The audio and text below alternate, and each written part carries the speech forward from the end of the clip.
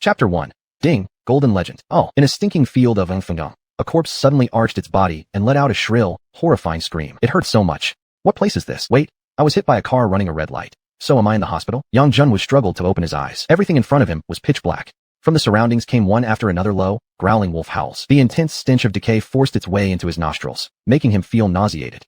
This was definitely not a hospital. Yang Junwu tried to stand up, only to discover he couldn't put any strength into his legs at all. Then he noticed the dreadful reality. Both his arms and legs were broken. He lay on the ground completely helpless, unable to move at all. This is too terrible. Heaven, you should have just let me die from the car crash.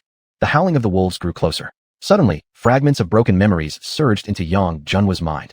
Lanfengong, flying petal continent. I've been reincarnated. Sorting through the scattered memories in his mind, Yang Junwu instantly felt speechless. The flying petal continent was divided into two major nations, the leaf-flying nation and the flower-picking nation.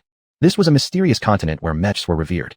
Mechs were categorized into 8 classes: D, C, B, A, S, SS, SSS, and Divine. The original soul he had replaced was the eldest son of the Yang family, one of the 5 great families of the leaf-flying nation. But he had been framed, his limbs shattered and body discarded in the wilderness to be devoured by wolves. Even before dying had he realized who had plotted against him. Damn it, did I sleep with your woman in my past life that you're treating me like this? Yang Junwu cursed furiously. Other people who reincarnated were either heroes or talented young masters, but what was he? Reincarnated into a half-dead, soon-to-be wolf food nobody. Before his words had even finished echoing, a thunderous boom suddenly sounded from above. White light split the heavens. A massive bolt of lightning fell from the sky, accurately striking straight through his forehead. Yang Junwu stood there in stunned disbelief. Was this really just a joke? Now I actually got struck by heavenly punishment. Ding. Supreme Roulette System activation sequence starting. A cold, neutral voice echoed inside Yang Junwu's mind. What the hell is this? Host identification completed. Initiation ceremony passed. Supreme Roulette System activated. Holy crap, it's actually a system. Looks like heaven does have a sense of fairness after all. Yang Junwu widened his eyes in shock. How could he not know what a system was? In his previous life's countless novels, those who obtained systems all became protagonists, gaining beautiful companions and unmatched might. Let me quickly see what amazing system this is. System, quickly heal my body first. Yang Junwu was extremely eager. Host, I'm sorry, this system doesn't have that function. But what? Hope lit up in Yang Junwu's heart. Considering this is your first time using the system, a new player starter pack will be awarded. Would you like to open it now? An emotionless electronic voice inquired.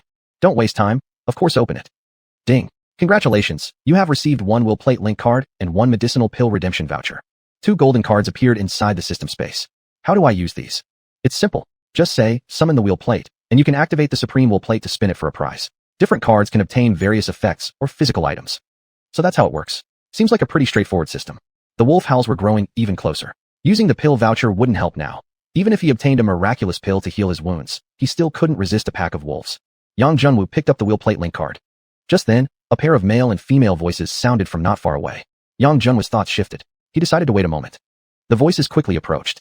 Peeking secretly, he saw 2 tall humanoid mechs, one pink, one cyan, standing atop the hill. The mechs looked majestic and imposing, yet from the original soul's memories, Yang Junwu knew these were the lowest grade mechs on the flying petal continent, Class D mechs, external suits controlled through neural links. Oh, second brother, there's a still alive corpse here, said the pink mech, extending its mechanical arm to check Yang Junwu's heartbeat. You're the corpse. Yang Junwu immediately developed 3 angry black lines across his forehead. Sister, forget it. The pursuing troops are coming soon. We must leave quickly. The cyan mech glanced behind them, speaking urgently. Wait a moment, he's still breathing. We can't ignore someone in need of saving. The pink mech picked Yang Junwu into its embrace. Although the cyan mech was slightly displeased, now was clearly not the time to argue, so it let her have her way. Cradled in the pink mech's arms, Yang Junwu felt as though he'd entered a warm, soft, fragrant little haven. From his previous life's 18-year virgin experience, this was the first time he had ever been in such close contact with a woman. Although it was an external mech, the touch felt exactly the same as real skin.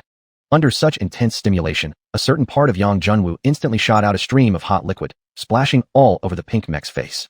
Second brother, he's bleeding. We must hurry back and find a doctor. Dozens of black mechs suddenly appeared from all directions, encircling the 2 of them. Hee, go back. Where exactly do you think you're going? Come quietly with me, and if I'm in a good mood, I might even spare your dog lives. Leading them was a middle-aged man, his face twisted with a smug, wicked grin. He wasn't wearing an external mech, yet dared to stand at the front unprotected.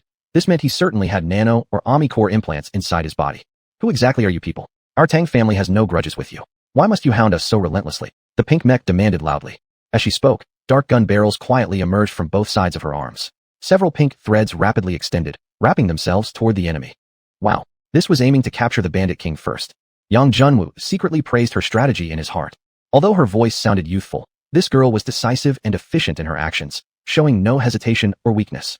It worked. Just as the pink threads were about to wrap around the middle-aged man, a transparent barrier suddenly formed around his body, repelling and deflecting the threads. Nanomech, activate. The barrier around the man's body slowly retracted, covering him. In moments, he transformed into a yellow mech standing 3 meters tall.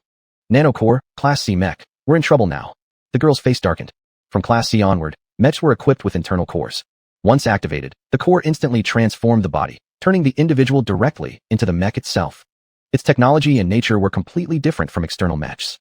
Such mechs possessed greater power, stronger defense, and responded like a natural extension of one's limbs. Nanocore was the lowest level of internal mech, yet more than enough to deal with their two opponents' Class D mechs. Ying, you escaped first. I'll hold him off.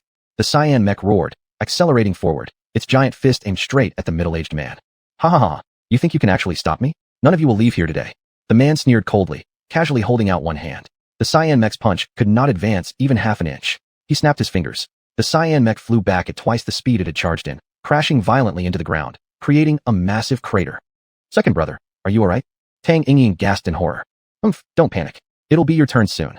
Without waiting for her to help her companion, the man immediately counterattacked. Silver Radiance Rush Punch. If this blow landed, the first to die wouldn't be her, but Yang Junwu inside her arms. Tang Yingying made a quick decision, immediately turning around to take the hit full on her back. Crack. The sound of metal shattering rang out. The pink mech's back armor actually shattered into several pieces. She spat out a mouthful of fresh blood, her face turning instantly pale. Had the opponent not wanted to capture them alive, that strike would have been deadly. Put me down. A voice came from inside her arms. You're awake. Tang Yingying shot a surprised glance at the person in her embrace. Thank you for saving me earlier. Now it's my turn to protect you. Yang Jun's calm voice sounded in her ears. But he was merely a cripple with broken limbs. Though she thought this, Yang Jun's gaze carried an unexplainable power, making her naturally inclined to obey his words. As the Yang family's eldest son, the original soul had an internal mech implanted within. However, with all his limbs broken, he was completely unable to activate the mech's power. Yang Junwu took a deep breath. Whether they could survive or not depended entirely on this card draw. Supreme Wheelplate System activation, using the Wheelplate Link card. Yang Junwu raised the card in his hand. Boom, boom, boom. Within the system space, a massive wheel plate appeared out of thin air. It looked almost exactly like those prize wheels at carnivals from his past life. Golden, silver, bronze, blue, green, and white sections divided the wheel, with golden being the smallest area and white the largest. To the right side of the wheel plate, a set of attributes appeared. Strength, 20. Agility, 0. Stamina, 0. Mech, core damaged. Tech skills, none. Luck, 5. Just 5 points of luck, it really fits my current situation perfectly. But so what? I will use my own hands to break this unlucky fate. Spin. Yang Junwu let out a furious roar to the heavens, pouring all his strength into spinning the wheel. The wheel spun rapidly. Land on gold. Please land on gold. Yang Junwu tightly stared at the slowing wheel. Ding. The wheel stopped spinning. The pointer steadily landed on the golden segment. Golden light instantly filled the entire system space. Congratulations, host. You have obtained 1 legendary level link. Chapter 2. Mech Link, Link Summon. Who's there? Wu Tian was greatly startled by the golden light emanating from Tang Yingying's arms. The one who will take your life. Yang Junwu said indifferently. Ha! You a disabled cripple? The black-clad man behind Wu Tian also burst into laughter. With crippled limbs, no matter how talented you are, you can't operate a mech. What's there to be arrogant about? ME Core activate. A dark green glow instantly enveloped Yang Junwu, and a powerful pressure radiated from him. An A-rank mech? Impossible. Wu Tian was shocked inwardly, but soon his eyes glimmered with greed. So what if it's an A-rank mech? A person with broken limbs can't control it anyway. As long as he kills him, the A-rank core will be his. Ha ha, this is truly heaven's blessing. I never expected such an unexpected gain from a simple assassination mission. Looks like the heavens are telling me, Wu Tian, to rise to power. At this moment, Wu Tian's eyes were only on Yang Junwu. Compared to killing the Tang siblings, obtaining the A-rank mech had become his main focus. Sister, quickly escape. Tang Feng, being a smart person, immediately seized the chance to flee, grabbing Tang Yingying's hand to leave.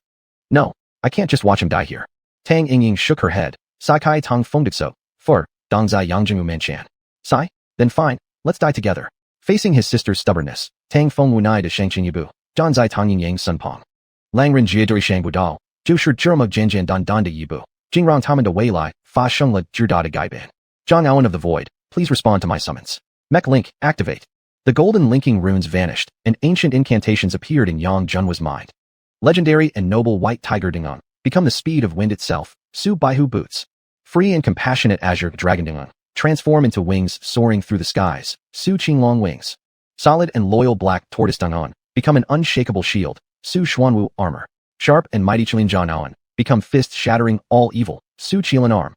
Passionate and energetic Vermilion Bird ignite as the core of the mech, Su Zhuke core. The void trembled, and 5 colored lights, white, blue, cyan, purple, and red, illuminated Yang Junwa's body. At this moment, his mech's appearance had completely changed. A pair of massive cyan wings fluttered behind him, levitating him gently in the air.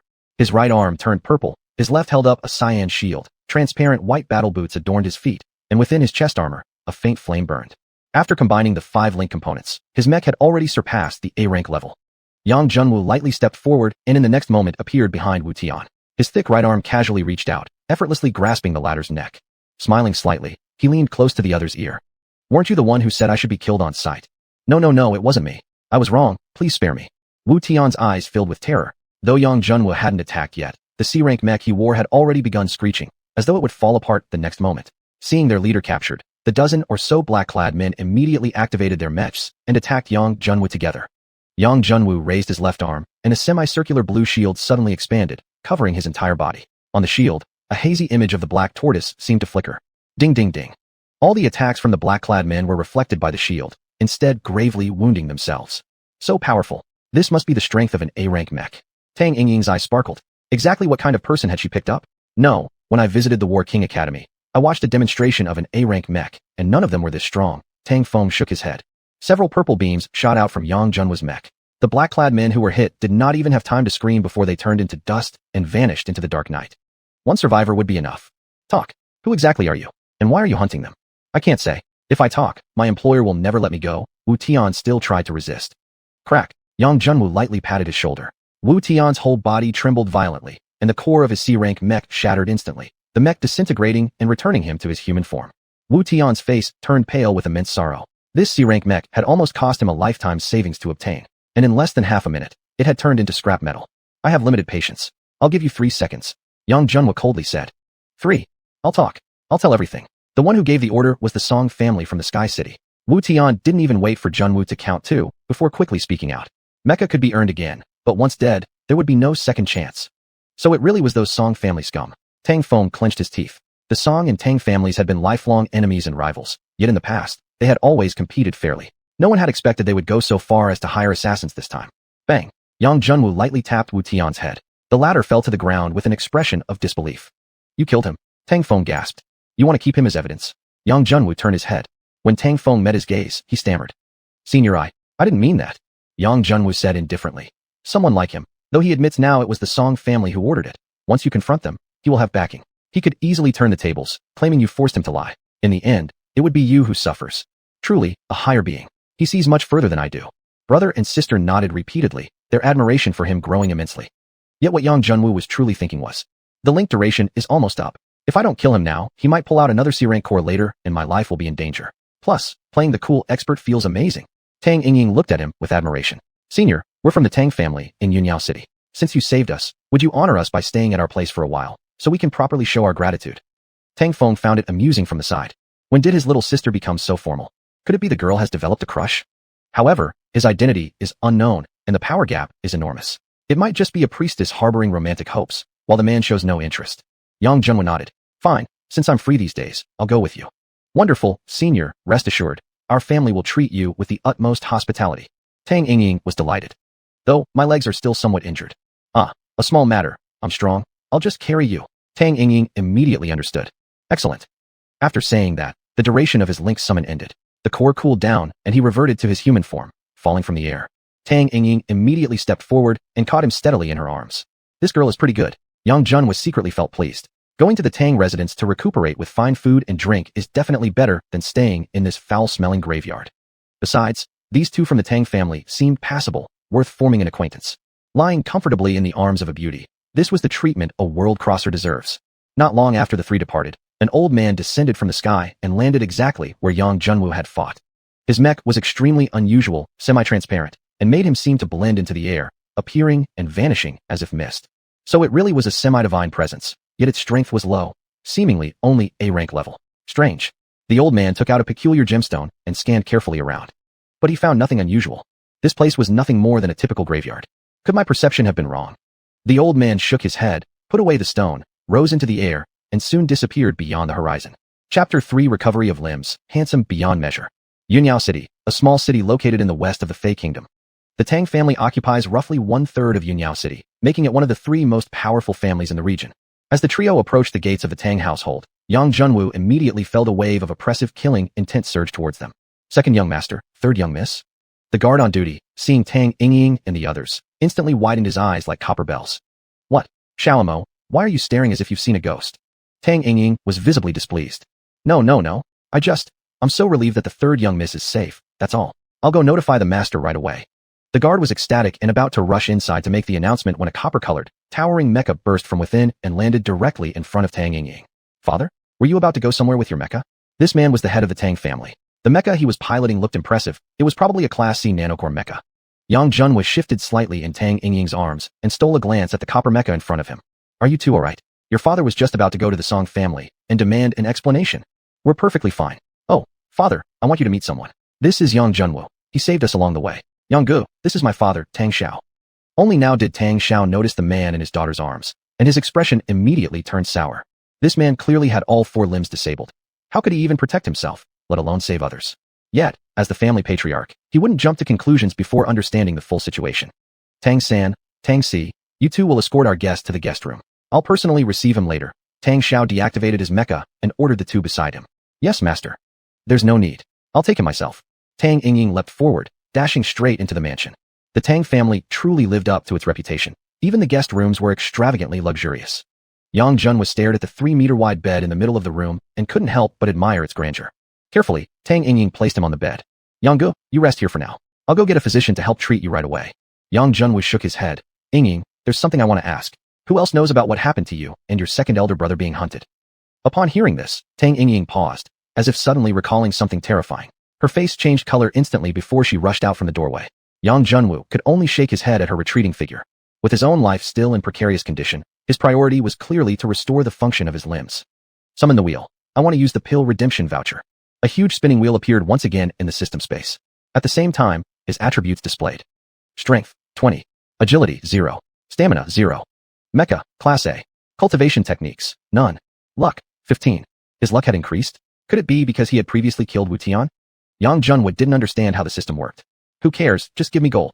However, Lady Luck didn't seem to smile upon him this time. The spinning wheel's pointer finally came to rest in the silver sector. A jade-white bottle dropped from the sky. Yang Junwu quickly caught it in his hands. Black Jade Mending Pill, *3. Taking one of these will reconnect your internal meridians. Do not take more than necessary. What a fantastic treasure. Exactly what he desperately needed right now. Elated, Yang Junwu wasted no time opening the bottle and swallowing one pill. The pill melted immediately after entering his body, sending a violent tingling sensation from the broken areas of his limbs. Soon after, it felt as if tens of thousands of ants were crawling back and forth on the wounds, tingling turning into unbearable itchiness. So unbearable. Yang Junwu's mind only held one thought, to pass out quickly. But instead, his consciousness grew increasingly clear, so much that he could see countless meridians growing from his broken limbs, linking together the severed parts. I can't take this anymore. His consciousness began to violently fluctuate. If he couldn't endure this pain, his mind would collapse, leaving him a drooling idiot forever. Just as he was on the brink of breaking, the itching sensation vanished, replaced by excruciating pain, as though his skin were being peeled off. Yet compared to the torment of the itch, this intense pain brought Yang Junwu immense relief, and his mind slowly steadied. Gradually, the pain eased. Yang Junwu felt more comfortable than he ever had before, like he had been reborn. How amazing it felt to have complete control of his own body again. Yang Junwu turned his gaze to the mirror in the wardrobe. An extremely handsome face appeared in the reflection. Damn it. So the original owner of this body was this handsome? No wonder that little girl, Tang Yingying, was smitten at first sight. Ha ha ha. Scored big time. Ding. Congratulations to the master for completing the beginner mission, physical recovery. Due to your hidden dragon body constitution, you've received the physical cultivation technique, the dragon forging method, some mecha enhancement materials, and 3 Class B nanocores as rewards. Additionally, the spinning wheel level up function is now unlocked. Your current level and progression will be shown in the attributes panel. A cold robotic voice sounded. With a thought, the attribute display appeared again. Strength, 100. Agility, 100. Stamina, 100. Mecha, Class A. Cultivation techniques, dragon forging method, level 1 of stage 0. Luck, 20 out of 100. Enemy kills, 1. Wheel rank, rare. Wheel level up, 100/10,000. Only 1% progress. This will level up was progressing far too slowly. Yet, even without an upgrade, he had already received such great rewards. What would appear after an upgrade? Would he get golden items? Even divine-grade mechas wouldn't be impossible. System, how do I level up the wheel? Yang Junhua hurriedly asked. Completing hidden tasks or using Stardust Powder can both level it up. Additionally, Stardust Powder can boost luck. When luck reaches 100, a guaranteed golden reward will appear, and then the luck value resets to 0 and starts accumulating again. Stardust Powder? Yang Junhua quickly searched through the memory fragments of the original body for information. Soon he found the answer. Stardust Powder is the dust scattered after a mecha core is destroyed. Only when a mecha of class C or higher, which is already bonded with its owner, perishes alongside its master, is there a chance for Stardust Powder to be produced. The exact mechanism behind it remains unknown to this day. Adding an appropriate amount of Stardust Powder to a core can effectively improve its stability and transformation duration. Therefore, Stardust Powder is extremely expensive. Some people even commit large-scale killings just to obtain it, resulting in the famous massacre in Feihua Continent's history. Later, people discovered ore and monsters in subworlds that could drop Stardust Powder, so such events never occurred again. So that's how it is, Yang Junhua thought, understanding now. The original owner was truly unfortunate. As the eldest son of the Yang family, he was expelled due to poor talent. Actually, the real reason was because the original owner possessed the noble hidden dragon body constitution, making ordinary cultivation techniques unworthy of his practice. Don't worry. Since I've inherited your identity, I will definitely find out the truth behind your death and restore your lost status. Yang Junhua silently swore and immediately began cultivating the dragon forging method. Advanced techniques were extremely difficult to cultivate. He didn't know how much time had passed before he barely entered the first stage. Dragon forging method, stage 1 of turn 1. Yet this simple entry alone immediately propelled him straight to the 5th phase of body refinement. There were 6 stages in physical cultivation: body forging stage, body refining stage, tyrant body stage, royal body stage, immortal body stage, and divine realm. They corresponded to mechas ranked B and below, A, S, SS, SSS, and divine grade respectively. To utilize the A-grade core within his body, Yang Junhua needed to at least reach the 1st phase of body refining. This cultivation speed was just too slow. Cough cough. Master, you could use Stardust Powder to accelerate your training. Consuming 10 grams of Stardust Powder increases cultivation speed by 200%. Consuming 100 grams increases it by 400%. Consuming 1000 grams increases it by 800%. And so on, with no upper limit. Damn it. So as long as I have enough Stardust Powder, my speed could skyrocket to the heavens. Divine grade will be within reach. Yang Junhua's mind began to show scenes of himself wielding a divine grade mecha, punching and obliterating entire planets. However, he quickly calmed himself. He currently had no Stardust Powder at all. Moreover, besides boosting cultivation speed, he needed it for increasing luck and leveling up the wheel. There's simply not enough. Oh, powder. Stardust Powder. I need more Stardust Powder. At this moment, Yang Junhua finally understood why some people were willing to commit slaughter for Stardust Powder. I'm a civilized man, absolutely won't engage in any unethical behavior. But the Tang family is huge and prosperous. They might have stockpiles of Stardust Powder stored away. Also, judging from earlier, the Tang family seems to be experiencing internal conflicts. Once a fight breaks out, mechas will naturally be destroyed. When that time comes, I will offer assistance. This isn't killing. It's called being helpful. It looks like I should go see Tang Ying again. Thinking thus, Yang Junhua immediately jumped up from the bed. Thump, thump, thump. Just then, quick knocking sounds suddenly came from the door. Chapter 4 Invincible at the same level. Yang Junhua opened the door, and outside stood a man, Tang Feng. He wore an expression of urgency, and as soon as the door opened, he peeked inside the room. Master Yang, is my sister with you? She left early and hasn't returned since. That's strange. I've been searching for her the entire day and haven't seen a trace of her. Tang Feng suddenly noticed the man before him had walked over to open the door himself. Your legs. Yang Junhua was not only walking, but his arms had also fully recovered. Even the best physician alive wouldn't be able to achieve such a miraculous recovery speed. Never mind me. Tell me, what's wrong with Ying? A sense of foreboding grew in Yang Junhua's heart. Tang Ying was the first girl who had been kind to him since he came to this world. He absolutely could not let anything happen to her. This morning, she said she was going to find you, big brother, but hasn't come back yet. I've already asked your side, and they say they haven't seen her. Could she really vanish into thin air?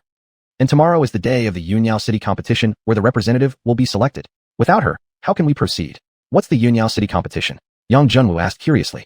It's like this. The Yunyao City is a secondary main city. Every year, it gets to recommend one young candidate to the Divine Weapon Academy. To ensure fairness, the city lord decides to determine the nominee through a competition. Each clan can send one representative, and the final winner will obtain the recommendation letter from the academy. Yang Junhua knew of the Divine Weapon Academy. From the memories of his former self, it was the largest mech academy in the Fey continent, well-funded, powerful, and rumored to be associated with a mysterious organization. Graduating from the Divine Weapon Academy was extremely difficult, but once done, every faction across the entire Fey continent would vie to recruit the graduate. For a minor clan, Getting a younger generation member admitted into the academy could significantly elevate the clan status. No wonder Tang Feng was so anxious. Tell me, who was it that sent those assassins after you and Ying? Tang Feng hesitated for a moment. But recalling the A-rank mech Yang Junwu activated before, his tense nerves eased again. This matter was originally a clan secret. But for you, Master Yang, there's nothing we can't share. For this competition, Father specially spent all the family's savings accumulated over the past 10 years and purchased a B-rank core in Fenghua City. With a B-rank core, our Tang family would be sure to win the competition and become the student of the Divine Weapon Academy. To avoid suspicion, Big Brother took the core and returned to Yunyao along a different route while the rest of us took another. As expected, the Song family fell for it and chased after me and third sister. What happened after that, you already know. So that's how it was. Everything now made perfect sense. Second young Master Tang, doesn't this mean, then, that if you and Ying were to die, the ownership of the B-rank core would be quite obvious, wouldn't it? Tang Feng wasn't a fool and immediately understood Yang Junwa's implication. Master Yang, you mean that the assassins weren't actually hired by the Song family, but by Big Brother? No, impossible. Absolutely impossible. Tang Feng refused to believe that the value of a B-rank core could surpass the familial bond they had shared for over a decade. Let's go. Yang Junwa stepped out of his room. Where to? Tang Feng stood there, momentarily stunned. Of course to find your big brother. Although Ying is a bit mischievous, she wouldn't lie to you. If she said she was going to find Big Brother, she must have gone.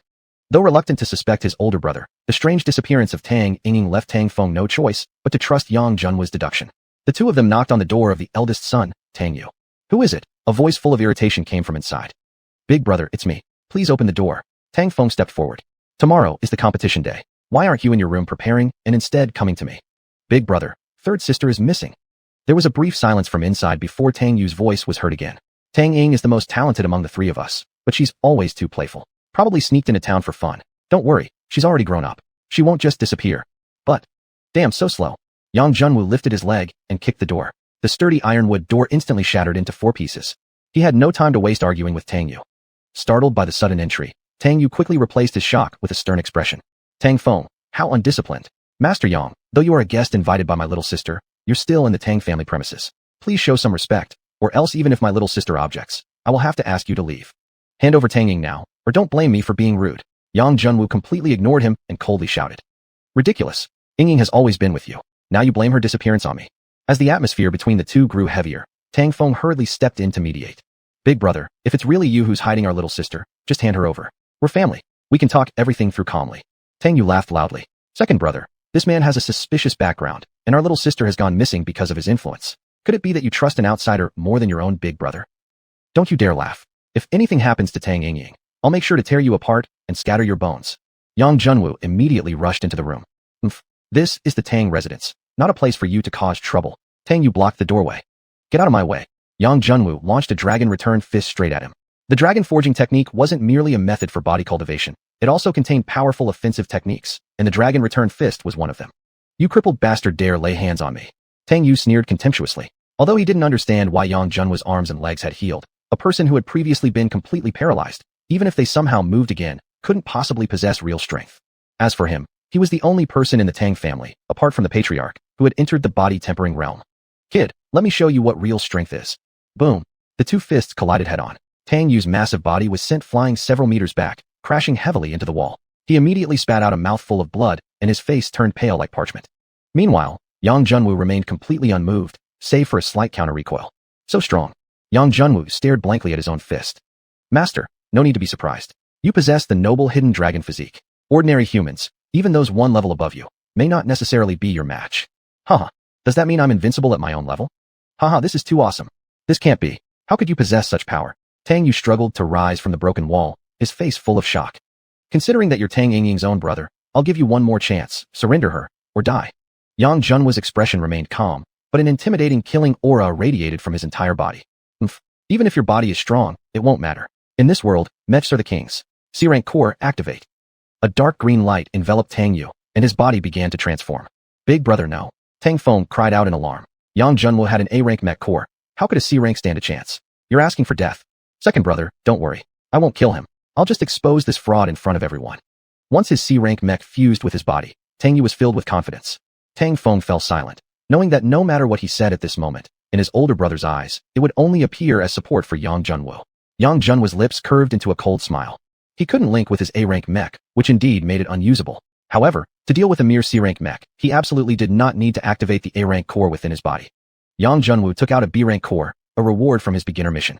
Tang Yu's gaze stilled. He could clearly sense the immense power radiating from that mech core. It was exactly the same as the B-rank core he himself had brought back.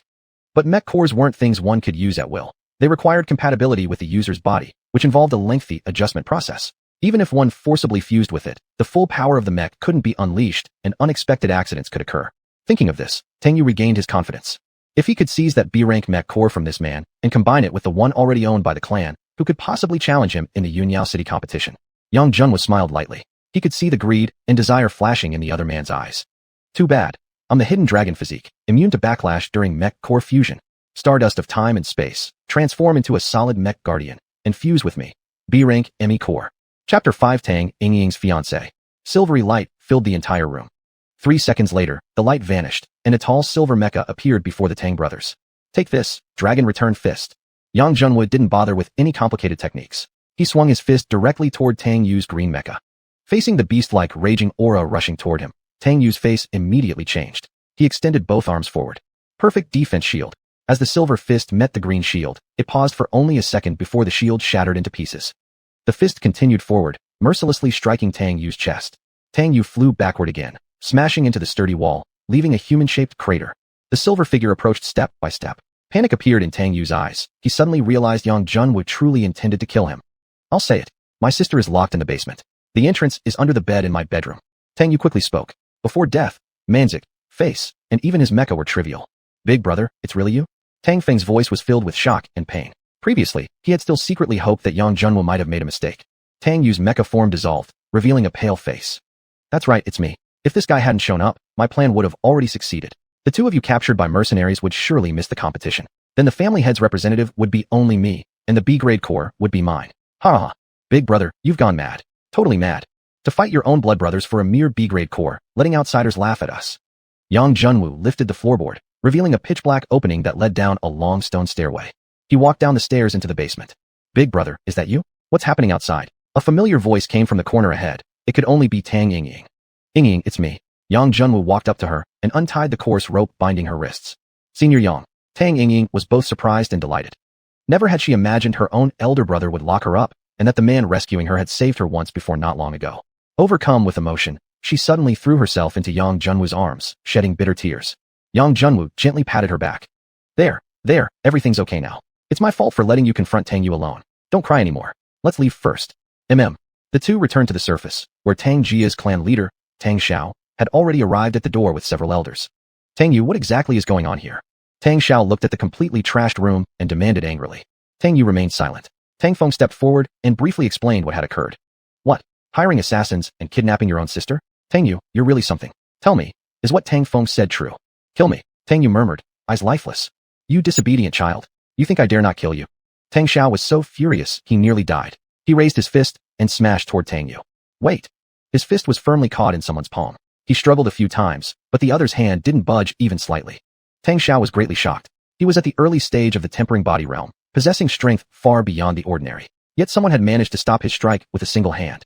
The one who had intervened was naturally Yang Junwu, head of the Tang clan. I have no interest in interfering in the Tang family's internal affairs. However, Yingying says she forgives him this time. Therefore, you cannot kill him. Beside them, Tang Yingying quickly spoke up. Father, big brother wasn't like this normally. He was always good to me and second brother. It's absolutely impossible for him to attack us just over a competition spot. I suspect some other force must be secretly manipulating things behind the scenes. Please, father, investigate carefully. Flies don't buzz around an uncracked egg. If his own willpower hadn't been weak, how could he have been easily manipulated? Tang Xiao snorted, then ordered, guards, lock Tang Yu up in the solitary confinement room. Later, I will personally interrogate him. Soon, Tang Yu was led away, and the onlooking Tang family members were dispersed. Only Yang Junwu, Tang Xiao, Tang Feng, and Tang Yingying remained in the room. Tang Xiao suddenly seemed several years older. He sighed deeply. Mr. Yang, I owe you my thanks. If you hadn't spoken up, Yuer would surely have died today. As for rewards, whatever you desire, Mr. Yang need only say the word. Whatever I, Tang Xiao, possess, I will not refuse.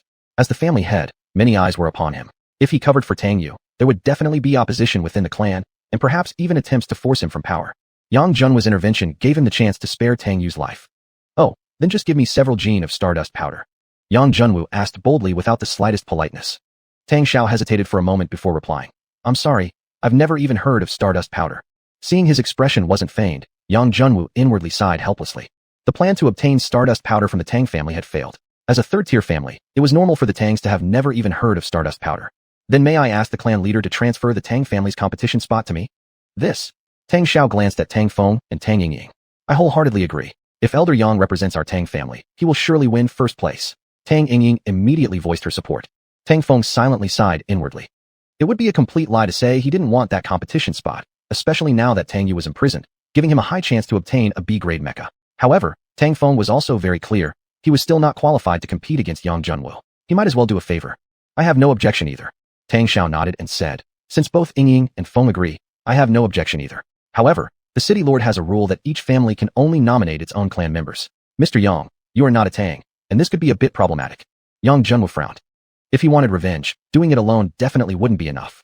The Yang family was one of the 5 major mecha families in the Flying Leaf Kingdom. Besides the Tianhe Alliance, they were unmatched in the entire continent in terms of mecha forging, with their power spread nationwide and their wealth beyond imagination. To fight against such a superpower, he must have the corresponding status and strength. The Divine Weapon Academy could provide exactly that opportunity. He must get this competition spot. Mr. Yang, may I ask if you're married or betrothed? Tang Xiao suddenly changed the subject and asked about Yang Junwu's marital status. Yang Junwu shook his head. Well then, I have an idea. If we announce publicly that you're Yingying's fiancé, you can participate in the tournament as a half-Tang family member. Even the city lord won't be able to object. You old schemer. How could you come up with such a stupid plan? Yang Junwu inwardly grumbled. If he actually won first place in the tournament, his identity as the Tang family's son-in-law would become known to the world. The Tang family would also gain prestige from it, and might even try to force him into marriage with Tang Yingying. If he failed, the title of fiancé would be of no consequence and would not affect the Tang family at all. Sorry, I can't accept that. It wouldn't be fair to Yingying. Yang Junwu shook his head. Elder Yang, I'm willing. Tang Yingying suddenly spoke. Yingying, you must think carefully. Once this gets out, it won't affect me much, but it will harm your reputation, possibly even affecting your future marriage prospects. Yang Junwu's tone was serious. Tang Yingying lowered her head, and a red flush spread across her face. Elder Yang, as long as I can help you, Yingying is willing to do anything, much less just a mere reputation. Tang Xiao laughed heartily. Mr. Yang, since Yingying doesn't mind, you shouldn't refuse anymore. I'll report your name and identity right away. In that case, thank you. Yang Junwu pulled out a mecha core from his pocket. Yang Junwu, never accept help without returning the favor. This is a B-grade core, considered as a compensation for the spot. A B-grade core. Tang Xiao's expression changed slightly. Previously, it had taken the entire Tang family's resources to acquire just one. Now, this youth, not yet 20, casually produced one with just a wave of his hand. Who exactly is he? Ha. In that case, this old man won't refuse. Tang Xiao passed the B-grade core directly into Tang Yingying's hands. Yingying, this time I failed as a father and allowed you to be frightened. This core is a make-up gift from me. Thank you, father. Tang Yingying mechanically accepted it, though her expression dimmed slightly. It wasn't a mecha she wanted, but the chance to truly become Yang Junwu's fiancé. Elder Yang, although our statuses differ greatly, I'll strive twice as hard. One day, I will catch up to you and be worthy enough to become your bride. Tang Yingying tightly gripped the core in her hand, her eyes shining with determined resolve. Chapter 6. I bet with you. First day of September, calm winds and clear skies. Yunyao City Yinglila, the most bustling day of the year. 24 families within the city, plus 8 specially invited contestants from satellite districts, totaling 32 participants, would hold the annual mech competition at the city's largest plaza to determine the recommendation spots for the Sacred Weapon Academy. For the competitors, this was a ruthless elimination tournament. But for ordinary citizens, it was a grand celebration, a visual feast of metal-clad combat. Of course, some families used this opportunity to discover new talents for recruitment. In short, nearly 90% of the city's population had gathered around the plaza, waiting for the competition to begin. How lively! From the contestant-exclusive passage entering the plaza's waiting area, Yang Junwu glanced back at the densely packed crowd and couldn't help but exclaim. Yes, for commoners, this is an annual festive holiday. Besides watching the competition, it's also a time for delicious food and shopping. Tang Yingying, holding his arm, explained with a smile. Well, isn't this Yingying? Haven't seen you in a year. Indeed, you've grown quite a bit. A richly dressed man approached, his eyes shamelessly wandering over her chest. Tang Yingying revealed obvious disgust. Master you, please show some respect. A defeated loser. What can you do if I choose not to respect? The man reached out, attempting to touch Tang Yingying's face. A jade-like hand shot out like lightning, grasping his fingers and giving them a light squeeze. Crack. The sound of breaking bones rang out, immediately followed by a pig-like shriek of agony from the man. Tang Yingying, you bitch. You dare break my fingers? I'll kill you. Red light flickered as the man activated his internal mech on his own. Step down. A deep voice came from the side. The man shuddered, and the half-activated core instantly shut down. Big brother. You shameless embarrassment, step down now. Yes, big brother. He dared not resist at all, sending a resentful glare toward Yang Junwu before retreating behind the newcomer. Yu Lingxiao, the eldest son of the Yu family. Rumor says he possesses a Class B core, and the fusion level is quite high, Tang Yingying whispered. The Yu family's influence in Yunyao City was much greater than the Tang family's, and they controlled the upstream industry of the Tang family. Yu Chaoyong, the second young master of the Yu family, had long been infatuated with Tang Yingying's beauty, repeatedly proposing marriage to the Tang family, only to be refused by the family head, who claimed Tang Yingying was too young, thus holding a grudge for a long time. He frequently harassed her, and to avoid him, the Tang family even had her in seclusion at home for a year. The screams attracted many glances. Both the Tang and Yu families were major clans in Yunyao City. Their every move naturally attracted attention. Now, with such a scene unfolding, everyone was watching with great interest. Hee, isn't that Tang Yingying, the third miss of the Tang family? My god, she's even more beautiful than before. But she's not your concern anyway. The second young master of the Yu family has already claimed her. Look, there's a guy next to Tang Yingying. Ah, really? They're even holding hands. Now this should be interesting. The Yu family young master definitely won't let this slide. Yu Lingxiao walked up to Tang Yingying and politely bowed. Little sister Yingying, I apologize for Chaoyong's rudeness on his behalf. There's no need. Just keep him from harassing me again in the future. As the saying goes, you don't hit someone who apologizes. Since the other party had lowered their stance, Tang Yingying didn't want to pursue it further. Wait a moment. Yu Lingxiao straightened his body and said calmly. What now? This man just broke my younger brother's fingers. Surely you owe me an explanation? Tang Yingying frowned. That's his own doing. If he hadn't struck first, young Master Yang wouldn't have acted either. No matter how despicable Chaoyong is, he is still a Xiaoxia of the Yu family. Can we really allow some unknown brat to bully him like this? Does the Yu family still want to keep its face or not? What do you want? Yang Junwu stepped forward, shielding Tang Yingying behind him. You should be Yingying's fiancé, the Tang family's representative for this competition, correct? Yu Lingxiao looked him up and down. That's right. Good. I want to make a bet with you. Yang Junwu raised his eyebrow. Bet on what? On who can win the championship of this competition. If you win, this Class B core will be yours. Yu Lingxiao pulled out a crystal-clear bead from his bosom. A Class B mech core. Heavens. Master Yu actually put forward such a valuable item as the bet. That's because he's confident. Besides, he can bet with a Class B core. Don't you think the level of his internal core must be even higher? Exactly. A Class B mech would be more than enough to sweep the entire Yunyao City. I remember last year's champion used a Class C mech.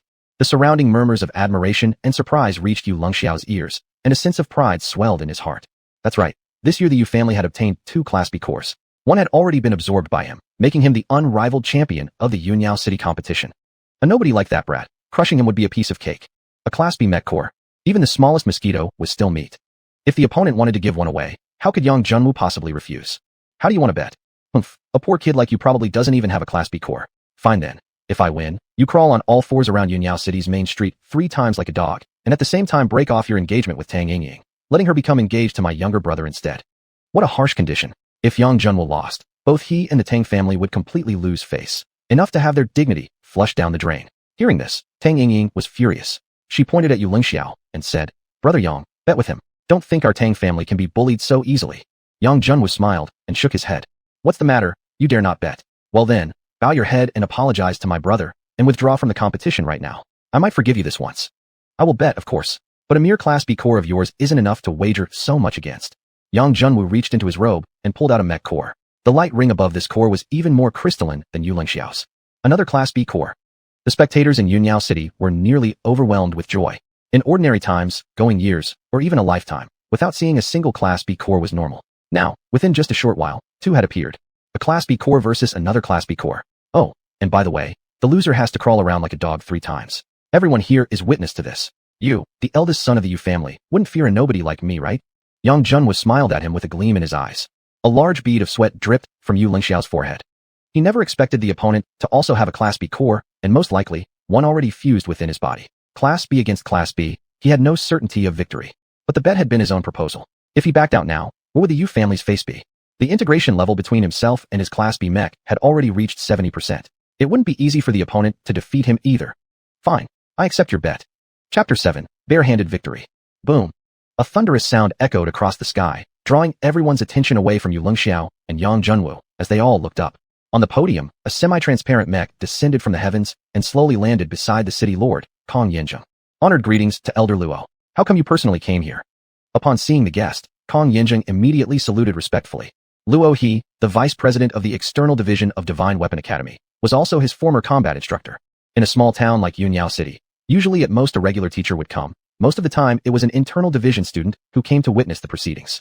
No one expected the vice president himself to arrive in person. Kong felt both nervous and excited. Start the selection. Ignore my presence. Luo, he said as he retracted his mech and found a chair to sit on. Yes. Kong Yinjing respectfully saluted again. Yang Junwu glanced at the podium, shock rippling through his heart. That old man is extremely powerful. The invisible pressure disappeared the moment he retracted his mech.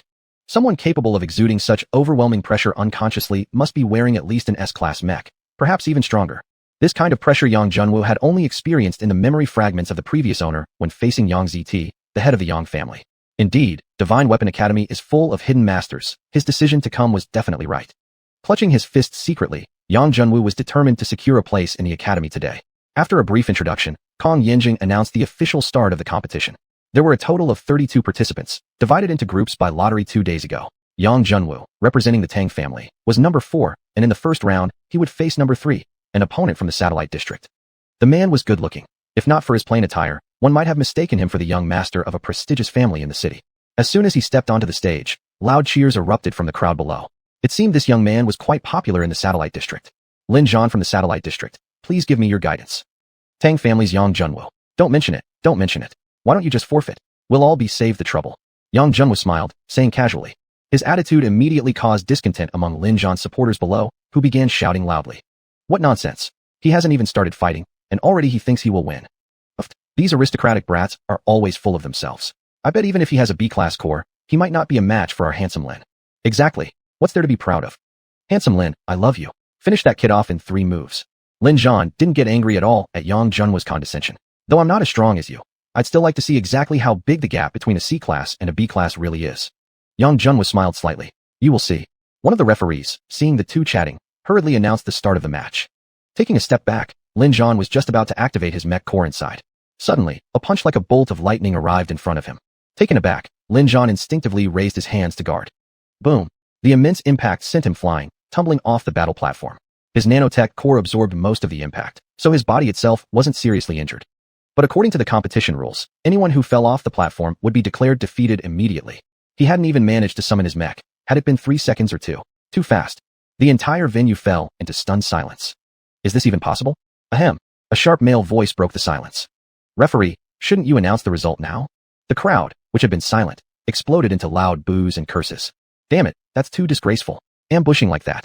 Exactly. Using the loophole doesn't count. If you're so bold, then fight him face to face. Yang, you're really violating the martial code. Referee, that doesn't count. Most of those who cursed Yang Junwu were from the satellite district. To them, Lin Zhan was their pride.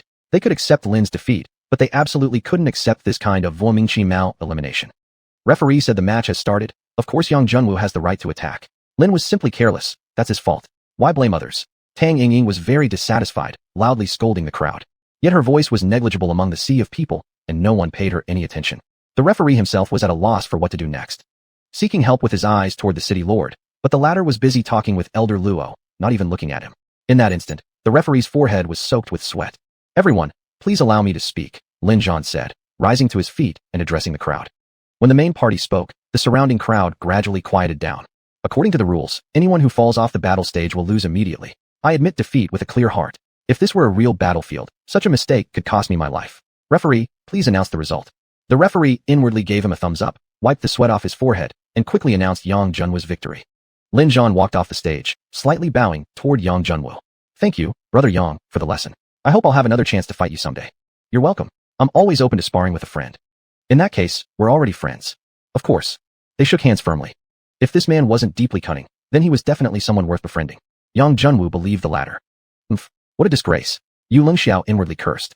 Originally, he had planned to use this opportunity to gauge Yang Junwu's strength, but he never expected that the so-called top expert from the satellite district would be so easily defeated, without even seeing what Yang Junwu's mech looked like. In the next 2 rounds, Yang Junwu's opponents were even weaker. Activating his B-class mech, he knocked each one off with a single punch, not wasting a single move, and advanced to the semifinals. That kid indeed has a B-class mech, but his synchronization level is still unclear. Yu Lingxiao fired a particle cannon to knock his opponent away and advanced to the semifinals with equal ease. Soon, the results of the other 2 matches were also announced. Yu Lingxiao from the Yu family, Zhang Xinglin from the Zhang family, Xie Fan from the Xie family, and Tang family's Yang Junwu. The top 4 are all from the 4 great families. That's obvious. Without the support of a family, no matter how talented you are, how could you possibly get hold of a B-class mech? I don't care about that. All I know is we're in for a good show. Whether Yang Junwu wins or Yu Lingxiao loses, someone will have to run around the arena naked in front of everyone. Exactly. For us commoners, it's such a thrill to see the four great families humiliated. Ladies and gentlemen, coming up next is the semi-final match.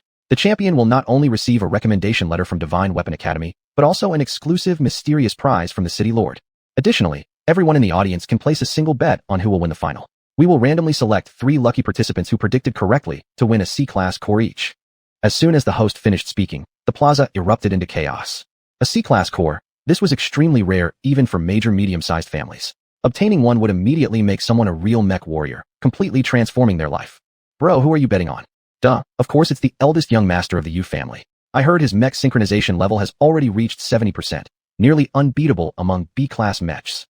That's not necessarily true. What about Tang family's son-in-law Yang Junwoo, who defeated a C-class mech with his bare hands? I think he's stronger.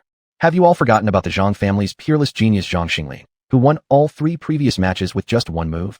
Time for predictions is over. The first semi-final match, Yang Junwoo vs Yu Lengxiao, begins now.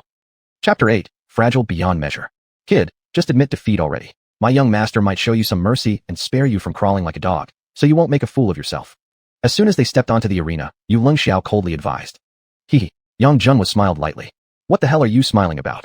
Yu Lengxiao really wanted to punch this smiling guy, if not for the fact that his family head had told him not to make things too tense earlier when they were under the platform. Would he have been so courteous? After all, the Tang family was also one of the 4 great families, and losing face wouldn't do any good to the other 3. Are you scared? I'm scared of your sister. You refused to take the step offered. Don't blame me for being merciless. Hearing the whispers and laughter from the crowd below, Yu Lengxiao was nearly furious. Ordinary spectators would only think his previous words meant backing down. If he truly lost the match in the end, he probably would have no choice but to kill himself just to avoid ridicule. If you're afraid, then say so. Winning and losing are normal in a match. How about this? You offer 5 times compensation, and I'll skip the dog crawling. Yang Junwoo extended 5 fingers and smiled even wider. And he didn't lower his voice. Nearly half the square clearly heard him. The Yu family head's face turned dark green. What an idiot. Before even fighting, he'd already disgraced the Yu family. Scared? Scared? Scared? Yu Lengxiao's mind echoed only these 3 words and the crowd's laughter. He completely lost his composure. Arc, B-level core activated. Unfair. The match hasn't started yet. Below, a growing number of spectators who supported Yang Junwoo began to jeer. The referee quickly announced the match start. He dared not risk offending the Yu family by directly disqualifying their young master. Yu Lengxiao seized the initiative, completing his mech's fusion first. On the other side, Yang Junwoo had just started powering up. Bullet screen beam. Dozens of light beams fired from the gun barrel. Although the bullet screen beam wasn't particularly powerful, Yang Junwoo's mech had yet to fully activate. Being hit would send massive shockwaves to knock him straight off the stage. Yu Lengxiao was trying to mimic Yang Junwoo's previous move against Lin Zhan. Brother Yang dodged quickly. Tang Yingying was so anxious she nearly jumped down below. The beams moved extremely fast. Even if Yang Junwoo completed the mech activation, he wouldn't have time to defend himself. Boom, boom, boom. The beams accurately struck Yang Junwoo's position, immediately bursting into smoke and dust. Did it kill him or block it? Everyone watched intently, eyes wide, into the smoke. The smoke quickly dissipated, but Yang Junwoo's figure at the center was nowhere to be seen. No one's there. Yang Junwoo isn't here. Knocked away? Not on the ground either. Quick, look, he's behind young Master Yu. A red mech appeared out of thin air, raising its right fist and smashing it down toward Yu Lengxiao's head. Bang! The piercing sound of metal clashing rang out. Instantly, Yu Lengxiao was smashed, flying forward with his head sliding several meters, stopping at the edge of the arena. Although his posture was rather undignified, at least he wasn't directly eliminated. After 2 seconds of silence, deafening roars erupted from the audience stands. Holy crap! Senior Yang, so cool. Yang Junwoo, I want to have your monkey baby. Haha, now we have a good show. Young Master Yu crawling like a dog. It's already exciting to think about. Luo He on the VIP stand uttered a hum. Same B-level matches, and with one blow, he sent the opponent flying. This man named Yang Junwoo was truly extraordinary. Moreover, that dodge just now seemed to be possible only with an extraordinary class cultivation technique. A minor family actually nurturing such a talent, not simple at all. Could this person be related to that semi-divine aura previously detected? Xiaozheng, who is this person? Kong Yanzheng hurriedly replied. Report to Elder Luo. This person is the fiancée of the Tang family's 3rd young lady, never seen before until now. Heard they met in Fengyue City. From Fengyue City to Yunyao City, taking the shortcut, one would indeed pass through the graveyard fields. Seeing Luo He stay silent, Kong Yanzheng carefully asked, Elder Luo, does this person have issues? Luo He smiled slightly and whispered a few words into his ear. Kong Yanzheng's face turned full of shock. No problem. I will take care of it immediately. Yu Lengxiao felt extremely indignant. From childhood to adulthood, he had always been the winner, as noble as a peacock, with commoners around like sparrows only highlighting his majestic image.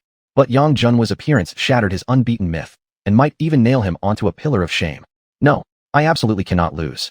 I will not lose to someone surnamed Yang. Come on, let's go all out. Amy particle cannon. Wings unfolded from behind Xiao, launching him midair. Simultaneously, a dazzling yellow beam shot out from his abdomen. Hee, attacks like this won't bring me down. Two shields flew from Yang Junwu's arms, one left and one right, forming a giant Amy shield in front of him. The beam exploded upon the shield, unable to penetrate even a step further.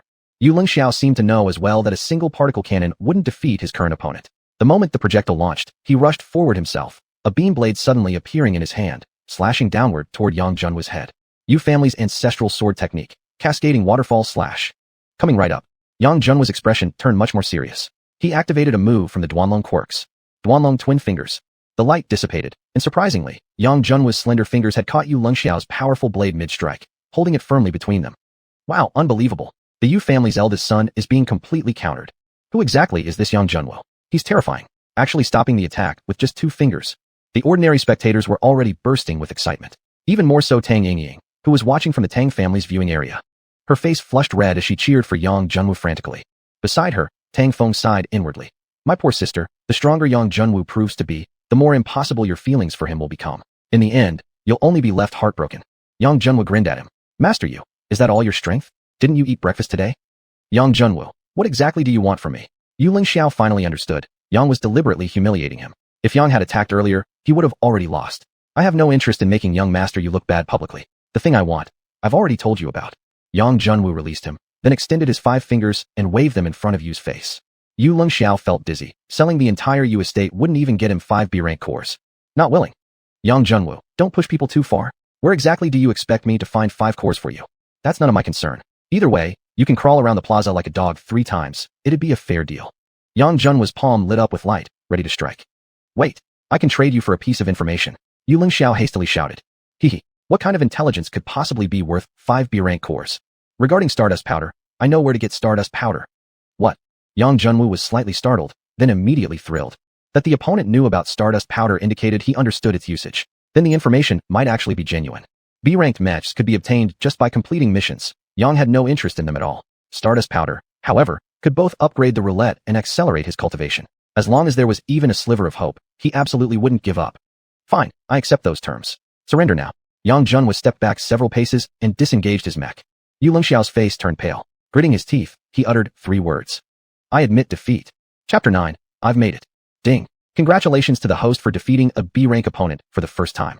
Reward, 1 B-rank core, 1 mech defense kit lottery card, and 1 will link card. A crisp system voice echoed in Yang Junwu's mind.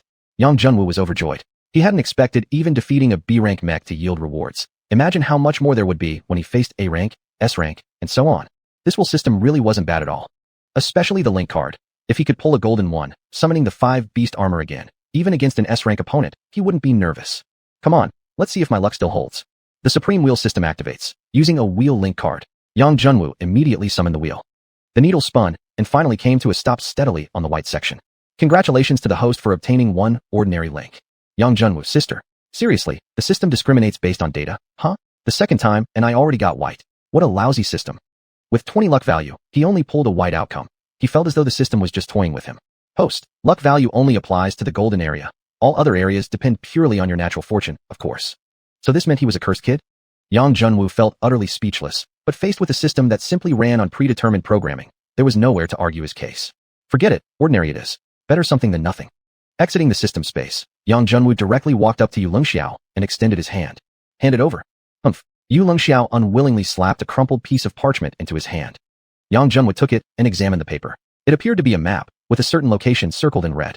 This mark indicates the location of the Stardust Mine. Find it yourself. I'll trust you for now, but if you're lying to me, young master will definitely come back for you. Oh, and from now on, you mustn't bother Tang Yingying again, or don't blame me for showing no mercy. Yang Junwu turned and walked toward the Tang family's resting area. Yu Lingxiao's lips curved into a faint sneer. Yang Junwu, you're too arrogant. Don't think that with a B-rank mech you're invincible. There are countless people stronger than you out there. Just wait, you'll get what's coming to you. As no one saw the Yu family's eldest son crawling on the ground in public, the surrounding crowd was greatly disappointed, and the plaza filled with booing. However, they were soon drawn to the next match. The second semi-final, Zhang Xinglin of the Zhang clan versus Xie Fan of the Xie clan. Both were wielders of a B-rank core, with similar power levels, and both deeply understood each other. They exchanged blows back and forth on the stage, delivering an impressive spectacle.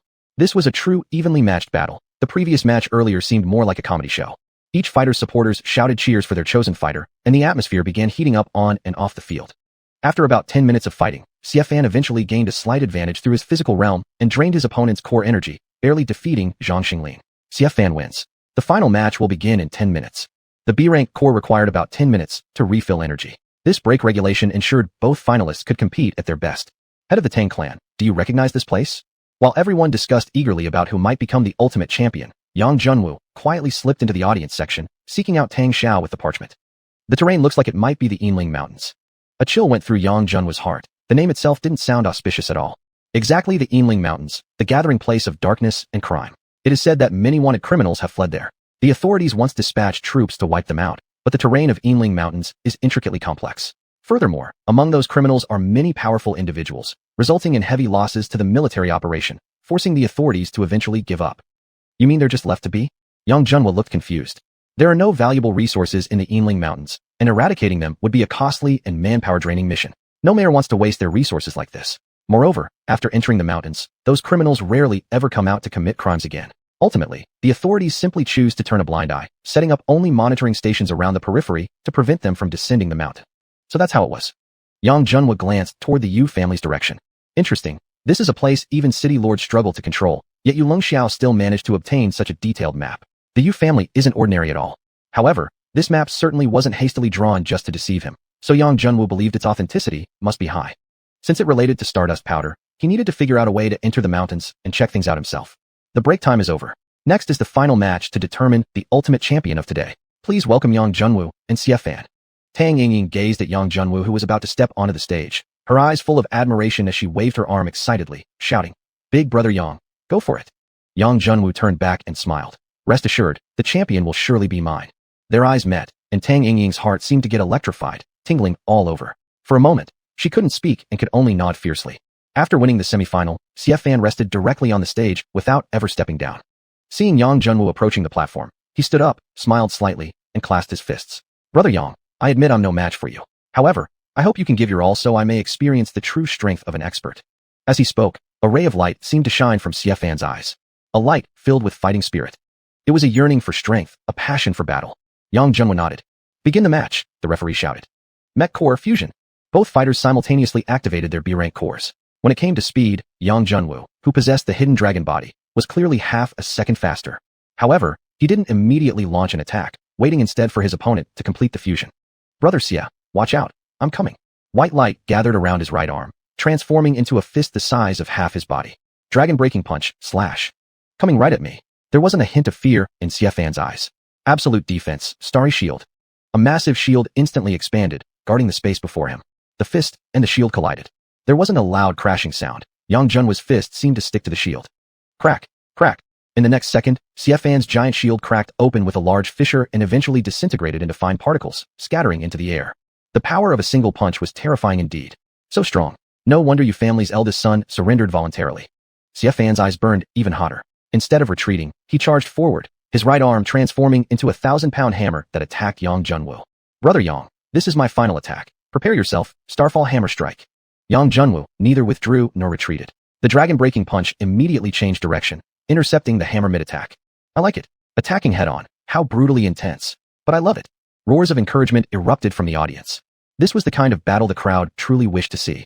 Blinding light burst forth at the moment the fist and hammer collided, causing everyone to instinctively shut their eyes. When they opened them again, the light had vanished, and the two fighters had already separated, both having deactivated their mech fusions. What happened? Who won? The audience was confused. "I don't know. The flash was too bright to see clearly." "Stop arguing. Listen to what the referee has to say." All eyes turned to the referee on the competition stage. But they didn't realize that deep in the referee's heart, he was cursing furiously. As if he could judge anything. Just like the audience, he couldn't see a thing. By the time he came back to his senses, both had already returned to their normal forms. The referee looked at Yang Junwu with a mixture of shock and resentment in his heart. For the third time. "Again, it's you." Right now, he had an urgent desire to end the match and flee this place. With no choice, he shifted his gaze to the two fighters themselves. "Brother Yang, you truly are powerful, I concede." Xiuxian's lips bore a trickle of blood. During that collision, his mech failed to completely protect his body, leaving him with serious internal injuries. "You flatter me. Well done indeed. But one day, I will fight you again." There was no trace of defeat in Xiuxian's eyes, only a greater burning intensity. Yang Junwu nodded, his expression serious. "I look forward to it. I won't let you down." xiuxian said, and voluntarily jumped off the competition platform. The referee finally exhaled in relief, walking forward to lift Yang Junwu's right hand. I hereby declare that the champion of this Yuanyao City Championship is the mech warrior from the Tang family, Yang Junwu. Fantastic. Big brother Yang did it. Tang Yingying was the first to run toward the stage. Yet at this moment, Yang Junwu didn't notice the cheers from the crowd. His consciousness had already entered system space. Ding. Congratulations to the host for completing the branch mission, achieving victory in a second-tier main city competition. Rewards have been distributed to the system space. Please check and confirm. Awesome. Even this gives rewards. System, I love you. Yang Junwu immediately opened his storage space. 10 core drawing coupons, 10 Mecha LINK coupons, 10 mech forging material coupons. I'm rich. If all of them give golden draws, Looking at the dazzling array of wheel draw coupons, Yang Junwu felt an overwhelming sense of joy, as if sitting atop a mountain of treasure. Chapter 10, Challenging the Impossible. As the referee announced the results, the audience members who had bet on Yang Junwu's victory immediately became ecstatic. A C-grade core mecha, perhaps something they could never obtain in their entire lives. Kong Yanzheng personally stepped onto the stage and drew a lottery number. Please have audience member number 666 come to the stage. Yay, it's me. I got it. Under the envious gazes of the crowd, an excited little boy, around 10 years old, rushed onto the competition platform. What's your name? Kong Yanzheng kindly asked. Reporting to the city lord, my name is Xiuxian, and I am 11 years old. Xiuxian, what a great name. Here's your reward. Please take good care of it, Kong Yanzheng said, handing him a C-grade mecha core. Xiuxian accepted it with both hands, solemnly saying, I will definitely take second brother Yang as my idol and strive to become an outstanding mecha technician. Yang Junwu stepped forward, ruffling his hair with a smile. Second brother Yang believes in you. Come on, you will definitely succeed. Okay. Xiuxian nodded vigorously, then followed the referee off the stage, leaving the platform to the city lord and Yang Junwu. Master Yang, congratulations. I hope you can become an outstanding mecha technician at Divine Weapon Academy and bring honor to our Yuanyao city. Kong Yanzheng spoke very politely. He fully understood that anyone who could successfully graduate from Divine Weapon Academy would become an extraordinary figure in the future. Especially someone like this one standing before him, whose talent was visibly powerful. Rarely would there be someone matching him even in the academy, where geniuses gathered like clouds. This is your recommendation letter. Kong Yanzheng handed Yang Junwu a sealed letter with golden wax stamped upon it. Thank you. Yang Junwu reached out to take it. The letter felt light in his hand, but this was precisely the coveted item that every young person on the Feihua continent desired. Yang Junwu carefully placed the letter into his robe and prepared to leave the stage. Master Yang, please wait for a moment, Kong Yanzheng suddenly said. Do you need anything else? Kong pointed toward the old man seated at the VIP section above the platform. That is Vice Dean Luo, he from the Divine Weapon Academy's Outer Institute. Dean Luo has taken great interest in you and is offering you a challenge. If you can withstand 10 moves from him, you can directly enter the Inner Institute, without having to go through the Outer Institute's examination. Directly enter the Inner Institute. Yang Junwu looked up, and as if Luo he had sensed it, their eyes met. Instantly, Yang Junwu felt a mighty pressure descending from above, as if trying to crush him to the ground. Humph, do you think you can make this young master yield just with oppressive aura? Not a chance in hell. Yang Junwu poured all his strength into forging the dragon formula, and a faint Azure Dragon appeared within his body. At the very moment the dragon's phantom emerged, Yang Junwu felt the pressure from Luo he repel entirely. He straightened his body and unhesitatingly met the other's gaze. Kong Yanzheng, standing nearby, couldn't help but feel astonishment. He himself had once been an Outer Institute student and was very familiar with Dean Luohi's power. Back then, Luo had already reached the peak of Emperor's body. Perhaps he had even broken through into Sovereign body now. Despite a gap of nearly 3 major cultivation levels, Yang Junwu had resisted such overwhelming pressure. This young man below 20 years old was just too powerful. Good. Luo he loudly laughed 3 times. Without any obvious movement, he instantly disappeared from the VIP section, reappearing directly in front of Yang Junwu. Bodily flight. How amazing, Yang Junwu thought with envy, wondering when he himself could achieve that. So what do you say about my offer, Vice Dean? Luo he asked. Yang Junwu's mind raced quickly. The opponent's mecha would at least be A-grade, possibly even S-grade or SS-grade. With his current B-grade core, he wouldn't be able to withstand a single attack from an S-grade, not to mention an SS-grade. Unless he could activate the A-grade core within his body along with the Link kit, he might stand a chance. Screw it, at most I'll get hurt. He probably won't go so far as to kill me in public.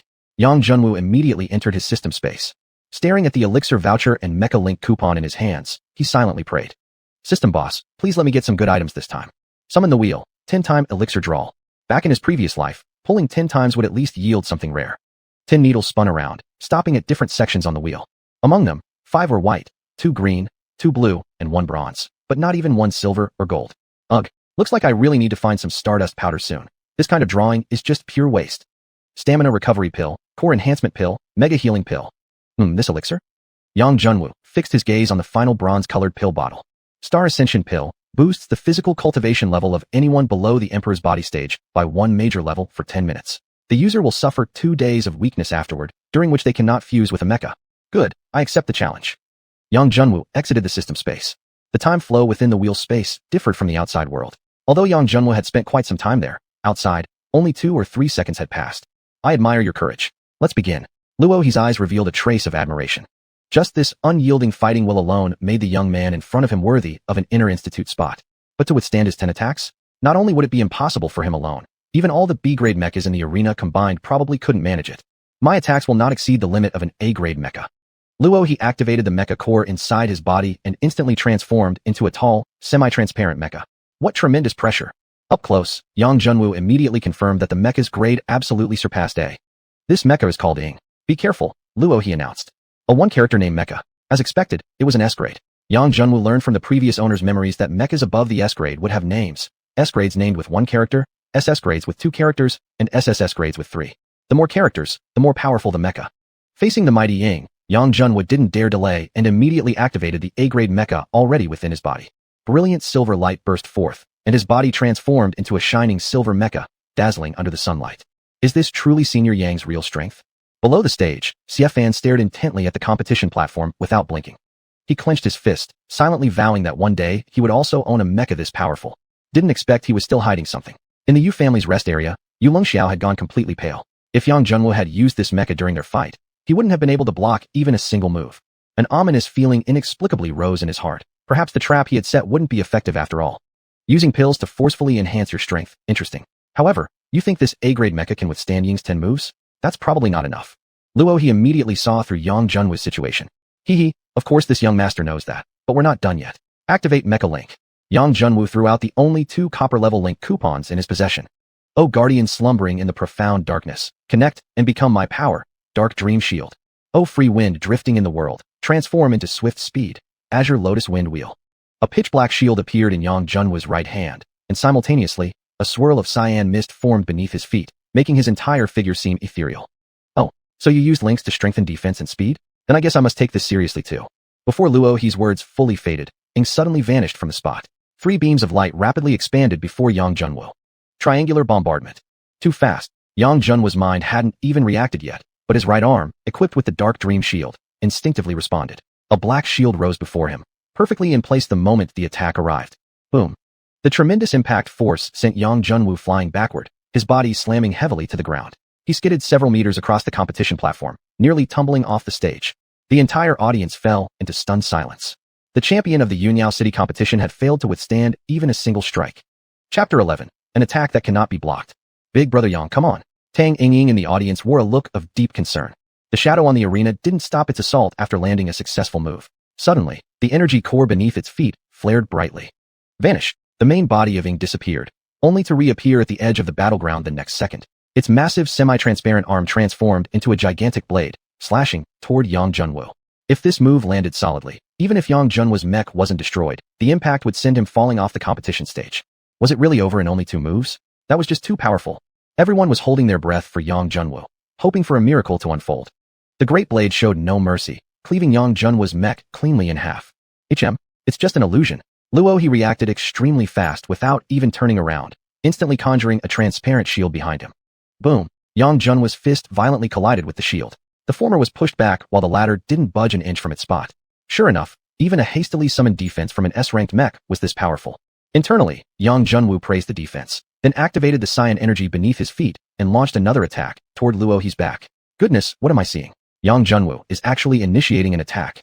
I get it now. He deliberately lured his opponent into attacking, drawing them to the edge of the stage before launching a counterattack, aiming to knock the opponent off the arena. Sigh, the strategy is excellent, but the opponent is simply too strong to even budge. Like he had eyes on his back, Ing blocked every direction from which Yang Junwu attacked with pinpoint accuracy using the shield.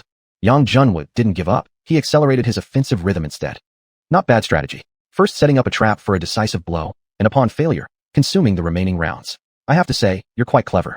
Praise from Luo He came through the shadows. Yang Junwu's heart sank. He had actually seen through his entire strategy. But earlier, after blocking one attack, using Qinglian Wheel to evade another, and then launching consecutive strikes, he had already consumed 8 rounds. He only needed to hold out for the final 2 rounds to succeed. Take my full power attack, Meteor Cannon. Crimson energy spiraled at the chest of his A-ranked mech, showing Yang Junwoo fully activating the core's power. This was a last-ditch move. If it failed to defeat the opponent, his core energy would be completely drained. Not only would he be unable to block the final blow, but even maintaining the mech's form would become difficult. Even if this Xianli meteor cannon strike hadn't reached the absolute limit of an A-level attack, it was at least at the peak level. Luo he didn't dare to slack off and turned around to prepare his full defense. 3 layers of transparent shields securely protected him.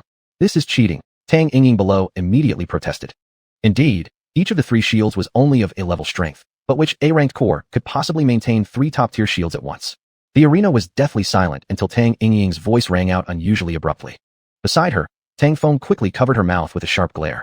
Hush, dear sister, do you want our Tang family wiped out? Do you know who that person is and how much power and influence he holds?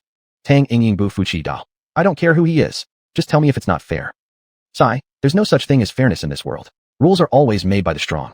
If you possessed the same strength as him, you'd naturally have the right to question. Hearing these words, Tang Yingying was abruptly shaken and silently sat back down, head lowered, lost in thought. Sighing internally, Tang Feng realized his words might have sounded a bit harsh. But for the sake of the Tang family, Yingying eventually needed to understand the reality that one must bow under another's eaves. Orange light pierced through the first shield, though already significantly slowed. Then, upon contact with the second shield, no matter how brilliant the glow became, it could not break through.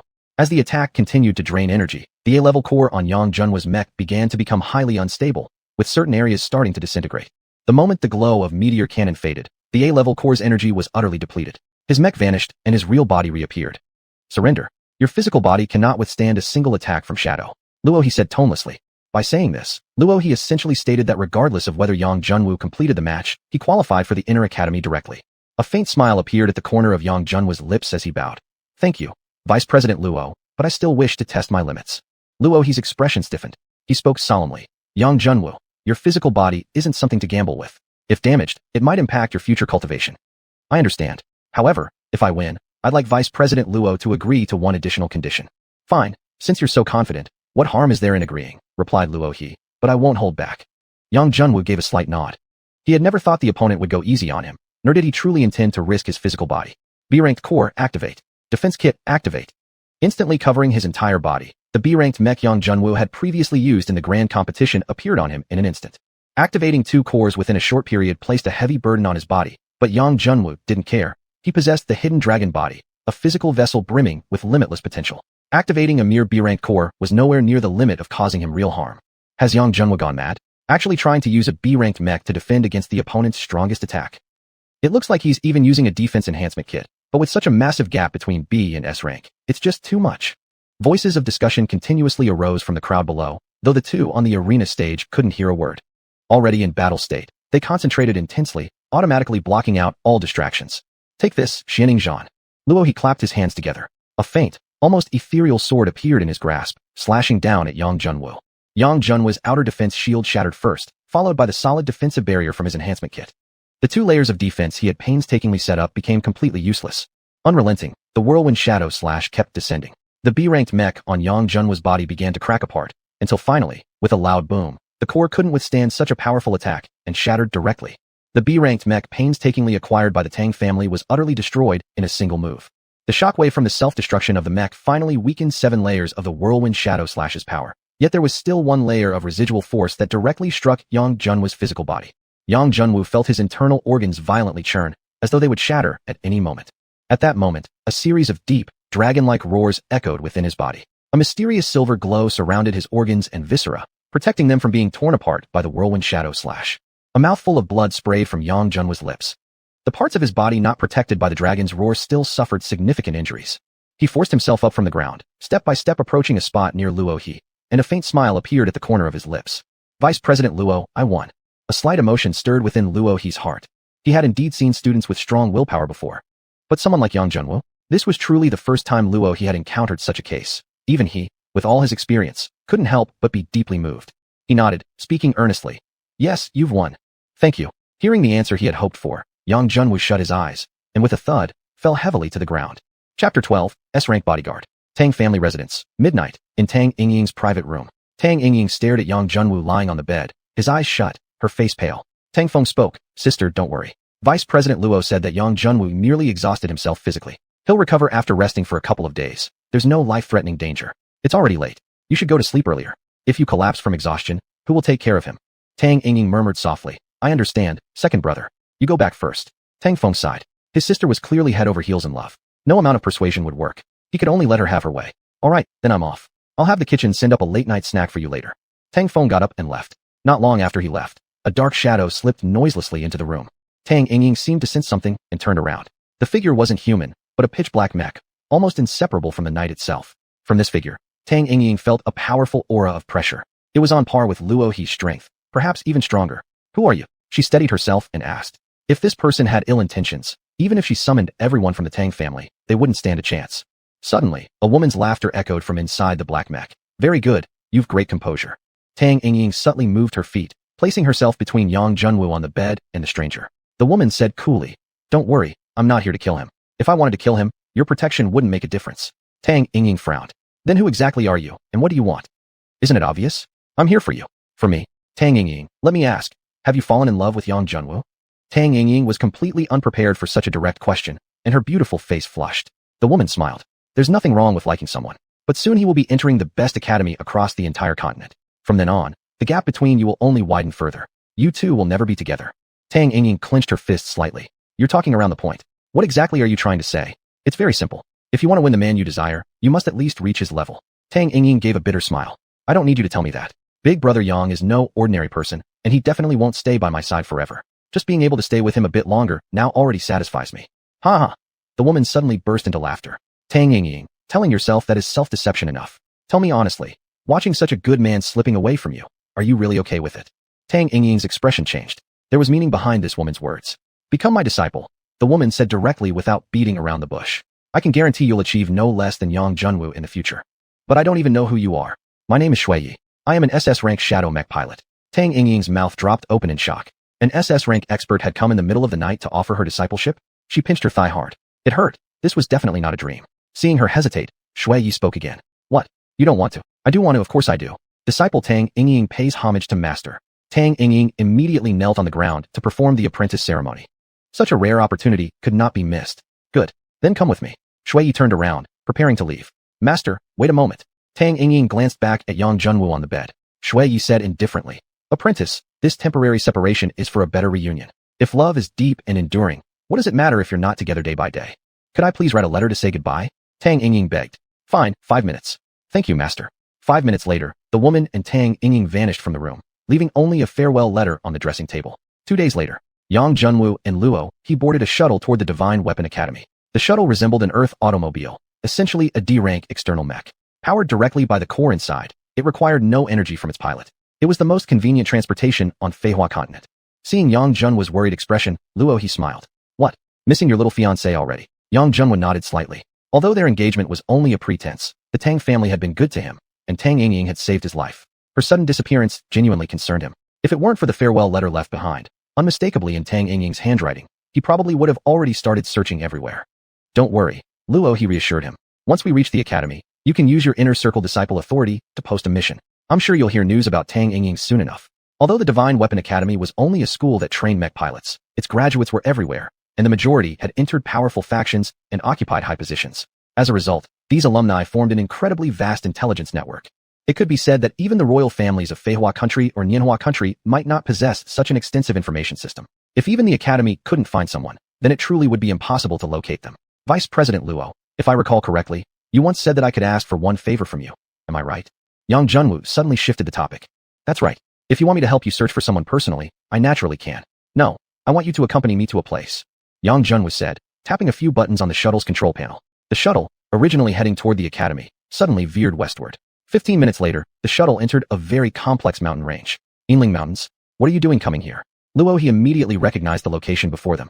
Of course, it's for treasure hunting. Yang Junwu smiled and pulled out the map given to him by Yu Lingxiao from his pocket. Yu Lingxiao certainly didn't have good intentions and wouldn't easily hand over the location of stardust powder. There might indeed be stardust powder here, but it was definitely guarded by people or powerful beasts. The other party wanted to bury him here. But he had already prepared a plan. Since he couldn't miss out on the stardust powder, he had brought along a powerful bodyguard. Luo he, with a bodyguard at least S rank, or even stronger, he wanted to see who would dare to harm him. After adjusting direction a few times, the shuttle slowly landed not far from the red circle marked on the map. Without hesitation, Yang Junwu directly activated the B-rank core and stepped out in mech form. In a place where danger might lurk at any moment, caution was always justified. Luo he nodded slightly, clearly satisfied with Yang Junwu's actions. He followed roughly 100 meters behind. Unless Yang Junwu faced a life-threatening danger, he wouldn't intervene. Who's there? As Yang Junwu approached within about 50 meters of the red circle location, a camp appeared ahead, and the outermost watchtower immediately spotted him. Your grandpa. Yang Junwu raised his hand and fired 2 particle cannons without mercy toward the watchtower. Those hiding in Yinling Mountains were all desperate criminals. Killing them would be a service to the people. Chapter 13. The Gate of Illusions. The guards on the watchtower were merely D-ranked mecha pilots, some of whom hadn't even successfully activated their mechas. Particle cannons blazed with radiant light, instantly turning them into ashes. Luo he shook his head from behind. In a situation of absolute superiority, the correct approach was to stealthily eliminate the sentries first. Sure enough, the sound and flash of the particle cannon explosion alerted the other bandits in the camp. 40 or 50 mechas of C and D ranks rushed out. Perfect. Here they come. Yang Junwu shouted loudly, brimming with heroic vigor. He flickered forward, charging straight into the enemy's core instead of retreating. What a brilliant tactic. Luo he nodded with a smile. Though this new recruit was impulsive, his battle instincts were truly exceptional. Faced with an encirclement, rushing into the center was the best approach. Opponents on the periphery would hold back for fear of hitting their allies, and only the enemies within the inner ring could attack directly, significantly reducing the threats. Dragon-breaking fist. Without mercy, Yang Junwu gathered golden light onto his right arm. Any bandit struck by him was either blasted away or destroyed outright. 5 minutes later, the enemy had already lost half their forces.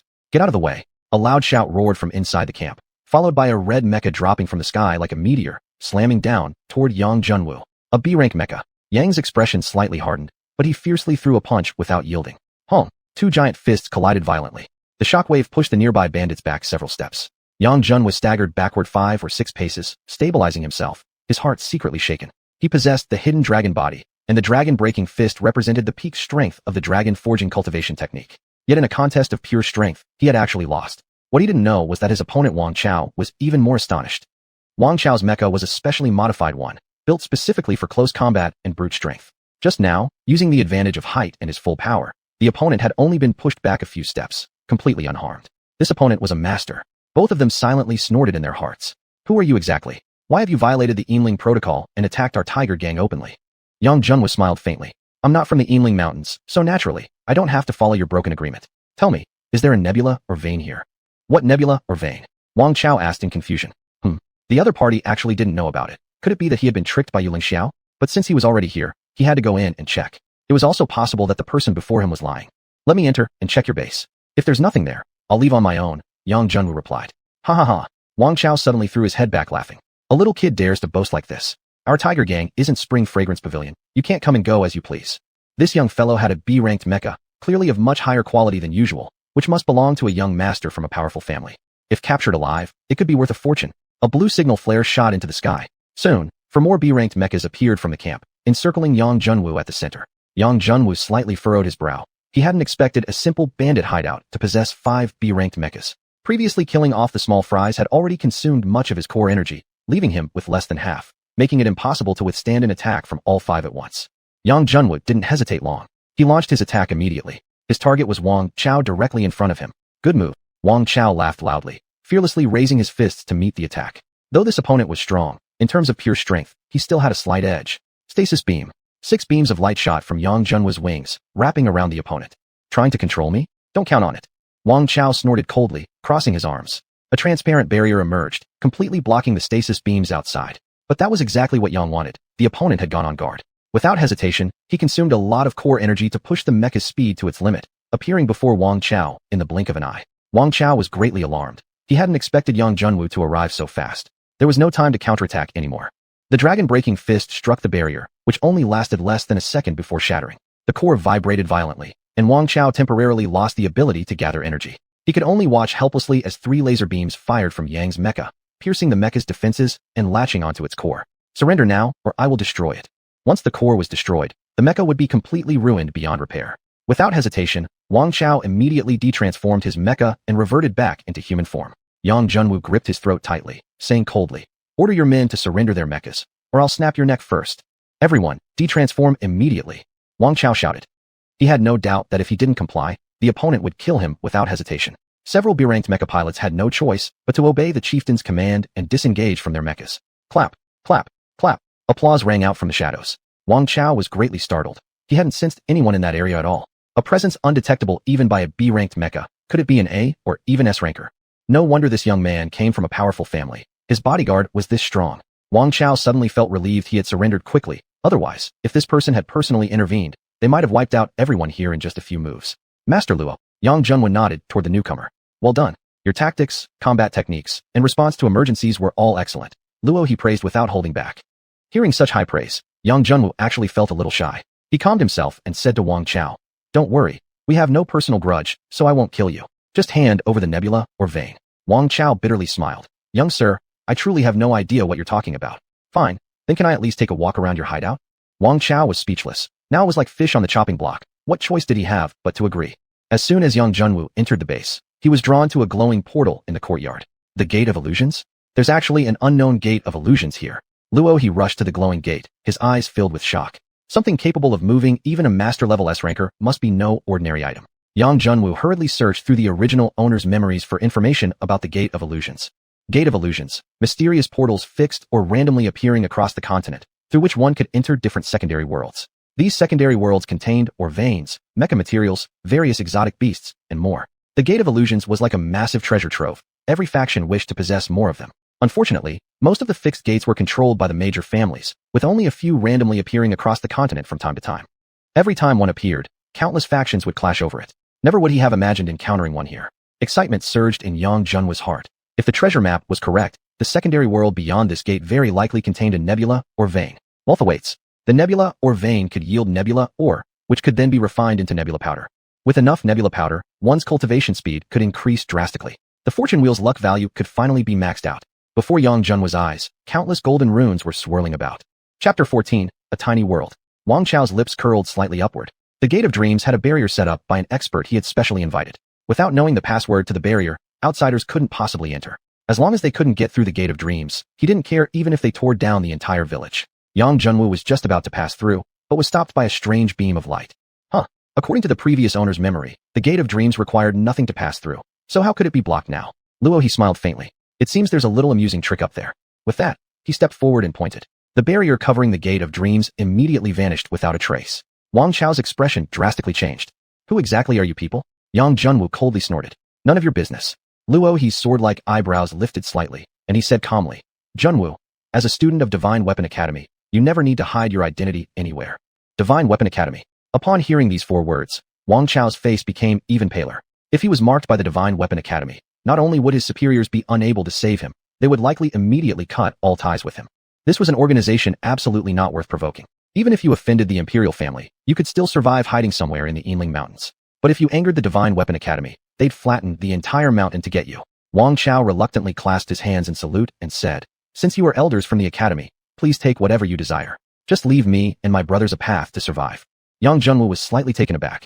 He had never imagined the academy's reputation could be so powerful. Then he thought about what might be possible from now on, perhaps obtaining some stardust powder or cold hard cash. Cough. The academy has rules. Students who take advantage of the academy's name to do evil deeds outside will never be tolerated. Luo he warned, seemingly seeing right through Yang Junwu's thoughts. Yang Junwu grinned awkwardly. Vice Dean, you're joking. How could a student possibly think such thoughts? Had better not. Without the barrier's obstruction, the two entered the Gate of Dreams effortlessly. After a moment of flickering light and shadows, Yang Junwu found himself standing on a hill. Below was a desolate plain, and not far from the plain stood a small mine where a dozen gang members were digging for ore. This was a secondary world, though it felt surprisingly small. Even including the area of the mine, the entire realm seemed to be no larger than 10 or so football fields. This was completely different from the secondary world Yang Junwu had imagined. Originally, he thought there might be some native creatures, but never had he expected such bare simplicity. This isn't a secondary realm. Luo he suddenly spoke. Yang Junwu was shocked. Wasn't the Gate of Dreams only capable of connecting to the main and secondary realms? If this wasn't a secondary realm, then what was it? Then where are we? When in doubt, ask. Yang Junwu wasted no politeness.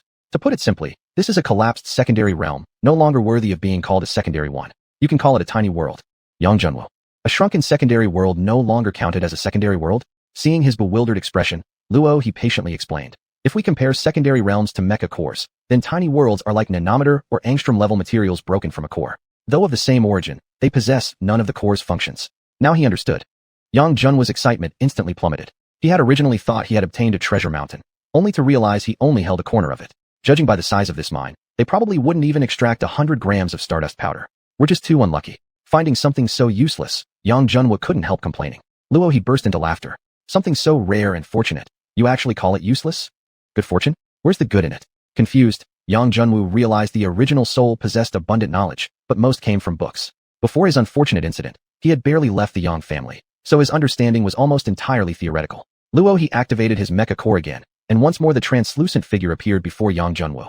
All miners, listen up. Evacuate through the portal at once. The miners digging or wore expressions of confusion. They had never seen this man before.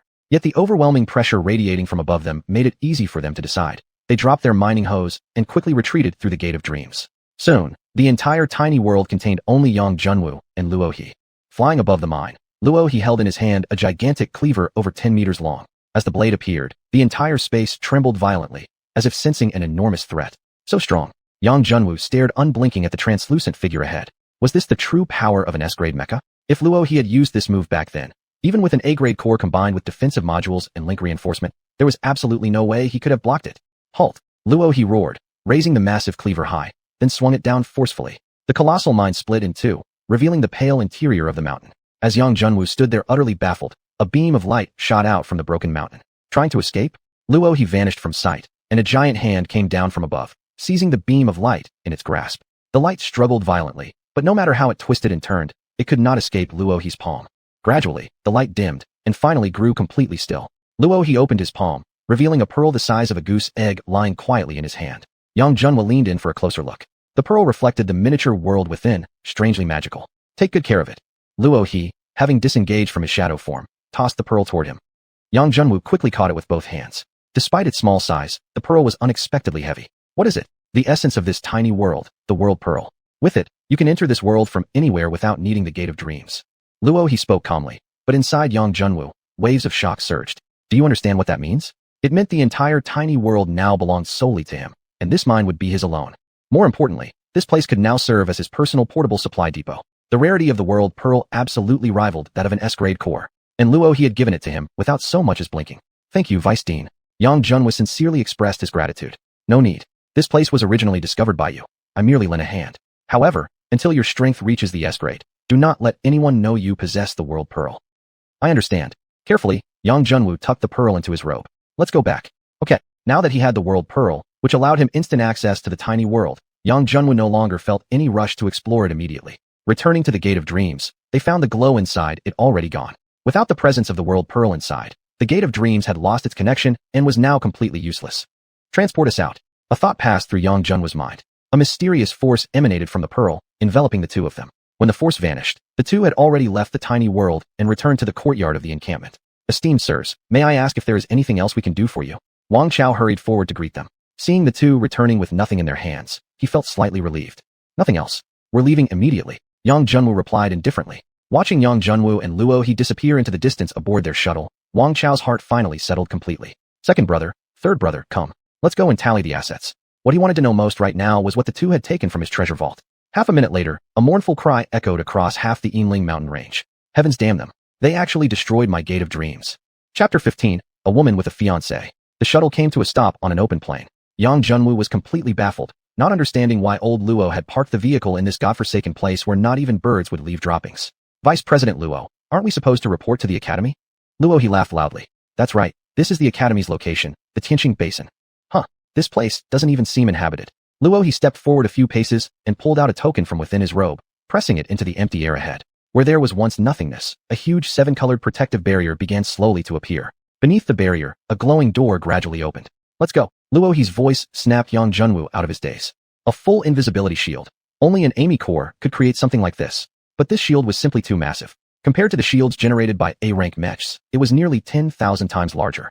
How enormous would the core need to be to support such an immense shield? Is this the foundation of the #1 academy across the entire continent? Absolutely terrifying. Yang Junwu's heart was filled with shock, but more prominently, joy. If he managed to establish a decent status here, it would be far superior to being the eldest young master of the Yang household. After they entered, the light door vanished, and the barrier also became invisible. What appeared before Yang Junwu's eyes were floating buildings one after another.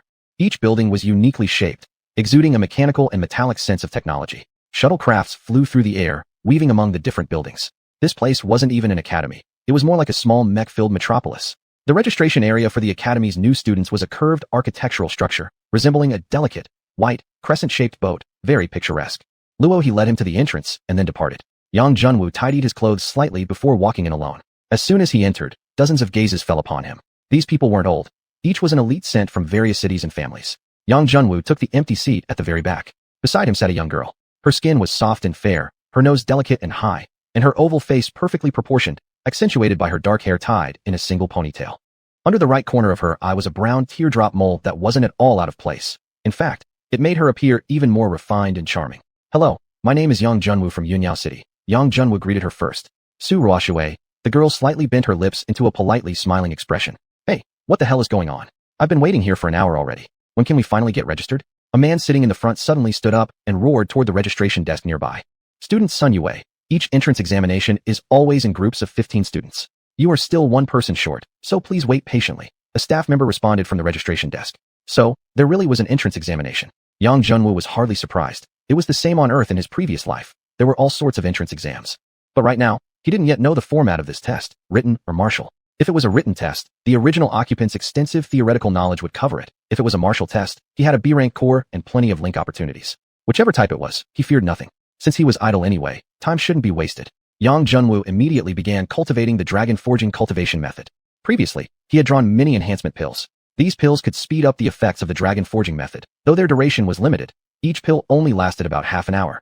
Powerful spiritual energy surged within Yang Junwu's body. After countless cycles of purification, sometime later, from the formless front portion of the dragon's body, part of the scales became tangible, shimmering with a gentle glow. Dragon forging technique had reached third rotation, first layer. Yang Junwu advanced 2 minor cultivation stages in one go. With this breakthrough, his physical body cultivation leaped from the 5th stage of body tempering to the 9th, nearing the verge of breaking into the qi infusing body stage. This wasn't just due to his recent cultivation alone. The dragon forging technique could cultivate on its own, accumulating plenty of energy prior to this breakthrough. It just hadn't merged the energy until now. Yang Junwu waved his arm, feeling a powerful strength surging through his body. Su Ruoshui glanced back at him, her eyes shining with faint perplexity. She always felt that Yang Junwu's aura had changed, vastly different from when he first walked in. A faint pressure exuded from him. Just then, a figure appeared at the entrance. "Finally, someone comes. I was about to die of boredom," Sun Yue cursed.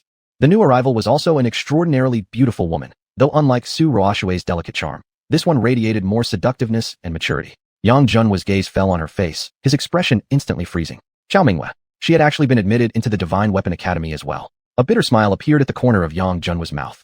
Chao Mingyue, the eldest daughter of the Chao family, was also the match arranged by the old man for the original occupant. On the night before their wedding, the original Yang Junwu got drunk and slept with her best friend, Bai Shueling, the second daughter of the Bai household. Then the Bai family bound him and broke his arms and legs before tossing him into Andong. Everyone assumed he was dead, and naturally, his engagement with Chao Mingyue became nothing more than a scrap of paper. He had always thought something was off about this incident, yet instead of investigating, the Yang family not only remained silent, but also tacitly approved the Bai family's actions, directly removing him from the Yang household. Perhaps he could get some answers from this eldest daughter of the Chao family. With that thought, Yang Junwu stood up on his own initiative and walked toward Chao Mingyue. "Miss Chao, it's been a long time." Chao Mingyue hadn't initially noticed Yang Junwu in the corner. Now, as she focused her gaze, her face immediately revealed a look of horror. "Yang Junwu, you're not dead?" Sure enough, Chao Mingyue must know something. Otherwise she wouldn't react this dramatically. Yang Junwu smiled faintly. "Is that really how you feel about your fiancé's death?" Chao Mingyue took several deep breaths, quickly regaining her composure. Her gaze swept over Yang Junwu, as if trying to see through him completely. "Yang Junwu, our engagement has already been annulled. Although I don't know why you survived, you and I have absolutely nothing to do with each other now. If you don't want me to expose that incident, you'd better never mention our engagement again. Don't worry, I'm here only to study, and our relationship is nothing more than that of ordinary classmates." "That's best." Chao Mingyue narrowed her eyes slightly and nodded. "Hey, you two, what are you whispering about over there? Hurry up and come for the entrance exam." Sun Yue shouted impatiently from the doorway. Yang Junwu inhaled deeply. Now was not the time to reveal his hand. With his current status and strength, not only could he not oppose the Yang and Bai families, but he couldn't even compare to the second-tier Chao family. Focus on the present first. Passing the entrance exam was the most important matter right now. The receptionist led the 15 new students to a glowing door. Once you enter through here, you will enter the examination space, equipped with a standard B-ranked mech. The more enemies you kill, the longer you survive, and the higher your score. The top 5 scores will enter Class 1, 2nd to 10th enter Class 2, and 11th to 15th enter Class 3. You have 1 hour. Good luck, everyone. One after another, they passed through the glowing door. Light flashed, and Yang Junwu found himself on the edge of a dense forest, already wearing an activated B-ranked mech. Unable to use his original mech, so the exam was fair enough in that sense. If that was the case, his hidden dragon physique would be an enormous advantage. However, soon Yang Junwu sensed something wrong. He couldn't even sense his own mech core inside his body, nor could he feel the hidden dragon physique or the disc system. Suddenly, he realized something. This place wasn't the real world. It was a virtual space. Chapter 16. The goddess turned into a god of war. Boom. Boom. Just as young Junwoo was surveying the surroundings, a strange roaring sound suddenly came from behind him. He turned around in shock. The previously clear blue sky had abruptly transformed into a red border, rapidly collapsing inward. The boundary was collapsing, eventually destroying the entire virtual space. This trial is ruthless enough, pushing both humans and beasts toward the center. Yang, what are you hesitating for? Hurry and move forward. A blue mech slid past him. By the voice, it seemed to be Su Ruoshui. Yang Junwoo immediately followed, and together they reached the forest entrance. There were already 5 or 6 people gathered at the entrance, none of them rushing in recklessly. Is anyone else coming? A clean-faced male student asked. Not sure. Probably not. Yang Junwoo glanced behind. Other than the collapsing boundary steadily advancing forward, he saw no other mech pilots. It seems this forest has more than one entrance. It was Sun Yue, the ever-restless one. His gaze landed on Su Ruoshui's face, burning with such intensity as if he wanted to devour her whole. Sensing his stare, Su Ruoshui turned her head away. Cough. I have a suggestion. Since the 15 of us have already split into 2 groups, there might be a confrontation later. I suggest we form a team of 7 to help each other. That would be safer. Sun Yue shifted his gaze away from Su Ruoshui and swept it across the group. What Sun says makes sense. Divided we are weak, united we are strong. Forming a team benefits everyone. A female student immediately voiced her support. Except for Yang Junwoo and Su Ruoshui, everyone else nodded in agreement. What about the 2 of you? With the support of 4 others, Sun Yue appeared notably more arrogant. Sorry, I'm used to working alone. Su Ruoshui shook her head. Yang Junwoo chuckled. If I join, we become 6. How would you split the loot then? Only 5 students from one class could advance. With 6 people in a team, even if the team came first, one person would inevitably end up in class 2. Also, even if it's a 5-person team, how can you guarantee fair distribution? The score isn't calculated by teams. That was a blow to the foundation of Sun Yue's argument. If Sun Yue couldn't provide a fair and just solution, their hastily formed little squad would fall apart. Rest assured, I am the eldest son of the Sun family, the most powerful mech material forging clan in Tianhui City, second only to the Yang family of the capital. I always keep my word. Loot will be shared in rotation. Absolutely no favoritism to anyone in the team. The Sun family of Tianhui City rivaled the Yang family of the capital in forging mech materials. Its financial strength ranked within the top 20 in the Fey country. The others in his team were basically from secondary cities, elite students each, selected from their cities, yet still falling far short of the social status of Sun Yue, the eldest son. With the Sun family's name at stake, they believed Sun Yue would honor his words. You too, since you don't want to join us, don't blame us for being rude. The group of 5 surrounded Yang Junwoo and Su Ruoshui. First eliminate the 2 competitors, and they could exclusively claim the resources in this area. These fellows sure have guts. You really dare to make your move. Yang Junwoo shouted in surprise while slipping out of the encirclement. So fast. The 5 were somewhat stunned. They had done their best to surround him by maximizing their speed, yet they still couldn't catch up, watching helplessly as he escaped their trap. All their mechs were identical, so this outcome could be explained in only one way. The opponent's martial art was far superior to theirs. Sun Yue furrowed his brows. Though the Sun family wasn't renowned for combat, with their financial power, they could acquire many rare martial arts techniques. The Xinyu manual he himself practiced was an extremely rare technique. Even he couldn't catch Yang Junwoo. How powerful must the opponent's martial art be? Besides astonishment, his eyes burned with greater desire. A person from merely a secondary city had no right to possess such a martial art. But this wasn't the time to dwell on such thoughts. One escaped, but they still had one cornered. Even though Su Ruoshui was a beauty that stirred Sun Yue's heart, she still needed to be eliminated. Go! Sun Yue roared, shooting out a net of electricity. Stagnation net. If Su Ruoshui were trapped, her movement and attack speed would be greatly restricted. Facing the surging electric light, Su Ruoshui slightly lifted her delicate eyebrows. Without appearing to move much, she flickered and already exited the net's range. What agility! Yang Junwoo inwardly exclaimed. Though Su Ruoshui didn't have the same lightning-fast speed as his dragon flash, her angles and timing were incredibly precise. She easily dodged Sun Yue's sneak attack, but the danger was not yet over. 4 of Sun Yue's teammates were rushing toward her from 4 different directions. Ducking the photon cannons from 2 of them, Su Ruoshui summoned a blue shield that blocked the third's lightsaber. Then her mech twisted nimbly like a drifting lotus, swaying lightly, barely dodging the particle cannon from the last attacker.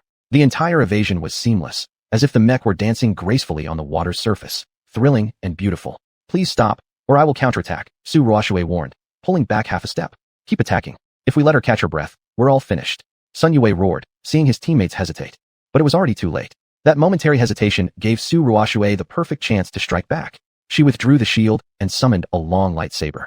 Flower cutting blade. Su Ruoshui cried clearly, dashing like a blue dragon through the group of 5. If her earlier evasions were like a dancing butterfly, then her next assault surged like a crashing tsunami. Relentless and all-encompassing. 2 swift slashes precisely pierced 2 opponents' cores.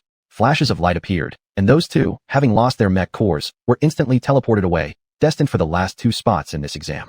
Useless trash. Sun Yue glared furiously. His arms transformed into feathers, launching straight at Su Ruoshui. Spirit Feather Barrage. Rippling Tide Technique. Su Ruoxue shouted.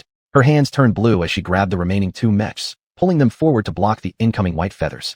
Boom, boom, boom. The protective shields around the two lasted less than 5 seconds before shattering. Su Ruoxue countered with a reverse slash, eliminating the two now defenseless. Clean. Decisive. Yang Junwu honestly thought that even if he had used his full dragon fist to its fullest, he might have achieved similar results, but never with such elegance. This girl might look delicate, but she was a true tiger in disguise. Glancing from the corner of his eye, he noticed Sun Yue attempting to escape. He activated the dragon flash again, blocking Sun's path. You were 5 against 1 and still want to run? Don't you feel ashamed? Yang Junwu teased. Mind your own business. Get out of my way. Sun Yue shouted, unwilling to waste time. With his arms transformed into wings, he slashed straight down at Yang. Dragon return fist. Yang Junwu didn't budge an inch, raising his glowing right arm to meet Sun Yue's wings. Then, Sun Yue witnessed a scene he would never forget for the rest of his academy life. The wings blocked the punch for less than a second before shattering into pieces. Then a tremendous force slammed into the shield guarding his chest. The chest area was the core of the mech, and being closest to the core, it was naturally the strongest defensive area on the entire body. Yet even that shield lasted only 2 seconds before breaking apart. Chapter 17. Surround Wei to rescue Zhao. No way. Sun Yue's eyes were filled with shock as he exerted all his strength to retreat backward. But Yang Junwu had already made his move. He never intended to let Sun escape. A beam of energy spurted from beneath his feet, instantly increasing his speed, keeping him tightly on Sun Yue's tail. No matter how much the latter tried to retreat, he could not escape Yang Junwu's grasp. Yang Junwu's right hand, already inserted into his opponent's body, clenched forcefully. Boom. Sun Yue's core exploded instantly, his mech shattered, and his consciousness was ejected from the space. Sun Yue's newly formed 5-man squad now locked in the bottom 5 spots for good. Su Ruoxue's expression turned slightly grave, and she instinctively increased the distance between herself and Yang Junwu slightly. Team up. Yang Junwu smiled toward her. For reasons unknown, Su Ruoxue felt this man before her was trustworthy. She nodded lightly. Okay, let's go. The spatial collapse is approaching fast. Yang Junwu led the way forward. They had barely ventured less than a mile into the forest when strange noises suddenly emerged from the treetops. Be careful, something is following us. Yang Junwu lowly warned, raising his hand and firing a laser blast toward the rustling leaves.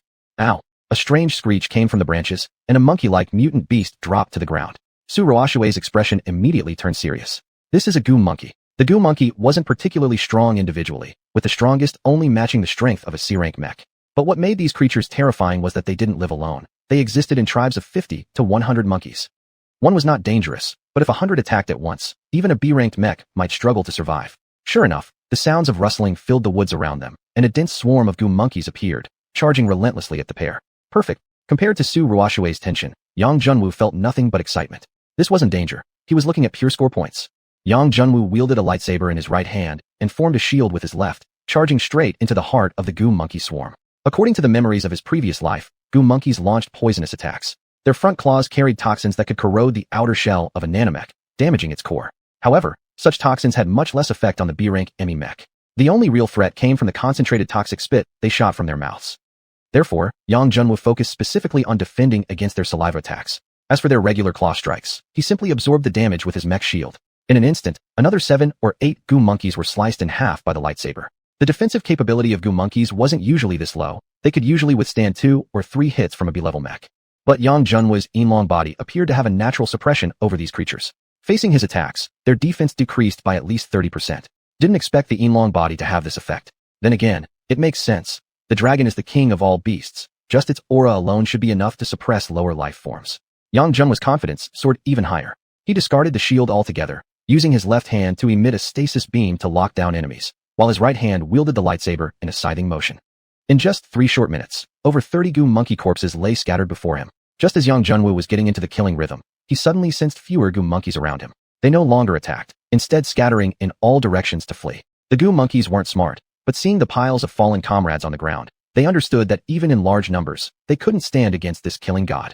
They might have chosen not to fight, but Yang Junwu had no intention of letting them escape. These were clear, walking score points. How could he allow them to escape right before his eyes? Activating his foot propulsion system, with his core running at full output, Yang Junwu pursued the remaining goo monkeys, cutting them down one by one. Meanwhile, Su Ruoxue was surrounded by more than 20 goo monkeys. Unlike Yang Junwu's brutal and overwhelming attacks, ripples of blue light appeared around her body. As the goo monkeys charged into these rays, it was as if they had entered a maze, trapped layer by layer within the waves. Every ripple injured them again. Although each individual attack wasn't lethal, they couldn't escape the range of the light waves. The more they struggled, the worse their injuries became. Once exhausted, Thick beams of light pierced their skulls, taking the last remnants of their lives. If Yang Junwoo was an overwhelming force, then Su Ruoxue was like a spider weaving her web, slowly enjoying the prey that wandered into her trap. The former was highly efficient, but drained much energy, the latter slightly less effective, yet consumed much less. When Yang Junwoo reached 20 kills, Su Ruoxue had less than 5. But when Yang reached 30, Su already had 25, only 5 behind. Amazing! Yang Junwoo killed the last Goo monkey at the edge of the swarm, finally ending his score at 39. Su Ruoxue's current count was 31, with 4 more still entangled in her light net. Her final count would be 35, very close to his tally. Are you praising yourself? Su Ruoxue raised her brow. I only got 35. If that's considered impressive, then you must be even more amazing. My physique is slightly different from ordinary people, so we can't compare. Besides, your energy consumption was much lower than mine. Yang Junwoo shook his head. Without the Yinlong body suppressing the Goo monkeys, his killing speed would have dropped by at least 30%. Enough, we shouldn't keep flattering each other. Su Ruoxue smiled brightly. So beautiful. It was as if a rose had bloomed upon the lake's surface. Yang Junwoo gazed at this enchanting smile, momentarily entranced. At that instant, the moment he saw Su Ruoxue's smile, all his hatred and ambition for cultivation seemed to vanish, replaced by a simple desire to roam the martial world with her. Yang Junwoo forcefully shook his head, tossing this absurd thought out of his mind. Now was not the time for romance. Only one Goo monkey remained in Su Ruoxue's energy net, and it was already on the verge of death. One final strike would finish the kill. Both of them felt slightly relaxed. However, the moment Su Ruoxue's laser pierced the monkey's brain, something unexpected happened. The previously dying Goo monkey's body suddenly expanded rapidly, growing until it was 10 times its original size. At the same time, it opened its huge mouth and inhaled. Yellow spiritual energy rose from the corpses of the fallen Goo monkeys, all drawn into its mouth. The massive Goo monkey swung its right arm, as thick as a stone statue, and instantly tore apart the light net Su Ruoxue had deployed. At the same moment, the nails on its left arm grew rapidly, stretching to a full meter in length. The moment the energy net vanished, the monstrous Goo monkey's left claw, shimmering with eerie green light, slashed downward towards Su Ruoxue's head. Faced with such a crisis, Su Ruoxue did not panic. 3 blue protective shields instantly formed in front of her. Crack! The first shield failed to provide any defense whatsoever and was pierced directly by the claw. Watch out! Yang Junwoo shouted loudly. His core overclocked, and with his dragon-breaking fist at full power, he launched a strike straight at the monster's head. He didn't try to defend Su Ruoxue because the toxin level now was beyond what even a B-rank mech could resist.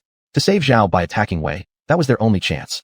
Crack! The second of Su Ruoxue's shield shattered. Chapter 18. So you're not a virgin after all. Facing Yang Junwoo's attack, the giant ancient ape paid no attention at all. In its eyes, it seemed there was only Su Ruoxue before it. Damn it! Actually dares not to take Master seriously, then go die. With 2 thunderous crashes, Ka-cha, and Hong, Su Ruoxue's final protective barrier was shattered, and so was the head of the giant Goo monkey. Though the Boo monkey had gained great strength after absorbing the power of its kind, its intelligence and body hadn't received any enhancement. Under Yang Junwoo's furious attack, its skull was crushed, and it collapsed to the ground with a loud boom. Huff, huff, huff. Yang Junwoo breathed heavily. His real power was still too weak. Without the link and the various enhancement pills provided by the roulette, he was barely stronger than an ordinary B-rank mecha operator, mainly because of his slightly superior cultivation technique. Looks like I really need to improve quickly. Right now, his core energy was almost completely exhausted. If another monster comparable to a B-rank mecha appeared, he would only end up eliminated. Just as he was about to sit down to recover his core energy, a cold, neutral mechanical voice rang from above. Ding dong. System notice. If an examinee kills another examinee, the killed examinee's current score will be directly added to the killer's score. Current score situation: Yang Junwoo 59, Su Ruoxue 34, Moe by 20, Chao Mingyue 17. Fuck. It actually announces everyone's scores. Isn't this screwing me over? Yang Junwoo was greatly alarmed. If the scores were continuously announced publicly, the person with the highest score at the end would very likely be targeted and killed by others joining forces. For Yang Junwoo, it might not even be necessary to wait until then, because there was already a lethal threat right in front of him. At this moment, his combat power was nearly 0. Although Su Ruoxue was also greatly weakened, she could easily kill him. Sure enough, after regaining her composure, Su Ruoxue stepped toward him 1 foot at a time. Yang Junwoo didn't beg for mercy. He just closed his eyes directly. This was only an assessment. Even if the opponent killed him, it wouldn't matter much. But for some unknown reason, if he were to be eliminated like this, a faint pain gripped his heart. Very quickly, Su Ruoxue reached in front of him. Will you walk by yourself, or do I have to help you? Su Ruoxue spoke calmly, as if discussing the most ordinary matter. Go ahead. I won't blame you. Yang Junwoo sighed lightly. What was destined to come had arrived. Okay. Suddenly, Su Ruoxue squatted down. Yang Junwoo was stunned, disbelief flashing across his eyes. You're going to carry me? Su Ruoxue smiled radiantly. What? Don't tell me you thought I'd kill you in the process and take your score. Yang Junwoo's heart soared, and his thoughts immediately drifted. Has this girl set her eyes on me? Well, she's actually not bad. Powerful and considerate. Hey, what are you grinning foolishly for? I warn you, don't start fantasizing. We're teaming up only so we can defend against attacks from others. Su Ruoshue's perceptive eyes clearly saw Yang Junwu's petty thoughts. I understand. Riding on Su Ruoshue's back, Yang Junwu pondered thoughtfully. This woman really was mysterious. Her heart was actually quite lively, yet it seemed something restrained her, preventing her from truly being herself. After traveling about 5 kilometers toward the forest center, they encountered some bizarre beasts along the way, all of which were dealt with solely by Su Ruoshue. Firstly, because the score difference was considerable for Su Ruoshue, and secondly, Yang Junwu needed to recover his core energy as soon as possible to deal with the upcoming crises. Watching Su Ruoshue fight up close, Yang Junwu increasingly felt that the cultivation method she practiced was no ordinary one. Though her offensive power was slightly inferior to long forging technique, it wasn't weak at all. Moreover, in terms of defense and control, it surpassed entirely. A cultivation technique that is strong and also considers all aspects thoroughly is probably quite rare in the world. Even if she wasn't of royal descent, she must definitely be a descendant of some prestigious family. However, one strange thing was that the memories of the original owner held no trace of her, nor was the Su family particularly renowned. Interesting. Yang Junwu became even more intrigued by her. The two advanced another dozen kilometers or so and arrived at a strange little house. The hut seemed constructed from some kind of bamboo. Yang Junwu gave it a hard push, but the house didn't budge at all. This was no ordinary bamboo. Yang Junwu asked Su Ruoshue to stay outside on alert and entered the house alone to check. Inside the house, there were no furnishings whatsoever.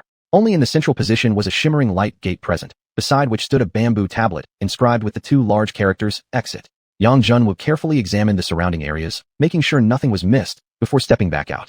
Young classmate, what's inside? Su Ruoshue asked. It should be the exit to this virtual space, also the centermost point. If we leave now, we can preserve the scores we currently hold. At this moment, he had 59 points while Su Ruoshue had 54, far surpassing the 3rd place. Mo buys 30 points and the 4th place. Chao Mingyu has 28. Su Ruoshue shook her head. It's still early. Leaving now would be disadvantageous for us. If the others team up and farm monsters, they could quickly surpass us. Yang Junwu nodded in agreement. Right now, there were 2 options laid before them.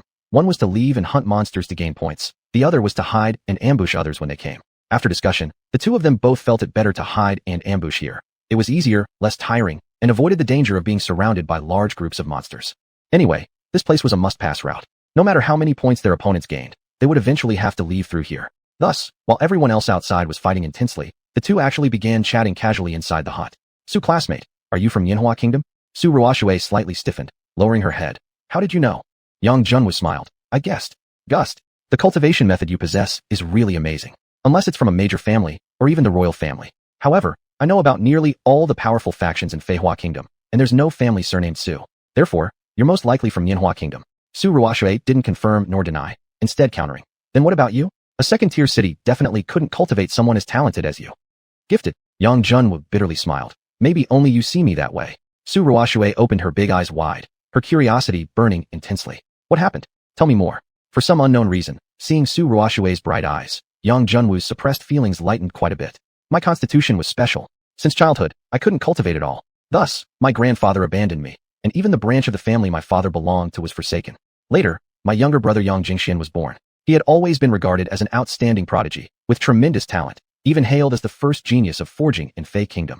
As the eldest grandson, to avoid affecting Yang Jingxuan's succession to the family business, the clan arranged a marriage for me, attempting to marry me off.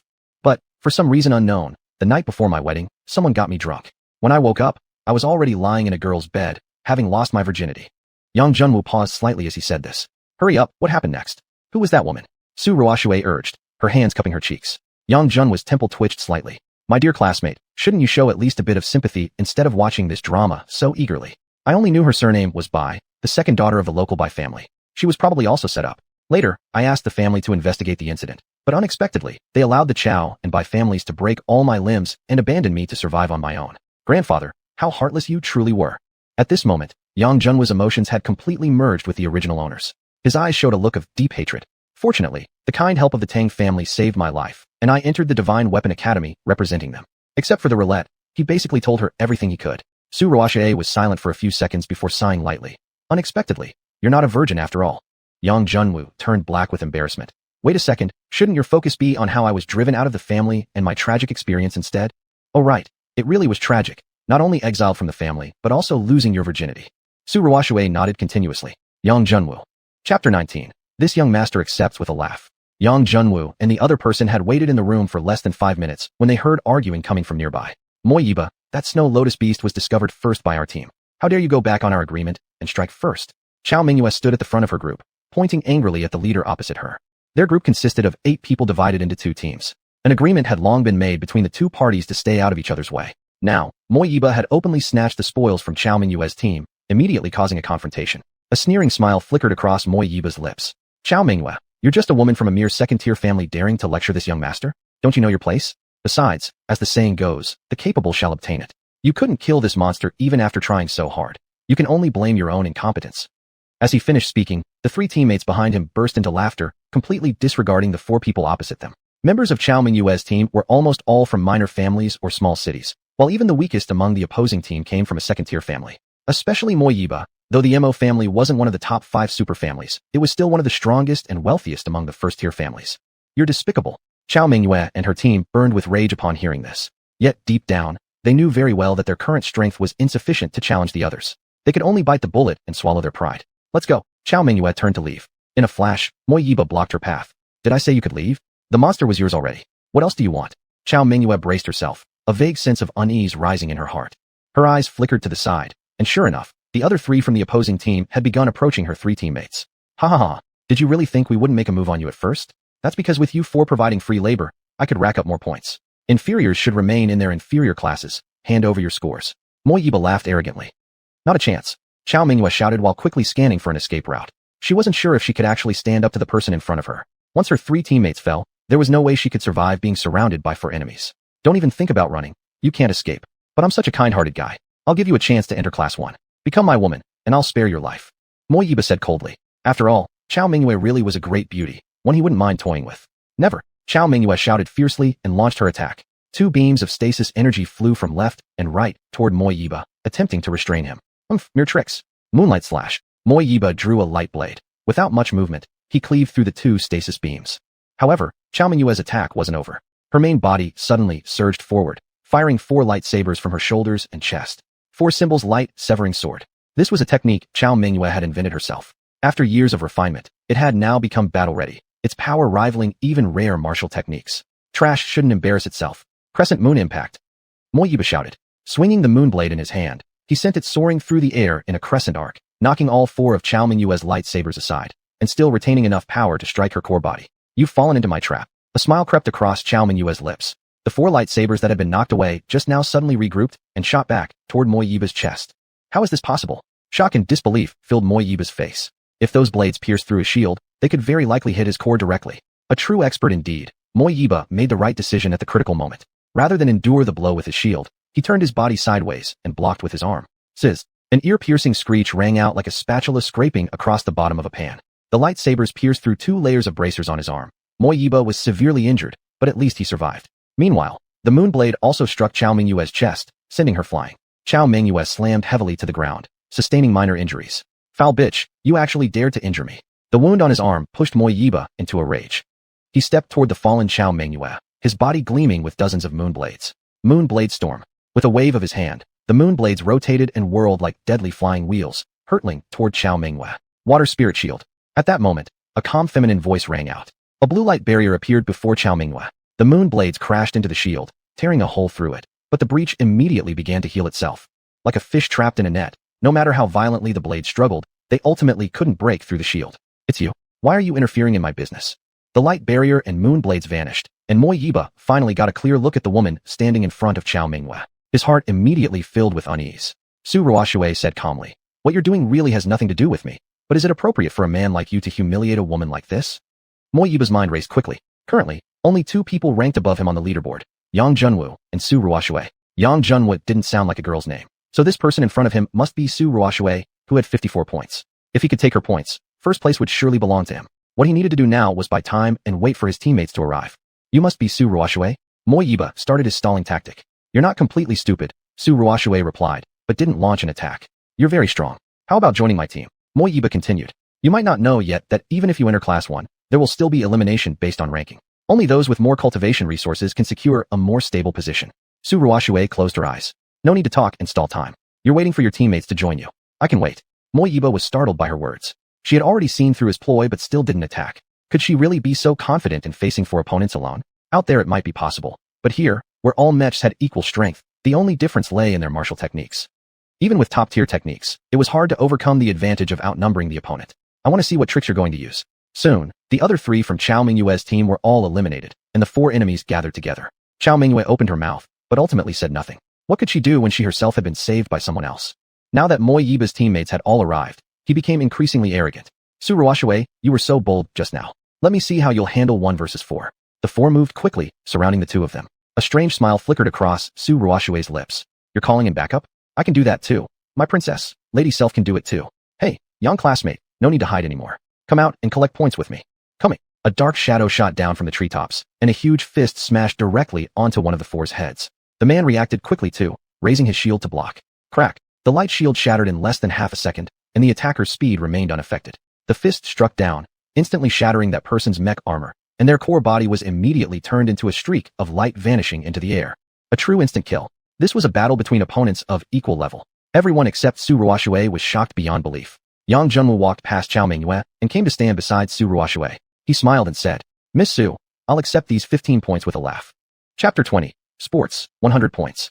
Chao Mingyue's face turned pale. She never expected that Yang Junwu, once regarded as a good-for-nothing by the Yang family, had now become so powerful. At this moment, a hint of regret appeared in her heart.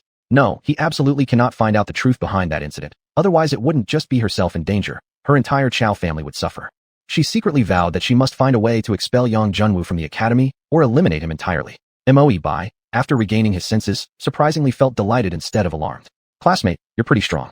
How about joining my team? I'll protect you. Follow me, and whatever mech materials you want in the future will be fully available. Yang Junwu smiled lightly. So, you want to recruit me? Exactly. We won't beat around the bush.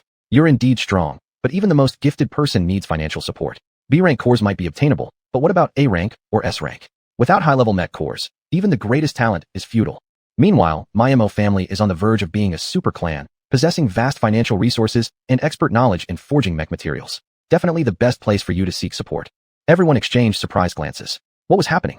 The entrance exam wasn't even finished yet, and recruitment had already begun? Your offer is indeed tempting. But there are still 6 of us. Who do you plan to eliminate? Yang Junwu glanced at the remaining 3 people. The moment his gaze swept over her, Chao Mingyue's heart jumped in fear. Would he seek revenge and directly cast her out? She instinctively backed away a short distance, trying to minimize her presence. Moe Bai quickly started thinking. Yang Junwu clearly shared a close relationship with Su Ruoxue and would never consider expelling her. Moreover, he couldn't even beat her. They had only rescued one person, Chao Mingyue, indicating she was the one he intended to protect. She was off limits too. That left only one choice. Eliminate one between the 2 teammates. Zhang Chao, Li Zhong, you 2 will have a one-on-one duel. The winner gets one of the 5 spots. Moe Bai, you're too despicable. We're your teammates. How can you betray us? Upon hearing this, Zhang Chao and the other 2 changed expressions dramatically, furious. What kind of teammate? Do you even deserve to be my teammate? You're merely my subordinates. Hurry up, don't force me to act myself. Moe Bai's face revealed a trace of contempt. Zhang Chao and Li Zhong exchanged glances and nodded firmly. Attack. Let's fight him. What's so great about being from a first-class family? At worst, we perish together. They charged from both sides, unleashing all their strength towards Moe Bai. Particle cannons opened the way, followed immediately by stalling beams of light. Utterly presumptuous. Moe Bai coldly snorted, lifting his arms. 2 light shields danced so skillfully that not a drop could pass. All attacks from Zhang and Li were completely blocked. The difference in their techniques was now fully exposed. Zhang Chao and Li Zhong became increasingly desperate. No matter the angle from which they attacked, their opponent easily neutralized every strike. Under relentless offense, their core energies began to drain. Their techniques showed noticeable hesitation. Moe Bai immediately seized the opportunity, summoning a crescent light sword into his hand, ready to counterattack. At this moment, a gray shadow suddenly lunged from behind him. The attacker moved so fast, reaching his back in less than 2 seconds. The light blade in his hand mercilessly stabbed straight toward Moe Bai's core. Chao Mingyue, you dare. At the moment of life and death, Moe Bai demonstrated extraordinary reflexes. He turned around on the spot, using his crescent light sword to directly intercept the blow. Matching attack with attack, he feared no confrontation. Die? Yuan Guang Zhanjian. Chao Mingyue's eyes flickered with a wild glint. The light blade originally aimed to clash head-on with the crescent sword suddenly rippled like waves, slipping straight through it. Zizing. A grating metallic scraping sound rang out. Moe Bai's back defense was pierced by the blade, and his core hit. At the same time, Chao Mingyue herself was struck by the crescent sword. She flew backward several meters before finally stopping slowly. Instantly gravely wounded, she couldn't even stand for a moment. They had both suffered severe injuries. Yet Chao Mingyue's lips curled into a victorious smile. She had won. Moe Bai, with his core damaged, would be eliminated first. As for herself, even if the others eventually eliminated her, she would at least secure the 5th place. You'll pay for this. Moe Bai let out one last cry of unwilling rage before vanishing into sparkling lights. This dramatic ending left Zhang Chao and Li Zhong both shocked and delighted. shocked because they had now incurred Mo Ibai's wrath, and they would certainly face retaliation in the academy later. Delighted because they had already secured their spots in the top 5 and would definitely join Class 1. Only by now did they realize that Yang Junwen never intended to join the Mo family in the first place. He had merely been tricking Mo Ibai from start to finish. That person was too terrifying. As for those two women, one possessing formidable strength, the other ruthless and calculating. Even if they couldn't become friends, they must never become enemies. The two forced a smile, trying their best to appear friendly, and said, Yang Junwu, what should we do now? Yang Junwu raised an eyebrow. What? Still trying to take points from me? No, of course not. Just being accepted into Class 1 is already a fortune. We dare not ask for more. Both hurriedly waved their hands. Yang Junwu pointed toward the small cabin. That's the exit. Thank you. Zhang Qiao was delighted. Although they had made it into the top 5, leaving with points was still better than without. The two quickly ran toward the cabin. Yang Junwu slowly approached Qiao Minghua. She stared at him intently. Yang Junwu, I know you hate me, but I didn't have a choice. You should understand, being part of a major clan, we don't control our own destinies. Yang Junwu spoke clearly and slowly. I only want to know exactly what happened that day. Who set all this up? Qiao Minghua gently shook her head. Sorry, I also passed out that day. When I woke up, my father told me you had been taken away by the Bai family and would never appear again. He told me to forget our engagement. Yang Junwu stared at her for a long time before speaking calmly. Fine, I'll temporarily believe your words. In the academy, I hope you'll keep my identity a secret. It's not only for me, but also for your own sake. Qiao Minghua nodded hard. Don't worry. I also want to find out who's behind all this. If you need help, you can always find me. All right, go out first. Yang Junwu stood up, deciding not to harm her. Thank you. Qiao Minghua hurriedly left through the cabin door. Her current points were quite high, not low at all. With her own 38 points and Mo Ibai's 45, she now totaled 83, surpassing even Yang Junwu's 79. She ranked first. She had long ago asked around. Entrance exam points could not only be used for class placement, but also directly exchanged for academy points, which could be used to acquire various resources, materials, cultivation resources, mech courses, and much more. Unfortunately, Yang Junwu and Su Ruoxue didn't know this yet. Otherwise, they certainly wouldn't have allowed Qiao Minghua to leave with so many points. After Qiao Minghua left, only Yang Junwu and Su Ruoxue remained in the forest. We still have some time. How about we exercise a bit? Yang Junwu suggested with a grin. Okay, you go on top. I'll take the bottom. We'll compete by skill. Su Ruoxue nodded. The two launched an initiative attack from opposite sides of the cabin, sweeping through the monsters in the forest. 10 minutes later, the collapsing range neared, now less than 50 meters from the cabin exit. Both were panting heavily, their core energies flashing red warnings. Exchanging glances, Su Ruoxue spoke up first, lifting her head proudly. 95 points. How about you? A slight, proud curve lifted the corners of Yang Junwu's mouth. Sorry, I just happen to have 5 more than you. Exactly 100 points. Chapter 21, The Bet. Ding. Congratulations to the host for completing the task. You have passed the entrance exam and entered Class 1. The reward has been deposited into the system space. Please check and accept it. Additionally, a roulette active mission has been unlocked, which the host can claim at will. There's even a reward for this. How did the roulette know you were entering the Divine Weapon Academy? Was it made up on the spot? Who cares? Whether it's fabricated or not, as long as there's a benefit, that's what matters. Yang Junwu was starting to like this system more and more. It constantly surprised him in unexpected ways. The reward included several pills redeemable vouchers and mechanized armor material redeemable vouchers. Compared to previous rewards, this one wasn't much, but what mattered more was that it activated a new active task. With every 3 missions the system provides, the host can only accept 1 mission at a time. Once accepted, the other 2 missions will disappear and no new missions will appear until the current one is completed. Yang Junwu suddenly realized, under these rules, it was best to choose the easiest task to complete. I want to accept a mission. As soon as he gave the order, 3 optional missions appeared on the roulette. 1. Successfully construct a Class B or higher mech. 2. Establish an academy faction. 3. Break through the refinement body realm. Yang Junwu pondered for a while before finally choosing the second option. The requirement for this mission is that the faction must have at least 5 members, and at least 2 Class A mechs must be in possession for the faction to be considered successfully established. The number requirement probably wouldn't be a big issue, and as for possessing Class A mechs, he already had one, and judging from Su Ruoxue's martial techniques, her owning a Class A mech wasn't impossible. Having accepted the mission, Yang Junwu exited the system space. The exit of the hut was a nanotech teleportation light band. After passing through the conveyor, they arrived at a bright large room. Upon seeing the two of them, dozens of gazes swept over. Some indifferent, some curious, others stunned by Su Ruoxue's beauty, etc. Among them, 2 murderous glares shot straight toward Yang Junwu. Who else could it be but Sun Yue and Mo Ibai? Both had suffered humiliation at his hands, one downgraded to Class 3, the other expelled to Class 2. How could their mood possibly be good? Yang Junwu didn't even bother to glance at them. Looks can't kill, especially in this academy, which isn't their family's territory. No matter how powerful you are, only academic performance matters here. Sun Yue felt deeply ignored, a fire rising in his heart. He took 2 steps forward and rushed to Yang Junwu, grabbing his collar fiercely. Boy, dare you fight me in a real match using your own mech? Let go. Yang Junwu casually swatted the hand away with a great force. He was slightly startled in his heart. The physical strength the other showed definitely belonged to the refinement body realm level. Refinement body realm corresponds to Class A core. Could this guy's mech core also be Class A? No private fights are allowed in the academy, or else school discipline measures will be enforced. A senior sister walked over to stand between the two, saying coldly, "If you two need to settle your personal grudges, you may spend credits applying to the academy, and they will arrange the location and time." Sun Yue was delighted, pointing at Yang Junwu and shouting loudly, "Good, I want to apply for a duel with him." "The application requires 10 credits, and the other party's consent is mandatory," said the senior sister, looking forward to the show. "What do you say, kid? Are you brave enough to fight?" "I refuse," Yang Junwu replied calmly. "Coward, are you even a man?" Yang Junwu smiled faintly. "Whether I'm a man or not is unclear, but I'm sure I don't have any interest in putting on monkey shows for people's entertainment. If you really want to fight, let's bet 50 credits. Are you daring enough?" Yang Junwu temporarily didn't understand exactly what credits were, but if you needed credits to apply for a duel, it must mean credits were definitely a hard currency within the academy. Earning 50 would be absolutely worthwhile. "Senior sister, how many credits do freshmen start with?" Sun Yue quickly asked the upperclassmen. "Freshmen start with 0 credits. However, the points you earn from the entrance exam can be exchanged for credits at the exchange point over there, at a 1-to-1 ratio." "What?" Yang Junwu instantly turned black-haired with frustration. "Why didn't they explain such rules earlier?" Maybe because you didn't ask." Goodness, what a huge loss. Yang Junwu was heartbroken.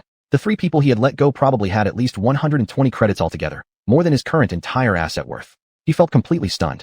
Sun Yue was even more petrified, since Yang Junwu still had 100 credits while he currently had none. The chance of turning the situation around had vanished. Yang Junwu's eyes shifted, and suddenly he spoke up. "Classmate Sun, I have a proposal. I wonder if you'd be willing to accept it." "I'll hear you out," replied Sun Yue. "How about this? I'll issue the challenge. If you win, I'll give you 50 credits. If you lose, I won't take your credits. Instead, you must join my academy faction." Sun Yue's expression slightly changed. He hadn't expected this person to actually know about forming academy factions.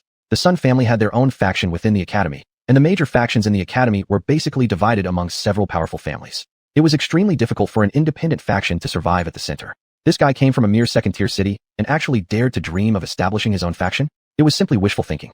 If the faction wasn't successfully established or was disbanded, the bet would become completely void. "Fine, I agree," the senior sister said solemnly. "Student, think carefully. Once the duel is officially reported to the academy, the agreed conditions between both parties must be fulfilled. Violation will not only result in repaying a large amount of credits, but also disciplinary action." "I fully understand." "Very well, I'll apply for the duel right away. Follow me." This senior sister appeared to be quite the spectator herself, immediately starting the application process with full service. As a result of her enthusiasm, the matter quickly drew increasing attention. Not only did most of the freshmen get wind of this match, even some upperclassmen and teachers had caught whispers of it. "President, your cousin seems to have started a fight with someone." A member of the Rising Sun Association rushed into the association's office in a hurry. Sun Tianyi frowned. "What's Xiao Wei up to?" Grandfather specifically instructed him to report to the Rising Sun Association as soon as he completed enrollment. He actually ignored it. He had heard of his cousin's rash personality, but he never expected the trouble to start on the first day of school. "I also heard that he bet 50 credits. If he loses, he has to join the other person's faction." "What? What an idiot." Sun Tianyi was startled, shocked beyond belief. Selling himself for 50 credits. Wasn't that pure stupidity? "Come on, head to the duel arena." Sun Tianyi hurriedly left the Rising Sun Association. His sudden, urgent departure immediately caught the attention of several other major factions. The Rising Sun Association had grown increasingly powerful in the past 2 years, even daring to challenge the 10 holy associations. Thus, every move Sun Tianyi made stirred tension among many parties. Upon learning he was heading to the duel arena, many factions began speculating on what big move he was making. Therefore, various major factions started sending their people to the duel arena to find out what was really going on. What had initially been a simple fight between freshmen for personal pride had now stirred the entire Divine Weapon Academy. Chapter 22, Supreme Attack Set, Nightmite Demon's Kiss. The Outer Academy had 3 duel arenas, large, medium, and small. Originally, their senior sister had applied for the small arena, but with far too many spectators, the small arena was simply too cramped. With no choice, the arena supervisor directly opened the large arena for them. As Yang Junwu walked into the arena, the noise of the crowd hit his ears immediately. Looking up, he saw a sea of people sitting in the stands. What the hell, what's going on? Are these people actually this interested in a freshman duel? Yang Junwu was momentarily stunned. He didn't want too much attention right now. Flying under the radar was the way to go. Hee, a kid who's never seen the big stage before, scared by this much crowd pressure? Sun Yue sneered, pointing at him. Yang Junwu smiled calmly. There are just too many spectators. I'm afraid you won't know how to retreat after you lose. Empty talkers are everywhere. Let's see your actual skills. Each stepped back to their starting positions. Yang Junwu's mind raced. Given how arrogant and confident his opponent appeared, he most likely had an A-grade core in his body.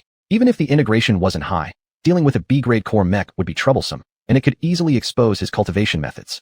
Though he still had 1-star ascension pill left, the side effects were far too great. Being unable to use his core for 2 days was extremely risky. Activating the Mecha LINK required an A-grade core. After eliminating all feasible options, there remained only one choice. Deploy the Supreme Attack set and overwhelm his opponent instantly with attack power far surpassing a B-grade core. Yang Junwu quickly entered the wheel space. I want to draw a lottery. With a shout, a huge spinning wheel instantly appeared. Yang Junwu noticed that compared to the last use, the edges of the wheel had some faint, intermittent patterns etched on them, although they weren't very clear. Host stats: Strength, 110. Agility, 110. Vitality, 120. Mech, A B grade. Cultivation method, Dragon Forging Secret Manual, 3rd layer of 0th transformation. Luck value, 30 out of 100. Kills, 5. Wheel rarity, rare. Wheel experience, 250/10,000. Compared to when he was in Yunyao City, his abilities had slightly improved. Because he had completed some tasks, the wheel's experience had increased slightly. However, the progress was still too slow. After finishing enrollment procedures, he needed to go mine Stardust or immediately. He took out 10 mech set lottery cards. The difference between mech sets and links was permanence. Once equipped, mech sets would remain usable as long as the core wasn't destroyed and could be replaced. However, more sets weren't necessarily better. Too many would accelerate core consumption and shorten operational duration. The last time during the fight with Deputy Principal Luo, Yang Junwu had used defense sets, but this time he must draw attack sets. Alright, let's gamble on luck. Give me a 10-draw streak. 10 needles started spinning rapidly on the wheel, and gradually came to a stop in different colored regions. First to stop were 3 white ones, then 3 green, followed by 2 blue, and 1 copper. Only the final needle was still slowly spinning. Would it land on silver or gold? It must land on gold. Yang Junwu muttered in his mind, his eyes glued to the golden area of the wheel. Ding! A crisp sound rang out from above the wheel as the needle stopped exactly in the center of the golden region. Yes, success. Let the attack set appear. Congratulations, host. You have obtained the Supreme Attack set, Nightmite Demon's Kiss. Can be equipped with cores above B grade, and your luck value has been reset to 0. Getting such a legendary item with a 10-draw streak costing only 30 luck value already felt extremely rewarding. Unlike the games from his previous life, this system didn't offer any guaranteed pulls. It was all pure luck. 10 items floated in the system space. Yang Junwu immediately spotted the one in the center. Though called an attack set, it looked more like a sculpture of an ancient creature. Especially those 2 eerie eyes, exuding a chilling aura, as if attempting to suck out Yang Junwu's soul. Yang Junwu quickly stabilized his mind. Incredible. Truly worthy of being a supreme set. B-grade core, absorb Nightmite Demon's Kiss. As he completed the installation, the referee of the Grand Arena announced the start of the duel. 2 giant Amy core screens floating midair displayed the participant statuses and ranks for spectators' convenience. Sun Yue made the first move. A-grade mech, Tianyu unit, activate. Many newcomers in the audience looked confused. Wasn't only mechs of S-grade or higher allowed proper names? How could an A-grade mech have a name? Su Ruoxue spoke softly. This isn't actually the mech's formal name. It's merely a nickname Sun Yue gave it himself. It doesn't have length limitations like a mech name and is similar to a pet's name. A nearby freshman exclaimed in realization. Then can't I also name my mech invincible and handsome beyond measure? Su Ruoxue. It turned out to be an A-grade mech. The fact that a freshman could use and own an A-grade mech caused slight surprise among many. Of course, it was only slightly unexpected. Every year, there were at least 5 or 10 freshmen possessing A-grade mechs. It wasn't really a big deal. However, once his opponent activated his mech, almost everyone froze at the huge B displayed in Yang Junwu's status column. It was only a B-grade mech. Then what was the point of fighting?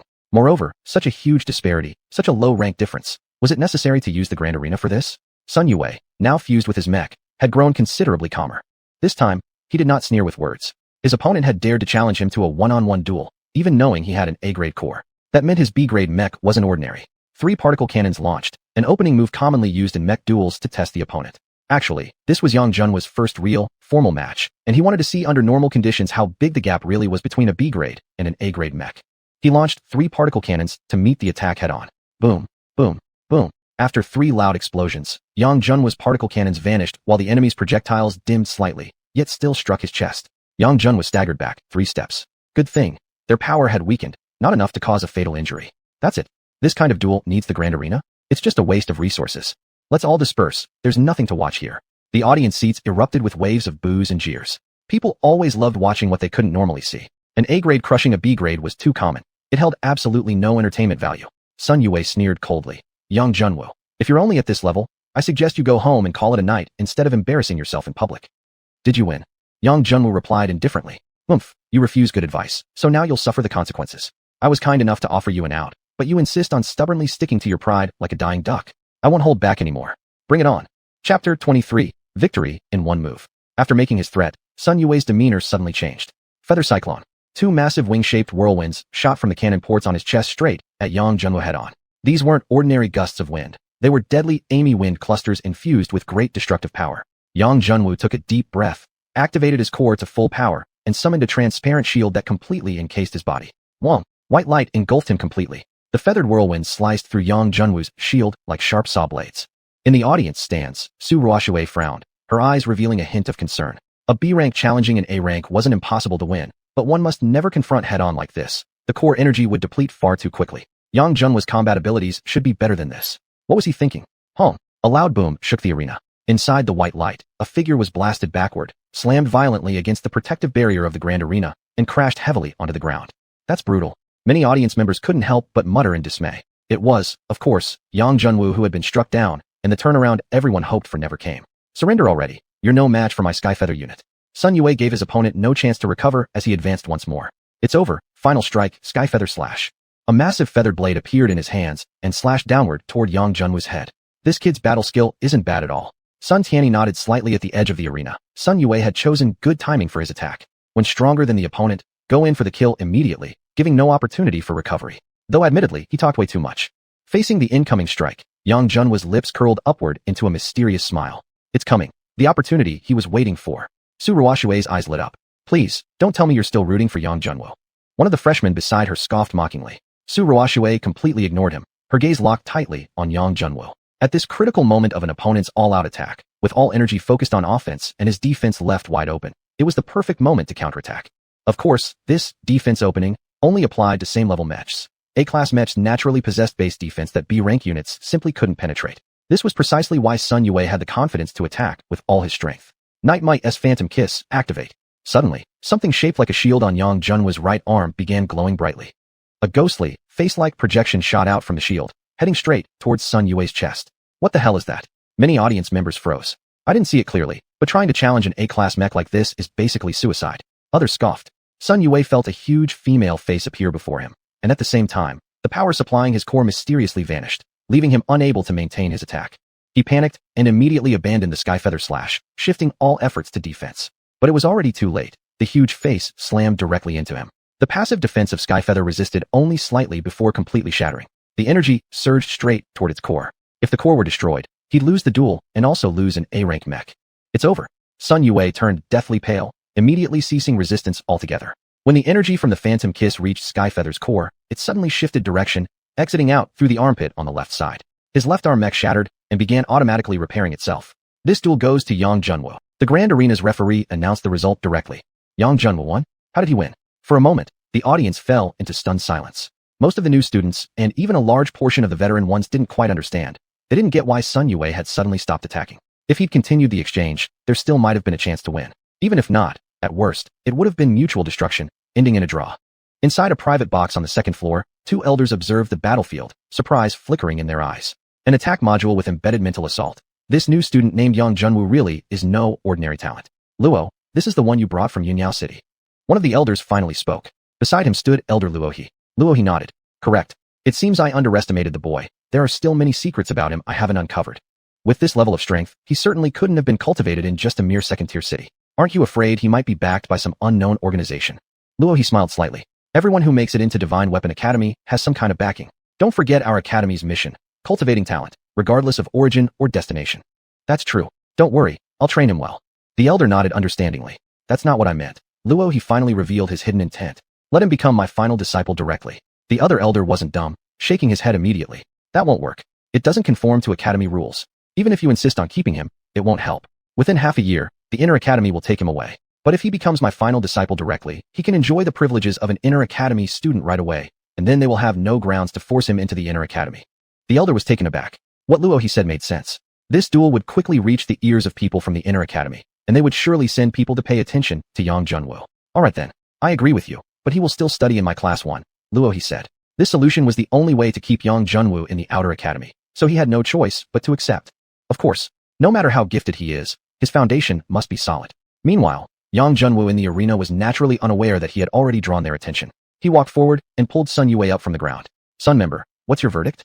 Sun Yue turned his head away coldly and snorted. You won. I, Master Sun, accept my loss in the bet. I can join your gang, but since your faction isn't even formed yet, I'll owe you for now. Yang Junwu gave him a thumbs up. Nice. You're a man of guts. You must be thinking that if my faction never takes shape, you won't have to fulfill the bet. Am I right? Humph, think whatever you want. I'm leaving. His thoughts exposed, Sun Yue flushed and left the arena quickly. At least he'd secured the first member. He was now just 3 recruits away from forming his faction. Next, Yang Jun will plan to go and talk to Su Ruoxue. Judging from her abilities, she should be backed by a major power.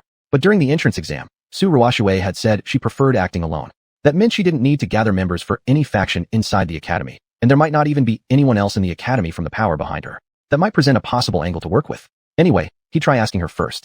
If he could convince Su Ruoxue, then just 2 more recruits would be enough. All new students, please proceed to your assigned classrooms according to your ranking scores. You have 10 minutes. An announcement came through the speakers. The new students in the audience quickly left the arena and headed toward the classroom buildings. Yang Junwoo also followed an upperclassman sister away from the arena. But instead of leading him to the classroom building, she entered a VIP room on the 3rd floor of the arena. Pushing the door open, Yang Junwoo immediately saw Luo He sitting inside the VIP room and instantly understood. So the Vice Academy head had been watching over him all along. Chapter 24, Becoming an Apprentice. Vice Dean Luo. He hurriedly stepped forward and greeted. You did well just now, Luo He said with a smile. Thank you. When we were in Yunyao City previously, I promised you the opportunity to enter the Inner Academy. Do you still remember?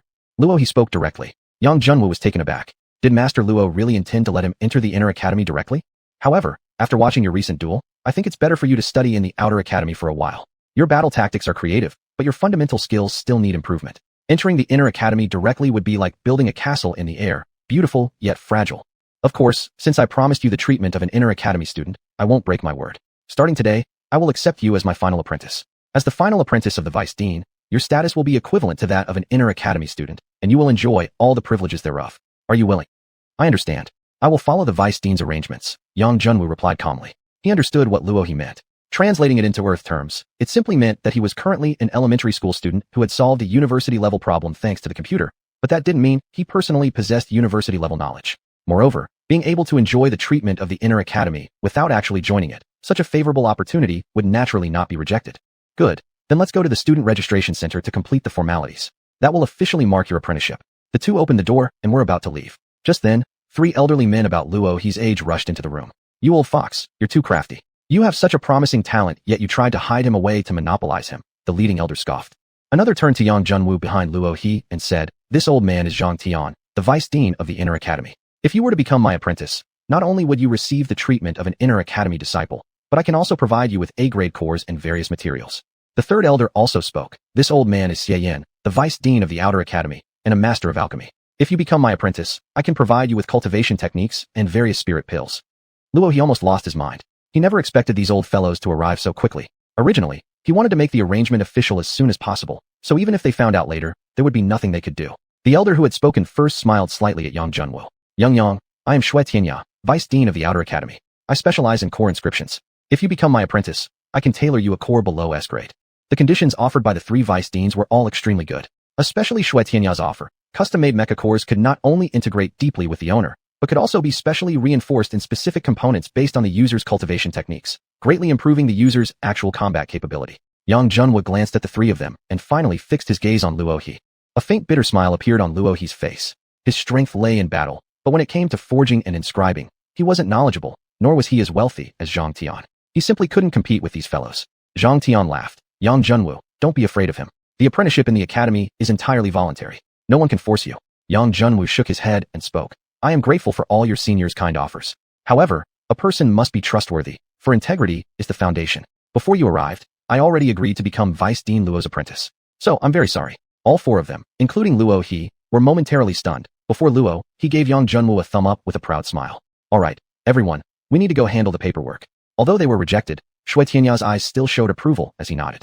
Yang Junwoo, you're truly impressive. Few young people nowadays can maintain such integrity. If you ever want to learn inscription in the future, come find me. Yang Junwoo was delighted and immediately clasped his fists. Thank you. Everyone, we're leaving. Xiuxian laughed loudly, leading the way out. Watching the backs of the departing 3, Luo He exhaled in relief. Yang Junwoo resisting all those temptations had truly surprised him. What he didn't know, however, was that the conditions offered by those 3 elders were not particularly tempting to Yang Junwoo. Mecha cores, spirit pills, materials. He could obtain them all by spinning the wheel of fortune. As for cultivation techniques, nothing suited his hidden dragon body better than the dragon forging technique. He was indeed somewhat interested in mecha forging and inscription carving, but right now, the most pressing matter was to enhance his physical strength so that he could control A-grade and even S-grade mechas.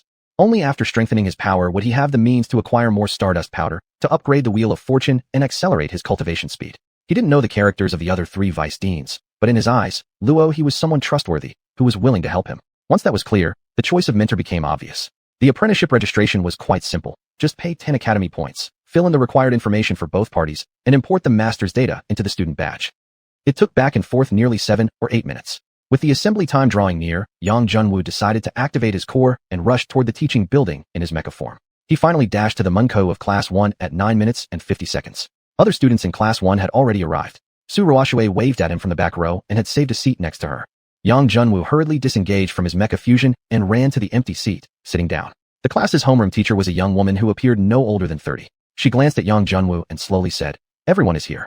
Let me introduce myself. My name is Lu Yakin. I will be your homeroom teacher for the next 2 years." "Good morning, Teacher Lu." Everyone spoke in unison. "I know some of you come from influential families across the regions, and others are from second-tier cities or even satellite cities. However, from the moment you stepped foot into Divine Weapon Academy, you possess only one identity, that of a student at Divine Weapon Academy. No other background will serve as a shield for misbehavior. Those who violate school rules or lack sufficient points will be expelled. I hope you all keep that in mind." A chill of apprehension ran through the students. Teacher Lu was clearly issuing a warning to them, and everyone immediately held their breath. Especially the disciples from powerful clans. If expelled from the academy, they would not only lose face in their families, but might even be ostracized. Lu Yakin nodded in satisfaction and continued, "You can check your schedule on your academy badge. Additionally, every Monday, you can redeem a unique reward for Class 1 by spending 1 academy point in the points supermarket. Next comes the dormitory assignment. Class 1 will be housed 2 per room.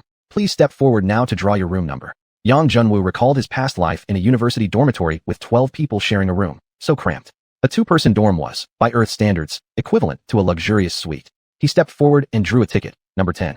Most of the other students had already drawn their numbers, yet beside him, Su Fei remained still. "Hurry up, or you'll miss the good ones." Su Ruoxue glanced at him and casually asked, "Which number did you get?" "Number 10. What's up, you want a room with me or something?" Yang Junwoo joked. In such a dormitory arrangement, rooms were always separated by gender.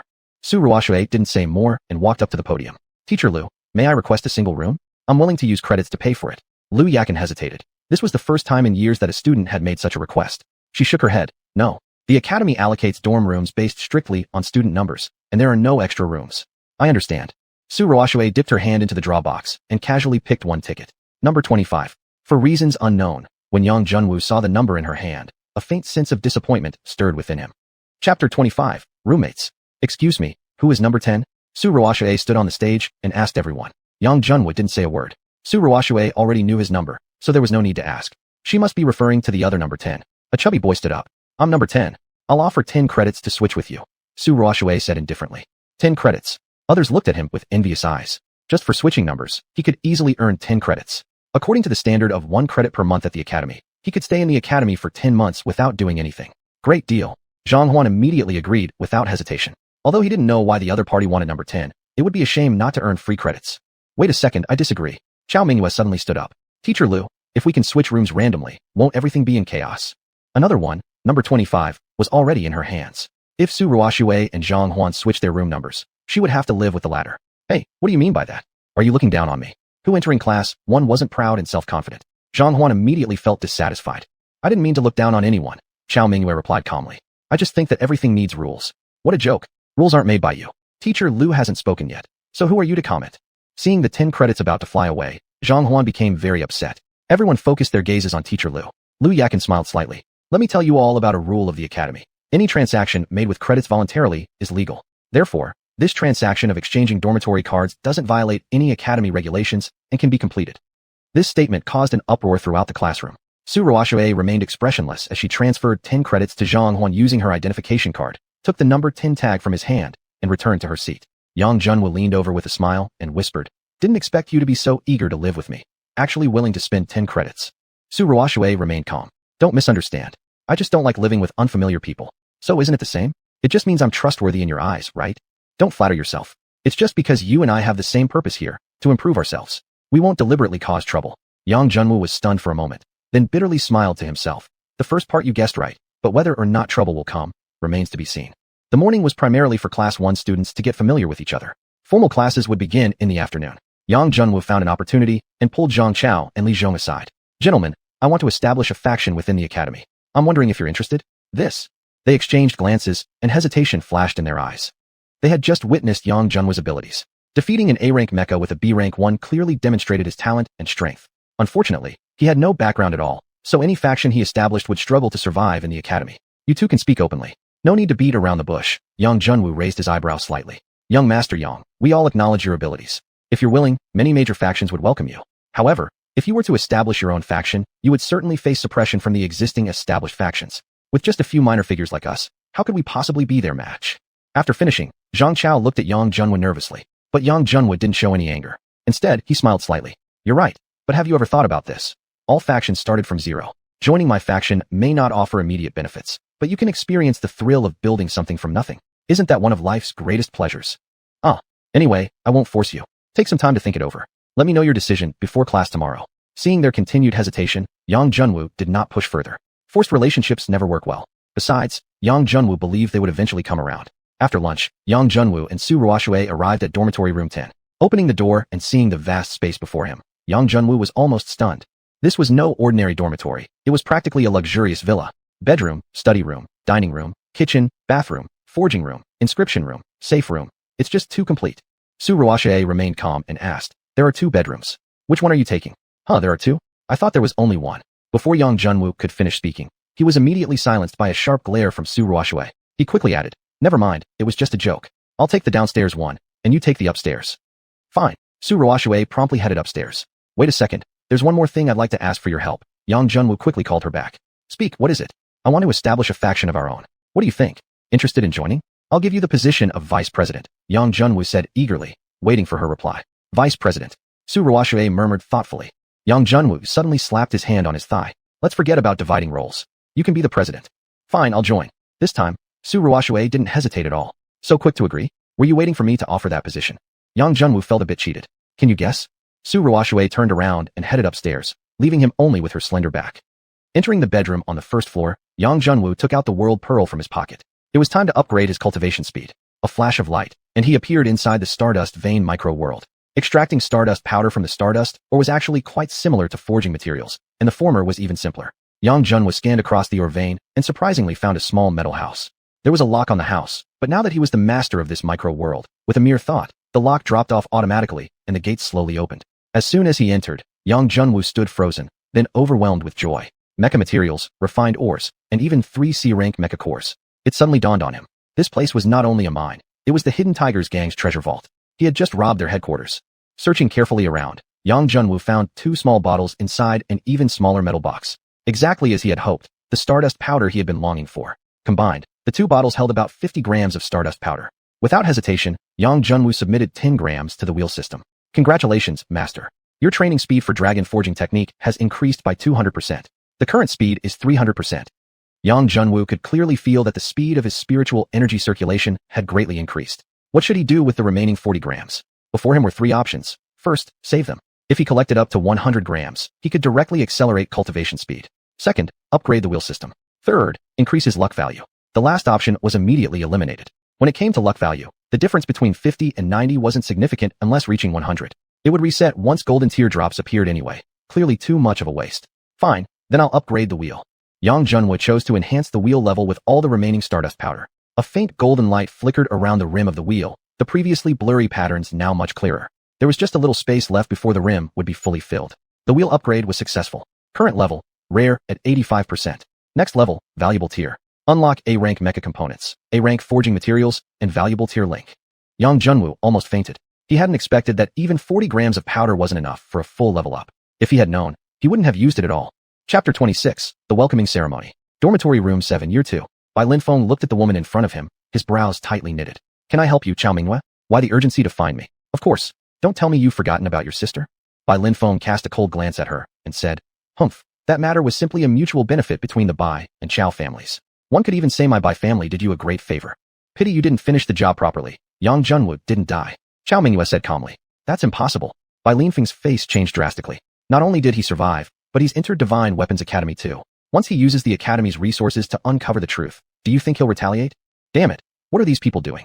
How could he still be alive? Bai Linfeng paced around the room before suddenly his eyes lit up. Wait, you're lying. Yang Junwu has no talent for piloting mechas. There's no way he could have gotten into Divine Weapons Academy. Chao Minghua hesitated slightly. She had considered this before, but judging from their recent interactions, it seemed unlikely that he was an imposter. I don't care whether it's true or not. The bottom line is that you must find a way to get him expelled from the academy. Bai Linfeng wasn't someone easily intimidated. He sneered and said, "Don't think you can just wash your hands clean, Chao Mingyue. The Chao family isn't innocent in this matter either." Chao Mingyue smiled confidently. "I never intended to stay out of this. I'll find a way to make him leave. However, I have no background within the academy, so I need your help." "How exactly can you help?" "Supply me with cultivation resources and mecha materials." Obtaining large quantities of resources. That was the real purpose of Chao Mingyue's visit. She believed that, if Bai Linfeng wanted to eliminate Yang Junwu as a threat, he would surely agree to her demands. Indeed, after thinking for half a minute, Bai Linfeng spoke. "I can provide the resources, but you must guarantee that Yang Junwu is expelled. If necessary, even go that far." He made a slicing gesture across his throat. "Don't worry. His survival is a great threat to me as well. We are on the same side." In the next 3 days, the atmosphere in the academy became turbulent, as if everyone had entered a study mode. Yang Junwu found the course on material forging most interesting. Rather than going out after class, he stayed in the dormitory to practice forging. Students who successfully forge C-rank mecha core materials can qualify as core forgers. The ranks range from C to SSS, corresponding to mecha levels. Each rank promotion requires a new exam and certification. Divine Weapons Academy certification was recognized across the Feihua continent, and thus carried high value. After 3 days of experimentation, Yang Junwu finally realized that possessing a strong forging technique was essential to successfully forge core materials. The original host Yang family specialized in forging and owned numerous forging techniques. Yang Junwu tried a few, only to find none suited his hidden dragon body constitution. Suddenly inspired, he ran into the system space and shouted, "System, give me a forging cultivation technique." A calm robotic voice responded. "The master may use stardust powder to purchase a skill draw ticket. Perhaps a suitable technique may be drawn." "Yeah, right. Leaving this to chance. Who knew when he might draw a suitable one?" Thinking it through, Yang Junwu thought of someone else, Zhang Tian, the vice dean of the internal academy. To attain the position of vice dean, one must be at least an S-level forger. He probably had suitable techniques. His thoughts were interrupted by 3 knocks on the door. Yang Jun was suddenly recalled he had a welcoming ceremony tonight. He opened the door, and Su Ruoxue stood outside. Yang Junwu was immediately captivated. His eyes couldn't look away. Su Ruoxue was wearing a Huahua-style ceremonial dress, with a pink hat on her head and light makeup on her face. Seeing Yang Jun was staring at her, even the usually calm Su Ruoxue's face flushed slightly. "Finished staring yet?" Su Ruoxue rebuked. "Certainly not. You look so beautiful today, I need to take several glances. But I'm a bit puzzled. Aren't you not fond of socializing?" Yang Junwu couldn't help being confused. Su Ruoxue rarely interacted with others besides him. Besides studying and cultivation, she hardly did anything else. Her diligence was enough to make him feel a little embarrassed. And yet for this welcoming ceremony, she had made such a careful effort to dress up. It was hard to understand. It's not for socializing. It's just for courtesy. Courtesy. Yang Junwu grew even more confused. "Enough about me. How's the progress on forming your own faction?"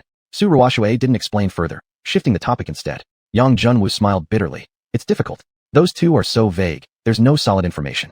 I heard that every welcoming ceremony is actually a recruitment event for all major factions. Almost 90% of the students will choose to join a faction during the ceremony. If you fail this time, you probably won't get another chance." Yang Junwu nodded and extended his right arm. "Beautiful Miss Su, may I accompany you to the welcoming ceremony?" Su Ruoxue naturally linked her arm with his and smiled softly. Of course. When the two arrived at the lakeside of Sunset Lake, colorful lanterns had already lit up around the lake. Dozens of decorated boats floated on the water, each displaying welcoming slogans. Each of these boats represented a faction. After the welcoming ceremony, fierce competition would erupt among them as they vied for new recruits. After several spectacular performances by senior students, the host Ziwei stepped onto the stage. "Dear new students, new friends, you've probably already heard about the factions within the academy. Yes, surviving alone in Divine Weapons Academy is extremely difficult. Only by joining a strong and well-resourced faction can you gain more rewards and opportunities. Now, it's time for you to mutually choose your factions. If you're interested in a particular faction, take the speedboats across the lake to the corresponding boat for discussion and registration." The newly arrived students immediately burst into commotion. Although there were family-based factions within the academy, apart from a few large families, most students lacked direct affiliations and had broader choices. Those belonging to family factions had no other choice and directly boarded the speedboats heading to their family's boat. Sun Yue was about to step onto the boat when a big hand suddenly gripped his shoulder. He turned around and saw Yang Junwu smiling at him. "Don't forget our bet. You must join my faction." Sun Yue sneered. "I will honor my word. But where exactly is your faction? Where is it?" Yang Junwu replied calmly. "Not yet, but I will soon." Sun Yue scoffed. "Yang Junwu, stop joking around. If you keep delaying joining a faction, am I supposed to wait around for you forever? What's the rush? It's coming right away." Yang Junwu released him, walked onto the stage, and snatched the microphone from Senior Ziwei. "First-year newcomers, I hereby establish the Water Sovereign Association. Anybody want to join?" As soon as the words left his mouth, the entire venue fell into shock. Chapter 26 Snatching People. Has that kid gone mad? Isn't he directly opposing the major powers in the academy? Could it be he has an impressive background? What background? Just a second-tier city from the Fey Kingdom. Truly a young bull unafraid of tigers. Personally, I'd like to see if he can shake up the rankings that have remained unchanged for years. Hee, you're overthinking. Whether he can even gather 5 people remains to be seen. Everyone was talking loudly. Although 90% of the people didn't believe Yang Junwoo could successfully establish a faction, he had definitely attracted a lot of previously neutral gazes. Seeing no one responded, Yang Junwoo shouted at Sun Yue. You, from the Sun family. Our previous bet was officially recorded by the Academy's Grand Arena, so you better not go back on it. With countless eyes turning towards him, Sun Yue felt his scalp tingling. Yang Junwoo was really roasting him on a fire. If he didn't accept, he would be violating school regulations and gain a reputation for having very poor integrity. But if he did accept, and Yang Junwoo managed to gather 5 people, then there would be no way for him to back out and leave afterward. Even if that Su Ruoxue supports him, he's still short 2 people. In the end, Sun Yue still chose to walk over to Yang Junwoo. I, Sun Yue, a freshman in Class 2, Grade 1, hereby declare my joining of the Xiuxian Association. Excellent, you will certainly never regret today's choice. Yang Junwoo smiled at him. Sun Yue turned his head away, pretending not to see Yang Junwoo's gesture of goodwill. Yang Junwoo wasn't bothered, and continued calling out to the crowd below. Suyu Class 1, Grade 1 freshman Su Ruoxue wishes to join. Class 1, Grade 1 freshman Chao Mengyue is willing to join. 2 exquisitely beautiful girls slowly approached Yang Junwoo from opposite sides. Su Ruoxue was elegantly dressed, exuding a noble young lady's charm. Chao Mengyue was the opposite, wearing a tight mini dress that made her appear sharp and vivacious. With such contrasting styles, the 2 peerless beauties standing together immediately attracted countless gazes and wild speculation. No way, what does Yang Junwoo have that enables him to earn the favor of 2 stunning beauties, while I don't even have a girlfriend? A sophomore lamented. It looks like this person is not as simple as he seems. Just 1 person left. Can he gather enough people to meet the minimum requirement for forming a faction? Leaving aside other considerations, with the presence of these 2 gorgeous girls, many male students were immediately intrigued. The uncertainty over whether he could gather 5 people might not be that dramatic after all. In the crowd, Zhang Chao and Li Zhong were feeling extremely conflicted. The reason they entered Class 1 was indeed because Yang Junwoo let them off easy. Moreover, Yang Junwoo had already mentioned to them before that he hoped they'd join. But could a faction composed entirely of freshmen truly survive? They dared not bet on that. However, if they joined one of the large factions with their current status, they'd likely just be low-tier members and would never be given important positions. Most other freshmen were thinking the same as them and couldn't make a decision right away. Just as everyone hesitated, a person flew from a nearby boat straight onto the main stage. Everyone, I am Sun Ming, Vice President of the Rising Association. I sincerely hope you all will consider joining the Rising Association. Once you join and fulfill the tasks assigned by the President on time, you can obtain C grade, B grade, and even A grade core skills, along with various cultivation resources as rewards. Fascinating. I didn't expect the Rising Association to personally come out recruiting. It seems that Yang Junwoo's disruption has caused the major factions to feel a sense of crisis. On the 3rd floor platform of a tower by the lakeside stood a middle-aged man and woman. The woman spoke first, her gaze fixed on Su Ruoxue beside Yang Junwoo, her expression somewhat complex. As if sensing the emotional fluctuations in the woman beside him, the man gently embraced her and kissed her forehead. How is it? Regretting marrying me? She shook her head. Not at all. I just wish for everyone to have their own choices. The man smiled. That's simple. I can cancel that clause. She glared at him fiercely. Do you want chaos in the world? I certainly don't want to become a criminal in history. The man laughed loudly, and a bright light flashed, swallowing them both. They vanished from the balcony as though they had never existed at all. Yang Junwoo looked Sun Ming up and down. The Sun family appearing this quickly was somewhat unexpected. In theory, for appearance's sake, the least likely faction to show up should be the Sun families. Judging from this, Sun Yue must be very important to the Sun family. They absolutely could not allow him to join another faction. Sun Ming turned to Su Ruoxue and Chao Mengyue, saying, Dear ladies, don't let this man deceive you and waste your talents in vain. Within the academy, factions are ranked from C to S grade and can only accept corresponding rank tasks. A newly established faction only starts at C grade, and leveling up is extremely difficult. If you wish to obtain more cultivation resources and core cores, joining a higher rank faction is clearly the right choice. Although these words were seemingly directed at the 2 girls, they were actually meant more as a reminder to those undecided freshmen. If Yang Junwoo didn't speak up now, no one else might dare to join. But what could he say at this moment? Sun Ming's words were all true. The disadvantages of a new faction did objectively exist. Ahem. Yang Junwoo cleared his throat and began. Fellow freshmen, Senior Sun's words are indeed correct. I cannot offer you core cores, nor can I take on high-level tasks for now. But think carefully. What can you truly gain by joining a well-established faction, where members are already much stronger than you? Yes, they can take on S-grade tasks, but can you? You can't. Then why not consider joining the Xiuxian Association and unleashing your potential? We're all elite students from various regions. How can anyone bear to play the role of a follower? The first rule of my Xiuxian Association is clear: the capable shall lead. Even my own position as acting president is open for challenge. If you're capable, the leader's seat can rotate. His words sent shockwaves through the crowd. Excitement visibly flickered in the eyes of the newcomers. Indeed, who among them wasn't once a local prodigy? No one wanted to remain second best. Joining a faction entirely made up of freshmen, competing together, how thrilling that would be. Sai, still so young, full of passion but unaware of the real gap between factions. Many sophomore students sighed, shaking their heads. Still, wuxia, that young Junwoo is quite a talent, managing to attract members by thinking outside the box like this. If he actually succeeds, I'll give him a big thumbs up. Seeing the atmosphere beginning to tilt toward young Junwoo, Sun Ming panicked slightly and hurriedly added, "Everyone, don't be fooled by his empty promises. Without cultivation resources, how can you rapidly improve? Without high-grade core cores, you won't even be able to complete tasks." Yang Junwoo stood up, reaching into his robe and pulling out dozens of jade bottles alongside 5 or 6 transparent boxes. "That's right, I cannot offer high-tier core cores either. But I can provide ample pills suitable for your cultivation level, mech components, and even cultivation techniques. With these, we can customize our very own mechs. Wouldn't that be far more satisfying than begging others for scraps?" Hearing Yang Junwoo's speech, many freshmen were instantly inspired. "That's right. Why should freshmen be considered inferior? We can build our own faction too. We'll join." Zhang Chao and Li Zhong dashed directly onto the main stage. "Welcome." Yang Junwoo smiled warmly while shaking their hands. His heart, previously hanging in uncertainty, finally settled. Just moments ago, he had even brought out all the precious items he'd secretly kept stored away. If even then no one had responded, today's performance would have ended with a complete embarrassment. Chapter 27 Base Planning 12. In the end, a total of 12 freshmen were willing to join the Xuanhuan Association, among them 5 from Class 1, 2 from Class 2, and the rest from Class 3. This was quite understandable. Most students from Class 3 came from cities ranked below Level 2, without influential backgrounds. Even if they joined a major faction, they wouldn't receive significant attention, so taking a chance with Yang Junwoo seemed a better choice. There were student union officials at the scene who immediately handled the registration. The Xuanhuan Association was officially established. Yang Junwoo activated his badge, which immediately displayed detailed information about the faction.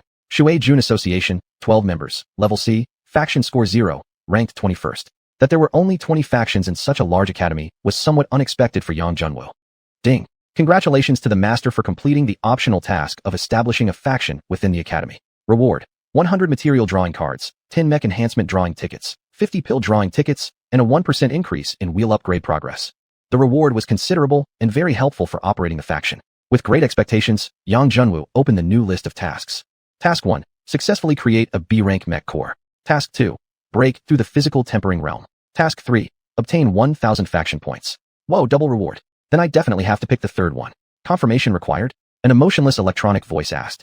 Confirmed. After exiting the system space, Yang Junwoo's consciousness returned to reality. The welcoming ceremony was drawing to a close, but this ceremony would certainly be talked about for quite a while. It was the birth of the Xuanhuan Association. Yang Tingxia, please wait a moment. A senior girl from the student council called out to Yang Junwoo, who was just about to leave. Senior sister, do you need something? Well, you just established the Xuanhuan Association and can apply to the academy for faction buildings, which can be used as offices, storage for faction items, workshops, and so on. Oh, there's such a good deal. Of course, using faction buildings consumes academic credits. Ordinary buildings cost 50 per month, intermediate ones 80, and advanced ones 100. Personally, I suggest applying for an ordinary one if your membership count is low. It's more cost-effective. Wow, so expensive? No thanks. Yang Junwoo rejected firmly. But if a faction doesn't even have an office, it'll be very inconvenient. The senior sister tried to persuade him, but Yang Junwoo had already turned and walked away. Please, am I supposed to be some sucker? 50 per month, that's 600 a year, all for an office? After walking some distance, Xuanhuan spoke up. What are you going to do about the faction's premises? We can't really be scattered all over the place. It would make the members feel completely insecure. 50 credits isn't that expensive. We can share the cost among everyone and easily gather the funds. Yang Junwoo smiled slightly. Don't worry. I've already planned something. I'll explain everything to you once we get home. Okay. Xuanhuan nodded and didn't ask further. Xiao Minghua looked at the pair laughing together and, for reasons unknown, a feeling of bitterness rose from deep inside her. Xiao Minghua, what's wrong with you? You've already ended the engagement with him and plotted against him. You need to think of a way to eliminate him completely. She quickly reminded herself, forcefully suppressing that bitter feeling. Back in the dormitory, Yang Junwoo locked the main door and took out the world bead from his bosom. As soon as Xuanhuan saw the bead, her entire body froze. A minor world. You actually have a complete minor world. You're amazing. You immediately recognized that this bead leads to a minor world. Come on, take me in to see it. Xuanhuan was visibly excited.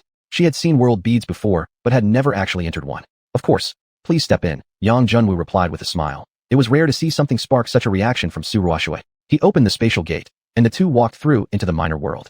What? So this is a minor world. Never thought it would be so vast. Xuanhuan spread her arms, feeling the gentle breeze all around. Xuanhuan, how about we build the Xuanhuan Association stronghold here? Yang Junwoo asked with a smile. That would be great. I've heard that some major clans have their own minor worlds where they store all their important items, never to be lost. Xuanhuan gradually calmed herself and said, Still, are you sure you want everyone to know that you have such a minor world?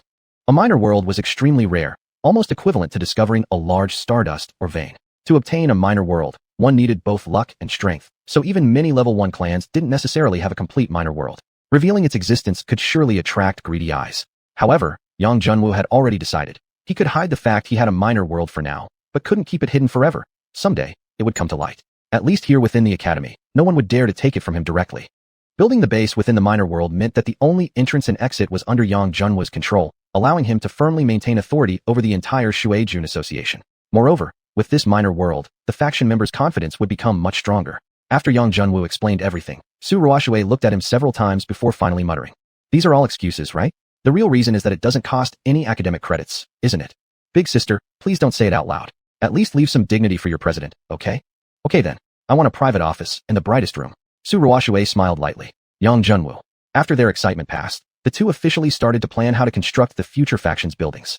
To build an office building out of thin air wasn't easy. It required a large amount of nanomaterial and specialized construction materials. Yang Junwu had plenty of mech materials, but lacked construction supplies. So he thought of someone, his own teacher, Luohe. After listening to Yang Junwu's request, Luohe laughed heartily. Want construction materials?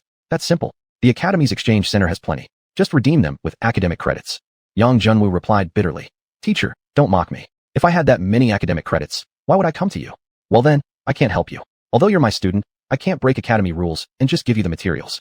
Not even a little room for negotiation? Seeing Yang Junwu's pitiful expression, Luohe sighed helplessly. Fine. I promise you this. If you gather all the materials, I'll take care of the design and construction. Then is there any way to get the materials without spending academic credits? Yes. Luohe nodded. There's a designated trading zone inside the academy where you can trade for any item you desire. There are multiple ways to trade. Bartering is possible, and so is purchasing with academic credits. Great. Thank you, teacher. Yang Junwu confirmed the exact location of the trading district, then thanked Luohe and hurried toward the trading area. Chapter 28, The Ban Order. The trading area was located on the east side of the academy. Unlike a traditional marketplace, it felt more like a massive garden. Every 5 meters, there was a floating counter, and students used these counters for trading. These counters were shared by all students, and there was no credit fee required for use. As soon as Yang Junwu entered the area, he immediately heard voices. Hey, isn't that Yang Junwu, the new student who caused chaos at the welcoming ceremony last night? Yeah, he actually dares to come here to trade things after offending those major factions? Looks like we'll have a good show. Unknowingly, a group of people had stealthily begun to follow Yang Junwu from behind. Yet, he seemed completely unaware and walked on casually, starting to browse the many stalls.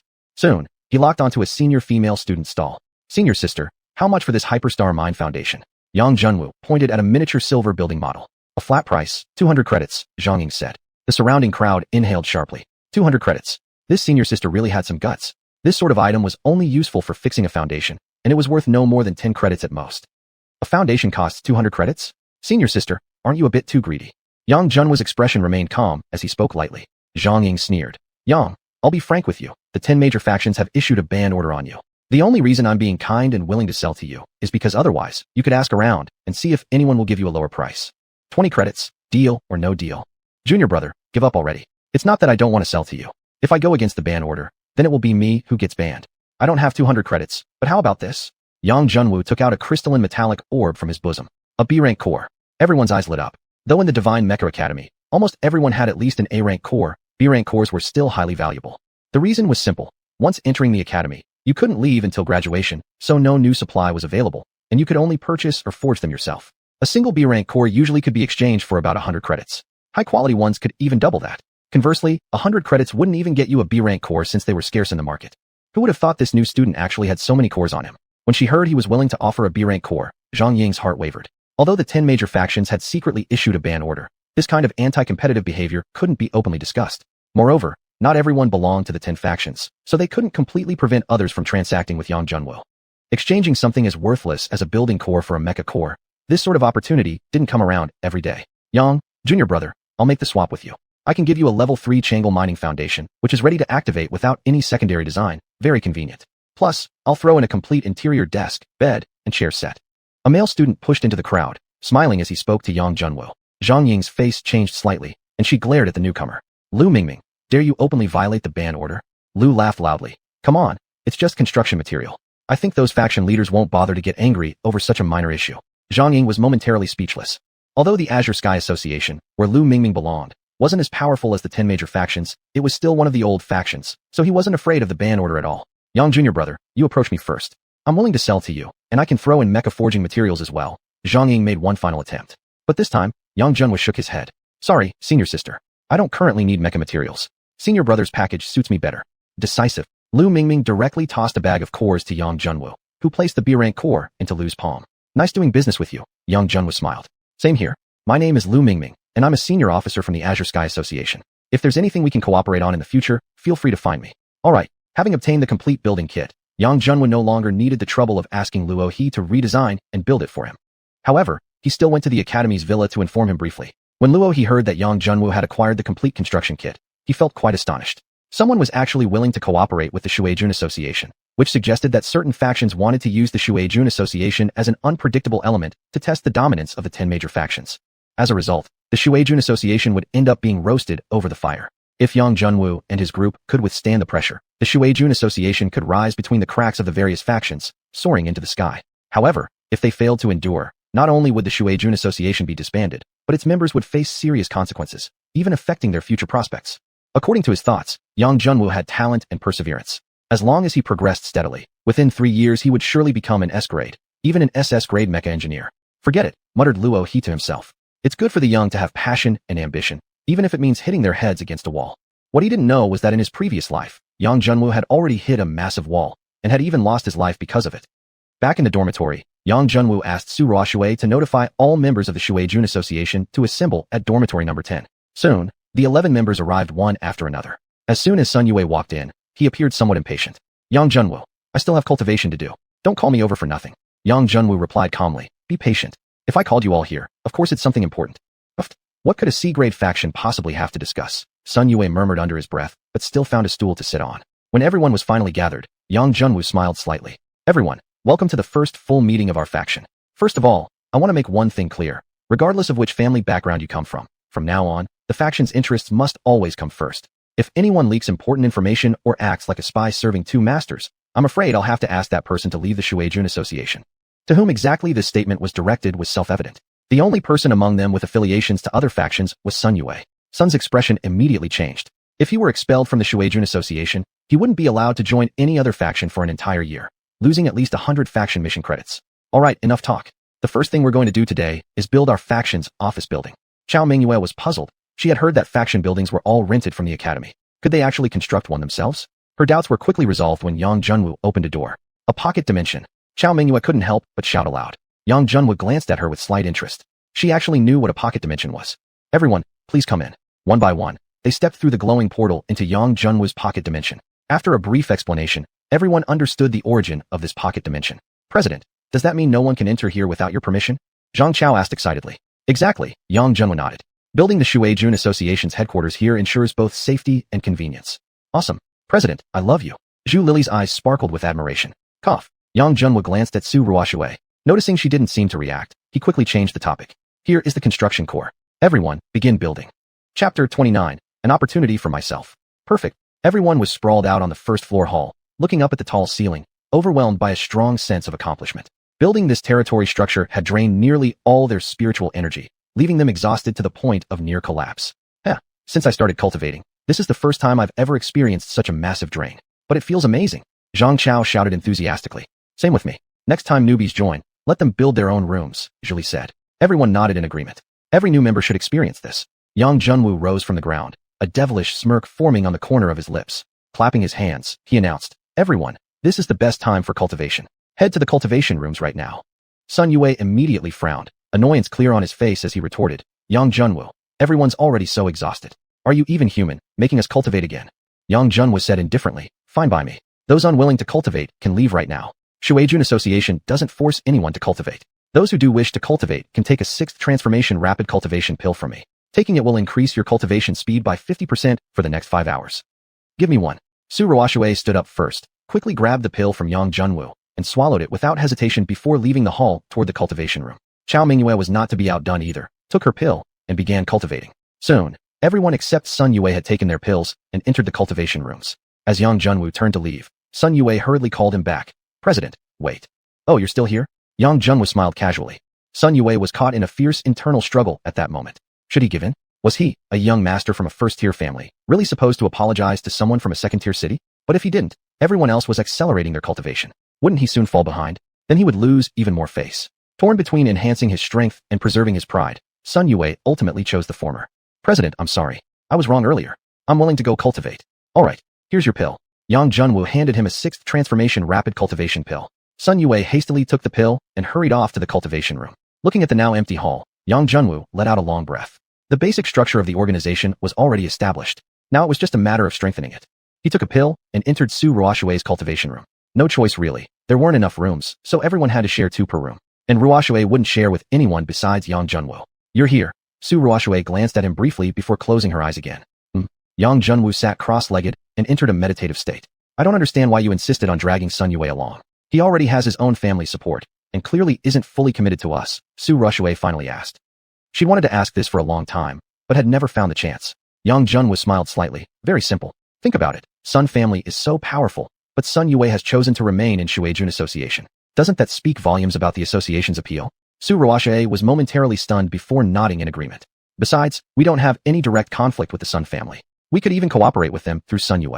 That, in fact, was the main reason Yang Junwu wanted to bring in a member from a powerful family. True, he had the roulette system that provided him with plenty of pills and mech materials.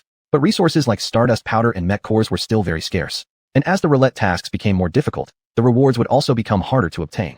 Therefore, he needed to earn essential cultivation resources through completing faction quests. And forming an alliance with large factions could help simplify many things. At this point, however, Sun Yue hadn't developed any real loyalty toward Xuejun Association. So that plan would have to wait. But using your own resources to make up for the faction shortages like this isn't a sustainable approach, Su Ruoshue voiced her concern. If the members continued to reap benefits like this, they would require more resources in the future to support their training. It wouldn't be feasible for Yang Junwu alone to shoulder all the burden indefinitely. Yang Junwu pulled out a blank piece of paper from his robe.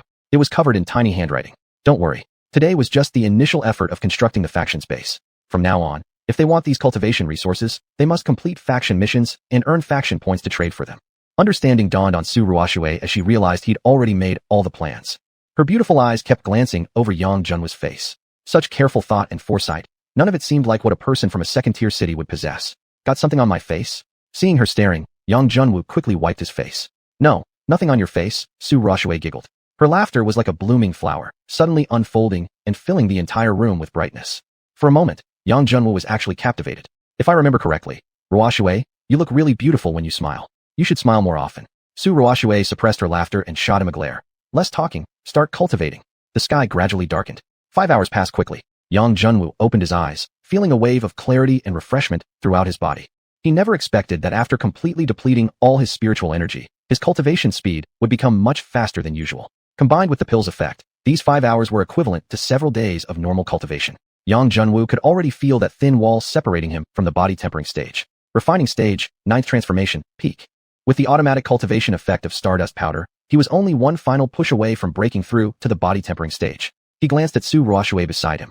Her breathing was steady, clearly still in a deep state of cultivation. Yang Junwu quietly exited the cultivation room. When he returned to the first floor hall, everyone had already come out of their cultivation rooms and gathered there. Seeing Yang Junwu, the group immediately surrounded him. Xianxia was extremely excited. President, your pills and cultivation method are amazing. In just 4 or 5 short hours, I jumped up 2 minor stages. Li Zhong looked at him with envy. I only gained 1. Everyone started speaking at once. Most had advanced by 1 minor stage, except for Sun Yue. But he was now deeply shocked. Though he hadn't ascended a stage, his internal spiritual energy had significantly increased. And all of this was achieved in just 5 short hours. This young Junwu truly was unfathomable. He not only possessed an extremely rare small world, but also all sorts of cultivation pills. The Sun family was a huge clan. Even among direct bloodlines, the competition was fierce.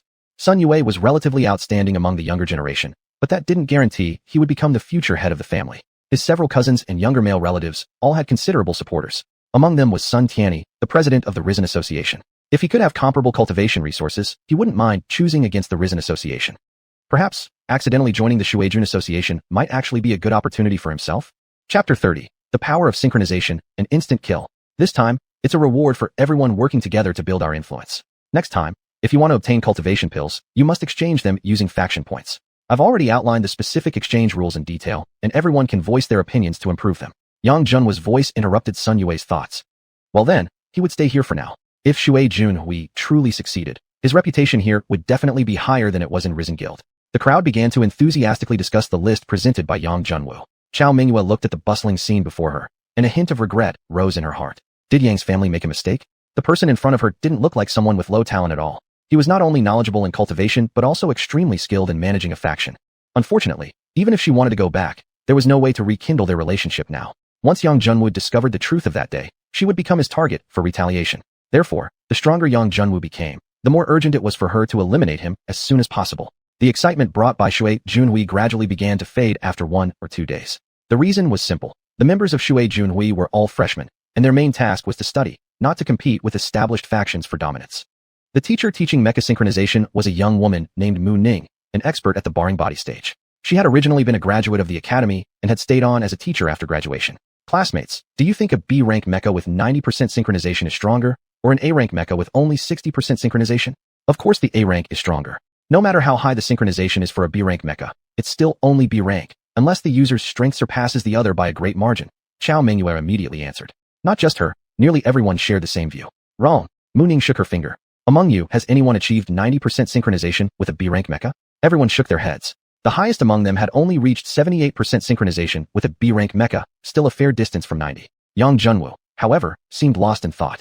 He remembered that during his fight with Luo He, his synchronization with the original host's A-rank mecha had reached a terrifying 88%, very close to 90. No wonder he had been able to withstand that single blow. It was all due to high synchronization.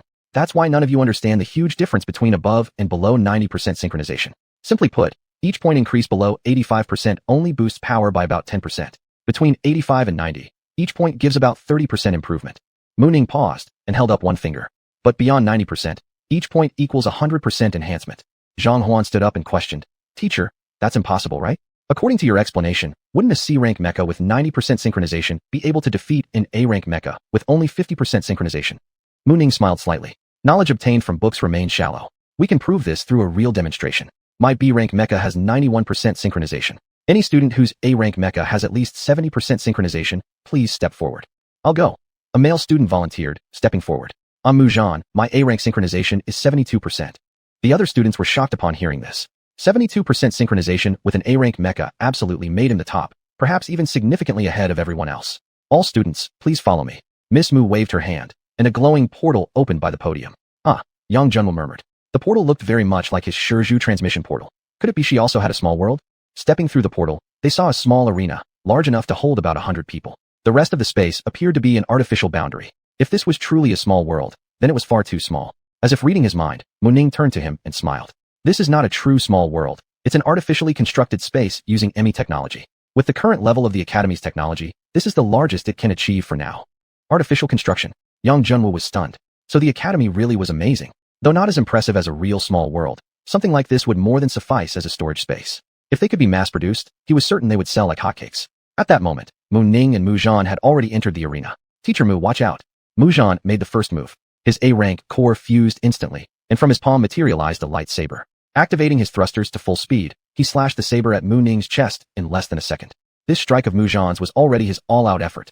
Break. Mu Ning didn't even lift her eyelids. She simply clenched her right hand into a fist and swung it toward the blade. Crash. The lightsaber snapped on impact, and Mu Ning's momentum did not slow in the slightest. She changed her fist into a palm strike, slamming it into the core area of Mu Zhan's chest. The latter was sent flying backward at twice the speed he had charged in, crashing with a bang against the barrier of the arena. The barrier trembled slightly, but did not break. But Mu Zhan was in a terrible state. His chest caved in deeply, his entire mech flickering faintly, nearly being forced to disengage. Yang Junwu's eyes turned sharp with realization. What was a one-hit knockout? This was a real, single-strike instant defeat. And even then, Teacher Mu had clearly held back. If her fist had landed straight on, Mu Zhan's core might have been completely destroyed. In that moment, everyone present fell into stunned silence. The concept of mech rankings had been deeply rooted in them since childhood, otherwise they wouldn't have worked so hard, hoping to use higher-grade cores in the future. Yet with a single palm strike, Mu Ning had overturned years of their beliefs, leaving a complex mix of emotions hanging over everyone. Their years of hard work had been surpassed by a mere synchronization talent? Su Ruoshui suddenly spoke up. Teacher Mu, can all of us improve our synchronization to your level? Her question voiced what everyone was thinking. Mu Ning replied, as long as you train diligently using my methods, even if you can't reach 90%, achieving 85 is certain. Of course, if anyone doesn't reach 80, then you'll have failed this class. Huh. A collective wail rose from the students. According to Academy rules, having even a single failed class meant demotion at semester's end, from class 1 down to class 3, and failing 2 classes? Well then, expulsion was the only option. Everyone, please take out your B-rank cores. Mu Ning stepped out of the arena, then applied some strange powder to the corners of everyone's eyes. This is Stardust powder? Yang Junwu was shocked. He immediately recognized the rare powder in Mu Ning's hand. Mu Ning gave him a faint smile. Correct, you actually recognized it. Stardust powder allows you to see the flow of metallic particles within the core. It's used during mech construction to test material purity. But today, your task is not inspection, it's communication. Xuanhuan widened his eyes. Teacher, do you mean the EMI particles? Exactly. Only by understanding your enemy and yourself can you achieve perfect synchronization. Mu Ning nodded. But metal doesn't talk. How are we supposed to communicate with it? Everyone looked puzzled. Everyone's method will differ. Each of you must discover your own way. Oh, one last thing. This training session will use 1 gram of stardust powder per person, which will be deducted from your academy benefits. Everyone. Chapter 31 Fusion, the limit of integration. Calmly settling down, Yang Junwu followed the method taught by Mu Ning to perceive the flow of EMI particles within his core. The stardust powder acted as a bridge connecting consciousness and EMI particles, giving form to his awareness as it entered the core space. Gradually, an extraordinary scene appeared before Yang Junwu's eyes. The glowing EMI particles resembled speeding vehicles racing along predetermined highways. Unfortunately, the entire path was not smooth. In some places, sharp turns reduced the particles' speed dramatically. Some areas were even more absurd. Discontinuities existed where the particles had to leap across to continue. Yang Jun was suddenly understood. This was the method of using stardust powder to examine whether a core was perfect. The fewer the deceleration bends, the better. Discontinuities directly impacted quality. More gaps meant poorer quality. Fuse your consciousness with the EMI particles, increase their speed. The more you enhance, the higher the integration level. Mu Ning's voice sounded distant yet clear. Yang Junwu attempted to reach out to the EMI particles with his consciousness, but received no response. Brother EMI, I see your speed has already reached its limit. Let me help you out. Brother EMI, how about becoming friends? Brother EMI, shall we merge together? I warn you, ignore me again and I'll destroy you. Repeating thoughts went unanswered, and Yang Junwu's mood gradually grew agitated. Not good. He was succumbing to madness. Mu Ning turned and saw Yang Junwu completely flushed red and shaking uncontrollably. She hurried over and injected her refined spiritual energy into his body. Keep your mind clear, focus your spirit, don't indulge in chaotic thoughts, she called softly but firmly. Yang Junwu shuddered sharply and broke into a cold sweat. He had just acted as if possessed, his consciousness completely beyond control. Mu Ning's spiritual energy drenched him like a bucket of icy water, bringing complete clarity. Integration isn't about commanding them. It's about imagining yourself as a part of the EMI particle. Being a part of it. Realization struck Yang Junwu. Consciousness was formless and weightless. It could attach to any object. Gradually, he sensed his perspective changing, from that of an observer into countless fragments, each merging with the EMI particles. And his thoughts could actually accelerate the flow of the EMI particles. If EMI particles were considered high-speed cars, then mental energy was the driver. More drivers meant more cars could accelerate simultaneously, increasing overall speed. The inherent quality of the core itself functioned as the road surface. Road quality was the fundamental condition. Only when every car could accelerate without obstruction would result in 100% integration. Therefore, integration levels were influenced by both mental power and the core's innate quality. 80%, 85%. When he reached 86%, Yang Junwu felt every single EMI particle had fused completely with his consciousness. He couldn't push further. Since the stardust powder's effect still lasted, he switched to a Class B core. This time, the integration was worse, only reaching 83%. Yang Junwu understood now. The difference came entirely from the core's quality. 83% was the ultimate fusion capacity for this core, independent of the user. Products made in a second-tier city. Indeed, the quality left much to be desired. Yang Junwu exhaled lightly, ended the integration, and returned his consciousness to normal. After roughly 20 minutes passed, the rest of the classmates also gradually completed their first integration session. Class 1 truly lived up to its elite reputation. Judging from their enthusiastic expressions, they gained substantial insights and had made impressive progress. Ruoshui, how did it go? Su Ruoshui slightly nodded. Extremely rewarding. I never imagined another method existed to improve integration. Alright everyone, upgrading Class B mech cores is relatively simple, but improving Class A mech cores is at least 50 times more difficult. Never let pride or complacency set in. Yes, teacher. This class is now concluded. Please return via the light portal. Returning to the classroom, after a brief rest, the course on mech material identification commenced. Freshmen had packed schedules, nearly exhausting them from morning until night. In such a condition, even Yang Junwu no longer had energy to spare considering factional tasks. Thus, more than half a month passed. During this time, Yang Junwu smoothly broke through to the body tempering stage, first transformation, after which he could freely activate and use the innate Class A mech within his original body. President, something happened. Zhang Chao burst hurriedly into the president's office. Yang Junwu gestured for him to sit. Calm down. Tell me what's going on. The Longfeng Association, Tiandahui, and Azure Dragon Association have submitted a joint petition, demanding the Student Union revoke the Shuai-Jun Association's faction status. Moreover, the Student Union has already begun discussing the matter.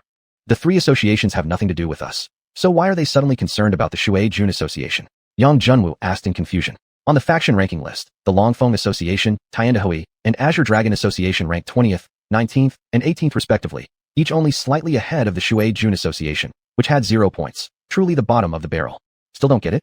It must be the 10 factions doing. Their goal is clearly to destroy us, Zhang Chao said anxiously. In the past half-month, although the members had used faction points to exchange for pills, Yang Jun was still provided many pills to support the members' cultivation training, with the points to be recorded on credit. As a result, all 11 members had experienced significant improvements. Zhang Chao had advanced from the 5th to the 8th stage of body tempering, gaining a small breakthrough almost every 10 days, an astonishing speed. Yet even he was only in the middle of the pack in terms of progress. According to the plan laid out by the faction leader Yang Junwu, all members had to break through to the spirit tempering stage within half a year. If the faction was disbanded, how could he possibly maintain such rapid progress? No wonder he was anxious. Normally, faction points only needed to be submitted once every 6 months to maintain the existence of the faction. Only 1 month had passed. There was no reason for the student union to approve such a demand so soon. Just then, Li Zhong rushed in through the door. Leader, Brother Zhang, I did some investigation. It seems the Academy has passed a new resolution. Starting immediately, a faction elimination system will be implemented. Each month, the top 20 factions will be retained based on that month's faction point rankings, while the rest will be eliminated. Previously accumulated faction points will be evenly distributed among the top 20. Could it really be such great news? Yang Junwu asked joyfully. Great news. Zhang Chao thought the leader might have gone mad. There were currently 21 factions in total. Keeping only the top 20 clearly meant targeting the Xuanhuan Association directly. Of course it's great news. You two go notify the others. Tell everyone to come to the office for a meeting. Yang Jun was said with confidence. A short while later, all 12 members gathered together in the president's office. They all had learned about the bottom place elimination rule and now wore heavy, grim expressions. Zhu Lily spoke first. Leader, we must protest to the academy. This new rule is clearly targeted at us. Do you think our protest will actually have any effect? Chao Minghua scoffed coldly. Hey, don't discourage ourselves and encourage others. How do we know it won't work without even trying? Zhu Lily snapped. I really don't understand what the academy is thinking. Do they really want the new factions to never be able to defeat the old ones? Li Zhong complained. Everyone, let's just hear what the leader has to say. Sun Yue gestured for quiet. Though his expression remained calm, his heart was filled with turmoil. During his month in the Xuanhuan Association, Sun Yue had developed some attachment to the faction. Yet, in his rational mind, he knew that the faction could not go far if it relied solely on Yang Junwu. If the faction was disbanded this time, he would regain freedom and have the chance to choose a new faction. Therefore, no matter the outcome, this moment was difficult for him. Everyone, there's no need to panic. In my view, this reform from the academy isn't meant to suppress new factions at all. It actually presents a great opportunity for emerging ones. The moment Yang Junwu spoke, everyone was stunned. Sun Yue raised his eyebrows. Leader, what do you plan to do? Yang Junwu glanced at everyone present and smiled slightly. It's very simple. I hereby announce that the Xuanhuan Association will be officially disbanded as of today. Chapter 32, Yang Junwu's plan. What? Yang Junwu, have you gone mad? Actually disbanding the Xuanhuan Society yourself? Chao Minghua was greatly shocked. She had imagined many possible reactions from Yang Junwu, but never that he would personally disband his own faction. No wonder the Yang family wanted nothing to do with him. There must be a reason. Just a minor setback, and he's already giving up like this? The other members were also filled with confusion. Moments ago, he had just told everyone not to panic. How come now he suddenly became a coward? If it weren't for all the cultivation resources Yang Junwu had provided previously, someone would likely have started cursing by now. Only Su Ruoxue sensed something different. Junwu, do you mean that we disband this month and regroup next month? Yang Junwu gave her a thumbs up. Exactly. That's precisely what I meant. After thinking it through, everyone finally understood. Sun Yue's eyes widened. The Xuanhuan Society currently has no points. Disbanding carries no loss, and voluntarily disbanding means we won't be eliminated at the bottom. Chao Minghua nodded. According to the Student Council, rankings are based on the faction's monthly accumulated points. As long as we re-establish at the beginning of next month and take on missions, we only need to score higher than the 20th place. Yang Junwu burst into laughter. Merely securing our position seems too passive. Don't forget, the top 20 get all the points from the eliminated factions. Even 1/20th of that would be more than enough for us. Everyone was shocked, then ecstatic. No wonder he's the leader. His thinking goes much deeper than ours. Sun Yue suddenly spoke. Yang Junwu, if you willingly disband the Xuanhuan Society, then our bet no longer stands. I am free to leave. Indeed, the wager between him and Yang Junwu applied only to the initial formation of the faction. Once the Xuanhuan Society was disbanded, the contract would become void, and he would regain his freedom to join any other faction. Yang Junwu smiled faintly. Of course, it's your choice. Still, I hope you'll consider staying with the Xuanhuan Society. After all, this past month, we've all come to understand each other quite well. Big brother Yue, what leader says makes sense. As long as we all work together, we won't be worse than those so-called big factions, Zhang Chao persuaded. Sun Yue snorted coldly. You don't understand at all how terrifying those old factions can be. Tell me, Yang Junwu, Xuanfeng Society, the lowest ranked among them, is already a B-level faction. They can take on B-level missions, and they outnumber us. What makes you think we can surpass them in points this month? Chao Minghua calmly replied. I can answer that question for you. You? Chao Minghua glanced at Yang Junwu, who gave her a subtle nod with a smile. She had clearly figured it out. It's simple. According to the faction point rules, the points update only at month's end. In other words, as long as we keep things secret, others might not know exactly how many points we've accumulated. As for surpassing them, that's where the rest of us come in. Can't expect to reap rewards without putting in effort, can we? Yang Junwu looked around at everyone and raised his hand to swear. I, Yang Junwu, swear to heaven, as long as all of you are willing to rejoin the Xiuxian Society, I guarantee I can provide sufficient cultivation resources for each of you. Zhang Chao and Li Zhong had already become Yang Junwu's loyal followers. They immediately slapped their thighs in agreement. Leader, you got it. Even if everyone else leaves, we're still in this together. Zhu Lili gently opened her mouth. Oh, come on. You two brothers are so close. What? Am I, your little sister, being left out? Not at all. We are all brothers, all sisters. In the Xiuxian Society, not one shall be left behind. Except for Sun Yue. Every member on the scene declared their willingness to continue following Yang Junwu. Fortune favors the bold. After this opportunity, there won't be another chance. They made exactly the choice Yang Junwu expected. Sun Yue was the greatest uncertainty. If he chose to leave and leak their plans to rival factions, Yang Junwu's entire plan would collapse.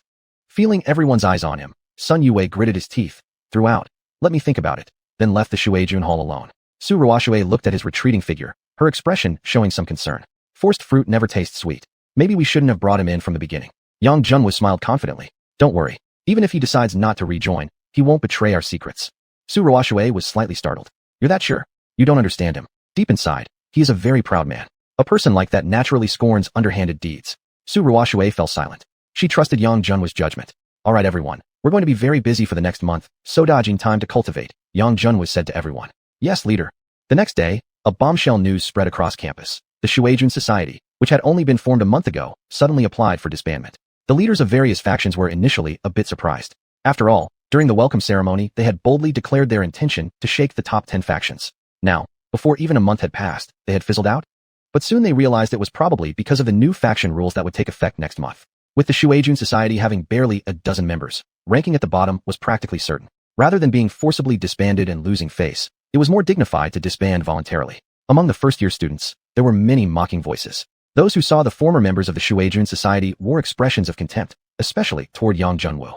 Humph, I thought Yang Junwu was so impressive. He shouted slogans loud enough to shake the sky, but as soon as the rules changed, he just backed down. Exactly. I feel sorry for those who believed in him. What rotten luck to end up with such a useless leader. Don't pity them. That's the path they chose themselves. They have to walk it no matter how hard it gets. Luckily, the members of the Xiuxian Society rushed straight to dormitory building 10 as soon as class ended, seizing every second to cultivate, so most of the mockery never reached their ears. 3 days later, in the dean's office, Luo He and xiuxian stood respectfully on either side, afraid to lift their eyes toward the man in the green robe seated above. Even the dean wouldn't command such reverence. Could this man's identity be even higher than the dean's? After a long silence, the man in the green robe finally spoke. His voice didn't sound very old, perhaps in his early 30s. Gentlemen, have the faction rule changes been completed? Xiuxian hurriedly nodded. Everything has been handled exactly as you instructed. Good. You must not interfere. Internal student affairs should be resolved by the students themselves. But if anyone attempts to break the rules, punish them strictly without mercy. I will assign a hidden observer to monitor the academy externally. At the mention of the hidden observer, Xiuxian couldn't help but shiver slightly. That someone capable of frightening a martial arts expert like him existed was unimaginable. He quickly said, Please rest assured, sir. We will closely supervise everything, but... Luo He took the opportunity to speak as well. Sir, given your status, is going this far over a freshman perhaps a bit excessive? The man in the green robe looked at the two of them, sensing their unease, and suddenly smiled faintly. It's heartening to see you both defending the students. Don't worry though. My intention here is merely to help him grow quickly. The situation elsewhere is becoming urgent, and my time is limited. I must find a successor soon. Luo He and Xiuxian exchanged a glance, filled with shock. Did he mean he intended to appoint Yang Junwu as his successor? Did the two of them even know each other? There's no need to be nervous. Even at the earliest, it won't happen until after his graduation. And it's just a tentative idea. If he doesn't meet my expectations, I will choose another candidate. You must keep this strictly confidential. Understood? Yes, sir. In a flash, the man in the green robe disappeared from the room, as if he'd never been there. Suddenly excited, Luo He exclaimed, Old friend, if Yang Junwu really inherits that position, I, as his teacher, would become honored by association. Xiuxian smiled lightly. Brother Luo, don't get too excited. This is not yet certain. It all depends on Yang Junwu's performance. Luo He waved his hand dismissively and snorted. I know my student better than anyone. He'll do it. Of course, Yang Junwu had no idea the academy rule changes were actually because of this green-robed man. At that moment, he was in the middle of negotiating with the senior sister responsible for faction registration in the student council. Senior sister, isn't forming a new faction only supposed to cost 20 credit points? Why did it suddenly change to 40? The senior sister answered in an extremely impatient tone. Read the updated rules yourself. If the founder of a faction disbands it, Double points are required to create a new one. What the heck? When was this clause added? Yang Junwoo nearly vomited blood. He clearly remembered it hadn't been there before. 20 credit points wasn't much, but he wasn't willing to be the fool paying twice the cost. So if someone else establishes the faction, it'll only cost 20 points? The senior sister was momentarily taken aback, but nodded. That's right. Great. You wait here. I'll be right back. Yang Junwoo immediately ran toward dormitory building 10. So what if they needed someone new? Who doesn't have friends? After entering the pocket dimension, Yang Junwoo immediately announced over the building-wide transmission. Everyone, pause cultivation for now. We're going to process the re-establishment formalities first. Soon, a group of 11 people appeared in the dormitory. Yang Junwoo turned to Su Ruoxue and said, Ruoxue, this time you'll make the application. Su Ruoxue was slightly taken aback. Why? No idea who the idiot was that made this rule. Anyone who has founded a faction before must pay double credit points when founding another. Oh, that's how it is. Covering her mouth, Su Ruoxue smiled. All right, then I'll do it. But this means I'll be the faction leader now. You're not afraid I might run off with the credits later, are you? Yang Junwoo waved his hand generously. I trust you. Even if you really did run off with the credits, consider it a gift from me to you. Looking at Yang Junwoo's serious face, Su Ruoxue's smile faded as she nodded firmly. Fangxin, I Su Ruoxue will never betray the Xuanhuan society. Chapter 33 Sun Yue's Choice. Returning to the registration desk, Su Ruoxue paid 20 academic credits. May I ask what the name of the force you wish to establish is? Water Monarch Association. Su Ruoxue replied calmly. The registration senior sister was completely taken aback. Wasn't the Water Monarch Association just disbanded? Why would they try to rebuild it now? Senior sister, I've checked. The force regulations don't say anything against reusing the name of a disbanded force. So please hurry up with the registration. We have members waiting to respond. Yang Jun was stuck his head out with a beaming smile. So that's who found someone to apply. The senior sister suddenly understood. What Yang Jun was said was true. The rules indeed had no such provision. The senior sister could only finish recording the information. Soon, the newly established Water Monarch Association completed its response, with 11 registered members. Seeing that they still didn't leave, the senior sister became somewhat impatient. Registration is complete already. Do you have anything else? Yang Junwa nodded. Senior sister, we want to accept a force mission. The C-grade missions are displayed on the scrolling wall next door. You can go check yourselves. If you want to accept one, just click to select it using your force emblem. She pointed toward the screen wall nearby. A newly established C-grade minor force could only accept C-grade missions. Most C-grade missions were repetitive tasks, usually low difficulty with correspondingly modest rewards. There would be no penalty for failure, so most missions were self-selected without needing registration. No. We want to accept a B-grade mission. The senior sister glared at him. Are you here to mock me? Your force is only C-grade. No access to B-grade missions. Yang Junwoo waved a finger and took out an emblem from his pocket. It's true our force is only C-grade. But I have this. Shouldn't that qualify us for a B-grade mission? The senior sister's eyelids twitched slightly. The emblem Yang Junwoo handed over was something she was very familiar with. It was proof of being an inner academy student. Yang Junwoo actually was from the inner academy? The percentage of outer academy students advancing to the inner academy was about 1%, 1 in 100. And most who did advance usually entered during their second year's later period or third year. He was only a freshman. How could this be possible? Entering the inner academy was extremely difficult. Inner academy students were considered key development prospects of Divine Weapon Academy and naturally received high benefits. According to the rules, if a force had an inner academy student, they could accept missions one level higher than their current grade. Although the senior sister believed no one would dare to impersonate an inner academy student, just to be safe, she still tested the emblem. Sure enough, it passed effortlessly. She handed the emblem back to Yang Junwoo with both hands. Her attitude toward him changed 90 degrees. No inner academy student was someone she could afford to offend. Junior brother, here are the latest B-grade missions, arranged by difficulty and point value, from highest to lowest. Although you are an inner academy student, your overall strength is slightly weaker. I recommend starting with the easiest. Yang Junwoo nodded. The senior sister's suggestion matched his own thoughts. After all, it was their first B-grade mission. The priority was ensuring success, not taking unnecessary risks. Su Ruoxue's finger tapped on one mission icon. This one. The senior sister opened the mission details. B-grade mission. Eliminate mechanical beasts. Mission tip. On the continent of lesser beasts, the Academy has an automated observation outpost. Recently, the base detected many mechanical beasts wandering around. Mission requirements. Eliminate all mechanical beasts within a 5-kilometer radius of the observation post to prevent its destruction. Upon completion, the observation post will send feedback. Time remaining. 3 days, 3 hours, 3 minutes. Mission reward. Base points reward is 35. Bring back 1 B-grade mechanical beast corpse to earn an additional 5 points. Maximum reward is 100 points. Yang Junwoo roughly understood why Su Ruoxue chose this mission. She disliked interacting with strangers. This kind of killing mission suited her best. Moreover, beyond the base reward, extra points could be earned through multiple kills. Yang Junwoo nodded. Alright, this one then. The senior sister said. Since this is your first time accepting a B-grade mission, I must remind you. If you fail to complete it within the given time, corresponding force points will be deducted. If the force's point balance is insufficient, academic credits of the members involved in the mission will be deducted accordingly to compensate. Confirm acceptance. Confirm. Yang Junwu nodded without hesitation. This mission must be completed. No need for further consideration. Very well. Mission accepted. You may take this mission emblem to the portal for teleportation. Note that this emblem will record your mission completion status. Losing it or damaging it will be considered as mission failure. Understood. Xuanhuan took the emblem and carefully placed it into her inner pocket. Yang Junwu smiled cheerfully at the senior sister. Senior sister, don't leak my inner academy status or the mission information, okay? Otherwise, I'll report you to the dean's office. Without waiting for her response, he turned to the members of the Water Monarch Association and said, I'm giving you all 1 hour to prepare and adjust your condition. We're going all out this time. Meet at the portal at 4:50. Yes, President. Sun Rising Association, Sun Tiany's office. Sun Yue nervously wrung his hands together, his gaze wavering. Senior cousin, may I think about it a little longer? Think about it. Have you become too comfortable staying with the Water Monarch Association to the point of giving up ambition? Sun Tiany was clearly displeased. Originally, the two of them were rivals. If it wasn't for maintaining the family's direct line competitiveness, he wouldn't have bothered to groom himself a rival. Yet Sun Yue had turned out so disappointing. He not only embarrassed the Sun family on the first day of entering the academy, but now even lost the arrogance of a young master. No, senior cousin, I haven't. Your father specially told me to take good care of you. Enough with these excuses. Go apply now, join the Sun Rising Association. I'll give you the position of vice president. Sun Yue smiled bitterly. Senior cousin, isn't this a bit too hasty? I just left the Water Monarch Association. If I immediately join the Sun Rising Association, people will inevitably suspect our association had something to do with the Water Monarch's dissolution. Sun Tiany laughed loudly. So what if they suspect? In the academy, might makes right. The only true path is self-improvement. Everything else can be ignored. Report. A sudden knock came from the door. Enter, Sun Tiany said, sitting back in his chair. An associate of the Sun Rising Association entered the office, surprised to see Sun Yue sitting nearby. What is it? Speak freely. Yes, President. The Water Monarch Association has been re-established. What? Repeat that again. The Water Monarch Association has reformed. Sun Yue's eyes lit up briefly, then he lowered his head, silent.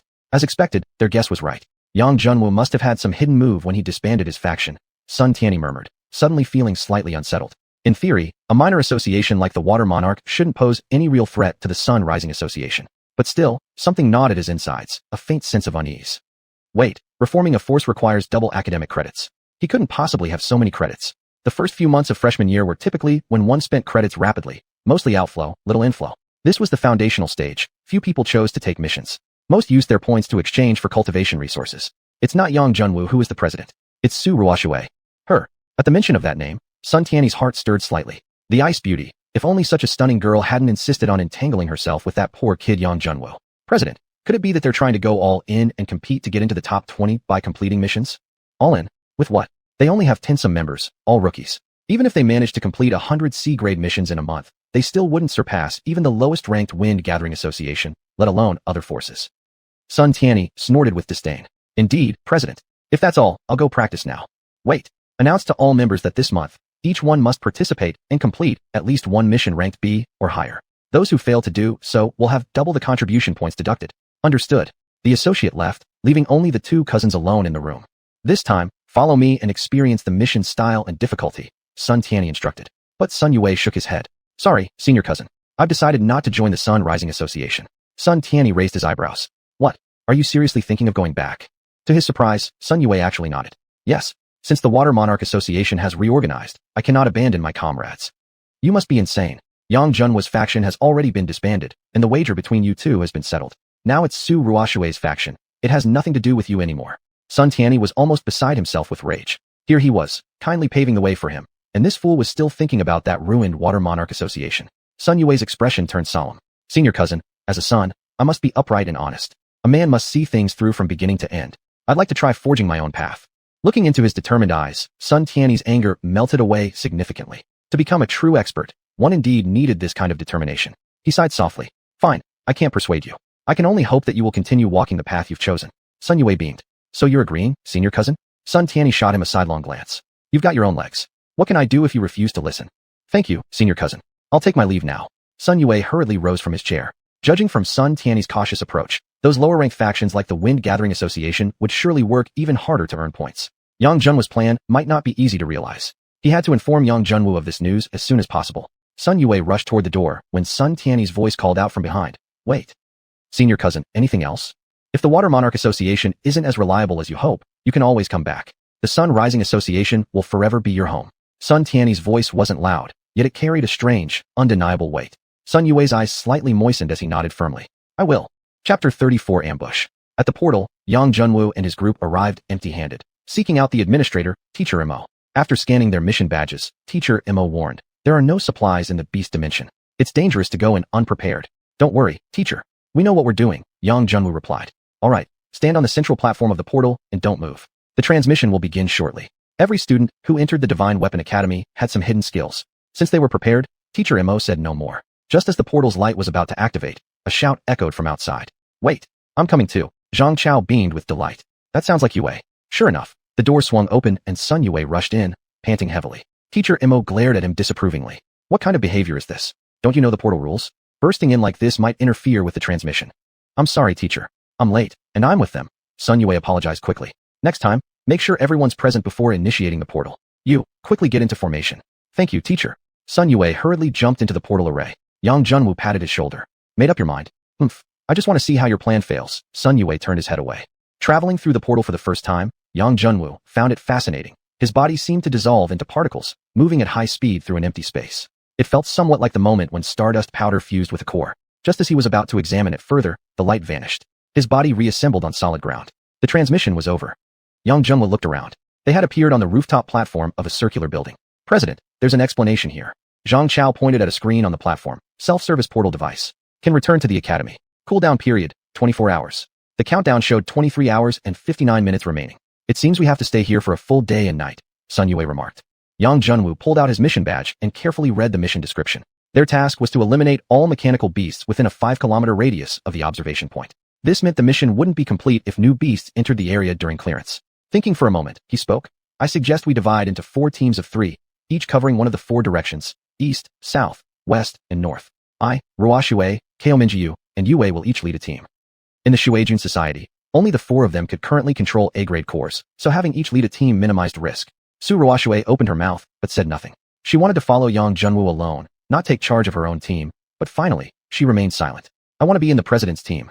Zhu Lili immediately stepped closer. "Me too." Zhang Chao raised his hand. "Fine, the 3 of us will handle the north. The rest can head out first." The 3 activated their fusions immediately and leapt from the observation platform. Ding! At the moment of activation, Yang Junwoo heard the system notification in his mind. Encounter mission activated. During this patrol, your team must each defeat 10 mechanical beasts and 10 non-mechanical beasts within the time limit of 5 hours to obtain an encounter reward. Such a free reward? System, I love you. Yang Junwoo was delighted. Since they had to eliminate the beasts along the way anyway, getting an additional mission bonus was fantastic. However, 15 minutes later, Zhu Lili deactivated her fusion and slumped onto a large rock, exhausted. "President, we've run back and forth across the entire 5 kilometers, and we haven't seen any beast, didn't even see a bird." Zhang Chao said. "Could all the beasts have concentrated in the other 3 directions?" Yang Junwoo shook his head. That was unlikely. If large groups of mechanical beasts had appeared in other directions, he should have been notified. Even without mechanical beasts, there should have been ordinary ones. Yet right now, along their route, nothing. Suddenly, Yang Junwoo sensed a strange ripple in the surrounding space, and his expression immediately changed dramatically. Zhu Lili fused now. Before his words faded, he threw a punch at the spot behind Zhu Lili. Boom. Striking hastily, Yang Junwoo staggered back 3 steps before stabilizing himself. Startled, Zhu Lili was nonetheless conditioned from daily training to obey Yang Junwoo's commands instinctively. Though she didn't understand why she needed to fuse at this moment, she obeyed without hesitation.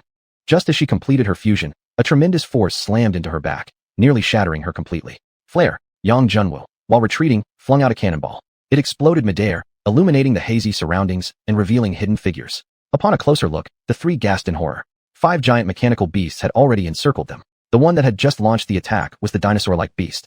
"This is ridiculous. They can even turn invisible? No wonder we didn't see any signs of beasts along the way," Zhu Lili said with lingering fear. If Yang Junwoo hadn't warned them, she'd have taken the blow directly. By this time next year, her grave would already be ready. Yang Junwoo's expression darkened. These beasts weren't merely capable of invisibility, they were tactical. They had taken advantage of their lowered guard to launch a hidden attack. Suddenly, he became worried about the other 3 teams. Before they had come, including Yang Junwoo himself, everyone had underestimated the mission. After all, it was just a B-grade task. They all had B-grade cores, and there were even 4 A-grade pilots among them. Completing this mission was supposed to be easy. Though no one had expressed this attitude outright, they all had it subconsciously. Now it seemed their thinking was completely wrong. Take the 5 beasts surrounding them. None of them were weaker than B-grade. Roar! Seeing the failed attack, a distant furious roar rang out. The 5 giant beasts, hearing the roar, became immediately berserk and charged again at the trio. Their attacks were brutal and straightforward, physical strikes using their powerful bodies. Dragon-shattering fist. Facing a fist nearly 10 times his size, Yang Junwoo showed no fear. He turned around and met it head-on with a punch of his own. Zhu Lili and Zhang Chao were stunned speechless. The repair capability of the Emi core was extremely powerful. That was the biggest advantage of B-grade armor. It could withstand direct punches without fear of instant death, leaving room for later repairs. But the shocking part was yet to come. As the two fists collided, it was not Yang Junwu who was knocked back, but the massive dinosaur beast. Is he even human? They stared at each other, simultaneously voicing their usual complaint about their president not being a normal person. Hey, you two, stop spacing out. Are you trying to make me fight 5 alone?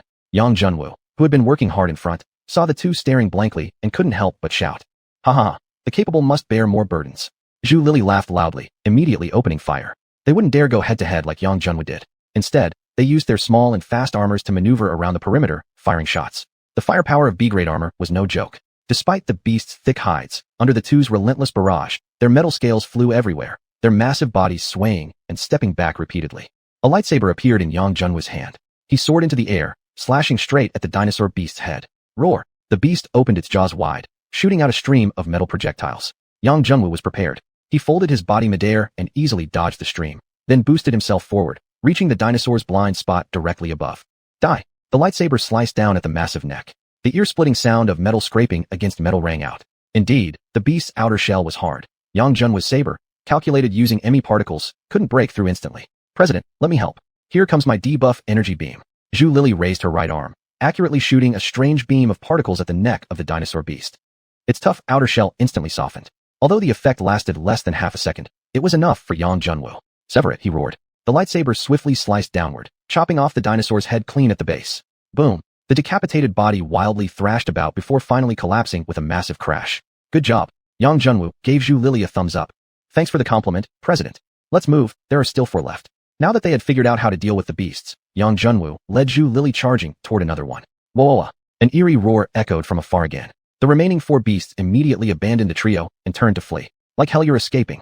These were shining rewards. They absolutely couldn't let them go. Yang Junwu pushed his speed to the limit, blocking a shark-like mechanical beast's path. Dragon returned fist. Crack. The force of this punch destroyed the armor on Yang Junwu's arm, its strength breaking past the limit that a B-grade armor could withstand. The shark beast was pierced straight through its scales. Its body flew backward tens of meters before crashing down. Yet the beast was surprisingly resilient. Despite such a powerful strike, it wasn't dead. Instead, it wildly struggled on the ground, attempting to rise once more. Naturally, Yang Junwu wouldn't let it escape further. His lightsaber and Zhu Lili's debuff beam both appeared simultaneously atop the shark beast's head. The lightsaber sliced downward, cleaving its massive body in half. As the shark-like mechanical beast fell, peace returned to the area, the other 2 mechanical beasts having already fled without a trace. Yang Junwu had consumed tremendous energy, and his core had suffered significant damage. It seemed the beast wouldn't return anytime soon, so Yang Junwu disengaged from his fusion state and began panting heavily. After consecutively using several powerful techniques, even his hidden dragon body was somewhat overwhelmed. If he hadn't previously broken through the body tempering stage, he would have already been seriously injured from all that direct combat. Zhu Lili and Zhang Chao stared at their president like he was some kind of monster. Why are you looking at me like that? Yang Junwu asked, turning his head. Zhu Lili replied, President, you're not secretly a beast yourself, are you? Yang Junwu was left speechless. He knew he had shocked them quite a bit. Still, considering he possessed the hidden dragon body, maybe it wasn't entirely wrong to say he was somewhat beast-like himself. Chapter 35. You call that a plan without the Taozhong? Hey, how's your situation going? Yang Junwu sent a message to Su Ruoshui. A reply came back quickly. Encountered a few mechanical monsters, but none were very strong. We cleaned them up quickly. Did you encounter any regular monsters? Not really paying attention. Probably 2 or 3, but we dealt with them casually. Only 2 or 3. Half of Yang Junwu's heart sank. If you encounter any non-mechanical monsters later, try to capture them alive. I have a use for them. Sure. Although Su Ruoshui didn't know what he was planning, she agreed readily. Yang Junwu then checked on the other 2 sectors. Chao Mingyue's side had faced slight pressure, but had already dealt with the first wave of attacks. As for Sun Yue, President, are you trying to make a joke? I'm currently equipped with an A-rank mecha. How could there be any danger fighting B-rank mecha beasts? Yang Junwu was speechless. Originally intending to warn him, he later decided against it. Warnings were useless. One had to learn from personal setbacks. He gave the same instruction to spare non-mechanical monsters, and then ended the communication. It seems none of them encountered large-scale mechanical titans. Zhang Chao chuckled bitterly. Damn it, I followed the wrong person. It looks like all the boss-level monsters are coming after you. Julie rolled her eyes. What are you scared of? With me and the president working together, even if 10 more show up, they'll be taken care of easily. Don't talk nonsense. Yang Junwu glared sharply at her. It seemed the entire Shui-Jun Association was infected by Sun Yue's attitude. He would have to find a chance to address that matter next time. President, what do we do next? If these beasts keep avoiding us and continue guerrilla tactics, this mission will never be completed. Zhang Chao expressed concern, noting the opponent's invisibility ability, which made actively hunting them down difficult. Yang Junwu smiled calmly. We don't need to locate all the mechanical titans. But doesn't the mission require a 5-kilometer radius around the monitoring point to be completely free of mechanical beasts? Julie asked, confused. It's fine. Just make them voluntarily exit the 5-kilometer range. Julie rolled her eyes again. You're not a monster leader. What makes you think they'll retreat willingly? Then she saw Yang Junwu pulling out 3 strange devices from his chest area. What's that? Mecha tracking Taozhong. One for each of you. Install them. Yang Junwu said with a cheerful tone. Wait, aren't we supposed to kill monsters? Why do we install these? Julie was puzzled. Though both contained the word mechanical, Mecha tracking Taozhong couldn't track mechanical monsters. That's because its working principle involved detecting fluctuations in the stream of ME particles emitted from cores, but mechanical titans didn't possess cores. There might be exceptions, Yang Junwu said, smirking slightly. He had a hunch he needed to verify. We'll search in 3 different directions. Avoid overlapping paths. There's no need to limit ourselves to 5 kilometers. Remember, once any of you detects a core presence, do not act rashly. First notify the team. Understood. The 3 members immediately sprang into action. Yang Junwu headed in the direction where the giant beast had retreated. 1 kilometer, no reaction. 2 kilometers, still nothing. When he reached the edge at 5 kilometers, the scanner finally picked up a weak signal. If it weren't for Yang Junwu's high fusion level, this faint signal wouldn't have even been detectable. Bearing 173 north, 25 east. Head over immediately. Julie and Zhang Chao both received the message from Yang Junwu. Wow, President really lives up to his title. He actually found something, they said, stunned but immediately heading toward the target location. When they reached the designated spot, they saw Yang Junwu standing on a rock, waving at them from afar. They moved closer. President, where are those things? Zhang Chao asked impatiently. Yang Junwu pointed toward a valley not far below. Zhang Chao leaned over for a better look and almost tumbled off the cliff. Within the vast valley were over 100 mechanical titans. He trembled and said, President, maybe we should withdraw. Even with a B-rank mecha, we couldn't withstand an assault from 100 titans. Even an S-rank mecha might not stand a chance. Yang Junwu replied solemnly. Then you're underestimating the capability of S-ranked mechas. Zhang Chao rolled his eyes. Was this really the moment to argue? Use your tracking Taozhong to scan and you'll understand, Yang Junwu said coolly. Though still scared, Zhang Chao obeyed and scanned. Huh? How come only one signal is showing up? Could all those monsters be illusions? Julie snorted coldly. Nice try thinking that. Mechanical titans aren't supposed to appear on scans at all. Most likely, there's a strange creature mixed in among those titans. Yang Junwu gave her a thumbs up. Good job. Do you still remember the situation when we fought the giant beast? Every time it attacked or fled, a sound came from far away. Julie's eyes lit up. I get it. You mean there's someone controlling these mechanical titans from behind? Exactly. Judging from the situation now, the controller even has a mecha core. How is that possible? Zhang Chao was completely stunned by their speculation. Mechanical titans were controlled by cores, and the operator of those cores was human, meaning someone was manipulating the titans from behind. Who on earth had the courage to mess with the Academy's property? But then, how do we lure that operator out? Julie frowned slightly.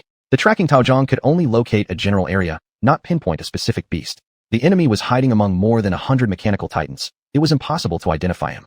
It's simple. Just shout. Oh what? Shout directly. Zhang Chao tensed his whole body, quickly trying to persuade him otherwise. President, no. If we shout directly, we'll likely alert all 100 mechanical titans. Yang Junwu chuckled. You're scared. If you're scared, just step back a little.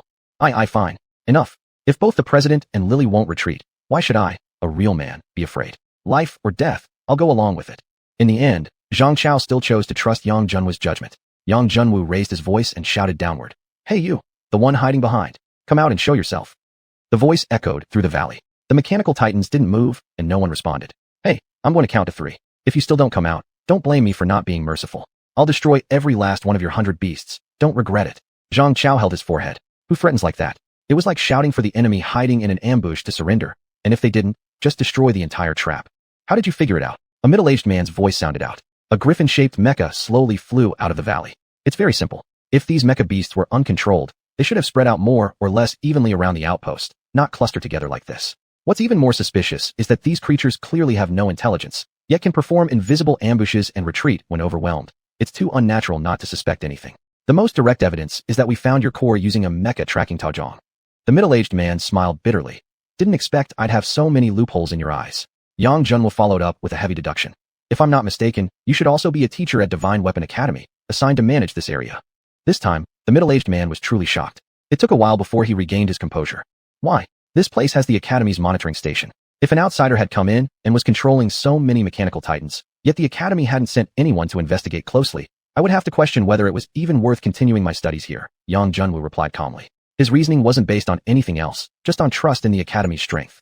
The middle-aged man burst into laughter. Interesting deduction. However, even if you know my identity, it won't change anything. I'll continue to interfere with you according to the rules. However, since your team is the first to uncover my identity, I'll give you a simple way to complete your mission. Please explain, teacher. Yang Junwo bowed respectfully. I'll have 10 mecha beasts fight against the 3 of you. You may not use the A-ranked core, and you cannot kill any of the beasts, only disable them temporarily. If you win, the mission will be considered complete. If you lose, then naturally, it will be a failure. This is impossible. Zhang Chao felt the teacher was just pulling their legs. 3 against 10 was already a massive disadvantage, but with an added restriction, no killing, and not even letting the president use the A-ranked core, there was no point in fighting. No problem, but I have an additional condition. Yang Junwo replied calmly and composed. Speak. I want 8 regular mechanical beasts. What do you need them for? The middle-aged man hadn't expected Yang Junwo's condition to be this. Regular mechanical beasts were too many to bother controlling. 10, or even 100, it wouldn't matter much. Sorry, that's just a small personal secret. All right, I can agree. Everyone had their own secrets, and the middle-aged man didn't ask further, nodding in agreement. Just wait 10 minutes. We need to discuss tactics. Very well. 10 minutes, fine. Even if they discussed for a full day, it wouldn't make a difference. The gap in strength was simply too wide. No tactic could overcome absolute power. The 3 retreated into the forest. President, 10 mechanical titans, we really shouldn't have agreed to these terms, Zhang Chao said, agitated. Enough, be quiet. The president must have his reasons. Just follow his tactical arrangements. Julie shot him a glare. Oh, Zhang Chao quickly shut up. At times he dared question Yang Junwo, but the moment Julie spoke, he dared not utter a word. Yang Junwo looked at the 2 of them and smiled. The attacking power of these titans is indeed strong, but the teacher only requires that they be temporarily disabled. So we just need to use the trap kit to control all of them and prevent them from attacking. We win. Who would have thought there was such a trick? Julie was extremely excited. Never thought you had both a tracking kit and a trap kit. President, you're truly amazing. Yang Junwo shook his head. I don't have the trap kit on me at the moment. The 2 immediately froze like wooden statues, with 3 thick black lines appearing on their foreheads. If you don't have the kit, what the hell are you talking about? Chapter 36, The Limitless Power of Love. Yang Junwo indeed didn't carry any trap module set on himself. When using a module lottery ticket to draw without specifying the type, only the 2 mainstream types, offensive and defensive, would come up. Yang Junwo glanced at his inventory. There were 5 module lottery tickets left. As long as he could obtain 3 trap modules of copper quality or above, it would be enough. Alright, let's see how lucky I've been lately. First ticket. Yang Junwo locked the draw onto trap modules. The wheel spun rapidly, then gradually slowed, finally stopping within the copper-colored section. Nice. Let's keep going. The second draw was less fortunate, yielding only a green. Yang Junwo inhaled deeply and proceeded with the third draw. The wheel's pointer moved along the boundary between blue and copper. Come on, just get over there. Yang Junwo shouted loudly. Yet, as it turned out, luck doesn't improve just because you shout louder. The pointer ultimately halted within the blue area, only a distance of less than 2 centimeters short of copper. Huh. Yang Junwo felt some tension. He only had 2 tickets left, and he had to get copper or higher on both. Screw it, all in one go double draw. 2 pointers started spinning in opposite directions. The first pointer slowed, inching toward the golden section. Stop, stop, stop. The pointer steadily stopped at the edge of the golden zone. Just as Yang Junwo exhaled in relief, the pointer that had already come to a stop twitched, crossing the boundary line between golden and white, and entered the white area. NTMD. Even the usually calm Yang Junwo couldn't help but swear. Right after he cursed, the second pointer steadily halted in the golden section. Yang Junwo stood stunned. Was this what they called a village appears after a dark forest? Or loss may be an actual gain? Congratulations to the host for drawing a golden trap module. Wheel luck value has been reset. The system notification rang out. Resetting was fine, he thought. The accumulated luck value wasn't much anyway. Yang Junwo had noticed by now that this wheel was either 0 or 100. White and green modules were practically useless. Blue modules, while somewhat weak, might, when combined with a golden one, produce effects comparable to 3 coppers, enough for a fight. And if it really didn't work out, he could just break the monster's legs. As long as it didn't die, it'd be okay. Yang Junwo tossed the golden and copper modules to Julie and Zhang Chao. Whoa, so the president was lying all along. He had modules of such quality and still said he didn't have any, Julie exclaimed, eyes sparkling, quickly removing the tracking module and replacing it with a trap module. Ordinary B-grade mech suits can only equip 1 module at a time, so before installing a new module, the old one had to be removed. During a battle, enemies certainly wouldn't give you time to switch modules. This was a limitation of the mech modules. After they had all equipped the modules, Yang Junwo shouted down into the valley. Teacher, we're ready. Begin. That fast. The middle-aged man felt a bit surprised, though he didn't take the 3 of them seriously. He waved his hand and summoned 10 mechanical beasts slightly above average in strength. What the hell? He's going easy on us. Why not release the 10 strongest ones? Zhang Chao immediately felt insulted. You shut up. One more word, and you can take all 10 on alone. Julie was really speechless, almost about to fire a shot at him directly. Don't be careless and underestimate them, Yang Junwo reminded them. He didn't think these 10 beasts would be easy to handle. Roar. The 10 beasts roared simultaneously, whipping up a sudden gale that swept across the entire forest. Zhang Chao, fall back and lay the traps. Julie, you and I will draw them away. Don't let them approach Zhang Chao. We'll play it safe and take them down one by one. Yang Junwo immediately issued orders. Got it. Julie took off into the air and fired 3 anti-mech particle cannons. The shells precisely hit the bodies of 3 beasts. Not very powerful, but enough to cause them pain. Sure enough, the 3 beasts instantly turned and charged at Julie. Great job, Yang Junwoo commended, then shrugged both shoulders. Just like her, he fired particle cannons too, but due to his higher integration level with the mech, he could fire 4 shots at once, more precisely aimed. 4 mechanical beasts were hit and started turning toward Yang Junwoo. 7 of the 10 beasts were drawn away, and Zhang Chao immediately felt relieved. But with the interference of the remaining 3, he couldn't finish setting the trap. President brother, help me. Don't panic, I'll first increase the distance. After leading the 4 beasts away, Yang Junwoo suddenly turned around, and like a thunderclap, swiftly dashed back through, slipping through the gap in their attacks. Awesome. So cool. Zhang Chao clapped in joy. Another 3 particle shells precisely struck the remaining 3 beasts before he immediately turned and ran. The middle-aged man observed the situation on the field, his expression growing tense. These youths really didn't know their place. Heavens above, heavens below. If Yang Junwoo were in mortal danger, he would intervene immediately.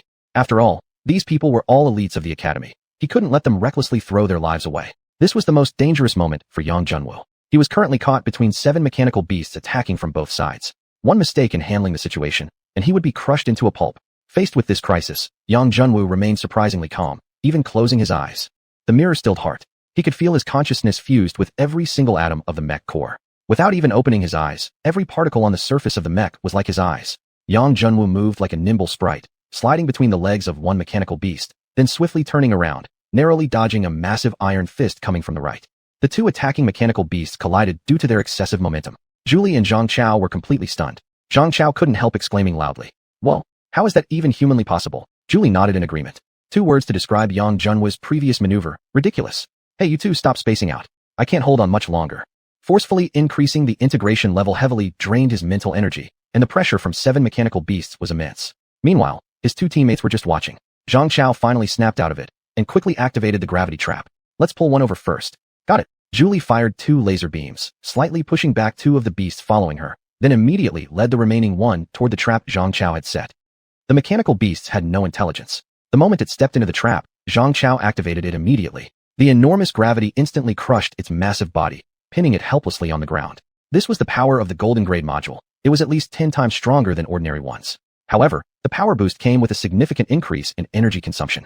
Zhang Chao roughly estimated that at this current consumption rate, he could only last about 3 minutes. Considering that the number of controlled beasts might increase later, the consumption would only grow, reducing the available time to even less than 3 minutes. Hurry, let's keep going. Zhang Chao shouted. Coming. With 1 less beast pressing her, Julie effortlessly lured another mechanical beast into the trap. Then came the 3rd, and then they went to take 1 from where Yang Junwoo was. As long as Yang Junwoo could hold them off, they should be able to finish within 2 minutes. Watching the 3 coordinate their efforts so efficiently, the middle-aged man couldn't help sighing. Have the younger generation become this strong already?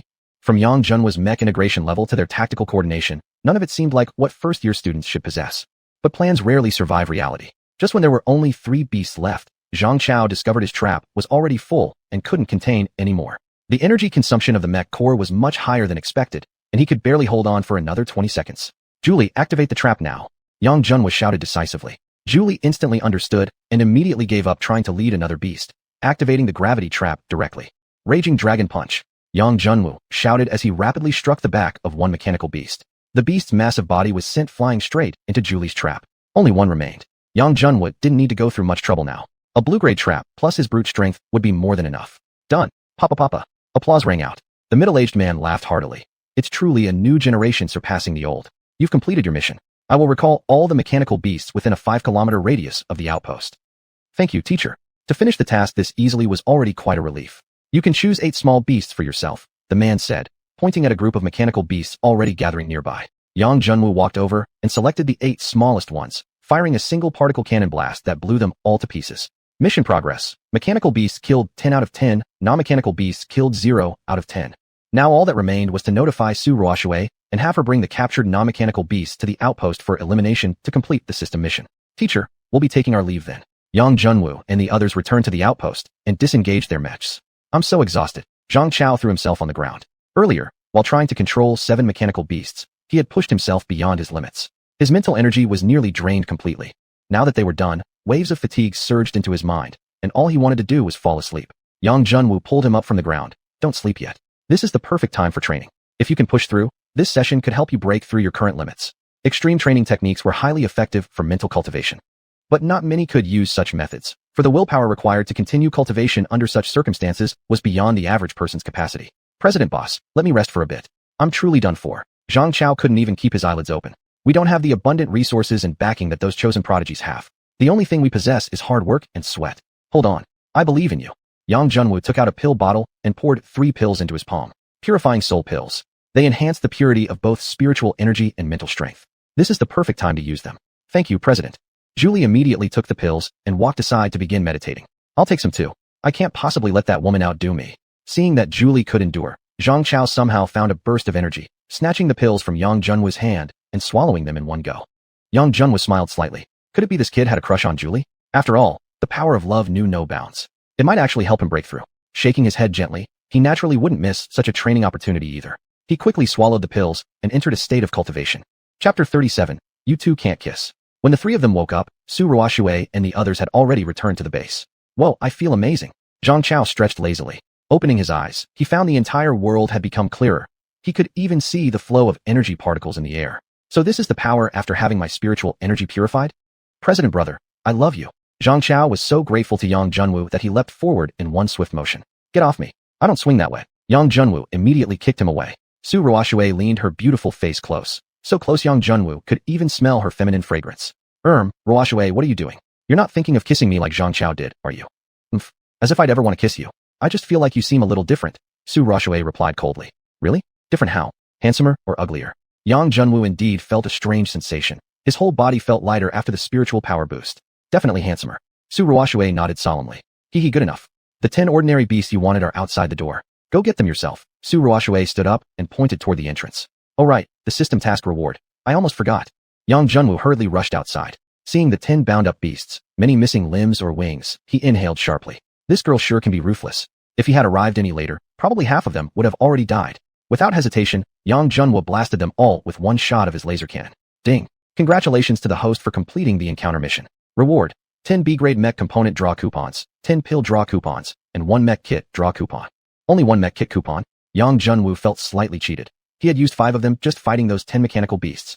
But then again, even without the encounter mission, he would have had to use them anyway. Besides, mech kits weren't disposable items. They might come in handy for the next mission. The pill coupons were the most urgent need right now, so Yang Junwu immediately used 10 in one draw.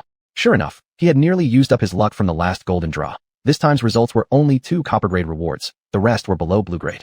Night fell, and Yang Junwu sat on the rooftop, gazing at the starry sky. Above him, stars twinkled. He didn't know which one among them was his homeland. A wave of melancholy welled up in his chest, and he couldn't help but sigh deeply. What's wrong? Why are you sighing all alone here without sleeping? A slim figure appeared beside him, none other than Su Ruoshui. Yang Junwu smiled. Aren't you also not sleeping? Su Ruoshui leaned against him and sat down. Homesick, somewhat. Yang Junwu answered truthfully, though the home he meant wasn't the Yang family on this continent. Actually, I kind of envy you. Su Ruoshui suddenly changed the subject. Yang Junwu chuckled. Me? A person abandoned by my family, completely alone. What's there to envy? At least you're free. Sometimes, I wish my family would cast me out too. What nonsense are you talking? Your family must be powerful and wealthy. You've never experienced the bitterness of being all alone, which is why you can say such things. Can you imagine lying helpless, watching wild dogs slowly devour your body while you feel nothing but despair and terror? Su Ruoshui shivered involuntarily. I'm sorry. I didn't mean to bring up such painful memories. Yang Junwu gently shook his head. It's okay. The past is in the past. At least now, I have Master, and you all, my companions. That's enough for me. Suddenly, Su Ruoshui wrapped her arms around his waist from behind and whispered, Wu, I will always be your support. Yang Junwu turned around. Their eyes met. The atmosphere suddenly turned pink. Looking at her luscious red lips, feeling the warmth from her gentle hands around his waist, Yang Junwu gradually lost himself, drawing ever closer. Whoosh! Just then, a black beam struck the railing near them, causing a loud, booming sound. Who's there? Yang Junwu immediately pushed Su Ruoshui aside and fused with his mech core. Su Ruoshui reacted just as quickly. Upon being pushed, she also completed the fusion and activated her particle scanner. However, the scan results showed no other ME particle fluctuations nearby except for Yang Junwu's mech.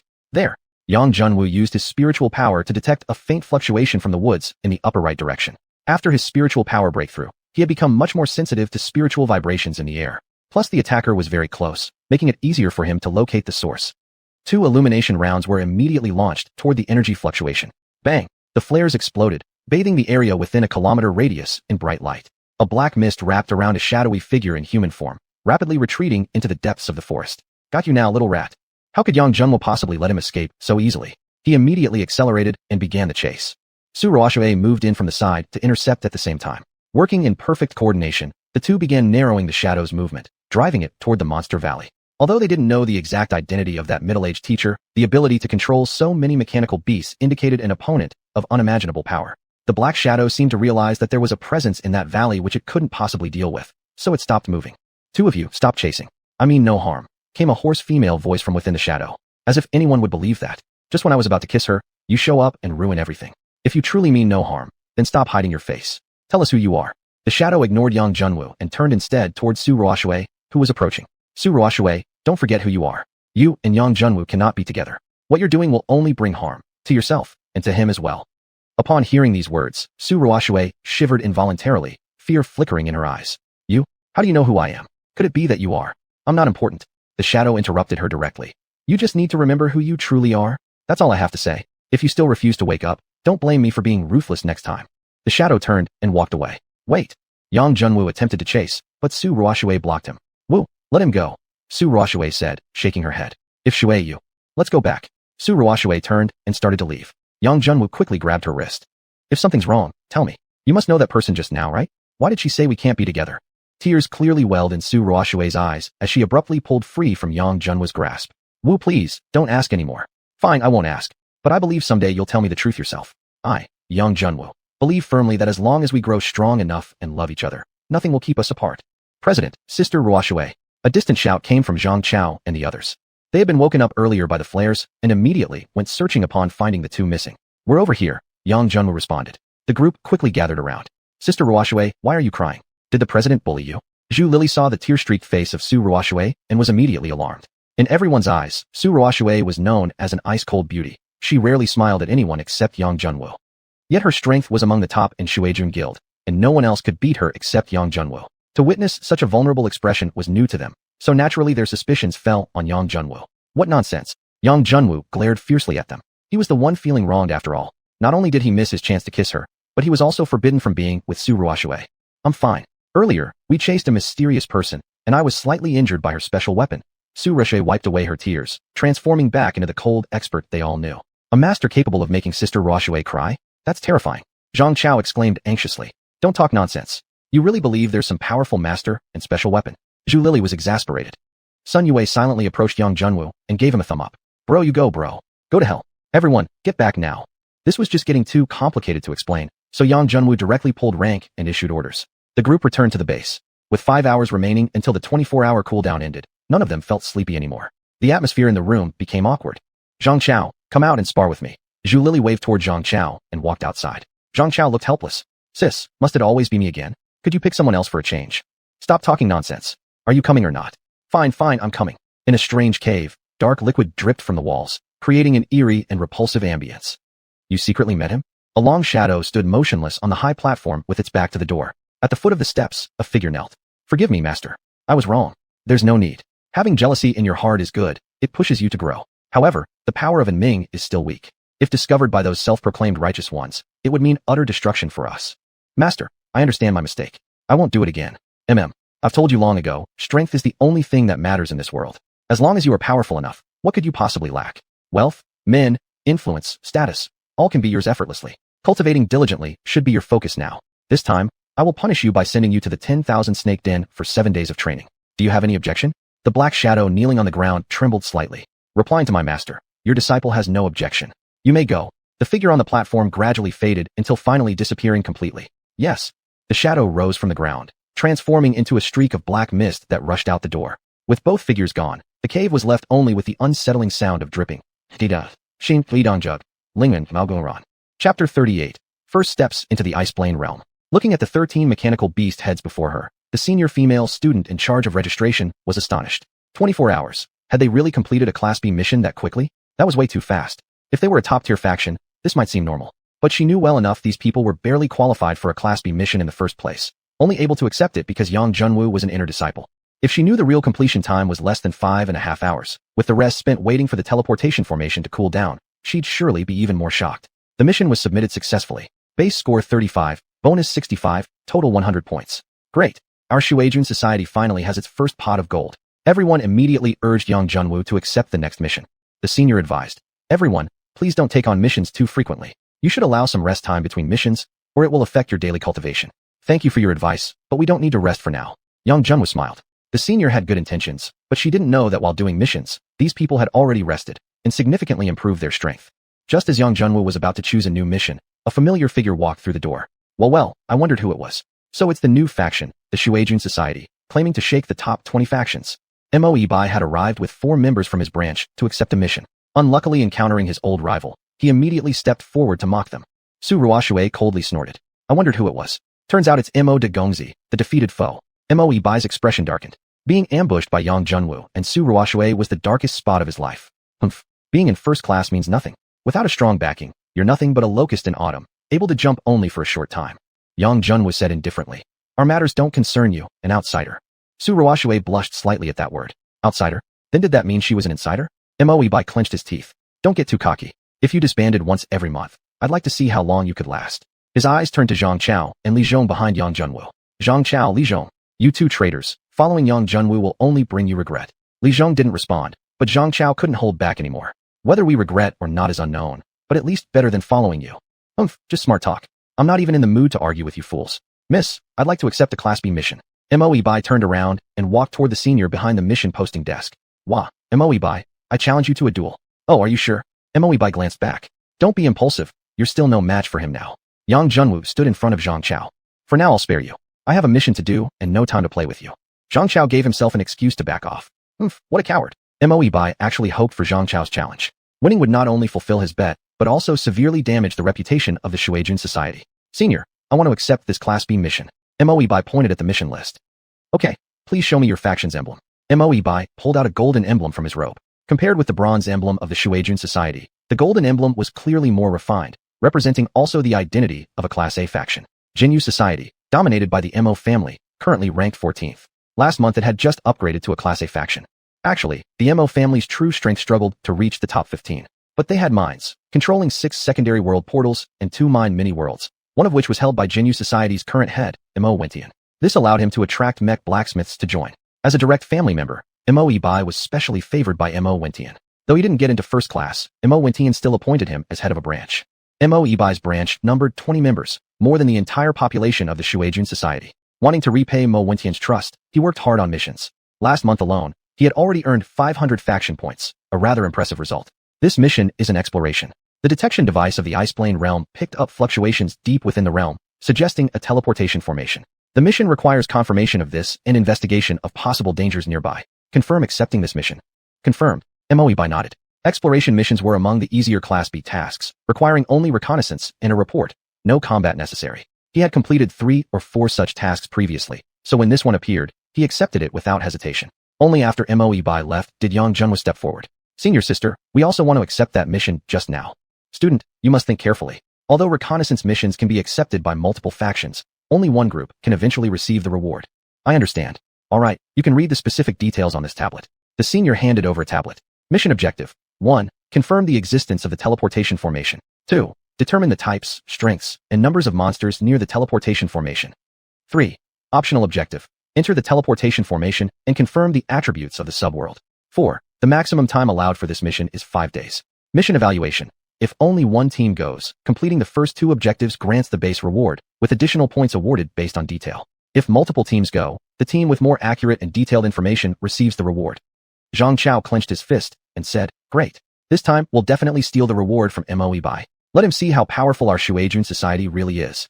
Yang Junwu nodded and asked the group, Who wants to go? Zhang Chao looked surprised. Don't we all go together? Yang Junwu shook his head. More people don't always mean better efficiency on a reconnaissance mission.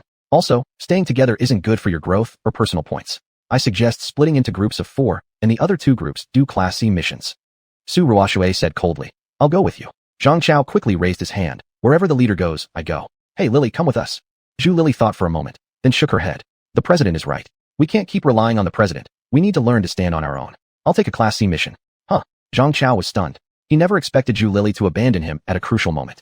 He looked at Yang Junwu, then at Zhu Lily, feeling torn in his heart. Yang Junwu frowned and said coldly, You'd better go to Lily's team. I don't want someone in my group who has half his mind elsewhere. Thank you, boss. Zhang Chao immediately darted to Zhu Lily's side. We still need 2 more people, Yang Junwu said. I'll go, Chao Minghua volunteered. President, count me in, Li Zhong stepped forward. All right, Everyone is ready. Let's move out. Yang Junwu led the three toward the teleportation formation. The formation supervisor clearly recognized them. You're doing another mission? Be sure to rest. Don't push yourselves too hard for the points, the supervisor advised. Yang Junwu smiled. Thank you, sir. We know our limits. Now, where do you wish to go? Iceplane Realm. Oh, also to Iceplane Realm. The supervisor paused. Yes, Yang Junwu nodded. It seemed Moe Bai's team had gone there not long ago. Then step onto the number 2 teleportation formation. The four entered the formation. A bright white light flashed, and soon they found themselves inside a metallic building. As they stepped outside, a wailing gale carrying icy powder struck their faces.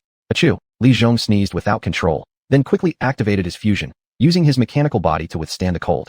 Su Ruoxue gazed at the snow-filled sky, asking, "This is Iceplane Realm?" "This is not Iceplane Realm. This is Northernmost Isle, the northernmost island of the Flying Petals continent."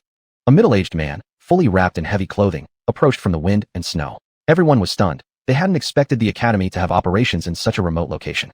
"Who are you?" Yang Junwu asked. "I'm the academy's administrator for Northernmost Isle. The teleportation formation to Iceplane Realm is directly north. You'll see it after about 5 kilometers. "Thank you," the group said and plunged into the snowy storm, heading in the direction the man had indicated. Soon, a crystalline, diamond-like teleportation formation appeared before them. This should be the portal to Iceplane Realm. "Everyone follow me. Don't fall behind." Yang Junwu activated his mech communicator. The howling wind was too loud to hear any spoken words. "Yes, President." For rays of light flashed. The group vanished from Northernmost Isle and arrived at Iceplane Realm. Before them lay a vast icy lake. Its frozen surface shimmered under sunlight, glowing with a dazzling spectrum of colors, transforming the icy expanse into a surreal, rainbow-hued fairyland. How beautiful! Su Ruoxue stared in awe. Not just her. Xiao Mingyue and Li Zhong were equally mesmerized by the surrounding scenery. A sudden sense of danger gripped Yang Junwu. Looking around, he saw a colorful ribbon moving extremely fast towards Su Ruoxue. "Watch out!" Yang Junwu stepped forward, throwing a punch directly at the head of the colorful snake-like beast. Squeal! The creature cried out in pain, realizing its ambush had failed, and rapidly retreated. Not knowing whether more beasts lurked nearby, Yang Junwu didn't chase. Instead, he gathered the 4 of them into a tighter formation. "Be careful, this place isn't as safe as it seems." The 4 maintained their defensive formation and slowly moved forward.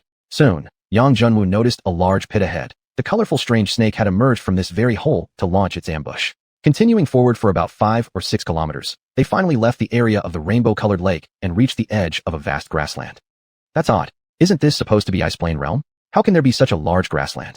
Xiao Mingyue asked in confusion. "Stay alert. I can't shake the feeling that something isn't quite right here," Yang Junwu warned. Chapter 39 Diamond Angel Su Ruoxue. For some reason, Yang Junwu felt his heartbeat was twice faster than usual, and a violent urge for slaughter surged within him. "Everyone, protect me." After some thought, Yang Junwu immediately disengaged from his mech fusion. Su Ruoxue was greatly shocked. Wasn't this suicide to break fusion here? But she trusted Yang Junwu must have his own reason for doing so. Still, she scanned the surroundings nervously, ready to act at any moment. As soon as Yang Junwu's physical body appeared, an incredibly powerful chill immediately rushed toward him. Just as he suspected, this grassland was merely an illusion. The real terrain must have been concealed by some force. Just then, his hidden dragon body suddenly transmitted a mental message, as if trying to tell him something that was extremely appealing. Yang Junwu was stunned. This was the first time he'd felt his hidden dragon body desire something so strongly. What could possibly have such a tremendous attraction? Whether it was to complete the mission or to answer his hidden dragon body's yearning, he had to go and check it out. He reinitiated mech fusion, then pointed toward the northwest. That way, the group formed a battle line, with Yang Junwu and Su Ruoxue in the front. "Well, let's go back. Something about ahead keeps giving me a terrible feeling." Midway through their journey, Su Ruoxue suddenly spoke. Yang Junwu felt the pull grow stronger at that moment. Even while fused with the mech, he could clearly sense the excitement radiating from his hidden dragon body. He absolutely couldn't abandon figuring out the cause of this phenomenon. However, the others indeed had no obligation to follow him into danger. "What if you all go back to the entrance and wait for me while I go alone?" Yang Junwu said to Su Ruoxue. Shaking her head, Su Ruoxue replied, "If you insist on going first, then I will accompany you." Xiao Mingyue and Li Zhong quickly added, "We're a team. How could we allow the president to bear the risk alone? We will go together. There is strength in numbers, and we will have more chance to escape danger." "All right then, let's go together." The 4 continued forward. As they approached the border of the grassland, they were suddenly blocked by a wall. A transparent wall. "Is this a barrier?" "It's so huge." Xiao Mingyue reached out and touched it. It seemed somewhat similar to a mech energy shield, but this wall was far too broad, nearly impossible to see its borders. It would probably require 100 Class A mech cores to sustain such a massive energy output. In a low voice, Su Ruoxue said, "Wu, I can sense that the danger comes from behind this barrier." Yang Junwu smiled faintly. The truth of the matter is also hiding there. Xiao Mingyue stepped closer. "President, how do we get inside?" "Just attack directly." Yang Junwu paused for a moment before deciding to give it a try. "Target a single point. Focus our attack on one specific spot. We don't need to destroy the entire barrier, just punch a hole through." The four got ready, launching 8 laser blasts at the exact same location on the barrier. But even after a minute, the barrier didn't even tremble, let alone crack or break. No good. This barrier is just too strong to break through, Li Zhong said, slumping down on the ground.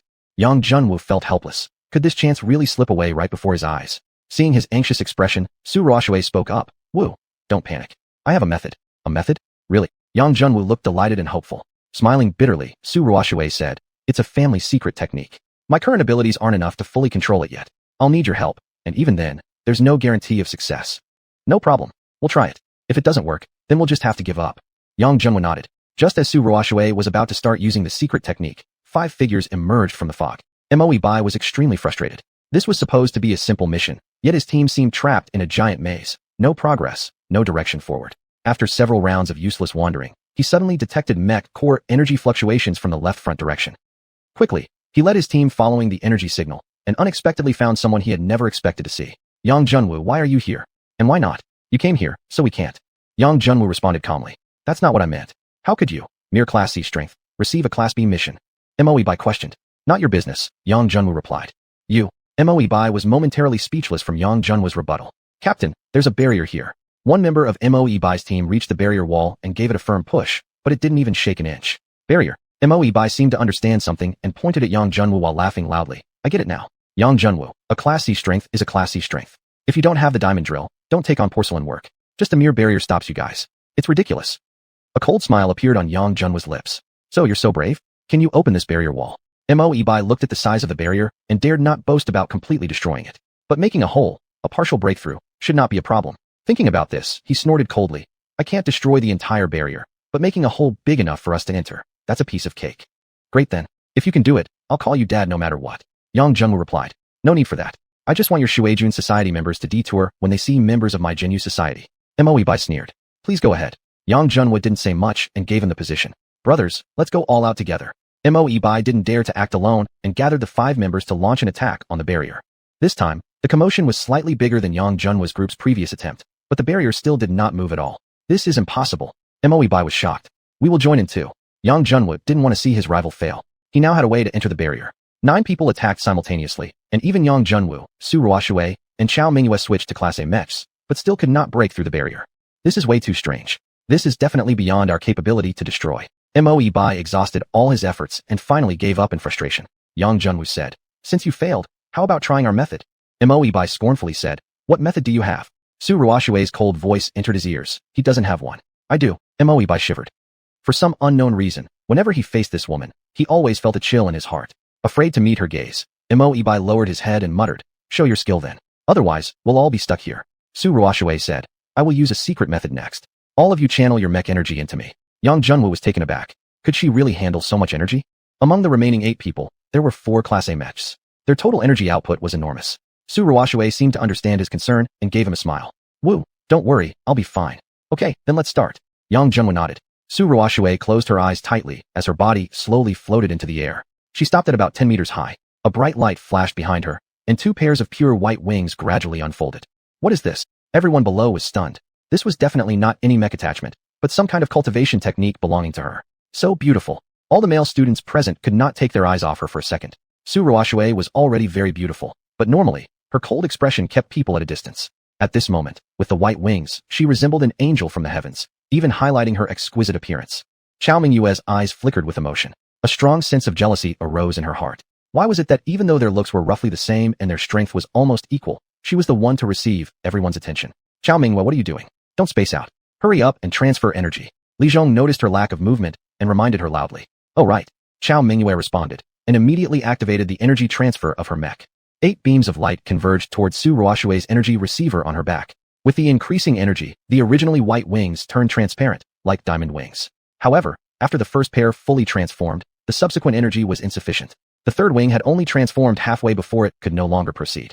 Su Ruoxue murmured something while 4 colorful lights appeared on the shoulders of the wings. The lights drew a gate at the 4 corners of the barrier wall. Everyone, hurry and enter. I can't hold on for long. Su Ruoxue shouted. Could this gate lead directly inside? The 5 members of Moe Bai's team looked at each other hesitantly, not moving. Only Yang Junwu, with no doubt, dashed straight toward the colorful gate. Indeed, the barrier had no effect on him. His entire body disappeared into the glow.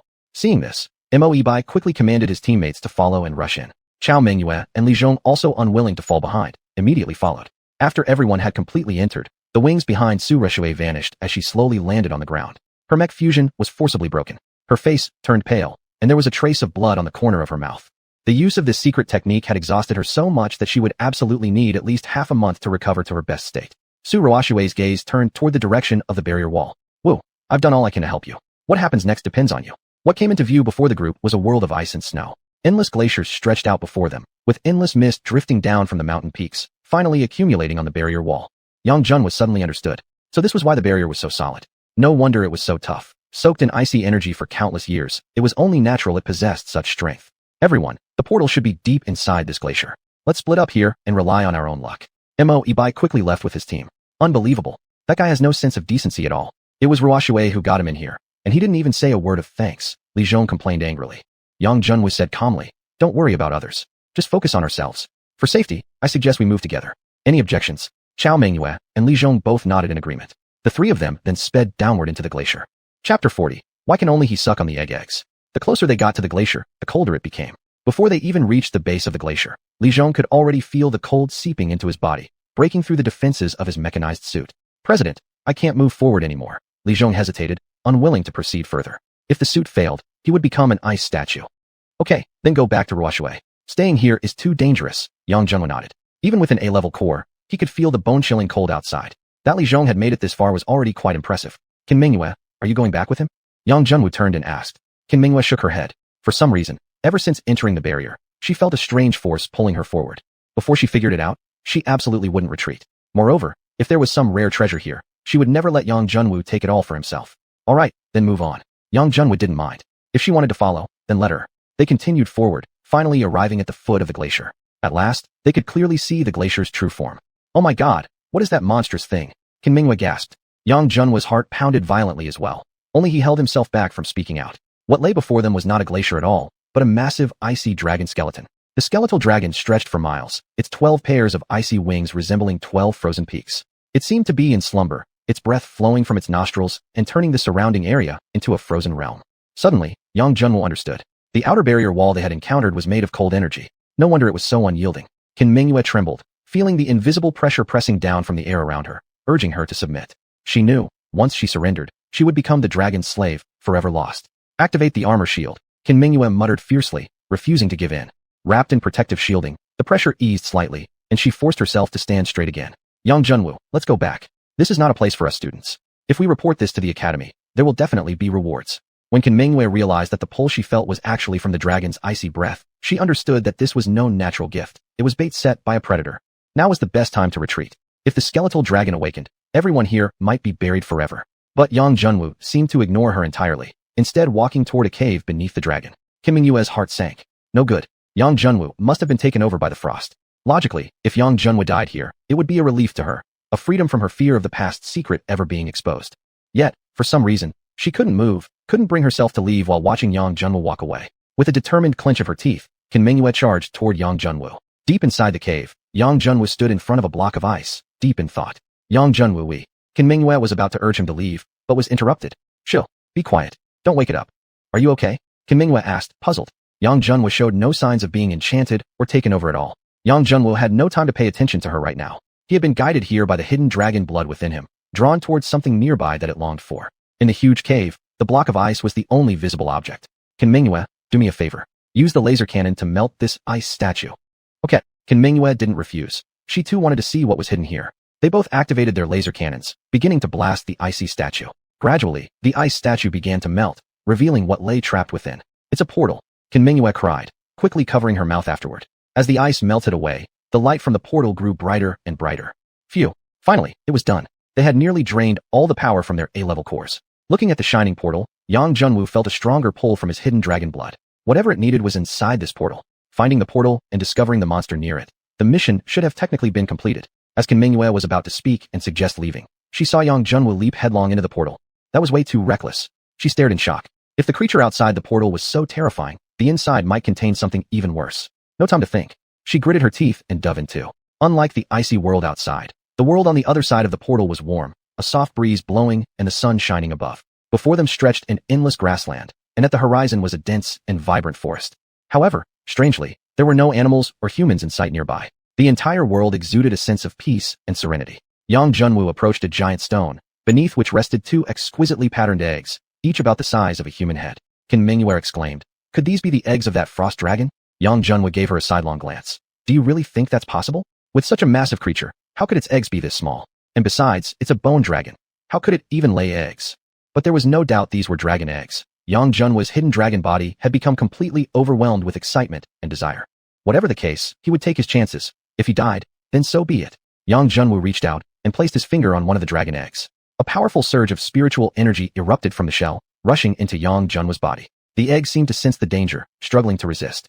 Unfortunately, its strength was too weak. The hidden dragon quickly subdued its resistance. As the dragon egg's energy gradually flowed into his body, Yang Junwu could clearly see his meridians and bones rapidly growing stronger. To describe the feeling he was experiencing in one word: amazing. Seeing this, Qin Mingyue stepped forward and reached out toward the other egg. ZZZT. It was as though her finger had been struck by a strong electric current, instantly repelling her hand. Her expression darkened instantly. Why was Yang Junwu able to absorb it, but not her? Still unwilling to give up, she tried again, and was once more pushed away. This time, a small piece of her mechanized glove was even shattered. Helplessly, Qin Mingyue stepped aside and watched as Yang Junwu continued absorbing the egg's power. If I strike him now, even if the academy finds out, I can just blame the ice dragon. She glared fiercely at Yang Junwu's back, slowly opening the cannon barrel on her arm. Sitting and resting on the grass, Su Ruoxue suddenly opened her eyes. No good. Yang Junwu is in danger. Li Zhong was startled.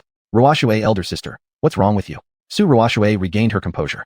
For no reason she could explain, her heart had suddenly been seized by a strange sense of unease moments ago.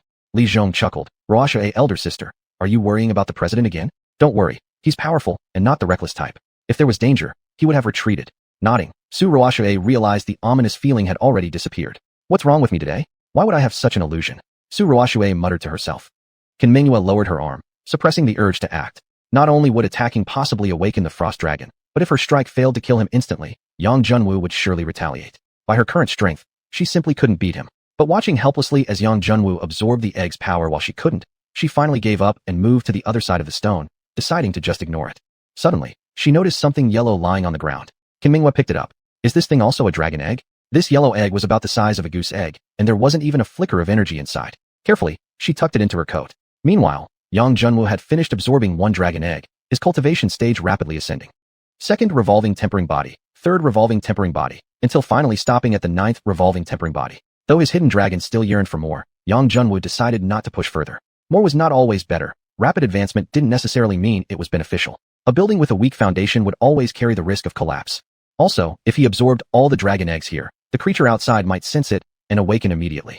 If that happened, they would be completely finished. After casually taking a few photos, Yang Junwu called for Qin Mingyue to leave. As they returned to the base of the glacier, Yang Junwu suddenly said to her, Qin Mingyue, there's something I need to ask you.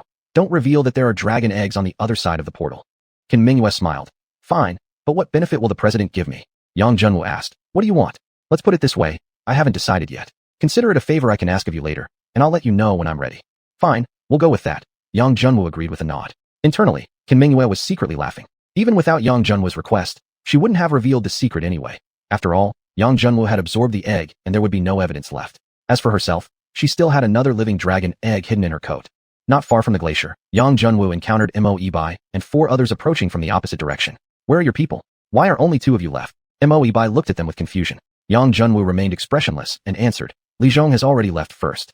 There's no portal here at all, just a terrifying monstrous beast. Monstrous beast? What monstrous beast? Mo Ibai looked completely bewildered. Take a careful look at the glaciers ahead. What do they resemble? After saying this, Yang Junwu didn't wait for Mo Ibai's reaction. He accelerated to his maximum flying speed and rushed directly toward the barrier. Why is he running so fast? Mo Ibai stared at the glaciers. Slowly, his expression changed.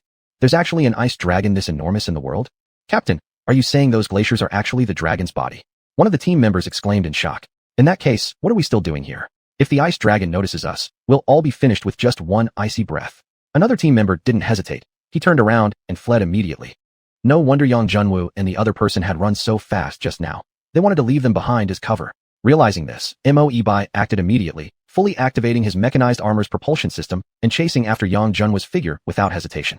Chapter 41. Candidates for the 5 Academy Exchange Competition. After returning to the Academy, Yang Junwu went to report his mission first. The news of the Frost Dragon's appearance immediately shocked the entire Academy leadership.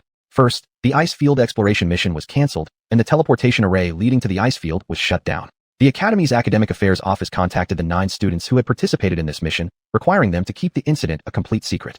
Regarding this, Yang Junwoo expressed immediate agreement. As long as their identities weren't exposed, it would be good news for the Xuanhuan. However, since the Academy regarded this matter as so dangerous, it would be unreasonable not to get some benefits out of it. So Yang Junwoo immediately sought out his teacher, Luo He. Teacher, because of the Academy's incorrect intelligence, we almost lost our lives in the ice fields. We should at least receive some compensation, right? In fact, the Academy had been considering awarding some points to the 2 teams involved, but Luo He hadn't expected Yang Junwoo to actually come forward and ask for it. He asked, "What kind of compensation do you want?" "A few dozen B-grade cores, and maybe 5 or 6,000 points. That should be barely enough." Luo He was completely speechless. "You really dare to ask for such things? If you have the guts, just go directly to the school committee. Let me see if the dean doesn't throw you out."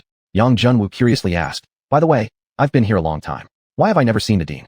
Who exactly is he?" Luo He's expression changed, and he reprimanded, "Don't ask questions you shouldn't. Be careful, or you'll invite trouble." "Oh," Yang Junwoo obediently replied, gazing at him with a pair of innocent eyes. "Sigh, whatever. Who told you're my last and most cherished disciple? I'll talk to the Academic Affairs Office. Remember, not a word of this must leak." Luo He softened his heart unwillingly, feeling sympathy for his beloved disciple. "Great. Thank you, teacher." Yang Junwoo became excited in an instant, completely different from the obedient and helpless figure from just a moment ago. Luo He almost took back his words, but Yang Junwoo had already left the room. This kid, actually trying to pull a fast one on his teacher. Luo He helplessly smiled. Shaking his head, he headed toward the Academic Affairs Office. Upon returning to the Xuanhuan base, Yang Junwoo issued an order to temporarily suspend all B-grade missions. Firstly, recent activities of Xuanhuan had drawn too much attention. If the Changfeng Association or Tiandahui discovered their plans, it would be difficult to win this month's points battle. Secondly, after their last trip to the glaciers, the immense power within his body had not yet fully settled, requiring time for digestion. Su Ruoshui had used secret techniques and needed to rest her body for a while. Xiao Mingyue also suddenly announced her retreat for cultivation. Only Sun Yue, the only A-grade mech pilot, remained fully operational. Going on B-grade missions under such circumstances would be far too dangerous. Of course, without undertaking B-grade missions, they could still handle C-grade ones. Members needed points to exchange for cultivation resources, and the Xuanhuan also needed to maintain an image of working relentlessly on C-grade missions. 5 days passed. The dragon aura inside Yang Junwoo had almost completely been absorbed by his hidden dragon body, but his cultivation level didn't rise. It dropped from the 8th-stage body tempering realm to the 7th stage. Yet he was completely satisfied. His current 7th-stage body tempering realm surpassed his unstable 8th-stage power from 5 days ago. That was the advantage of solid foundations. Meanwhile, good news also came from Luo He. The Academic Affairs Office eventually decided to award them 2 B-grade cores and 500 faction points as a reward. Yang Junwoo was overjoyed. The Academy-exclusive B-grade cores were completely different from those circulating outside. Ordinary B-grade cores had maximum compatibility of only about 80+, while those produced by the Academy started at no less than 90. As for the 500 faction points, those alone were equivalent to completing 5 B-grade missions perfectly. Currently, the Xuanhuan had 670 points, placing them at least mid-tier among all factions. President, great news. Zhang Chao rushed into the office. What kind of good news? Everyone turned their eyes toward him. In 3 days, the 5 Academy exchange competition will be held at the Divine Weapon Academy. Each grade level selects 5 participants, and rankings will reward huge academic credits and faction points. Yang Junwoo paused. What's the 5 Academy exchange competition? Boss, don't rush. I already got all the details. 5 Academy refers to Divine Weapon Academy, Lingdai Academy, Qingfeng Academy, War God Academy, and Tianquang Academy. Lingdai Academy. A female image instantly appeared in Yang Junwoo's mind. Xuanhuan, his cousin and also the sister from the Yang family who had treated him the kindest. 3 years ago, Xuanhuan had entered Lingdai Academy for further studies. Now she should be a junior. He wondered whether she would be chosen to participate in this 5 Academy exchange competition. Boss, seeing Yang Junwoo spaced out, Zhang Chao waved his hand in front of his eyes. Yang Junwoo slapped his hand away. Go away. Who wants to go can sign up. Don't ask me. Zhang Chao was completely stunned. Boss, you're not going to participate. It depends on the situation. Yang Junwoo didn't want to draw attention like this because it wouldn't benefit him at all. More importantly, he wasn't sure how to face Senior Sister Wan. Su Ruoshui calmly said, I won't participate either. If even Senior Sister Ruoshui isn't going, then we're done for. The spots will definitely be taken by others. Zhang Chao wailed in despair. Although he had improved a lot recently, compared to those who could already control A-grade mechs, he still had a long way to go. Sun Yue coldly snorted. What? Does Xuanhuan only have the president and vice president as talents? Zhang Chao hurriedly smiled. No way. How could I forget Brother Sun? It's just that with 5 spots available, having only you seems insufficient. Xiao Mingyue suddenly lifted her head. I'll go too. For some reason, Zhang Chao felt that Xiao Mingyue was different now. She constantly exuded an aura that sent chills down people's spines. If Senior Sister Chao is willing to join, that's even better. This way, At least our faction will have 2 experts participating. Zhu Lili spoke from the side. I suggest everyone who wants to go should sign up. Whether you get selected or not, at least you can see the gap between yourself and the experts. Zhang Chao's eyes lit up. Not bad, my dear Lili. Truly insightful. How about we go together? Get lost. Although Yang Junwu didn't wish to participate, some things couldn't be avoided. Luo he directly came to him and insisted he participate in the first-year mech duel competition. If he refused, the previous 2 B-grade cores and 500 points would be void. Yang Junwu had no choice but to agree. Don't act ungrateful. Others would kill for such an opportunity. Luo he saw his lack of enthusiasm and couldn't help scolding. Yang Junwu forced a smile. Thank you, teacher, but I just want to cultivate peacefully. What a disgrace. Persistent cultivation alone won't achieve anything. Only through real combat can one improve faster. Oh, and after lunch, go find Elder Zhang Tian. Elder Zhang Tian. Yang Junwu thought hard before recalling this Thu Yunzhang of the Inner Academy, who specialized in forging. The Inner Academy wasn't located together with the Outer Academy. One had to pass through a portal to get there. After showing his Inner Academy badge to the guard at the portal, the guard opened the gate and sent him to the Inner Academy. The moment he entered, Yang Junwu felt as though the spiritual energy in the air had almost become a thick, sticky porridge. Unbelievable. With such dense spiritual energy, cultivation must be twice as effective. No wonder everyone in the Outer Academy wanted to enter the Inner Academy. The Inner Academy wasn't densely populated. Yang Junwu walked a long way without seeing a single person. I'm dizzy. The Inner Academy is so big, and there's not even someone to ask for directions. Where do I even find Vice Dean Zhang Tian? After turning down 2 small paths, Yang Junwu finally saw a man meditating inside a pavilion in the middle of a lake. He quickly approached. Yet before he could get near the pavilion's edge, 3 sharp sword energies came slashing toward his face. The opponent hadn't even fused with his mech yet, purely using his own strength. Yang Junwu also wanted to test his current Duanlong Ju and Ilong Jiti. He didn't fuse with his mech either, clenching his fist to strike back and deflect the sword energies one by one. So exhilarating. Looking at his unharmed fist, Yang Junwu felt a wave of pleasant sensation rush from his head to his toes. The resilience of the hidden dragon body had significantly improved. Now, without relying on his mech, he could directly go against ordinary externally equipped D-grade mechs. As if sensing his opponent, the man in the lakeside pavilion suddenly opened his eyes. Without even seeming to move, a fist was already flying toward Yang Junwu's face. So fast, Yang Junwu's heart jolted. It was already too late to block, so he gave up defense entirely and jabbed his 2 fingers straight toward the opponent's chest, attacking to protect himself. Sure enough, the opponent didn't want to exchange hits and simply sidestepped. Yang Junwu took 3 steps back, escaping from the pressure of the other's energy field. Only then could he finally take a good look at his opponent's face. Beautiful. Strangely, the first word in Yang Junwu's mind was one normally used to describe a woman, not a man. But the man before him indeed gave such an impression. Resembling Pan-En, with rosy lips and white teeth, delicate and exquisite, pure and flawless. Yang Junwu truly struggled to connect such gentle appearance with the fierce attack from just now. Seeing Yang Junwu's expression, the man's face darkened slightly. As expected, everyone's reaction upon seeing him was the same. With a long sigh, the man had long since gotten used to such incidents after experiencing them countless times. Younger brother, I don't think we've met before. You're new here, right? Oh yes. My name is Yang Junwu, a new student this year. May I know your name, senior brother? Yang Junwu found it hard to shift his gaze from the other's face. My name is Meng Xiuhuan. Hello, senior brother Meng. I'm here to see Vice Dean Zhang Tian. May I ask if you know where he is? You're here for teacher? Meng Xiuhuan blinked in surprise. You're one of Vice Dean Zhang Tian's disciples? Yang Junwu hadn't expected that asking a random person would lead him to the right place. Teacher is in the forging chamber now. I'll take you there. Meng Xiuhuan nodded. Winding through a few small paths, Meng Xiuhuan led him into a 3-story building and stopped in front of the easternmost forging room. Teacher, someone is here to see you. Meng Xiuhuan gently knocked on the door. Let him wait. Zhang Tian's voice came from inside. Meng Xiuhuan gave an apologetic smile to Yang Junwu. Junior, why don't you sit and rest over here first? Teacher won't even acknowledge the dean when he's forging. Let's just wait. I understand. There's no rush. Yang Junwu nodded. Forging was no simple task. Even the slightest mistake could result in complete failure. Chapter 42 Perfect Fusion, Golden Core. Senior Meng, you're amazing. Your physical body is actually this powerful. With nothing better to do, the two started chatting. Meng Xiuhuan showed a bitter smile. Junior Yang, do you also think my appearance looks too feminine? Yang Junwu scratched his head awkwardly, unsure how to respond. Actually, I already know even without you saying it.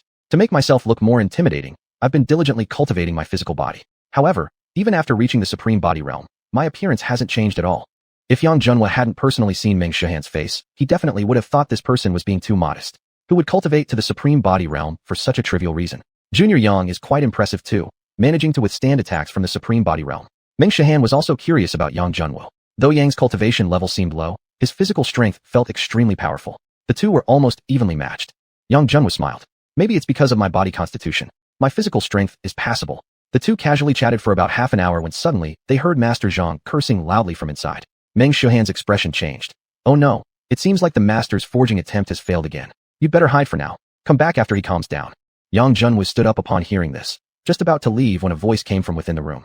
Xiuxian, who's there? Bring him in. Meng Xiuxian helplessly spread his hands toward Yang. Yang Junwu shook his head indicating it was fine. The two slowly walked into the room. As soon as they entered, Yang Junwu smelled a pungent scent left over from metal forging. Master Zhang was staring darkly at the pool of ruined molten metal without speaking. Yang Junwu directly walked forward and greeted. Vice President Zhang, nice to see you. Teacher Luo sent me to find you. Only then did Zhang Tian turn and look at him. Oh, it's you? What was your name again? Student Yang Junwu. Oh right, I remember now. It's about customizing in Mjolnir core, right? Bring out your materials. Zhang Tian said coldly.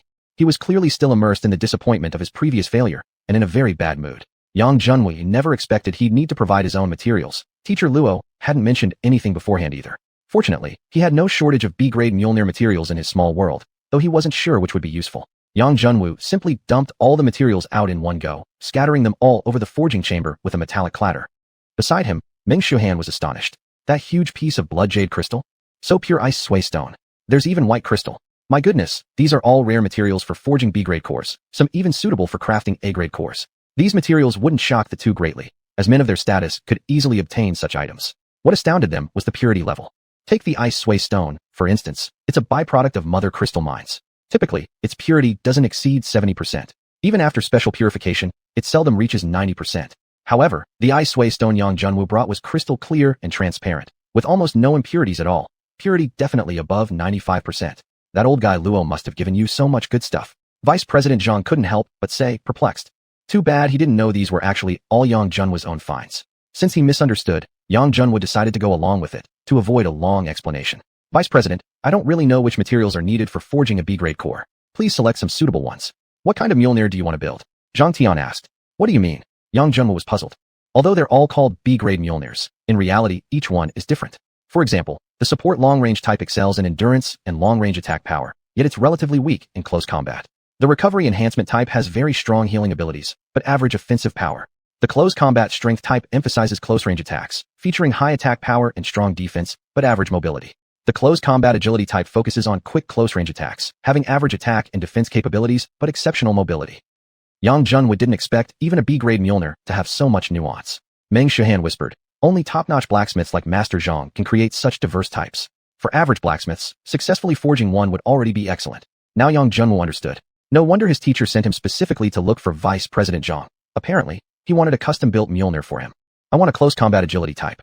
Yang Junwu considered for a moment before finally making his choice. Of course, close combat suits best in combination with dragon forging arts. The hidden dragon body enhancement was more than sufficient in power and defense. If the Mjolnir could offer increased attack speed, his close combat system would become almost perfect. Zhang Tian picked over a dozen materials from the large pile. That's all. Put the rest away. Yes, Vice President. Yang Junwu quickly shoved the remaining materials into his small world. He wasn't even afraid of exposing it. Top-tier blacksmiths like this must have their own small worlds anyway. Sure enough, when the two saw the glow of Yang's small world, not one of them looked surprised. After finishing the cleanup, they began preparations for forging. Zhang Tian suddenly stepped aside and said to Meng Xiuxian, Xiuxian, you do it. Meng Xiuxian glanced at Yang Junwu beside him and suddenly spoke. Teacher, how about letting Yang Junwu do it instead? His physical strength is no less than mine. Oh, you also have the Supreme Body Realm cultivation. Zhang Tian was slightly taken aback. No, it's just that my body constitution is special. I'm just naturally strong, Yang Junwu hastily explained. He didn't understand why Meng Xiuxian suddenly wanted him to step in. When it came to forging, he was a complete novice. Fine, then you do it. Yang Junwu took a deep breath. He trusted that Meng Xiuxian wouldn't try to harm him. It might be worth a try anyway, considering there were still plenty of materials left. Just swing the hammer. Leave the rest to me, Zhang Tian said behind him. A magnificent red battle armor suddenly appeared on his body, and he lightly touched Yang Junwu's nape. Yang Junwu suddenly realized his perspective had changed. He could now see every single pattern within the materials in front of him. Within those patterns, there were small black dots indicating impurities. Zhang Tian's voice echoed directly in his mind. Focus your mind. Forge the material into its most primitive atomic particles, and arrange them according to your thoughts. While forging, try to remove the impurities. Dang. Yang Junwu swung the hammer down, causing slight changes in the material patterns. How many more strikes would it take to achieve his goal? Never mind. Time to work hard. Dang. Dang. Dang. The forging chamber echoed with intense metal collisions. Half an hour passed. 1 hour passed. Meng Xiuxian stared in shock at the two, who were still forging. At first, he had recommended Yang Junwu for the task because he knew that Master Zhang had a divine mental technique that could teach disciples on a consciousness level. This method required the recipient to possess the ability to complete the forging himself.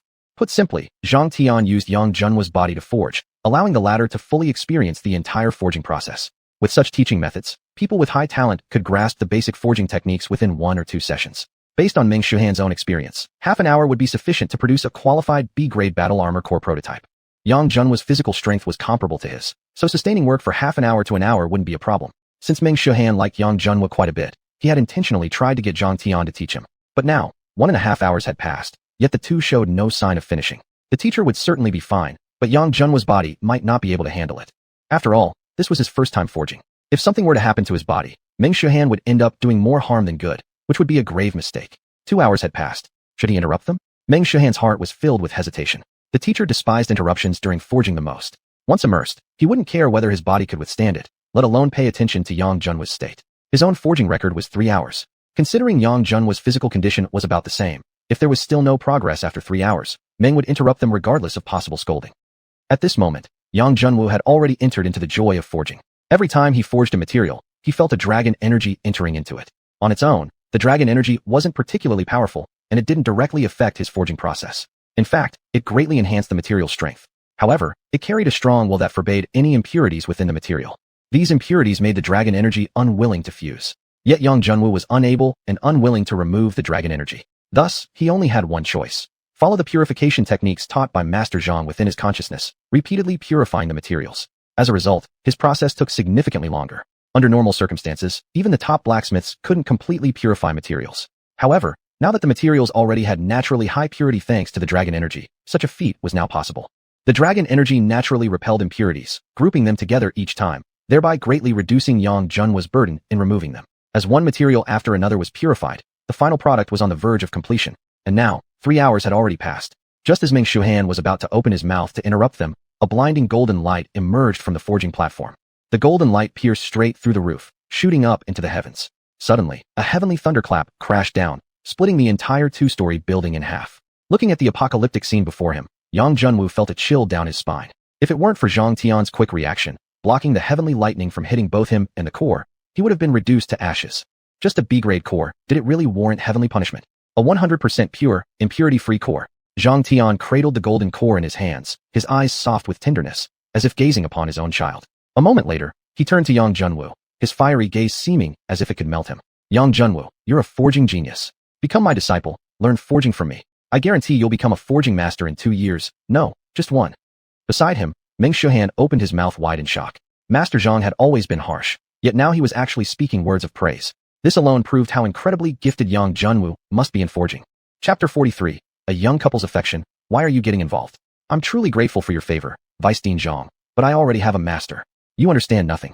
Students with talent for combat are everywhere, but a blacksmith capable of forging cores with 100% purity is 1 in 10,000. In fact, no one has achieved that in the past 100 years. Such talent shouldn't be wasted on anything other than forging. You are the one wasting it. 4 or 5 people walked in through the broken gate, with Luo, he clearly among them. The others were all vice presidents of the academy committee. They arrived the moment they sensed the massive commotion happening within the inner academy. Yang Junhua is a rare battle genius. Where else can you find a talent like that? You won't be taking him from me. Absolutely not.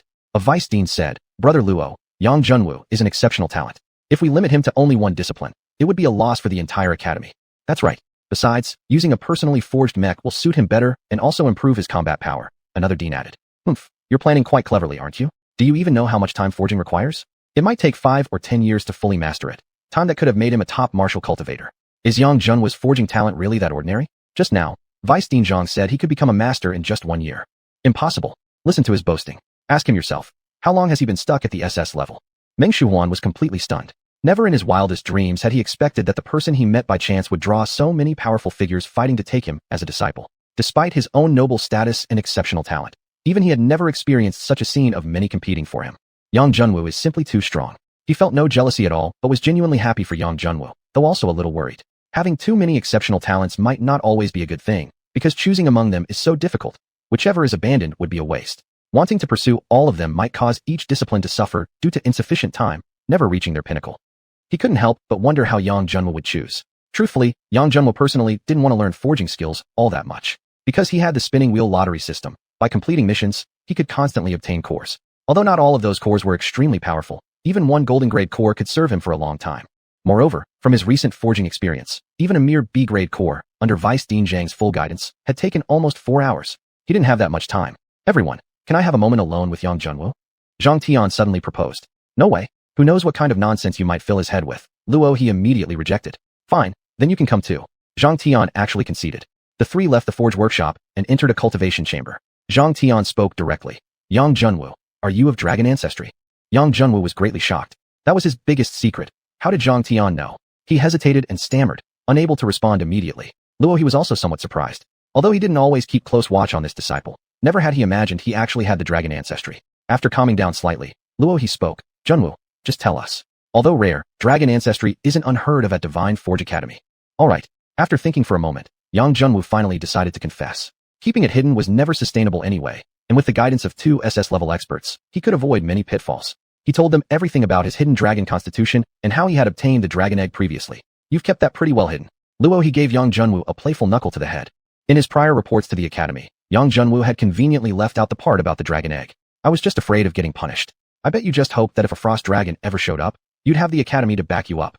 Luo he said, annoyed. Hee. Yang Junwu gave an awkward chuckle. That indeed was exactly his thinking. It shouldn't be hard for the academy to deal with a mere frost dragon. Zhang Tian pondered deeply. That explains why earlier during forging, I sensed two different dragon presences. Since Yang Junwu possesses the dragon ancestry, he has even less reason to learn forging from you. My disciple, let's go. Luo he turned to leave. Wait a moment. If Yang Junwu were merely an ordinary 100% fusion rate blacksmith, naturally there would be no need for forging training. Unfortunately, he is not a regular blacksmith. He is a dragon blacksmith. What? Luo he stared wide-eyed. Zhang Tian pulled out that B-grade core from his robe. Feel its power yourself. Luo he held the core in his hand, and he could clearly feel a heartbeat, as though the core itself was alive. Yang Junwu's forged core suits him perfectly, almost doubling its power. Therefore, learning forging will only help him unleash his strength even further. Zhang Tian pressed the advantage. Luo he was silent for a moment, then turned his gaze to Yang Junwu. Junwu, it's your decision. Initially, Yang Junwu was absolutely unwilling to spend time on forging, but after discovering the numerous benefits of cores he personally forged, he began to waver. He wanted both combat strength and forging skills. As for cultivation, with more stardust powder, he wouldn't even need that much time for training. And forged cores could also be exchanged for stardust powder. Teacher, Vice Dean Zhang, I'm willing to learn forging, but first, I need to confirm one thing. I'm learning it only to enhance my strength. If in the future I find that forging affects my cultivation, I will suspend my forging training. Agreed. Both Zhang Tian and Luo he had no objections. One more thing. In the future, can I sell the cores I forged to the academy in exchange for stardust powder? You know about stardust powder? Zhang Tian was slightly surprised. Stardust powder isn't really effective for you. It's just used to improve fusion rates. I have other uses for it. Fine. I'll handle that personally. Zhang Tian nodded. Given his position and Yang Junwu's high fusion rate cores, exchanging for some stardust powder wasn't a big deal. I have no further questions. Yang Junwu decided to stop while he was ahead. Starting next week, come to me every Saturday and Sunday for training. All right, teacher. Yang Junwu nodded. Haha, what a promising disciple. You're teachable. Zhang Tian was overjoyed. Judging from Yang Junwu's address, he had already accepted him as his teacher. If he himself couldn't reach the pinnacle of forging, raising a disciple who could achieve that would be just as glorious for a blacksmith. I'll go find that old fellow xiuxian to help you with the inscriptions. Rest assured, it'll be ready before the competition. With that, Zhang Tian left the cultivation room. Teacher.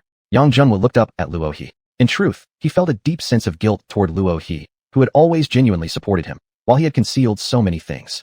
Luo he raised a hand, stopping him. No need to explain, I understand everything. If one day you can reach that position, your teacher will be fully satisfied. Now go prepare. Don't embarrass me in tomorrow's selection match. Yes, teacher. Returning to the Xuanhuan Association's building, as soon as he stepped in, he was immediately surrounded by people. Zhang Xiao was the fastest to run over.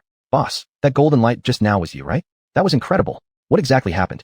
Yeah, and that pitch-black heavenly lightning. My heart nearly exploded when it appeared. It was terrifying, Li Zhong added. Everyone was speaking at once, making Yang Junwu feel like his head had doubled in size. Everyone, it's simple really. I accidentally forged a core with perfect fusion rate in the inner academy, which summoned the lightning. The Vice Dean blocked it. That's all. Everyone. What kind of humble brag was that? That was a 100% fusion rate core. Not only unheard of, but Yang Junwu casually brushed it off as a mere accident. But how did you even know it was me? Yang Junwu was curious. They didn't know he had gone to the inner academy. Zhu Lily smiled brightly. It was Rosui who told us. She said she sensed your aura in that golden light. Even that. Yang Junwu looked at Su Ruoxue in disbelief. Su Ruoxue said calmly. It was simple. I happened to use a secret technique that detected it. Everyone chuckled softly, covering their mouths. These two really were a perfect pair. Even their ways of giving attitude were alike. By the way, where's Chao Minghua? Oh, she's apparently gone into seclusion to cultivate. She told us not to bother her. Seclusion? The selection match was tomorrow. Was she not going to participate in the inter-academy competition? But indeed, he himself wouldn't have signed up for it if his teacher hadn't forced him. Alright, everyone go train. Don't all crowd here.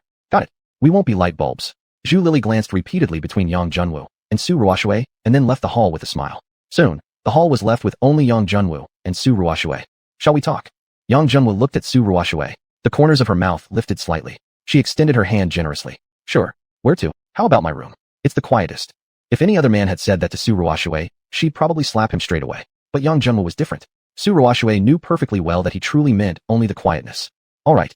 No sooner had the two left than Zhang Chao and Zhu Lili poked their heads out from behind the corner. Lily, did you hear what they said just now? How about coming to my room to cultivate together? Zhang Chao rubbed his hands and suggested. Get lost. Who would go to your room? I'm going to sneaky into boss's room to eavesdrop. How could I miss such exciting stuff? After saying that, Zhu Lili headed toward Yang Junwa's bedroom on the second floor, leaving Zhang Chao speechless in the middle of the hallway. Hey, that's a private moment between the young couple. Why are you even tagging along? He quickly followed behind. Zhu Lili could be quite reckless, and if she annoyed the boss, she might just get expelled from this little world without hesitation. Chapter 44. Victory is certain. The Outer Academy, Grand Duel Arena. Looking at the familiar scene, Yang Junwu couldn't help but feel a sense of nostalgia. He never expected to return here once again. This time, it wasn't a wager match with others, but rather a selection to decide the 5 first-year representatives. 10 students had signed up, and Water Sovereign Sect occupied 3 spots: Yang Junwu, Sun Yue, and Xiao Mingwei. The others were xuanhuan, xiuxian, and luo shanshan from Class 1, Mo Yibai, and Lin Rudi from Class 2, and Bai Shuixin and Lu Fengluo from Class 3. All of them were experts capable of controlling Class A cores. Academic Director Zhang Mingbo personally presided over the first-year selection, announcing the rules. Everyone, this evaluation will be a one-on-one point system. Each of you will face off against all other competitors once, and the victor earns 1 point. The top 5 students with the highest scores will represent the first-year division in the competition. Come on, everyone. Win the Inter-Academy contest and bring glory to our academy. Also, earn the valuable academic credits for yourselves. Yang Junwu drew the number 5, neither too early nor too late, and his first-round opponent was number 6, Bai Shuixin. Interestingly, the first round brought together old acquaintances, number 2 Mo Yibai and number 1 Sun Yue. When they had entered the academy, their strength had been more or less equal. One had joined the ranked 14th Jinyu Society, while the other was forced into the emerging Water Sovereign Society. The two faced each other standing across the battlefield. Mo Yibai sneered. Sun Yue, you've really fallen. Wasting your time in such a useless faction. Today, I'll show you exactly how big the gap between factions can be. Sun Yue laughed loudly. Mo Yibai, we couldn't settle it during the entrance exam. This time, I will definitely show you the meaning of there always being someone stronger than yourself.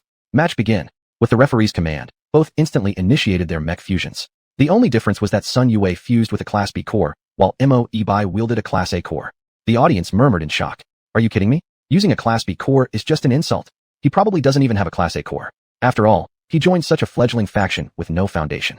That's unlikely. The Sun family is a prominent clan. How could they not even provide an A-rank core? Then that means he really believes a B-rank mech is enough to beat his opponent? What arrogance. No matter what the audience thought, Mo Yibai remained calm. His opponent would never gamble both family honor and personal reputation in such a place with a trick. There was only one explanation. Sun Yue truly believed that a B-class mech was enough to handle him. Do not move if the opponent doesn't move first. That was Mo Yibai's current strategy. What are they doing? Why aren't they moving yet? Maybe for decorum. Mo Yibai is using an A rank against a B rank and doesn't want to make the first move. That's possible. Since Sun Yue is already at a disadvantage, he wouldn't move first either. In the private booth on the second floor, Sun Tianyi frowned tightly, unable to figure out what Sun Yue was up to. After waiting for Mo Yibai to stay still for a while, Sun Yue laughed loudly. What? Scared even of a mere B-class mech? If you won't attack, then don't blame me for being impolite. 3 particle acceleration cannons were fired toward his opponent. Mo Yibai didn't even move, simply raising his right arm to deflect the shells. Sun Yue, show me your real skill. You can't beat me with attacks like that. Really? Sun Yue's expression remained calm as he raised his hand again, firing once more. This time it wasn't 3, but 9 particle acceleration cannons. Launching 9 at once was nearly the limit of a B-rank mech, achievable only by those with fusion levels above 85. This time, Mo Yibai didn't take it head-on. He launched his own 9 particle cannons and shot down each incoming projectile. The precision left the first-year students in awe. Yet it wasn't over. Sun Yue changed tactics, still using ranged attacks, but switching to laser cannons that couldn't be intercepted. But the lasers lacked sufficient power. As long as Mo Yibai avoided being hit repeatedly at the same spot, his A-class mech could easily endure. Mo Yibai swiftly dodged the laser bombardment. He was cautious and never exposed himself to danger. Sun Yue persisted with relentless attacks. 5 laser cannons from different angles locked down Mo Yibai's movement. No matter how he shifted, 2 or 3 beams found him. Mo Yibai raised his shield and blocked the attacks. He chuckled coldly. Sun Yue, are you planning to exhaust me using long-range attacks? Sun Yue shouted. Of course not. I, Sun Yue, am not that kind of person. He raised his hand again and fired 3 more particle cannons. Mo Yibai simply erected a full-body shield to defend. whether they were particle cannons or laser cannons, even if they were field wave cannons, no matter what kind. He simply needed to wait calmly and block everything with his shield. What an idiot. In another private booth upstairs, Mo Wentian's face turned dark with anger as he looked at the battlefield. What's wrong, President? I think Mo Ibai's response is perfectly reasonable. Facing an opponent with unknown strength, using defense to test them first is a normal strategy, asked Mo Linlin, a capable member beside him. Reasonable? Offense is the best defense. If he suspects the opponent has a trump card, he should attack even more aggressively, suppress the opponent, and prevent them from using secret techniques. As the saying goes, prolonged defense will eventually lead to mistakes. His current approach has already fallen into the opponent's trap. That person must definitely have a secret technique to break through defense. Mo Linlin comforted. Don't worry, Mo Ibai surely realizes this. As long as he determines the opponent has no special skills, he will switch from defense to offense. However, the offensive switch Mo Linlin hoped for never came. 10 minutes passed. Sun Yue kept attacking nonstop, while Mo Ibai kept defending. Why did Mo Ibai choose this path? For 3 simple words. No pressure. Yes, no matter how fiercely Sun Yue attacked, his shield remained unbroken. Rather than risk an aggressive move, it was better to exhaust the opponent's energy. The energy capacity of a Class B core was far inferior to Class A, and offensive moves consumed far more energy than defensive ones. In at most another 10 minutes, the opponent would be nearly depleted, and victory would become effortless. But after 20 minutes, Sun Yue's attacks remained as sharp as ever, showing no sign of fatigue. Instead, Mo Ibai himself realized he was already unable to switch to offense. Firstly, Sun Yue's attacks grew increasingly fierce, and secondly, he had diverted too much core energy into his shield. If he cancelled the shield now, his mech's main body might not be able to withstand any incoming attacks that slipped through. Now he could only grit his teeth and hold on, hoping the opponent would exhaust their core energy faster than him. Another 10 minutes passed. The audience seats already had people beginning to complain. This is so boring. An A-rank mech fighting a B-rank, and he acts so cowardly by using a delaying tactic. Yeah, if everyone fights like this, we might not even finalize the representatives today. Mo Ibai, attack already. Stop TM defending. Mo Ibai's face turned pale. The truth was, Sun Yue's attacks had already weakened considerably, meaning his core energy must have been nearly exhausted. Unfortunately, Mo Ibai had already lost the ability to counterattack. Even his shield began to flicker. He was running out of core energy. Mo Ibai, this is my final strike. Sun Yue suddenly charged forward, activating Lingyu Cyclone. The last bit of Mo Ibai's protective shield shattered, and a glowing blade was pointed at his chest. I concede. Mo Ibai had no choice but to speak. His opponent had clearly held back and didn't aim for his core. Sun Yue retracted his light blade and began walking away. Wait a second. I have a question. I want to know exactly where I lost, Mo Ibai said, his eyes filled with bougon. It's simple. I have a very effective recovery kit, so when it comes to a battle of endurance, you cannot match me. Of course, don't think that if you had started attacking head-on, you would have won either. If you'd done that, you'd still have a surprise waiting for you. Match 1 concluded. Number 1 Sun Yue wins. 1 point awarded. The referee was still energetic, and scattered claps came from the audience. This opening match was definitely nothing to call spectacular. Match 2 begins. Number 3 Lu Fangluo versus number 4 Chao Mingyue. Start the match. This time, the matchup featured 2 beautiful female competitors, and the audience, especially the male spectators, immediately became more engaged. This Chao Mingyue seems to be from the Water Sovereign Society too. Yeah, that's right, the Water Sovereign Society. Rumor has it they have an even more beautiful and powerful senior member, but she's not fighting today. The Water Sovereign Society is too impressive. If all 3 of them make the selection, it'll be absolutely incredible. Unlikely. It seems Chao Mingyue was recently promoted and doesn't come from a major family. She probably doesn't even own an A-class mech. True enough, Chao Mingyue was currently fused with a B-rank mech, while her opponent, Lu Fangluo, used an A-rank mech. Chao Mingyue suddenly spoke. Lu Fangluo, please concede. I'm having some trouble controlling my power right now. I'm afraid I might hurt you. Lu Fangluo looked shocked. The other girl's expression didn't seem fake, but surrendering before the battle even began would be too embarrassing. She shook her head gently. Sorry, please attack. Chao Mingyue said nothing more. She slowly raised her right hand, and from her fingertip, a black flame shot forth. An elemental attack. The first-year audience looked puzzled, while the third-year students stared wide-eyed. Elemental attacks were not mech attributes, but rather powerful attacks performed by the mech pilot themselves, amplified through the mech. Depending on the elemental nature, the pilot could unleash formidable unique abilities. Among 100,000 mech pilots, maybe only 1 possessed elemental abilities. Unexpectedly, Chao Mingyue actually had an elemental ability. In the resting area, Yang Junwu and Sun Yue exchanged a glance, both eyes filled with bewilderment. Boss, when did Mingyue develop this elemental ability? Sun Yue asked. Yang Junwu shook his head. I don't know either. It must be a new ability she gained during this recent period of seclusion. We'll ask her after the match. Regardless of how Chao Mingyue had obtained her ability, at the very least, this match was already hers to win. Chapter 45, A World of Difference in Strength. Although Lu Fangluo didn't understand what elemental attacks were, the pressure from Chao Mingyue's assault was immense. With the previous incident fresh in her mind, she absolutely refused to assume carelessly that the opponent's B-rank mecha would necessarily lack the ability to pierce her defense. Therefore, She erected what she considered the most reasonable defense possible. A small protective shield appeared on her left arm. She slightly raised her forearm and accurately met the flames launched by xiuxian. The black flame struck the shield almost immediately. Then, something terrifying happened. The shield wasn't pierced, but the black flame spread across its entire surface, visibly melting it away before her eyes. Lu Fangluo reacted swiftly. She immediately discarded the shield and tried to create distance between herself and the enemy. Unfortunately, it was already too late. Xiuxian's second attack arrived. This time, she could only rely on the inherent strength of her mecha to resist. The black flames instantly engulfed her entire figure. Even an A-rank mecha couldn't withstand the intense heat. It began to melt away rapidly. The referee above immediately intervened, casting a pure white light upon Lu Fangluo, instantly extinguishing Xiuxian's flames. Lu Fangluo's life had been saved, but her precious A-rank core was destroyed. Coming from no prestigious background to begin with, acquiring that A-rank core had drained nearly all of her wealth and academic credits. Who would have guessed it would be destroyed in a mere match? Overcome with grief and fury, Lu Fangluo collapsed unconscious on the spot. Her classmates from Class 3 immediately erupted into loud protests. Heartless, just a competition, and she attacks with such severity. Exactly, we're all classmates here. This is just too despicable. Referee, I suggest revoking her eligibility to compete. Faced with the barrage of accusations, Xiuxian clenched her fists tightly and coldly declared, before the match, I already advised her to concede immediately, but she refused. With that, she simply stepped down from the arena. Her silence would have been better, but her explanation only inflamed the fury of Class 3 even further. Was she implying this was all Lu Fangluo's own fault? Yet the senior students and watching teachers remained unusually calm. Within the academy, strength was everything. There was no concept of courtesy or holding back. The weak got beaten, that much was obvious. And considering the talent Xiuxian had displayed, her place in the inner academy was all but guaranteed. Nobody truly cared about the fate of someone who had been defeated. Sorry, President Yang. My attack was a bit too strong back there, Xiuxian said when she returned to the rest area, addressing Yang Junwu. Yang Junwu shook his head. I could tell you still can't control it perfectly. Keep working at it. Though he didn't know why Xiuxian had suddenly gained an elemental ability, the stronger the Water Queen Society became, the easier his plans would be to realize. Third match, combatant number 5, Yang Junwu, versus combatant number 6, by xiuxian. Please both contestants step onto the arena. Sun Yue said, Boss, it's your turn now. Yang Junwu stood up and smiled lightly at the two. Don't worry, I'll return shortly. Upon arriving at the platform, Bai Xiuxian was already present. The two contestants took their places 5 meters apart. Yang Junwu spoke first. Classmate Bai, I've heard you haven't yet joined any faction. How about joining our Water Queen Society? Bai Xiuxian smiled sweetly, replying, Sure. But could you let me win this match? Letting you win isn't an option. We don't have a tradition of holding back in the Water Queen Society. How about this instead? I'll stand here without moving. If you manage to defeat me, you get the points. But if you lose, then join our Water Queen Society. This is already the best offer I can give.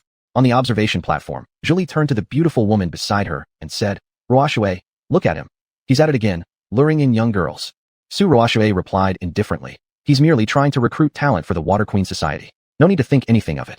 Julie facepalmed. You really do trust him a lot. Listen, the stronger a man becomes, the more likely he is to have his eyes on other women. You must be cautious. Don't give others any chance to take advantage. Su Ruoxue said, I don't understand what you're talking about. Julie was left speechless. She had made things this clear, yet Ruoxue still didn't get it. Either that, or she truly trusted Yang Junwu unconditionally. Bai Xiuxian thought for a moment and nodded. All right, it's a deal. Don't go crying when I defeat you. Don't worry, Yang Junwu smirked. Come at me with everything you've got. Yang Junwu walked to the center of the arena and stood firm. His B-ranked mecha instantly finished fusing. This time, he had used an ordinary mecha with an 85% synchronization rate, which he had brought from outside. I'm coming. Bai Xiuxian finished fusing her A-ranked mecha, abruptly accelerated forward, and swung a punch directly at Yang Junwu. Don't let her small and delicate figure fool you. She had actually chosen such a violent, melee style of attack. Yang Junwu didn't move a muscle. He simply raised his right hand casually. Boom. Fist met palm, and blinding light erupted at the point of impact. What incredible strength. An ordinary person hit by such a punch would have already been sent flying. Yang Junwu is still stronger in pure strength. As the defending party, he hasn't taken a single step back and actually blocked Bai Xiuxian's attack. Bai Xiuxian's attack can't possibly end there. Yang Junwu hasn't necessarily won yet. After all, he's restricted to staying in place. If he can't dodge and has to take every blow head-on, even if his strength holds up, his mecha certainly won't. Sure enough, Bai Xiuxian grinned mischievously. Don't think my attack is this simple. This was just an appetizer. Take this, 10,000 flowers attracting butterfly fist. Bai Xiuxian began moving at high speed, almost turning into a blur in the air, resembling a swarm of butterflies circling around Yang Junwu. And these butterflies weren't just for show. Each punch carried nearly the same power as the first. Yang Junwu's hands moved rapidly, creating blurs of their own as he began defending against the relentless assault. But the restriction of not moving from his spot was a major disadvantage. He could almost completely block frontal attacks, but those coming from behind were much harder to handle. In less than a minute, He had already been hit at least 5 times. Each time he took a hit, Su Ruoshui's heart clenched tightly in the audience. Yet Yang Junwu, after receiving so many blows, remained firmly rooted to the spot without even shifting his stance. It's terrifying. Look, his mecha is practically shattered already, yet he's still maintaining his defense. His physical strength must be extraordinary. Could Yang Junwu have already reached the sovereign body stage? Impossible. When he entered the academy, he couldn't even pilot an A-ranked mecha. He's at most at the tempered body stage. Pity he's pushing it too far this time. Facing Bai Xiuxian, another strength-based combatant with a superior mecha, he's about to reach his limit.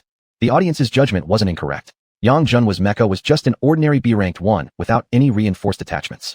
In a direct attrition match, there was no way he could outlast Bai Xiuxian, unless he started counterattacking. Clearly showing signs of fatigue, Bai Xiuxian hadn't expected Yang Junwu to withstand so many strikes without falling. The core energy in her mecha was still sufficient, but her physical stamina was becoming a problem. Her current cultivation stage was 3rd transformation tempered body.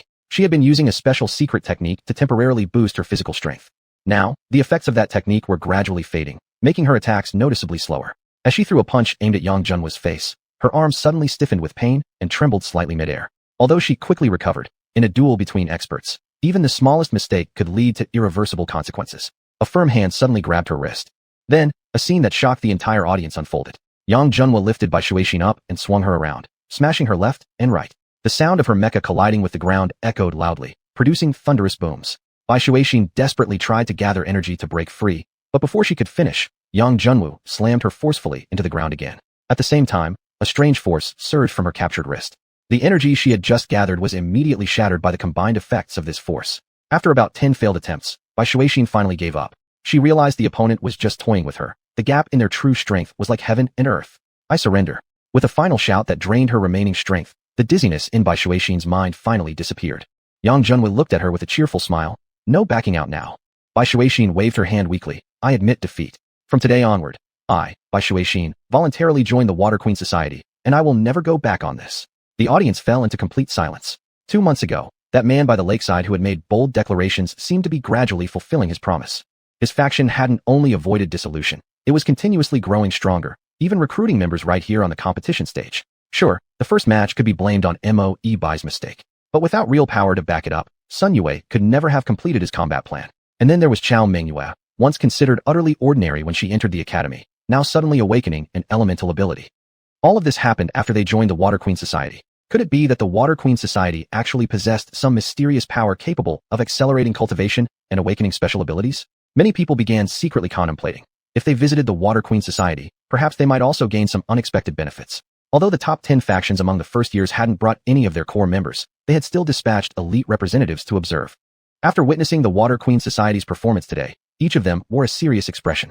They began reflecting, perhaps they had underestimated the Water Queen Society too much. If things continued like this, these people might truly achieve something significant. Yang Junwu and Bai Xiuxian walked down from the arena, and the latter, without hesitation, went directly with Yang Junwu to the Water Queen Society's rest area.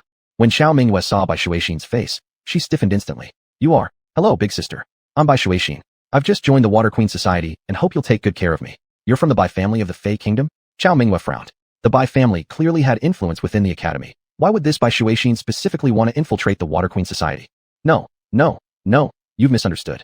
Although we share the same surname, I'm not fortunate enough to be a descendant of the Bai family. I'm from a satellite city, born into poverty. I humbly ask for everyone's kindness and support. Sun Yue laughed. Don't worry, as long as you join the Water Queen Society with sincerity, our leader won't treat you poorly. But if you have any ill intentions, don't blame us for not being polite.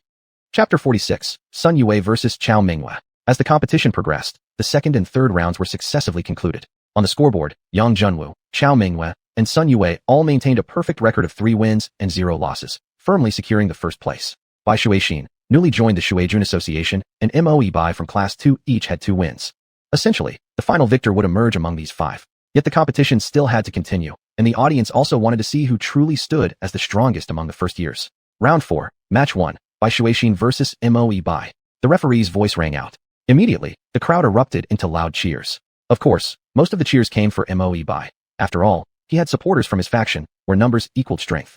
After 3 rounds of matches, both competitors were quite familiar with each other's attack patterns. Without unnecessary words, the two immediately engaged in intense combat upon starting.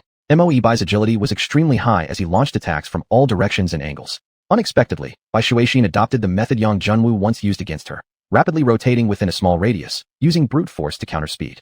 This greatly reduced the range she needed to rotate compared to Moe Bai. Their fists collided with force, occasionally creating sounds like clashing metal. This evenly matched and intense fight made the audience extremely excited. Suddenly, Moe Bai stopped, widening the distance between them. This is my final move. If you can block it, the victory is yours. His hands formed a diamond shape together, and a white mist emerged between them. Ice-type attack. Yang Junwu was shocked. But his ice isn't fully matured yet. Otherwise, the mist wouldn't look like this. It should be solid ice.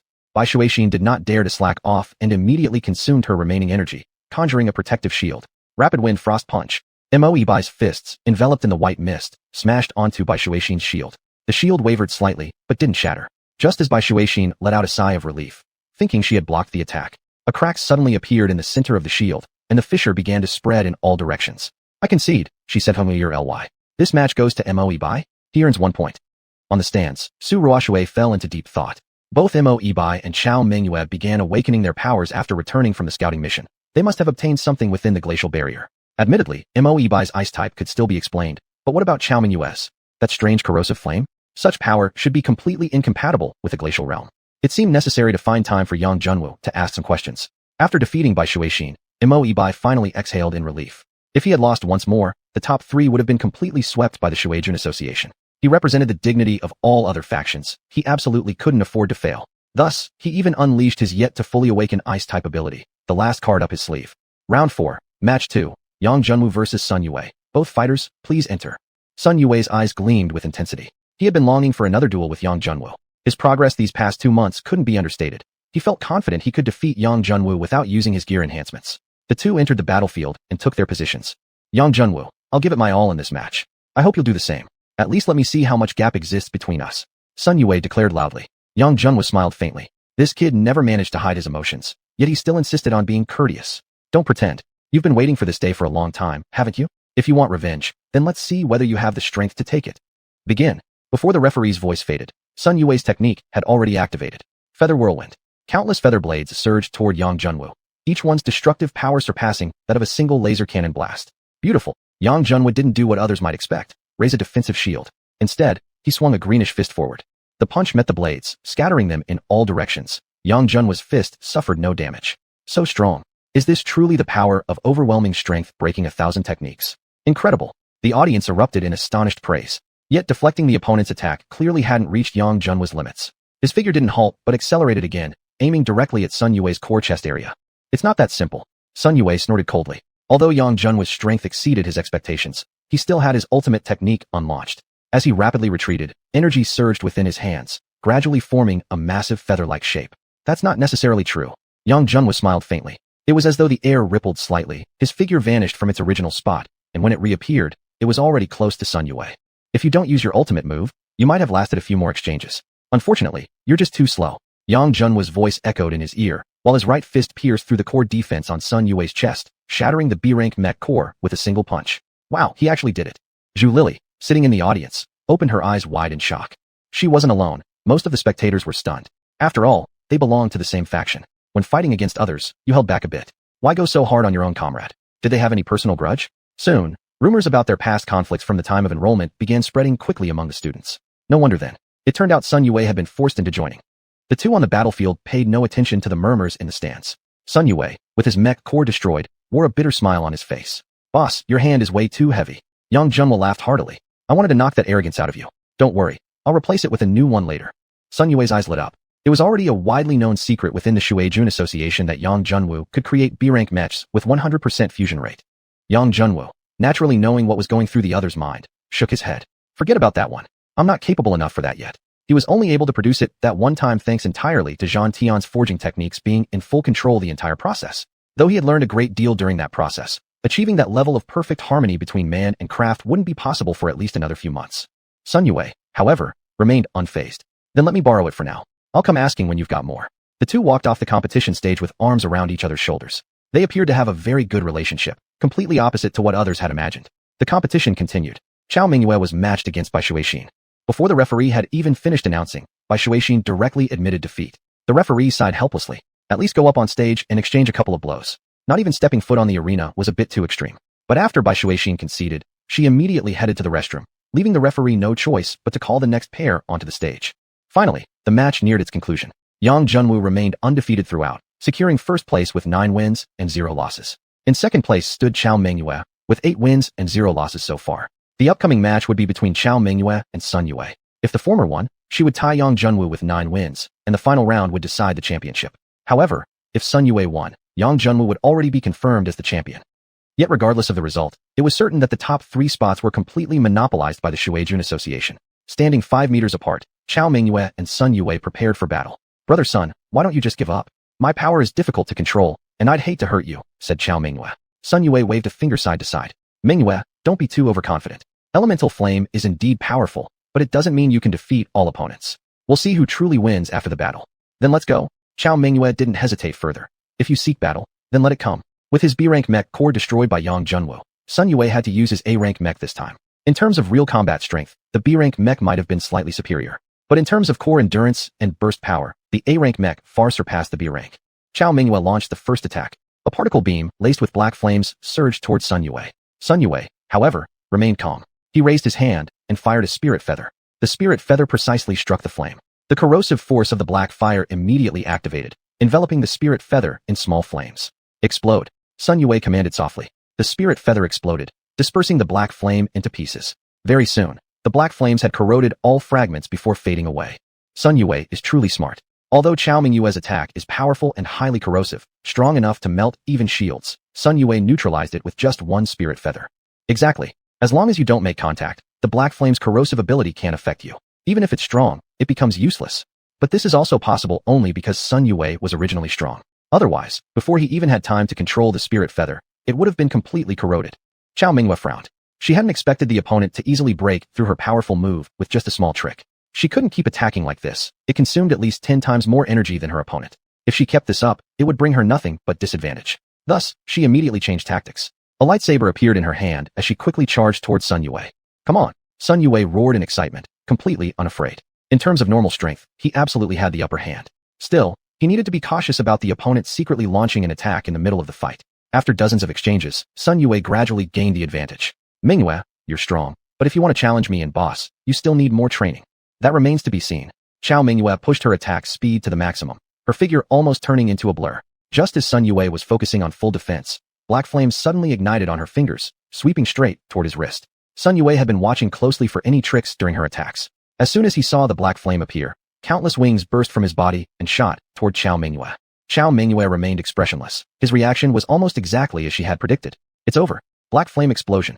Before the wings could reach the flames, the black fire suddenly erupted. The unfortunate ones were naturally the closest spirit feathers. The situation unfolded too quickly, and Sun Yue was completely unable to recall them in time. Each spirit feather ignited in a massive explosion of black flame, catching Sun Yue completely off guard and sending him flying. His expression finally changed. This move from Chao Mengyue was truly her ultimate technique. His xuanhuan had already been difficult to achieve. "I forfeit." Sun Yue immediately shouted those 3 words. The on-site referee intervened to prevent the flames from further corroding Sun Yue's core. It was actually Chao Mengyue who won. She's truly amazing. Duh. Can someone who awakened elemental power not be powerful?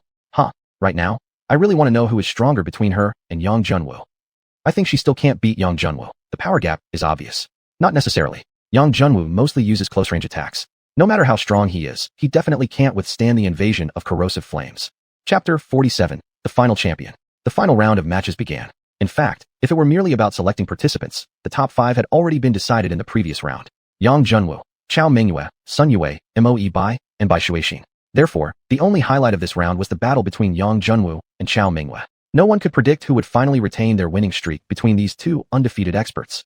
As for the other matches, the audience didn't care at all and wished for them to end quickly. Finally, with the referee's command, the moment was about to arrive that would reveal who would be crowned champion today. At the Water Monarch Association's rest area, Yang Junwoo smiled and said, "Chao Mengyue, our score is already far ahead of 3rd place. How about we both withdraw and share 1st place?" Chao Mengyue was taken aback at first, but then shook her head. Everything she had done was for the purpose of becoming the strongest among the strong, no longer living in fear of others' gazes. She must forge the Chao family into a top class, even super class family, and the one standing in her path now was none other than Yang Junwoo. This battle was unavoidable, and she had to fight with her entire being. "All right, if you want to fight, I'll fight you." Yang Junwoo never feared a challenger. He had not yet fought an elemental mecha user before, so this match would give him a feel for the differences in battling against an elemental mecha. Match begins. Yang Junwoo completed his B-rank mecha fusion. On the other side, Chao Mengyue immediately fused with her A-rank mecha. A-rank versus B-rank? Xiao Mingyue has definitely won. Don't be sure of that. How many times has Yang Junwu won with a B-rank mecha already? Black Flame Immolation. Xiao Mingyue raised her hand and shot a black flame directly at Yang Junwu. Wanting to test the strength of this black flame, Yang Junwu actually reached out and grabbed the incoming flames with his bare hand. Are you kidding me? Yang Junwu is insane to grab the black flame barehanded. Man, if he can't defend himself, won't his very being be corroded? Is Yang Junwu going to lose in a single move? Under the gaze of thousands in the arena, the black flame writhed like a small snake and was tightly gripped in Yang Junwu's right hand. Strangely enough, Yang Junwu's right hand seemed unaffected, while the flame in his hand faded more and more, until finally vanishing completely. This is impossible. In an instant, Xiao Mingyue's confidence crumbled. Even Yang Junwu felt rather puzzled himself. Originally, his plan hadn't been to take it head-on like this, since it was too dangerous. Yet somehow a voice inside his mind, his hidden dragon body, sensed something unique and appetizing. Indeed, the moment the black flame touched his palm, his hidden dragon body quickly absorbed it. Thus, from the audience's perspective, the flames merely faded. Well then, since his hidden dragon body was unaffected by the black flame, the outcome of this match was already decided. Yang Junwu began his counterattack. Take this move. If you can withstand it, consider yourself the winner. Dragon-shattering punch. Yang Junwu's gigantic right fist smashed toward Xiao Mingyue's chest. Black flame shield. Xiao Mingyue dared not take the hit directly and used the power of her elemental body to summon a black flame shield. Boom. Yang Junwu didn't care whether it was a shield or a wall. He struck forward, believing strength alone could counter any technique. As expected, the black fire on the shield once again became nourishment for Yang Junwu's hidden dragon body, offering no real resistance. Only the physical strength of the shield itself held up, blocking Yang Junwu's fist for a second. 1 second was enough for many things. Before Yang Junwu's eyes, Xiao Mingyue suddenly split into 2 identical copies, completely indistinguishable in appearance. Which one should he attack? He only had a 50-50 chance. Without hesitation, Yang Junwu threw a punch, obliterating the Xiao Mingyue on the right. Puff! A ripple of spiritual markings spread outward, and the struck figure dissolved directly into primitive particles. What a shame. He guessed wrong. Many in the audience lamented. What's there to pity? Haven't you noticed yet?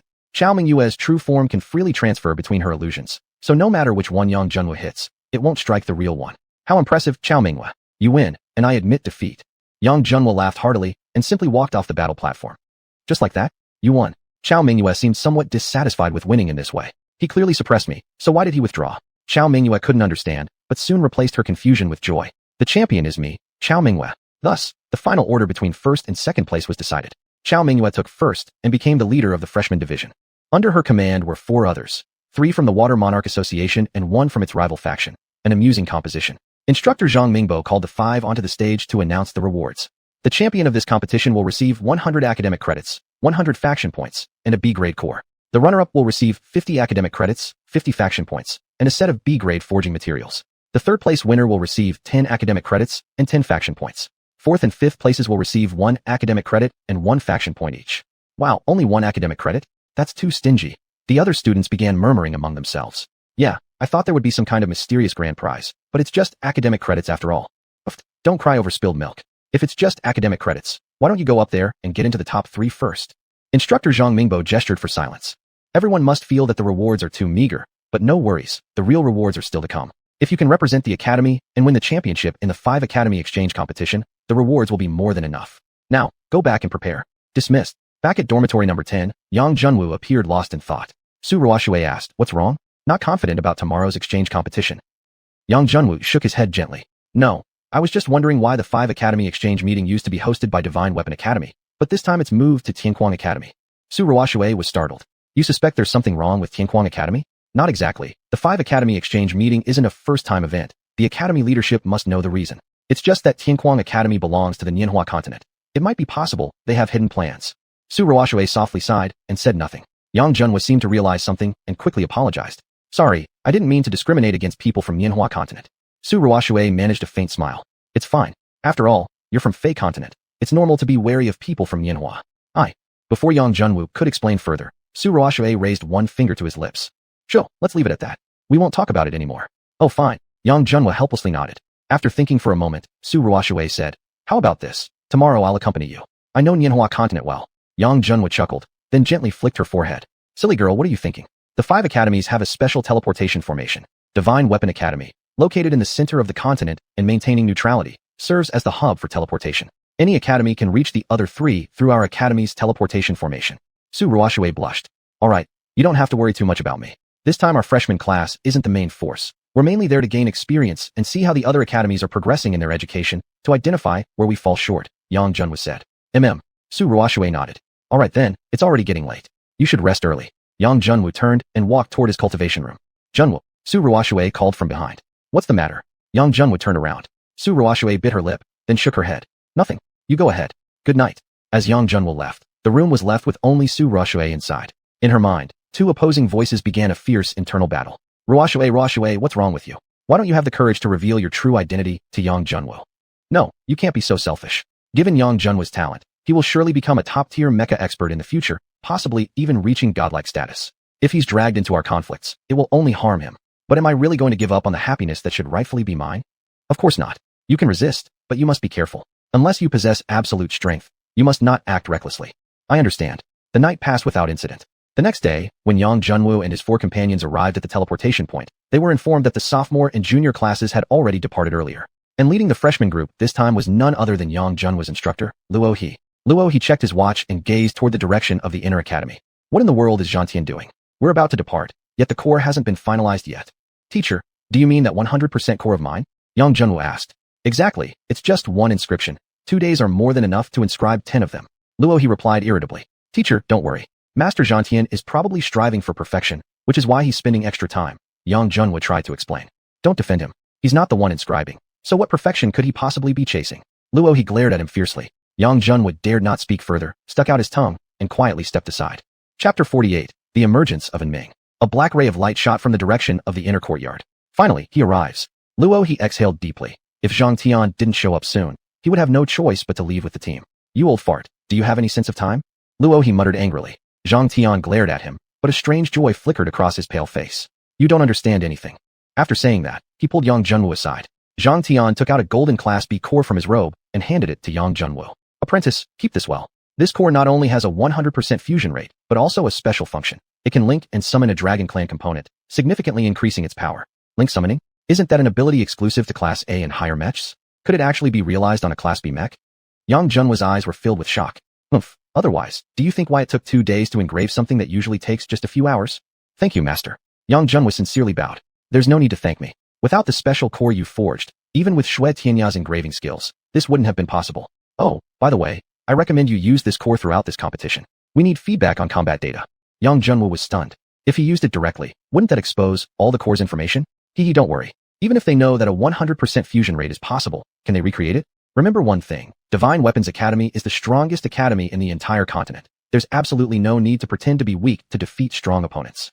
Zhang Tian seemed to see through his thoughts and laughed heartily. Yang Junwu could only give a bitter smile inwardly. His vision was still too narrow. In others' eyes, Divine Weapons Academy is the mightiest academy. Without something surprising to stun the competition, that would actually be suspicious. Don't worry, Master. We will surely not disgrace the reputation of Divine Weapons Academy. Yang Junwu nodded firmly. You too, done yet? Time's almost up. Luo He's voice rang out. Master Zhang Tian, I'm off first. It wouldn't be good to be late. Yang Junwu hurriedly bid farewell to Zhang Tian and returned to the teleportation formation. All first-year members, let's go. At Luo He's command, 6 beams of light flashed, and the figures instantly disappeared from the arena. Wah, is this really Heaven Crazy Academy? It feels like we're in a mine. Sun Yue looked around at the flattened mine shafts and couldn't help but complain. Luo He laughed. You actually aren't wrong. The Heaven Crazy Academy used to be a mineral vein. Later, as more and more people came to mine here, schools were built nearby. With the natural advantage of the mineral vein, Heaven Crazy Academy slowly rose to become the second-ranked academy on the Nianhua continent. Why isn't there a single person in sight? Mo Ebai looked left and right, seeing only abandoned and exhausted mines. This is only the passageway. The real Heaven Crazy Academy is further ahead. Luo He pointed toward the mining path ahead. They walked forward for about 10 more minutes before finally seeing the entrance to Heaven Crazy Academy. Luo He stepped forward, declared their identity, and showed the entry letter to the guards. Only then were they allowed to enter the campus. A staff member ran out from the nearby lounge. You are the representatives from Divine Weapons Academy, right? Luo He nodded. Sorry for the wait. Your rest area is in Xuanming building. Please follow me. Soon, the group was led by the staff member to the exterior of a 3-story small building. Everyone, this is Xuanming building. Participants from your academy who arrived earlier have already checked in. I won't interrupt your reunion. Any updates will be announced through the building's broadcast system. The staff member left quickly. Yang Junwu looked back, sensing something amiss. However, seeing Luo He showed no reaction, he decided not to say anything and followed everyone inside. Upon entering, 10 participants from the 2nd and 3rd years gathered around them. Yang Junwu noticed that none of the major clans were represented, such as Sun Tianyi, Sun Yue's older cousin. He whispered quietly in the latter's ear. Didn't your cousin participate? Sun Yue shook his head. No, I asked him. It's not just him. Those with stronger skills aren't participating either. For one, it would be too overwhelming and unfair to other academies. Secondly, they are preparing for the inner academy exam recently and don't have time. So that's how it is. The academy is a bit too confident. A senior female student approached Luo He and immediately complained. Vice Dean Luo, you must speak for us. Heaven Crazy Academy is intentionally targeting us. They have not allowed us to leave our rest quarters since we arrived here 2 days ago. We aren't even allowed fresh air. That's right. We tried to reason with them, but they locked the doors and wouldn't communicate with us at all.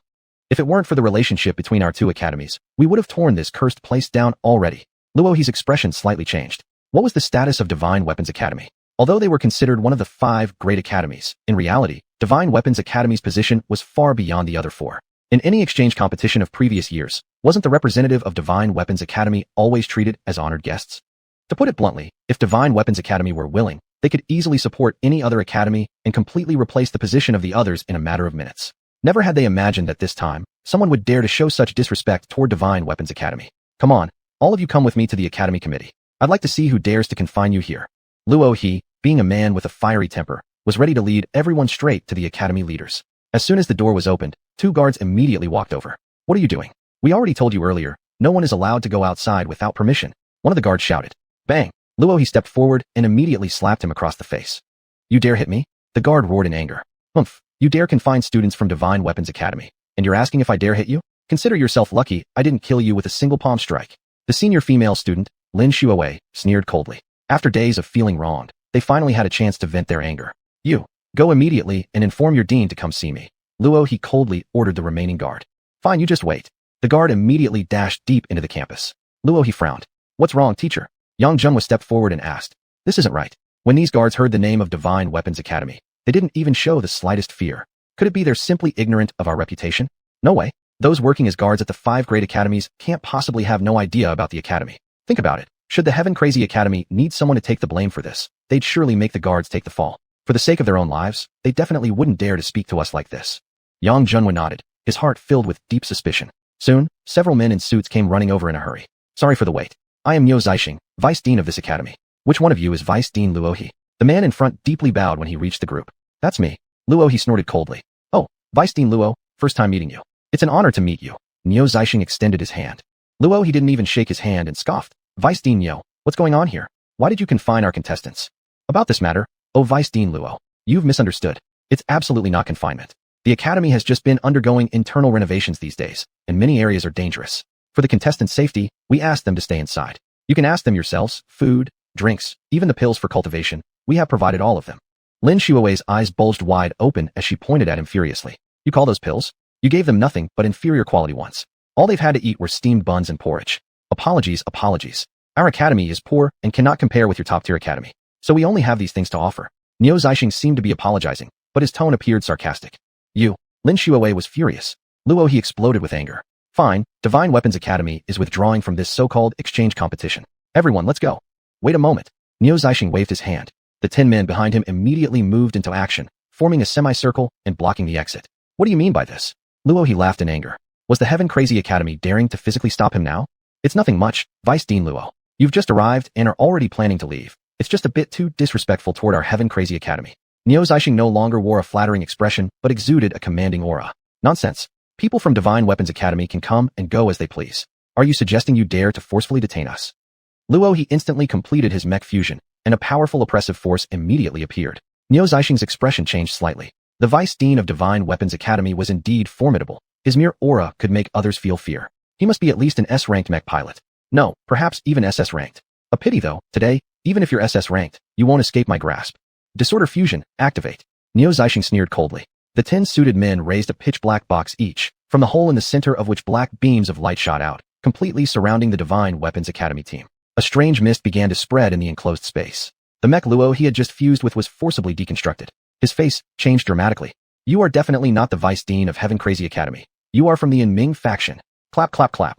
Niu Zixing burst into laughter, clapping his hands joyfully. No wonder you're from Divine Weapons Academy. You truly have more insight than those useless other academies. That's right. I am none other than Niu Zixing, one of the 10 dark guards of the Ming faction. Chapter 49, A Ray of Hope. Yang Junhua and others were completely baffled. What the hell was Ming? And what were these black mists? Surrounded by the black fog, Yang Junhua found that he had lost all connection with the other mech cores and was completely unable to initiate a fusion. but he could still faintly sense the golden B-rank mech. However, under the current situation, even fusing with a B-rank mech might not change the tide. The enemy didn't seem to be ready to attack for now. Their intention was simply to trap everyone here. This was a last resort, and couldn't be exposed recklessly. Xiuxian pointed a finger toward the small building. Vice Dean Luo, I know you're powerful. Even without a mech, you alone can rival an A-rank mech with just your physical abilities. But look at these people behind you. If you escape, do you really think they can follow you? Li Shuowei glared angrily. Teacher Luo, don't worry about us. You escaped first, and then come back to help us take revenge. Luo he sighed inwardly. Even if he could escape, he would never abandon the Academy's disciples. The enemy had precisely targeted this weakness, using every disciple from the Academy who had come to participate in the competition as hostages. Please go back. All of you return. Helplessly, Luo he had no choice but to lead everyone back to the small building. Teacher, what exactly is aiming? They can even block the ability to fuse with a mech. It's so terrifying. Sun Yue asked. Everyone wanted to know the answer. Luo he nodded, motioning for everyone to sit first. Originally, you wouldn't have needed to learn about aiming so early. But since you've already encountered it, I'll explain. In the Feihua continent, aside from the nations of Fei and Yinhua, there exists a hidden force in the darkness. This force is known as Anming. Unlike ordinary people cultivating spirit energy to control mechs, Anming draws its power from negative emotions in the world. Using special techniques, they can absorb this strange energy produced by negative emotions, which in turn powers their mechs. These are called dark souls. Except for this energy source being different from our own, their classifications of ranks are identical to normal mechs. The original purpose for founding the Godforged Academy was to eliminate Anming. No matter which faction a graduate of the Godforged Academy ends up joining, their primary duty remains unchanged, to find and kill members of Anming. After Luo he finished speaking, the room was utterly silent. The students never imagined that the Academy harbored such secrets. Yang Junwu continued asking, Teacher, what exactly was that black barrier that just prevented me from fusing with my mech?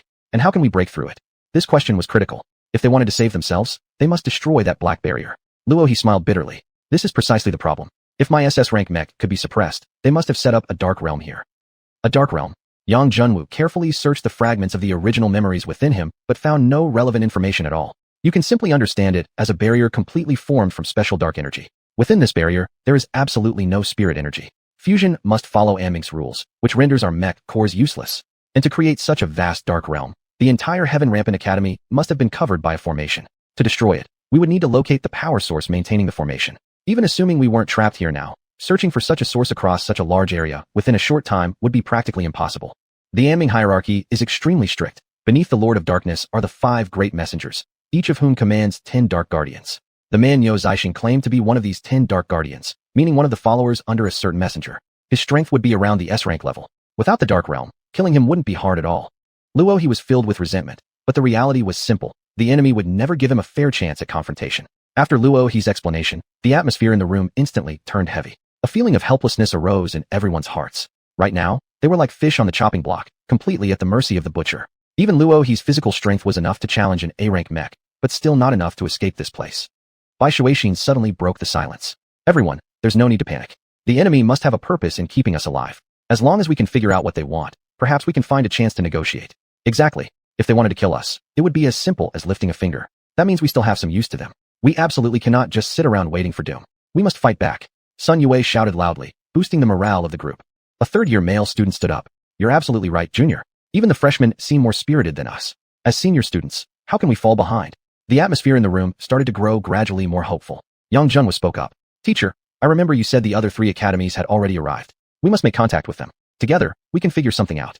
Luo he replied helplessly. Easier said than done. Right now we can't even get past this gate. How can we reach out to them?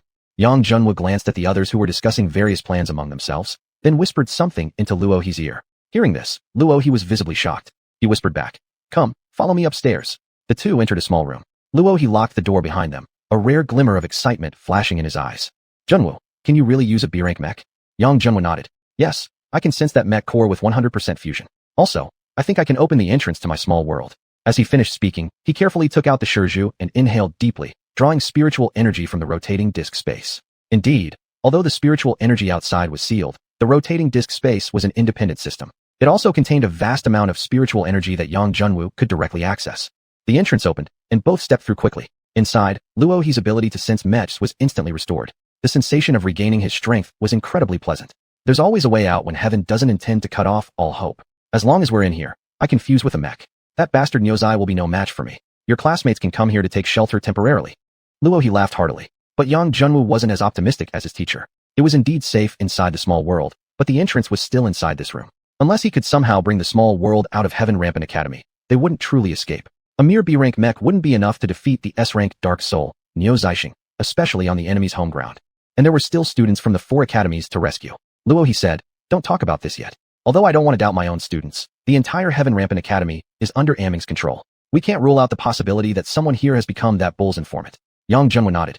I understand, teacher. He himself had similar suspicions, which was precisely why he hadn't revealed it in the living room earlier. Even if there was no traitor, revealing the secret of the small world to everyone was unwise at this point. Once people had a retreat, they would no longer bother thinking about fighting. All the pressure would then fall squarely on his shoulders alone. He understood this clearly from his experiences on Earth. Yang Junwu continued. Teacher, I have a theory. Go on. Do you think it's possible that Aming specifically targeted the 5 Academy exchange event? Luohi's expression shifted slightly. It's entirely possible. Their timing in seizing control of Heaven Rampant Academy is suspicious. To put it simply, even if they killed us all right now, they would only expose their own location. It wouldn't cause the God-Forged Academy any real harm. Yang Jun was suddenly understood. Compared to the immense strength of the entire God-Forged Academy, the death of a few participants would hardly affect it. It wouldn't be worth taking such a huge risk just to eliminate some students. He was now almost certain that Aming had indeed come specifically for the 5 Academy exchange event. As for their exact objective, he couldn't yet figure that out. The two stepped out of the small world and returned to the living room. Luo, he addressed everyone. Fellow students, we are now quite certain that Aming's plan is related to the 5 Academy exchange event. I encourage all of you to rest and recover for tomorrow's competition. What? Everyone looked confused. In the current situation, were they really still supposed to prepare for a competition? Though filled with doubts, all obeyed Luohi's order and returned to their rooms to rest. Yang Junwu lay on the not very comfortable wooden bed, thoughts of one person surfacing in his mind, his cousin sister, Xiuanhuan. He wondered whether she had come here representing Lingdai Academy. If she had, he had to find a way to save her out of here. Knock, knock, knock. A soft knocking came from the door. Who is it? It's us, Sun Yue and Bai Shuixin. 2 voices answered from the other side. Yang Junwu opened the door and let them in. Where's Chao Minghua? She said she was tired and is resting in her room. Bai Shuixin replied. Let's not stay here. Come inside. Yang Junwu opened the entrance to his small world. The 3 returned to the familiar Water Sovereign Tower. Wow, this is the first time in my life I felt how sweet spiritual energy in the air can be. Sun Yue sighed in admiration. Bai Shuixin's beautiful eyes lingered on Yang Junwu. Who would have thought he'd still have a solution even in this desperate situation? Big brother, how exactly did you do this? I'm seriously impressed. Sun Yue exclaimed in awe. If joining the Water Sovereign Association before had been for resources and future prospects, now, he genuinely wished to be a loyal member. Yang Junwu smiled slightly, naturally not revealing the actual details. The 2 of you must win tomorrow's exchange event. There's no room for losing. I have a bad feeling. If we lose tomorrow, something big will definitely go wrong. Sun Yue shivered. Yang Junwu's instincts had nearly always proven accurate. I understand, Sun said. But if we're in the Dark Realm, we won't even be able to fuse with our mechs. Are we supposed to fight barehanded? Not necessarily, Yang Junwu replied. I don't think it'll come to that.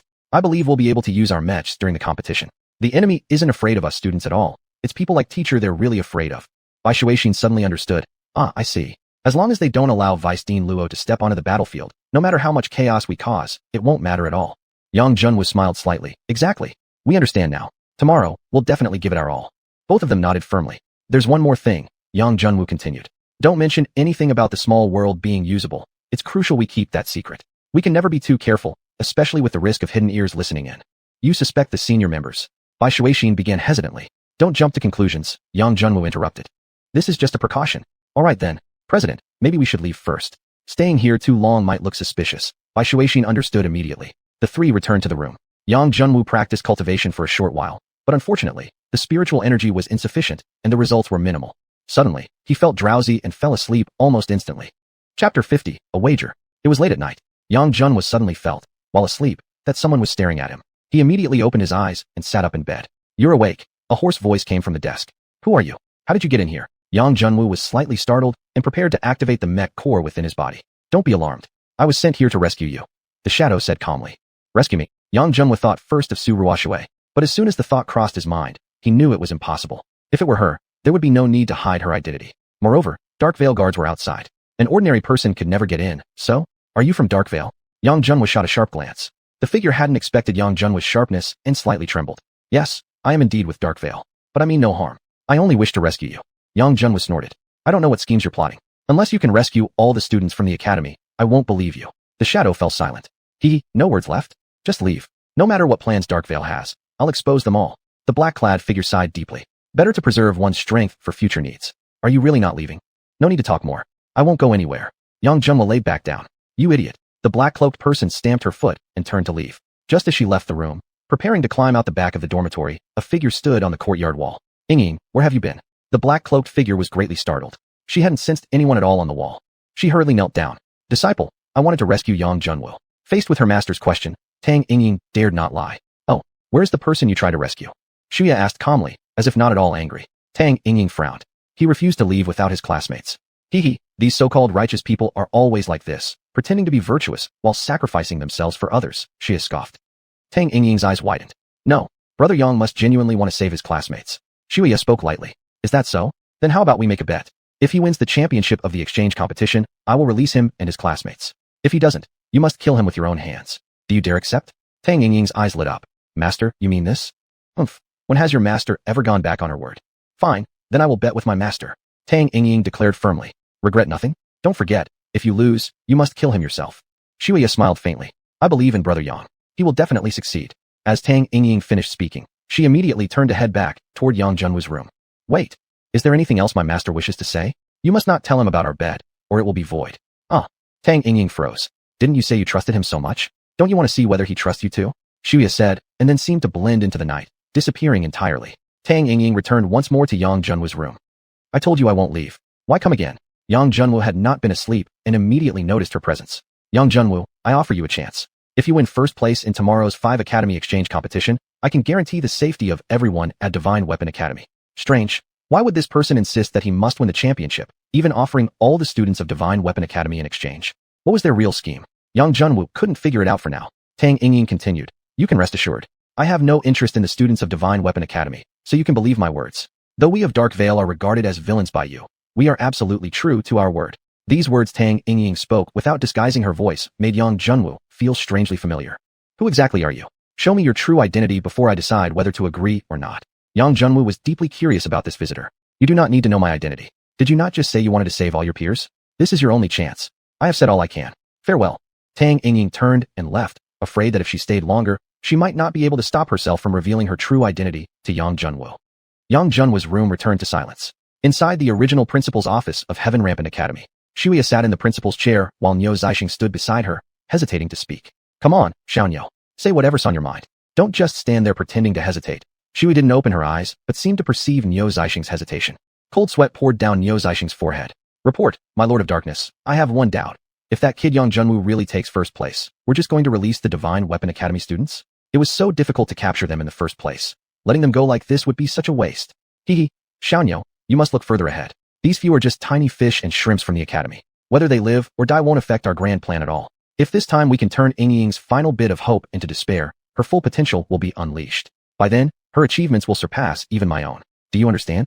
Niu Zixing was shocked. He dared not speculate on the true power level of his lord, but his direct superior, Dongfang, the underworld envoy, was already an SS rank expert. If someone even stronger than his lord, then could it possibly be only? He hurriedly knelt down. Forgive me, my lord. I shouldn't have doubted your plan. No harm done. Rise. You did it out of concern for the Dark Ming. Don't be nervous. Thank you, my lord. Niu Zixing exhaled deeply. Though he was known as one of the elite Dark Guards and ranked 3rd within the Dark Ming, a single word from the Lord of Darkness would immediately reduce him to an ordinary person. I have business to attend to first, and tomorrow's affairs I'll entrust entirely to you and Ying. Yes, my lord. Your servant will definitely not disappoint you. Niu Zixing bowed hurriedly, yet the room was already devoid of Xiuxian's presence. Slowly lifting his head, he was startled to discover the chair before him was long since empty. What incredible cultivation technique. What incredible strength. Niu Zixing felt a slight chill in his heart. He himself had reached at least S-level strength, yet hadn't even sensed when his lord left. Ah, right, Tang Ying. The words of enlightenment from his lord still echoed fresh in his mind. The meaning had been clear. The girl Tang Ying was destined to be the future Lord of Darkness. He absolutely needed to establish a good relationship with her. Realizing this, he quickly left the principal's office and made his way to Tang Ying's quarters. Sun Yue and the others had no idea what had transpired the previous night. At first light, the Divine Weapon Academy students had already gathered together in the living room. It could be seen that, aside from a few individuals, most of them had clearly not rested well, their faces showing obvious signs of weariness. Bai Xiuxian walked to Yang Junwu's side and smiled as she asked, Captain, how did you sleep last night? Yang Junwu smiled faintly. Not bad. How about you guys? Slept like a log. No need to worry about cultivation anymore. Unexpectedly, being imprisoned turned out to be the most comfortable sleep I've had in a while. Sun Yue replied. You sure have a good attitude. Look at our classmate Chao Mingyue here. Her dark circles haven't gone away yet. She definitely couldn't sleep all night. Bai Xiuxian pointed at Chao Mingyue. Chao Mingyue smiled bitterly. Indeed, I couldn't rest well. I spent the whole night thinking of ways to break free. She had tested all night trying to break through the Dark Veil's confinement with her fire dragon's power, but unfortunately had failed. Yang Junwu pondered quietly, uncertain whether he should share the mysterious woman's words from last night with everyone. If what she said was true, everything would be fine. But if it were a lie, wouldn't he just raise everyone's hopes only to lead them to deeper despair? After thinking for a moment, he finally decided to keep it secret. Everyone, although we have now fallen victim to the enemy's trap, we must not lose our Divine Weapon Academy's dignity. If the 5 Academy exchange competition proceeds as planned, I hope everyone will give their all to fight for the championship. This is the pride of Divine Weapon Academy. We must defend it, even at the cost of our lives. Yang Junwu said loudly. Exactly. If even a freshman has such insight, then as seniors, we can't afford to be shameful either. Let's all work hard. Lin Shuowei said. One by one, everyone voiced their support. Wow, quite spirited, Niu Zixing said, pushing the door open as he and several Dark Ming disciples appeared. Don't get too cocky, Luo, he sneered. Move along. Niu Zixing ignored him, simply gesturing outward with his hand. Where are we going? Where else? The exchange competition, of course. This battlefield has been carefully prepared by the Dark Ming for over half a month. Without you all as the main actors, wouldn't this stage be set in vain? Following Niu Zixing, the group moved deeper into the campus. About 10 minutes later, a massive arena appeared before them. What a huge battlefield. It actually rivals our academy's great duel arena. One of the third-year students exclaimed. Niu Zixing led them through a small side entrance into the Divine Weapon Academy's rest area. Yang Junwu glanced around and noticed the rest zone was separated from the competition arena by Dark Veil energy, meaning once they entered the competition field, they could activate Mech Core Fusion. Niu Zixing shot Luo He a glance. Don't even think about fusing mechs inside the arena. It's useless. You won't escape anyway. Just sit quietly in the spectator area, or don't blame this guard for punishing your students. After speaking, Niu Zixing left the Divine Weapon Academy's rest zone and flew toward the main podium. The other teams should have also arrived by now, except their rest areas were separated by strange black mist, making it impossible for any of them to see each other. Chapter 51. The 5 Academy Exchange Tournament begins. Everyone, the annual 5 Academy Exchange Tournament officially begins today. Except this time, it is organized by us Anming. Although over the years, many of you have been hostile toward Anming, we are willing to let bygones be bygones and are determined to host this grand event properly. Yang Junwu rolled his eyes. That fellow really knows how to flatter himself. Alright, I know some of you are eager to start. Let me now announce the competition rules. The competition is divided into 3 grade levels, and each level will determine first, second, and third places. Within each grade level, there are both individual and team matches. The individual match rules are as follows. Participants will draw lots to determine their order. Number 1 and 2 will fight first. The winner then faces number 3, and so on. Each defeated opponent earns 1 point. If the cycle completes, we continue starting from number 1 again. This continues until all matches are finished. The sum of all participants' points in the academy will form the total score for the individual event. For the team matches, it's a 5-on-5 battle format. Groups are determined by drawing lots. The match pairings will be number 1 versus 2, number 3 versus 4, and number 5 gets a bye. The winner of the first match then faces the number 5, followed by the winner of the second match challenging the previous winner for the championship. The losers of these 2 rounds will compete for second and third places.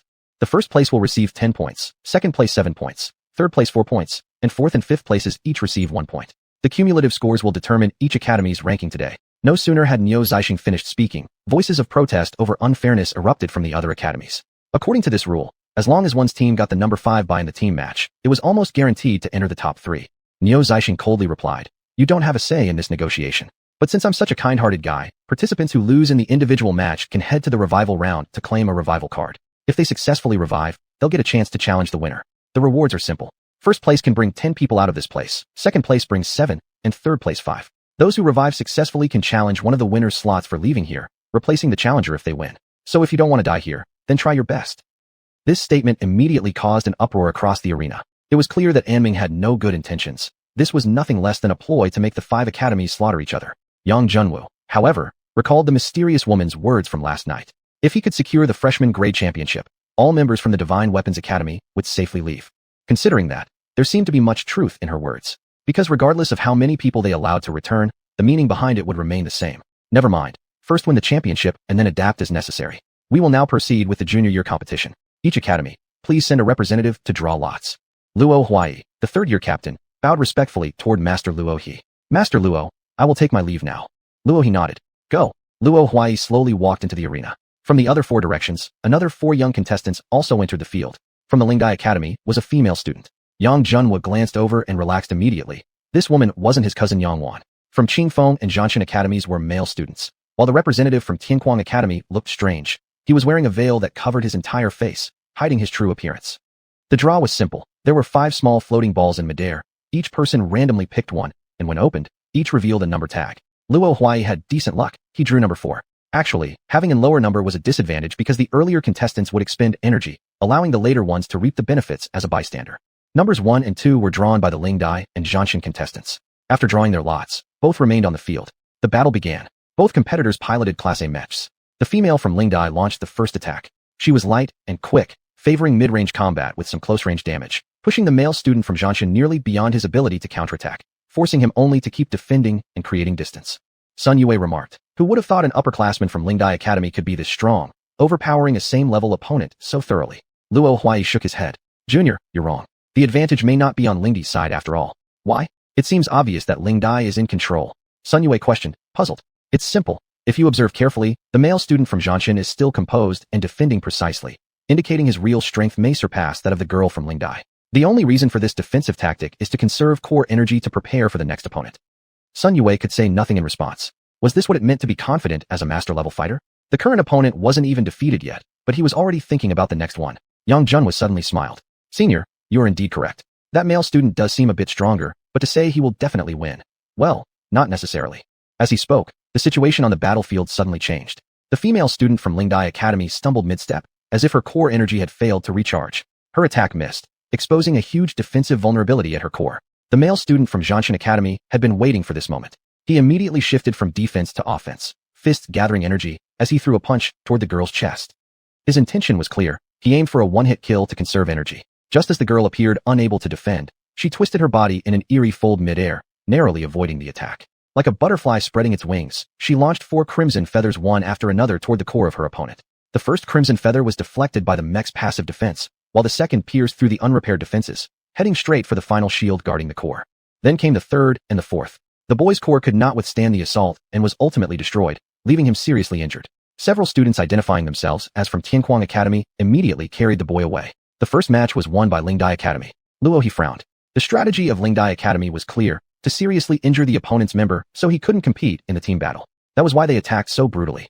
The Aming-appointed referees didn't care about the safety of the participants. They only recorded wins and losses. Even if someone was killed, they wouldn't intervene. "Everyone, if you feel your strength waning later on, please step down immediately. Don't try to stubbornly persist." Everyone nodded. Everyone had seen the scene unfold with their own eyes. The nature of this exchange tournament had long changed. It was no longer just a competition, but a survival challenge. Every team would fight with all their might to secure a higher ranking. Any blow that needed to be dealt would be merciless. Yang Junwu lifted his head and glanced at the main platform, only to find that Niu Zixing had already disappeared from his seat. That's strange. If he truly valued this match, he shouldn't have left unless he was plotting something else. At that moment, in the infirmary, the injured male student lay weakly on the hospital bed, and 2 Aming figures appeared beside him. One of them was none other than Niu Zixing. "What do you want?" The boy struggled, trying to get up. "Hee, Wang Tianxiong, your core has already been destroyed. You won't be able to participate in the team match, meaning your academy is certain to lose. You and your entire academy will die here. What do you want? Death is just death. We Xianxia Academy have no cowards. If you dare, kill me right now." Wang Tianxiong glared furiously. Niu Zixing shook his finger, waving it lightly. "Don't be so eager to sacrifice yourself. Do you really want to watch the winners leave safely while you're left here like trash?" Wang Tianxiong did not want to, of course, but he had already been defeated. Even if his team was chosen to leave, they certainly wouldn't bring him. Since death was certain, he sought only a quick end. "Don't be so hasty. I can offer you a chance to survive." "What did you say?" "I have a core here. Its power surpasses your previous one by far. If you successfully fuse with it, I guarantee you'll win in the revival round. Of course, whether the fusion succeeds depends entirely on how strong your will to survive is." Niu Zixing pulled out a dark brown core from within his robe and placed it beside the bed. He gave a signal to another Aming disciple nearby before exiting the room. "Wang Tianxiong, let's begin. Core fusion will take some time, and the process will be quite painful. Remember why you're doing this. Otherwise, you will be consumed by the core." The Aming disciple shoved the core into Wang Tianxiong's chest. "Ah!" A shrill scream rang out, loud enough to be heard even hundreds of meters away at the grand arena. All the students and teachers from the various academies felt a chill. The scream likely belonged to the Xianxia Academy student who had just been carried away moments ago. Xianxia Academy, in particular, grew uneasy. After carrying their team member away, there had been no further news. Their leader teacher even attempted to inquire, but received no response at all. The mood inside the academy grew tense. Regardless of their concerns, the tournament continued. The third contestant entered the battlefield. It was a student from Qingfeng Academy. Another male student. His fighting style was nimble and elegant, almost identical to the female student from Ling Dai Academy. Their skills were roughly equal, and after a period of battle, the girl from Ling Dai proactively conceded and retreated. Her move was smart. If the opponent wasn't hellbent on killing her, she could safely withdraw. She had already earned 1 point for her academy, while also draining her opponent's strength. It was truly a twofold benefit. Now it was the Divine Weapons Academy's turn to send out a competitor. Luo Huai turned to the female student standing beside him, Lin Banming. Banming, your style counters his. You're up. Remember, overwhelm him immediately, leave no room for reaction. Lin Banming nodded and calmly stepped into the arena. The opposing team visibly tensed the moment they saw a student from Divine Weapons Academy enter. After all, the prestige of Divine Weapons Academy was well known among these third-year students. Classmate, why don't you concede? I don't want to hurt you, Lin Banming said, stopping 10 steps away from her opponent. Luo Huai frowned. This was completely different from the strategy they had planned. He had originally arranged for Lin Banming to launch a fierce offensive, ending the match quickly and with minimal energy consumption. The male student from Qingfeng Academy frowned as well. He indeed already had a point to his name, so it was reasonable to withdraw directly. But retreating without a fight went against his nature. Suddenly, Lin Banming smiled gently. Classmate, you must be thinking of following Lingdai Academy's example, draining your opponent before conceding, right? I can assure you, if you attack, you won't have the chance to say the words, I concede. If you don't believe me, feel free to launch your attack now. She stood casually within his attack range, leaving herself completely open. The male student from Qingfeng Academy sweated profusely, frozen in place. What exactly is our senior brother doing? Could he have fallen for the enemy's charm trap? The members of Qingfeng Academy anxiously wondered. About 30 seconds passed. Lin Banming's lips curled into a confident smile. She shifted into an offensive stance, all her previous vulnerabilities vanishing. Classmate, if you're not going to attack, then it's time for me to take the initiative, she said. Chapter 52 Lin Banming's Choice. I give up. Just as Lin Banming was about to launch her attack, the boy from Qingfeng Academy suddenly spoke. Lin smiled slightly. Good. A wise man knows when to yield. You'll be glad you made this choice just now. Everyone from the freshman year stared in shock. None of them had expected their senior Lin to have frightened the opponent away merely by invoking the academy's name. Sun Yue burst into laughter. Looks like our fight is going to be easy. All we need to do is scare them off, and we'll pass effortlessly. Luo, he said calmly. Don't waste your time thinking nonsense. The reason the juniors last year could scare their opponents is because they had already trained at the academy for 3 years. With you just a freshman, what makes you think you can force the opponent to surrender without a fight? What Luo he said was absolutely correct. Every year, the matches between upperclassmen held few surprises. Even if the Divine Weapon Academy only sent students who weren't considered the absolute geniuses, they were still beyond the reach of the other 4 academies. The real battle was among the freshmen. After all, only 2 months of training had passed, and although there might be some differences, they couldn't be too great. Therefore, the freshman representatives sent by the academy each year were always absolute elites. Yang Junwu added, don't be too optimistic. Don't forget, there are also people from Tianquang Academy on the field. Tianquang Academy has long been occupied by Aming, and it's uncertain whether the students there are still the same ones as before. At that moment, the 5th competitor stepped forward. It was Gu Shihai from Tianquang Academy. Lin Banming used the same trick again, smiling gently. Young man, surrender on your own accord. I don't want to hurt you. Times have changed. Now, Divine Weapon Academy may no longer be a match for Tianquang Academy. Gu Shihai sneered. 3 black rays shot forth simultaneously from his shoulders and both arms, forming a triangular formation as they attacked. Dark Soul. Lin Banming's expression changed slightly. So indeed, the Tianquang competitor had become a Dark Soul user. The power of a Dark Soul lay in its ability to generate unusual effects during attacks, effects that could play a decisive role at critical moments. Therefore, Lin didn't dare to take the hit head-on and could only rapidly retreat while firing 3 laser beams, attempting to burn away the opponent's attack energy. However, the opponent's black rays actually changed direction mid-air, bypassing the interception of the laser beams and persistently speeding toward Lin Banming once again. She had no choice but to raise her shield to block. A hissing sound came from the shield as the black rays struck it head-on. The dark rays even followed along the shield's surface, rushing straight toward Lin Banming's body. Deceived, Lin quickly realized the danger and immediately discarded the shield, severing its spiritual energy connection to her body. Though she would suffer some structural damage to the mecha, it prevented further corruption from the black rays, preserving the bigger picture. Gu Shihai wasn't idle either. As Lin discarded the shield, he had already launched a high-speed particle cannon straight at her exposed midsection. Spirit Energy Jet, Lin roared. Instantly, streams of ultra-fine particle beams erupted from her entire body. When the enemy's particle beam met her own, a massive explosion erupted immediately, sending both participants reeling from the shockwave. Though their clash had lasted only 2 or 3 exchanges, its danger and intensity shocked all the other watching teams. After steadying herself, Lin's gaze turned solemn. To unleash such a large-scale spirit energy jet had cost nearly half of her core energy. Gu Shihai clearly had more energy reserves and was advancing once more. Other than the initial black ray attack, all his follow-up attacks had been completely normal, just like any other mech warrior. Lin Banming could not find a single flaw and could only try to outlast him in terms of energy consumption. Yang Junwu approached Luo He quietly and whispered, Teacher, do you know approximately when Tianquang Academy fell under Aming's control? Thinking for a moment, Luo He answered, Actually, the 4 academies and us haven't had much communication, but I remember when Xiuxian came for talks about the exchange event a month ago, everything still seemed normal. So it has been less than a month, perhaps even no more than half that time. Then it's very strange. What that senior from Tianquang used just now was definitely not normal spiritual energy attack. It must be that special energy you spoke of. If he had been originally from Tianquang, could he have truly changed over to Anming and grown this powerful within just under a month? Luo, he paused, suddenly seeming to recall something, his face paling. You're saying? You mean that they've discovered a transformation method, one that can directly convert a mech warrior into a dark soul user while retaining their previous power level?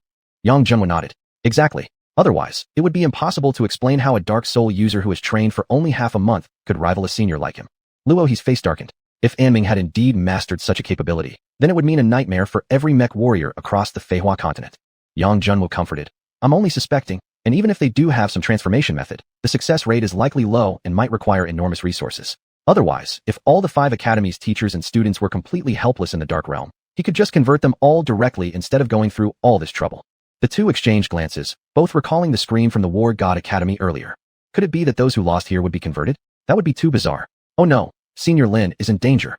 Their thoughts were interrupted by everyone's startled cries. Yang Junhua looked up and saw Lin Banming stumbling backward. Her chest had been corroded by the black ray, revealing the core of her mech underneath. It turned out Gu Shihai had suddenly changed his tactics while she was distracted, slamming his fist, imbued with special energy, into her chest.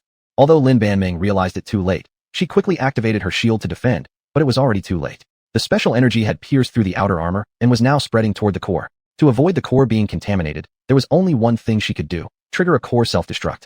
Would Senior Lin make such a ruthless choice? The people from Divine Weapon Academy were all anxious for her. I concede. Detonate.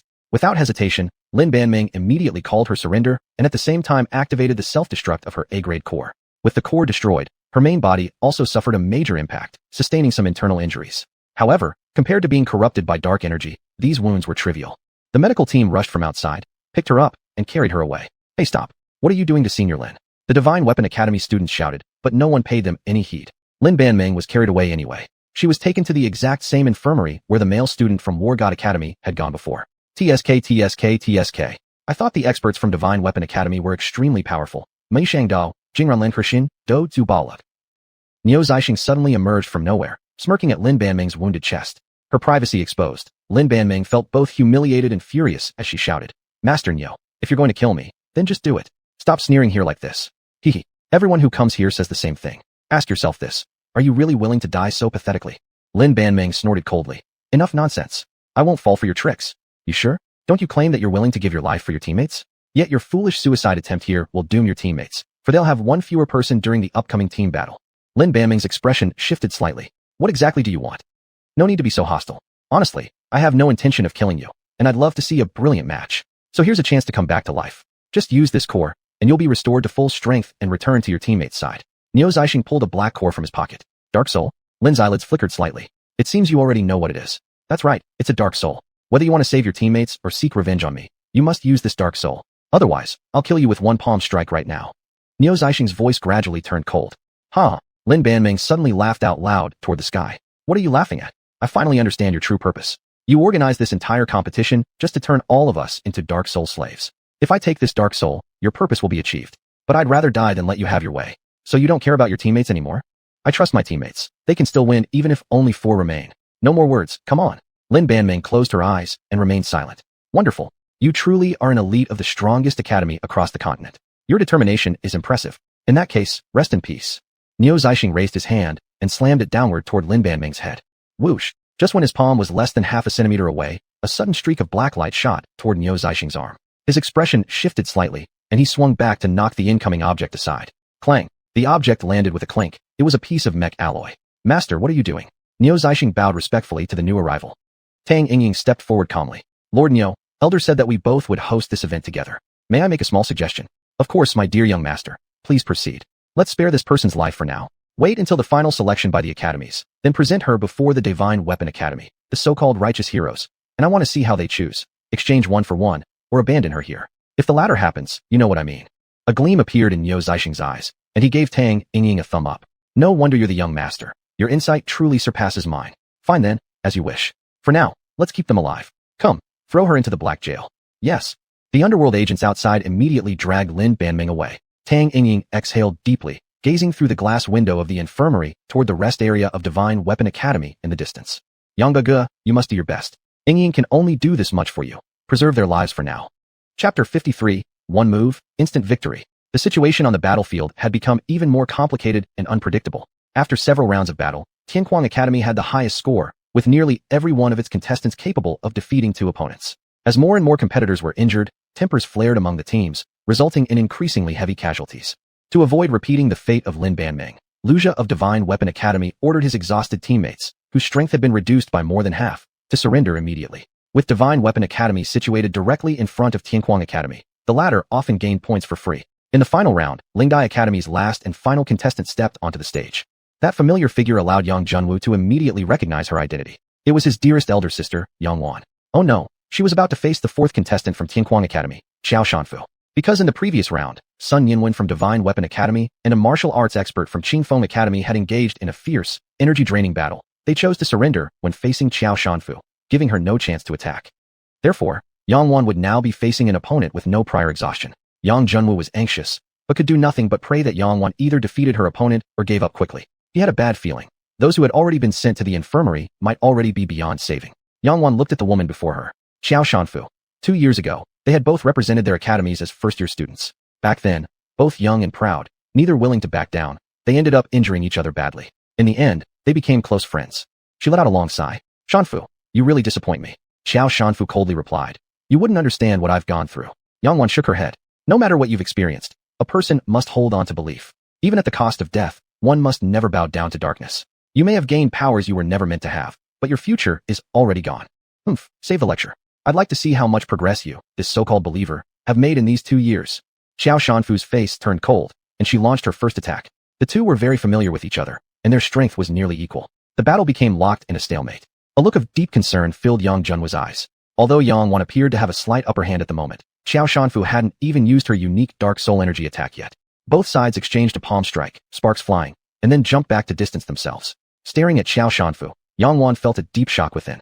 This opponent was practically equal in strength with only basic techniques. She would be utterly defeated if Xiao used her special energy. Xiao Shanfu said calmly, Wan, your progress over the past 2 years is impressive, but you're still not my match. Prepare yourself, Break Heaven Annihilation Blade. A pitch-black long saber appeared as Xiao Shanfu summoned it, swinging it toward Xuanhuan with deadly intent. Perfect. Xuanhuan also summoned her own large blade, and, channeling the energy of her entire battle armor, rushed forward to meet the strike. The two blades, one black, one silver, clashed together. Neither side stepped back, seeking to decide the match with this single move. Wan, surrender quickly, or you won't be able to withstand my next move. Once you're sent to the infirmary, it's over. Xiao Shanfu's voice echoed into Xuanhuan's ears. Xuanhuan stiffened slightly. Xiao Shanfu urged urgently, hurry. I'm beyond saving now, but you still have hope. You absolutely cannot die here. Xuanhuan's mind raced. Should she trust her old friend, who had now fallen into the hands of the underworld? Bang! Xiao Shanfu deliberately detonated her massive blade and quickly retreated. Xuanhuan, you really are impressive. Now let's decide this with one final move. Xiao Shanfu's eyes suddenly darkened into pitch black as eerie energy began to gather. Wait! Xuanhuan shouted loudly. Words are useless. Bring your attack. Xiao Shanfu completely ignored her and continued charging up. I give up. Xuanhuan chose, in the end, to believe in her once dearest friend. She leapt backward and returned to her team's rest area. Yang Junwu exhaled in relief. Surrendering was the best choice. As long as she wasn't sent to the infirmary, he still had the chance to save her. Soon after, the individual matches for third-year students concluded. Tianquang Academy ranked first, followed by Divine Weapon Academy and Lingdai Academy, while Qingfeng Academy and Zhanshan Academy came in last. What came next wasn't the team battle for third years, but rather the individual battles for second years. With previous lessons to learn from and much smaller power gaps among the second-year competitors compared to the third years, the intensity of the competition increased by at least 50%. There were even instances where both contestants were severely injured and sent to the infirmary at the same time. After a fierce series of battles, Divine Weapon Academy took first place this time, followed by Tianquang Academy and then Lingdai Academy. Next came the battles for the first years. Yang Junwu whispered something to Luxia's ear. Luxia's expression immediately changed drastically. Absolutely not. I won't allow it. Teacher, right now we don't have any idea what's happening in the infirmary. This is the only way to uncover their plot. No way, it's too dangerous. Once they figure out your plan, they'll probably kill you on the spot. Junwu, fighting against darkness will always bring casualties. You're not a god. You can't save everyone. Teacher, I'm the only one who can use a battle armor in the underworld right now. I'll protect myself. Looking at his disciple's sincere face, Luxia didn't know what to say. Although Yang Junwu's plan was audacious, it was indeed the only possible solution to the current impasse. Fine, do whatever you want. I know I can't stop you anyway. But listen, should you get exposed, escape immediately with the people you've saved. Don't worry about me. Yang Junwu didn't respond aloud, neither agreeing nor disagreeing. First-year representatives stepped forward to draw lots. Yang Junwu stood up, took a deep breath, and walked toward the drawing area. Suddenly, he saw someone extremely familiar. Or rather, someone who was very familiar to the original soul of this body. The current heir of the Yang family, second young master Yang Jingxian. This was the very person who had stolen everything from the original Yang Junwu in the Yang household. Yang Jingxian also spotted Yang Junwu at the same moment, his expression instantly changing. Impossible. How was he still alive? Wasn't my family supposed to have already disposed of him? Yang Junwu approached him with a slight smile. What's wrong, my dear younger brother? Aren't you going to greet your older brother? No, you're not my brother. Who are you really? Yang Jingxuan's eyes were full of terror. Yang Junwu, a complete nobody with no sense of spiritual power. How could he possibly appear here at Divine Weapon Academy? It must be an illusion, or someone disguised as Yang Junwu, just to scare him. Yang Junwu said calmly. You suspect I'm an imposter? Should I tell you about that time when you stole your older cousin's underwear, when we were 5 years old? You. Yang Jingxian instantly turned pale. This man must be Yang Junwu himself. Otherwise, he couldn't possibly know about the events of when they were 5 years old. You must be wondering why I'm still alive. None of my business. It must be by families and Chao family schemes. By family and Chao family. So Chao Mingyue wasn't as clean as she claimed to be either. Before Yang Junwu could press for more, the drawing began. He randomly grabbed one ball and opened it. Surprisingly, it was number 1. Huh, why is the captain still hanging around? Why hasn't he returned after drawing the lot? Xiuxian was puzzled. According to the original arrangement, she was supposed to fight first, Moe by second, Sun Yue third, Chao Mingyue fourth, and Yang Junwu last. Could it be that Yang Junwu changed strategy and wants to fight first? Lin Shuoei speculated. Lu Jia shook his head. You're all wrong. He wants to finish the entire match by himself. Everyone thought they'd misheard.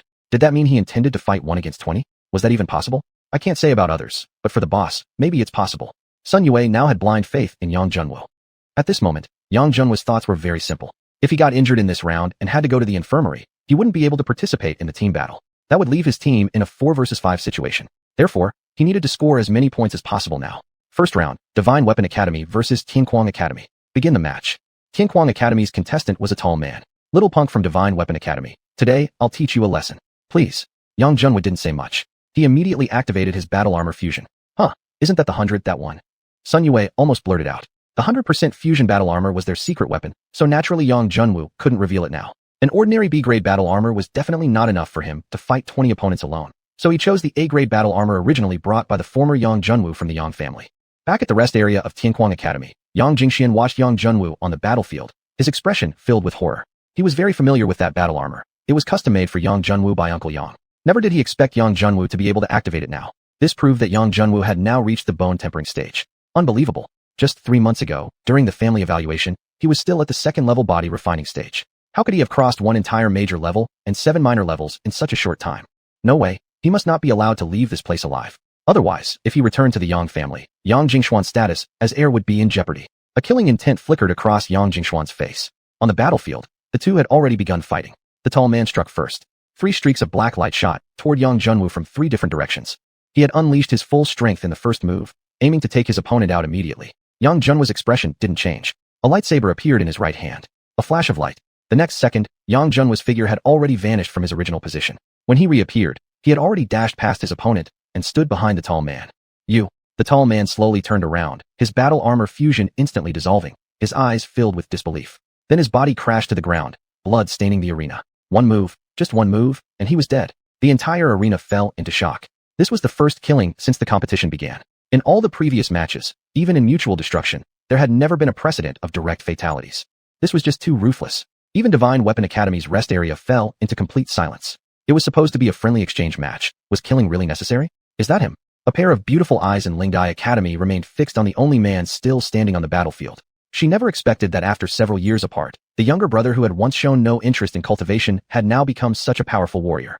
Chapter 54, Attribute Power. Yang Junwu had no intention to kill in his heart. However, if he had to fight 20 opponents alone, the battle needed to be swift, and he must instill fear into them. It would be better if some voluntarily surrendered. Moreover, the ones he killed had already turned into Ming disciples, no longer on the same path as him, so killing them was acceptable. Number 3, Qingfeng Academy's contestant, was a girl named Xueling. Although the man's corpse had already been removed, the bloodstains on the ground remained shockingly vivid. Senior brother, please show mercy. Let's just have a demonstration match. Yang Junwu kept his eyes lowered, saying indifferently, you can surrender. No, I must also fight for my academy's victory. Xueling shook her head. Although Yang was strong, she still believed she had a chance to win. Upon the referee's signal, Xueling instantaneously completed her mech fusion. She too was an A-grade mech pilot. Her dark green mech bore faint ancient patterns, displaying the high skill level of the engravings. A dark green spear appeared in her hand. Take this spear. Xueling accelerated, instantly closing the distance between them. Yang Junwu remained calm, raising his hand and firing an antimatter cannon. Though not powerful in destruction, the antimatter cannon had strong impact force. If hit, Xueling would certainly be knocked back. If she didn't want her attack interrupted, her best bet was to dodge. However, dodging would slow down her offense, giving her opponent the chance to escape spear range. Spear shield. But instead of dodging, Xueling swung her spear forward. On the spearhead, an ancient shield emerged precisely in time to block the incoming antimatter cannon. A shield on an offensive weapon? What kind of tactic was this? Even Yang Junwu hadn't expected it immediately. He was preparing to anticipate her movement and launch a second attack. But he never thought she would directly deflect the antimatter cannon with a shield on her weapon, continuing her assault without interruption. Left with no choice, he could only defend first. Activating his shield, he started retreating at full speed. Although Xueling's spear had intercepted the antimatter cannon, its speed was still slightly affected, so she couldn't break through before Yang's shield was fully formed. The spearhead struck the shield, and from the impact, Yang took the opportunity to retreat even further, completely exiting her attack range. Her attack had no effect, but Xueling didn't seem especially disappointed. After all, Yang Junwu's strength was evident. He wasn't an opponent she could easily defeat. Both of them fired a particle cannon at the same time. This girl is really strong. She can actually fight the boss to a draw. Bai Xiuxian was extremely surprised. Yang Junwu could be considered the top first-year student of Shunbing Academy. If even he couldn't win easily, that suggested her strength might surpass theirs. That's not it. The boss just doesn't want to consume too much energy. Sun Yue shook his head. Yang Junwu hadn't yet used any of his ultimate moves. Attempting to subdue the opponent with basic attacks was clearly a bit overconfident. If he eventually had no choice but to use his ultimate techniques to win, it would cost him even more energy. On the battlefield, after exchanging blows, Yang Junwu kept retreating, and in this match of basic attacks, he was actually slightly inferior. It's over. Take this move, Moon Shadow Soul-Devouring Spear. A gleam of triumph flickered in Xueling's eyes. Yang Junwu had already retreated twice, and was now at the edge of the competition platform. Even if this clash couldn't determine a winner, another retreat would cause him to fall off the stage. Falling off the stage meant immediate disqualification, no matter whether the competitor still had the strength to continue fighting. Here it comes, here it comes. Yang Junwu slowly raised his arm, and Xueling's expression turned even more pleased. Stasis beam activate. A golden ray shot from Yang Junwu's arm, as he simultaneously dodged sideways. Oh no, Xueling was shocked. The moment she was enveloped by the golden light, she felt as though she had plunged into a swamp, her attack and movement speed greatly reduced. Yang Junwu easily dodged her attack, then turned and gave her a kick on the backside. As a result, propelled by the inertia of her own attack and the kick, Xueling flew off the stage together with her spear. Bye-bye. Yang Junwu grinned and waved at her. Is this even allowed? Everyone from Shunbing Academy was astounded. Isn't that the same kit we used to catch the mechanical beast last time? Actually useful in a real fight. Sun Yue stared wide-eyed, utterly incredulous. Luo he seized the opportunity for a lesson. Combat isn't merely about gear and techniques. It's also about this. He pointed to his head and continued. Every top expert's combat intelligence is extremely high. Xueling was furious, but even if she had the will to fight again, she was now disallowed from returning to the stage. Round 2, Yang Junwu won. The third challenger was from Lingdai Academy. Her name was Luo Lingshan. The Luo family was one of Fei Nation's 5 great clans, known for their expertise in engravings. The mechs produced by the Luo family possessed many peculiar and unusual abilities. Surrender. I don't want to hurt you. Yang Junwu kindly advised each opponent who came onto the stage. Luo Lingshan revealed a dimple as she smiled. That won't work. I'm different from Xueling. If you don't use your full strength, watch out for unexpected trouble. The match began, and Luo Lingshan immediately retreated to increase the distance between them. At the same time, she raised her hand and fired a beam toward Yang Junwu. Facing the strange beam, Yang Junwu didn't dare to slack off and quickly activated his shield. You fell for it. Luo Lingshan showed an innocent smile and lightly shouted, freeze. A layer of white frost instantly froze Yang Junwu's shield, including the firing port. Surprisingly, it was attribute power. This complicated matters. There were only 2 ways to counter attribute power. Either counterattack using the same method, or consume core energy to forcibly remove the opponent's attribute effect. But clearly, Yang Junwu had no intention of consuming too much core energy. Luo Lingshan raised her hand again, launching another beam. Yang Junwu quickly dashed forward, hoping to dodge the incoming beam through speed. However, the beam seemed to possess automatic tracking ability. No matter how he dodged, it persistently followed him. Meanwhile, Luo Lingshan remained highly alert. As soon as Yang Junwu approached, she quickly increased the distance, giving him no chance for close combat. The beam struck Yang Junwu's other arm, suddenly igniting fierce flames. The power Luo Lingshan controlled was not just ice, but also fire.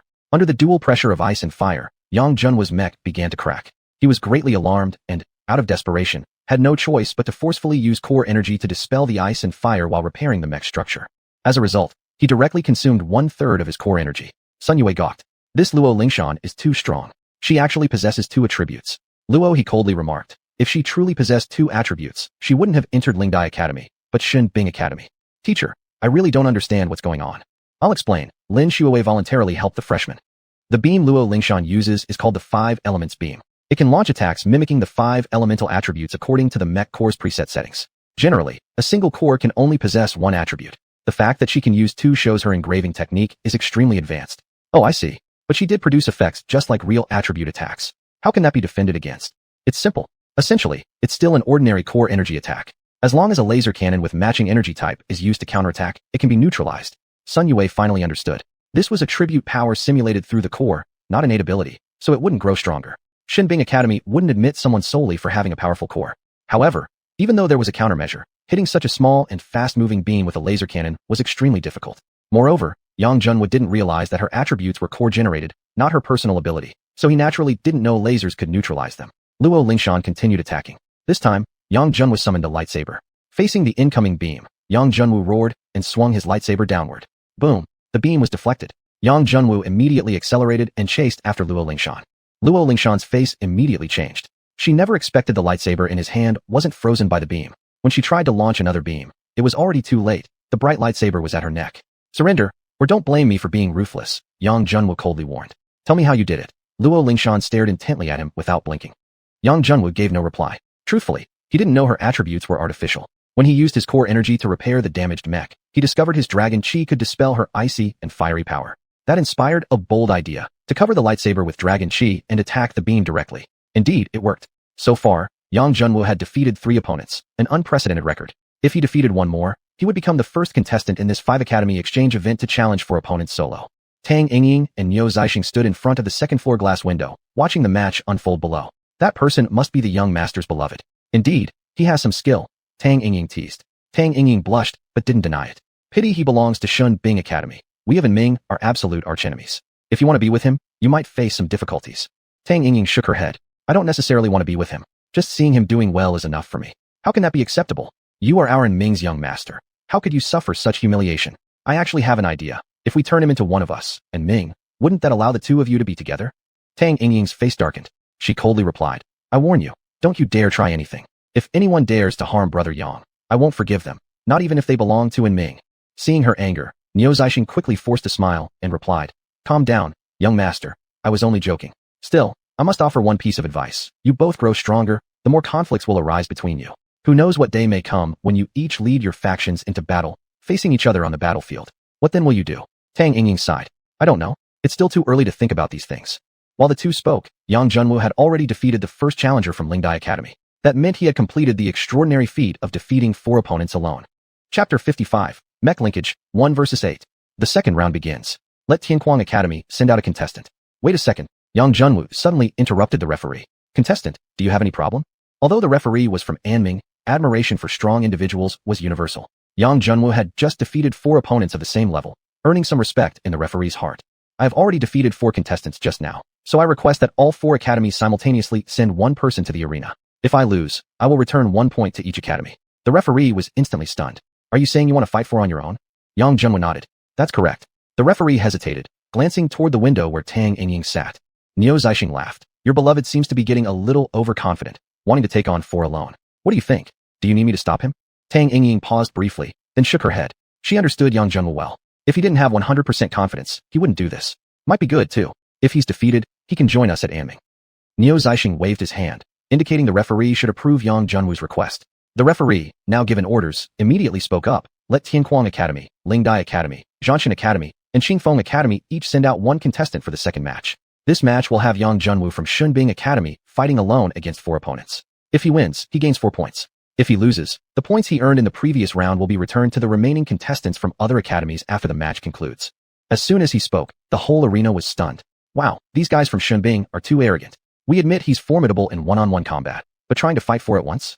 They really don't think much of us other academies. The instructor from Qingfeng Academy instantly flew into a rage. Other academies reacted similarly, except for Zhang, instructor from Lingdai Academy, who pondered for a moment before sending out a contestant with relatively weaker ability. Xiaozhou, once you're up, try not to engage in attacks and mainly preserve your strength. If things look bad, surrender immediately. The members from Zhanshan Academy also wore expressions of disbelief. Chao Menyue and others knew their guild leader was wild, but they never expected him to be this wild. Actually going for 1-on-4.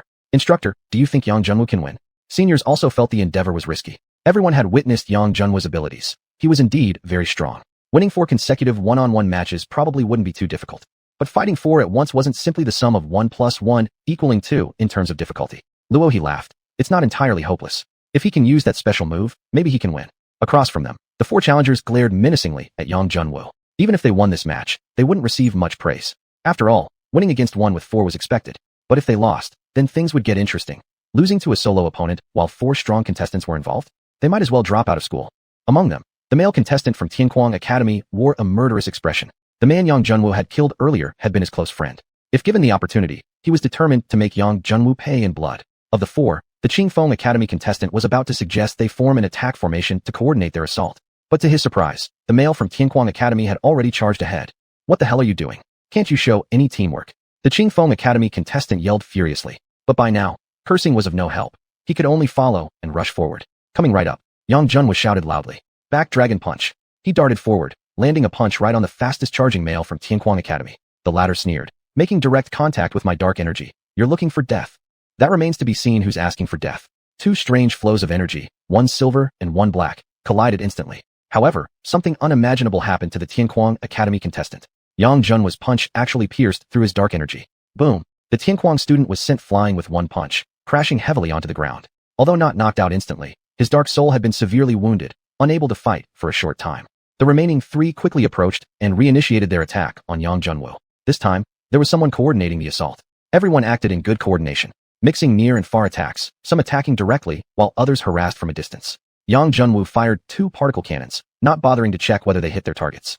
Being surrounded by 3 at once would be really problematic. After repelling the close-range attackers, Yang Junwoo immediately decided to reposition. He searched for opportunities to harass them. The trio was already prepared. The front person conjured a shield while the other 2 struck with long-range attacks. Although it was their first time working together, the 3 worked together remarkably well. Yang Junwoo launched several dragon-breaking punches and swords consecutively without success, and instead, his core energy reserves depleted more significantly. Yang Junwoo, you're indeed impressive, but personal strength alone can't rival true teamwork. Surrender now, we won't make things harder for you. Chan dogged the female contestant from Lingdai Academy. You actually expect me to surrender? Sorry, I disagree. Yang Junwoo's movement and attack speed suddenly increased.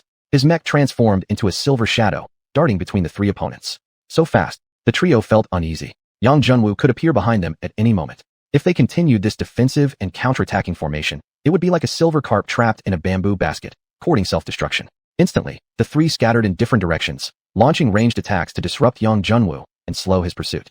Yet at this moment, Yang Junwoo's focus seemed fixed solely on the girl from Lingdai Academy. After a brief hesitation, he charged toward her again. Stop him! Quickly stop him! Before the words had finished echoing, Yang Junwoo already stood within 2 meters of her. This distance was more than enough for Yang Junwoo to launch a decisive strike. I surrender. Without hesitation, the girl shouted loudly. This time, it was Yang Junwoo who felt momentarily stunned. What was happening? Why had she surrendered so suddenly? It was clear the others were already rushing to help her. Yet the competitor at the center, Lingdai Academy's contestant, chose to surrender. If she had held on for just a second longer, Yang Junwoo would have been caught in a pincer attack from both sides. Now only 2 remained, one of whom even piloted just a B-class mech, whose speed and power couldn't keep up with Yang Junwoo at all. After 4 or 5 exchanges, another one followed, struck straight in the head and eliminated with a single punch. The last one, piloting a B-class mech, Yang Junwoo didn't even bother attacking. She simply surrendered voluntarily. 1 versus 4, victory with ease. His score now reached 8 points, entirely earned alone. He truly is someone the young master cherishes. Undoubtedly skilled, already defeated 8 consecutive opponents. Tang Yingying shot him a glare, but said nothing. On the battlefield, Yang Junwoo turned his gaze toward the referee. The referee silently thought, you're not going to cause trouble again, are you? Sure enough, Yang Junwoo spoke. This time I have 8 points, so I request all 8 remaining competitors from the next 2 rounds be sent out now. 1 versus 8. This time, even Tang Yingying wanted to refuse. Though he had won 1 versus 4, nearly 2/3 of his core energy was already depleted. Facing 8 experts? Impossible. Even if he faced 8 ordinary A-class mech pilots allowing him to attack freely, he might not manage to defeat them all before exhausting his core energy. Niu Zixing, however, had no intention of stopping things. He wanted to see how Yang Junwoo would pull off a 1 versus 8 victory. Now the referee only had one word in mind. Absurd. Please have 2 contestants from each team step forward. Helplessly, the referee also wanted to see how Yang Junwoo would pull this off. Arrogant. Too arrogant. 1 versus 4 wasn't enough. He dares 1 versus 8 now. We can't allow Yang Junwoo to keep humiliating us like this. Otherwise, we'll all end up with 0 points. They won't even have to compete in the team match, and they'll win first place by default. Among the 4 academies, the first years became highly excited, each eager to be the one to personally take him down. Such an arrogant bastard needed to be crushed with their own hands to feel truly satisfying. Soon, the 8 competitors gathered together, surrounding Yang Junwoo. Learning from past mistakes, they decided not to waste time with strategies, attack all at once. No A-class mech could withstand a combined assault from 8 pilots. Yang Junwu was no exception. But inability to block didn't mean he couldn't win. Primordial mech deities, awaken from the dust. Reveal your majestic forms. Mech linkage, ancient sword of size. Suddenly, a rift about 3 meters wide appeared in the arena space. A blood-red longsword slowly emerged from the gap, finally merging with Yang Junwu's right arm. The sword exuded a primordial aura that sent chills through people's hearts. At the moment the sword appeared, the 8 contestants instantly felt their mech cores violently trembling, transmitting nothing but fear. They tried to attack, but their mechs refused to obey. Attempting forced control even threatened to sever the fusion link. Stunned, the 8 competitors had never before faced a situation where their mech cores refused commands. What the hell was this thing? Mech linkage. The instructors from 5 rest areas shouted in unison. Sun Yue's eyes gleamed. So this is mech linkage? I once heard that mechs above class A have a certain probability of triggering link summoning. An ability causing resonance with ancient mech equipment from different dimensions, significantly enhancing a specific mech ability temporarily. Luohe nodded. You're correct. Although the success rate of mech linkage can be improved through runes, triggering it remains entirely random, and less than 1% successful. Chao Mengyue suddenly spoke. This is strange. The president's trump card allowing him to face 8 opponents should be mech linkage. But teacher, you said mech linkage is random. How can he be so certain it would activate this time, and even summon a powerful ancient mech equipment? Luohe shook his head with a bitter smile. As for Yang Junwu's performance up to now, even he, as his teacher, couldn't fully comprehend. Not only had he crafted a B-class mech with perfect fusion, but now he had also stabilized an A-class core linkage. Regardless of the discussion off the battlefield, the situation on the field had suddenly turned dramatic. Yang Junwu swung his blood-red long sword, instantly gravely injuring the 4 opponents directly in front of him, leaving them helpless and unable to continue fighting.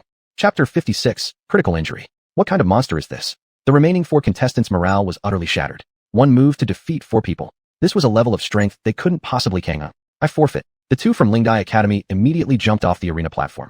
Only 1 student from Tianquang Academy and 1 male student from Qingfeng Academy remained on the arena. Yang Jun would turn around. Golden sword pointed forward.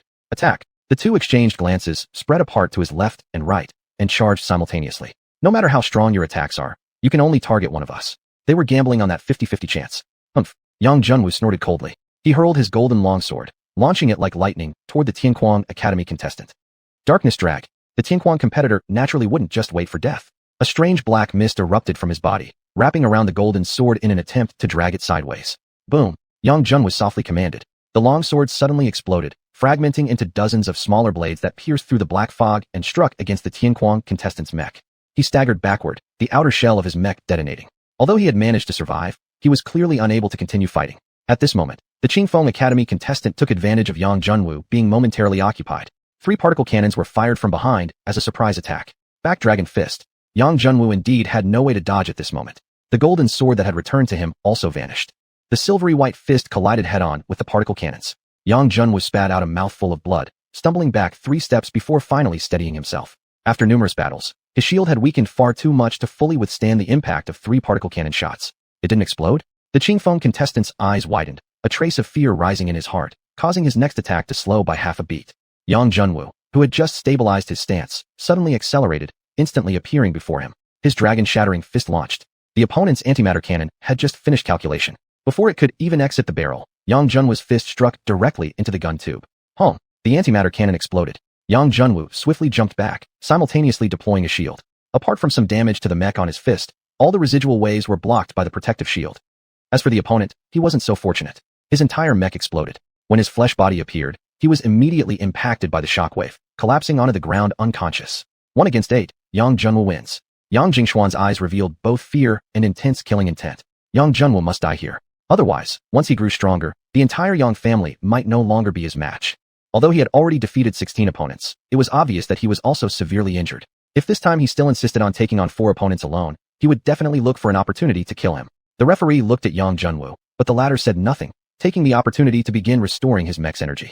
Everyone assumed Yang Junwu would apply again for 1 against 4, so they all waited for him to speak.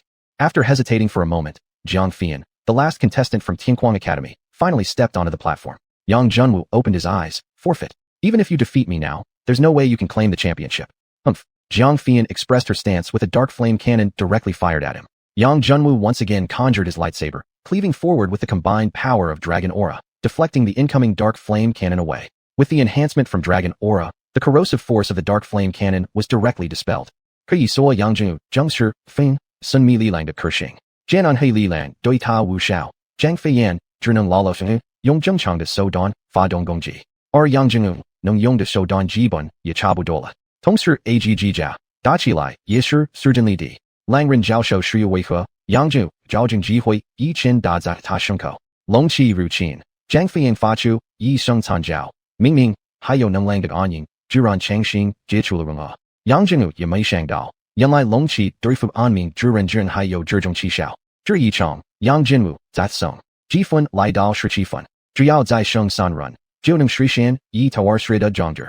Bugua kan de chulat. Su shri de ta xiao hao, yi jing fei chong da le. Fang fu fu zhong, yi ke, yang enjoy de da su. Jiao zui ho, zai lai yi xia. Jiu hui shi di zhe don. Dao di sti hui cheng wei, da dao ta de naga xingyer. Ling di shi yan zhong xuanhuan zou chu yi run. Ta gang yi sang tai. Hai mei deng tai pan so kai shi. Ban zhi jie, kai ko ren su. Sa, zhong ren bao shi bu li jit. Ming ming yang ju, zhiyao bai da dao le. Zhi do bu ping yi shama? Ling di shi yan de ling duri lao shi, zu yo kao lir. Jiu san shen zai da dao le yang zhu. Ye jiu shi ji yi fun. Zhi qian he yang jiu duri zhan de bu shi zhong shang, jiu shi bai ji sa. Mao zhi zhema da de feng shan, jiu shi wei le yi fun. Shi shi hua bulat. Ba dao shan zai. Ling di shi yan, fa shan, yang jiu zhong sang de jiban do shi, qi ta shan de shan so. Ling di shi yan, shi so sang zhui sao de. Zhu shao, mayo zhong sang. Xuanhuan, a third grader, directly told the teacher that Yang Junwu was her cousin, and it was highly possible he had gone easy on the Lingdai Academy students for her sake. Therefore, they placed their bet on the team battle. Yang Junwu felt relieved that Lingdai Academy had chosen not to fight him. This would allow him to better execute his plan. As the saying goes, good news comes in pairs. Following Lingdai Academy's contestant forfeiting, the contestant from Qingfeng Academy also chose to forfeit. Now, only Yang Xiuxian, the last contestant from Xianxia Academy, remained. Teacher, maybe we should also forfeit. If Xiuxian gets injured, we might be at a disadvantage in the team battle, one contestant suggested, following the same strategy as Lingdai Academy. No, I'll go. Yang Xiuxian stood up. Now was the moment when Yang Junwu was at his weakest. If he didn't kill him now, who knew when another opportunity might come? Who knew by then Yang Junwu might have grown into an unbeatable powerhouse? Yang Xiuxian quickly stepped onto the arena. Yang Junwu had already rested for 2 rounds. He couldn't be allowed more time to recover. Final match of the individual competition. Shenbing Academy versus Xianxia Academy. Yang Junwu looked at the younger man before him, who bore a 6-fold resemblance to himself. Didn't expect you to be involved in framing me as well. Yang Jingxuan's face darkened. Brother, since you survived, why not hide away and live peacefully instead of coming here to compete with me? Haha, compete. Yang Junwu laughed out loud. Who exactly is the one stealing? I originally wanted nothing to do with the world, and even if you wanted the Yang family inheritance, I would have let it go. But what about you? To eliminate me, a family member, you even conspired with outsiders. Now you talk about competition. Brother, for the stability of the family, I must kill you today. I'm sorry, Yang Jingxian said coldly. If you've got the guts, come at me. Yang Junwu replied indifferently. Take this. Xianlong's sword. Xianlong's sword, the Yang family's secret sword technique. Legend says the Yang family ancestors once subdued a real dragon, thus being imbued with dragon essence. When wielding the Xianlong sword technique, there was an aura of dragon might. Previously, Yang Junwu could barely feel it, but now, after being enhanced by the dragon egg essence, his hidden dragon body was much more sensitive to dragon essence. Besides the power of the mech core, Yang Jingxuan's sword chi did indeed contain traces of dragon essence. Yang family members capable of wielding dragon essence were known as semi-dragon-blooded, possessing extraordinary cultivation talent. That explained why the family wanted Yang Jingxian as heir. Facing Yang Jingxuan's attack, Yang Junwu wasn't the slightest bit afraid. He raised his sword and met the strike. The two clashed like martial artists with powerful internal energy, exchanging over a dozen blows without either gaining the upper hand. This Yang Jingxian is really strong too, actually matching big brother blow for blow. Sun Yue exclaimed in shock. Seeing the two fighting on the battlefield, Chao Mingyue wore a slightly tense expression. Although the Yang family turned a blind eye to her dealings with the Bai family, Yang Jingxian might not hesitate to shift blame and reveal the truth to Yang Junwu. Once the truth came out, perhaps the Bai family would be fine, but her own Chao family would be finished. The battle on the arena grew more and more intense. Yang Jingxian became increasingly alarmed. Although right now they seemed evenly matched, one mustn't forget that Yang Junwu had already gone through over a dozen matches. Time to use his ultimate technique. Yang Jingxian fired an antimatter cannon to force Yang Junwu back, quickly creating distance between them.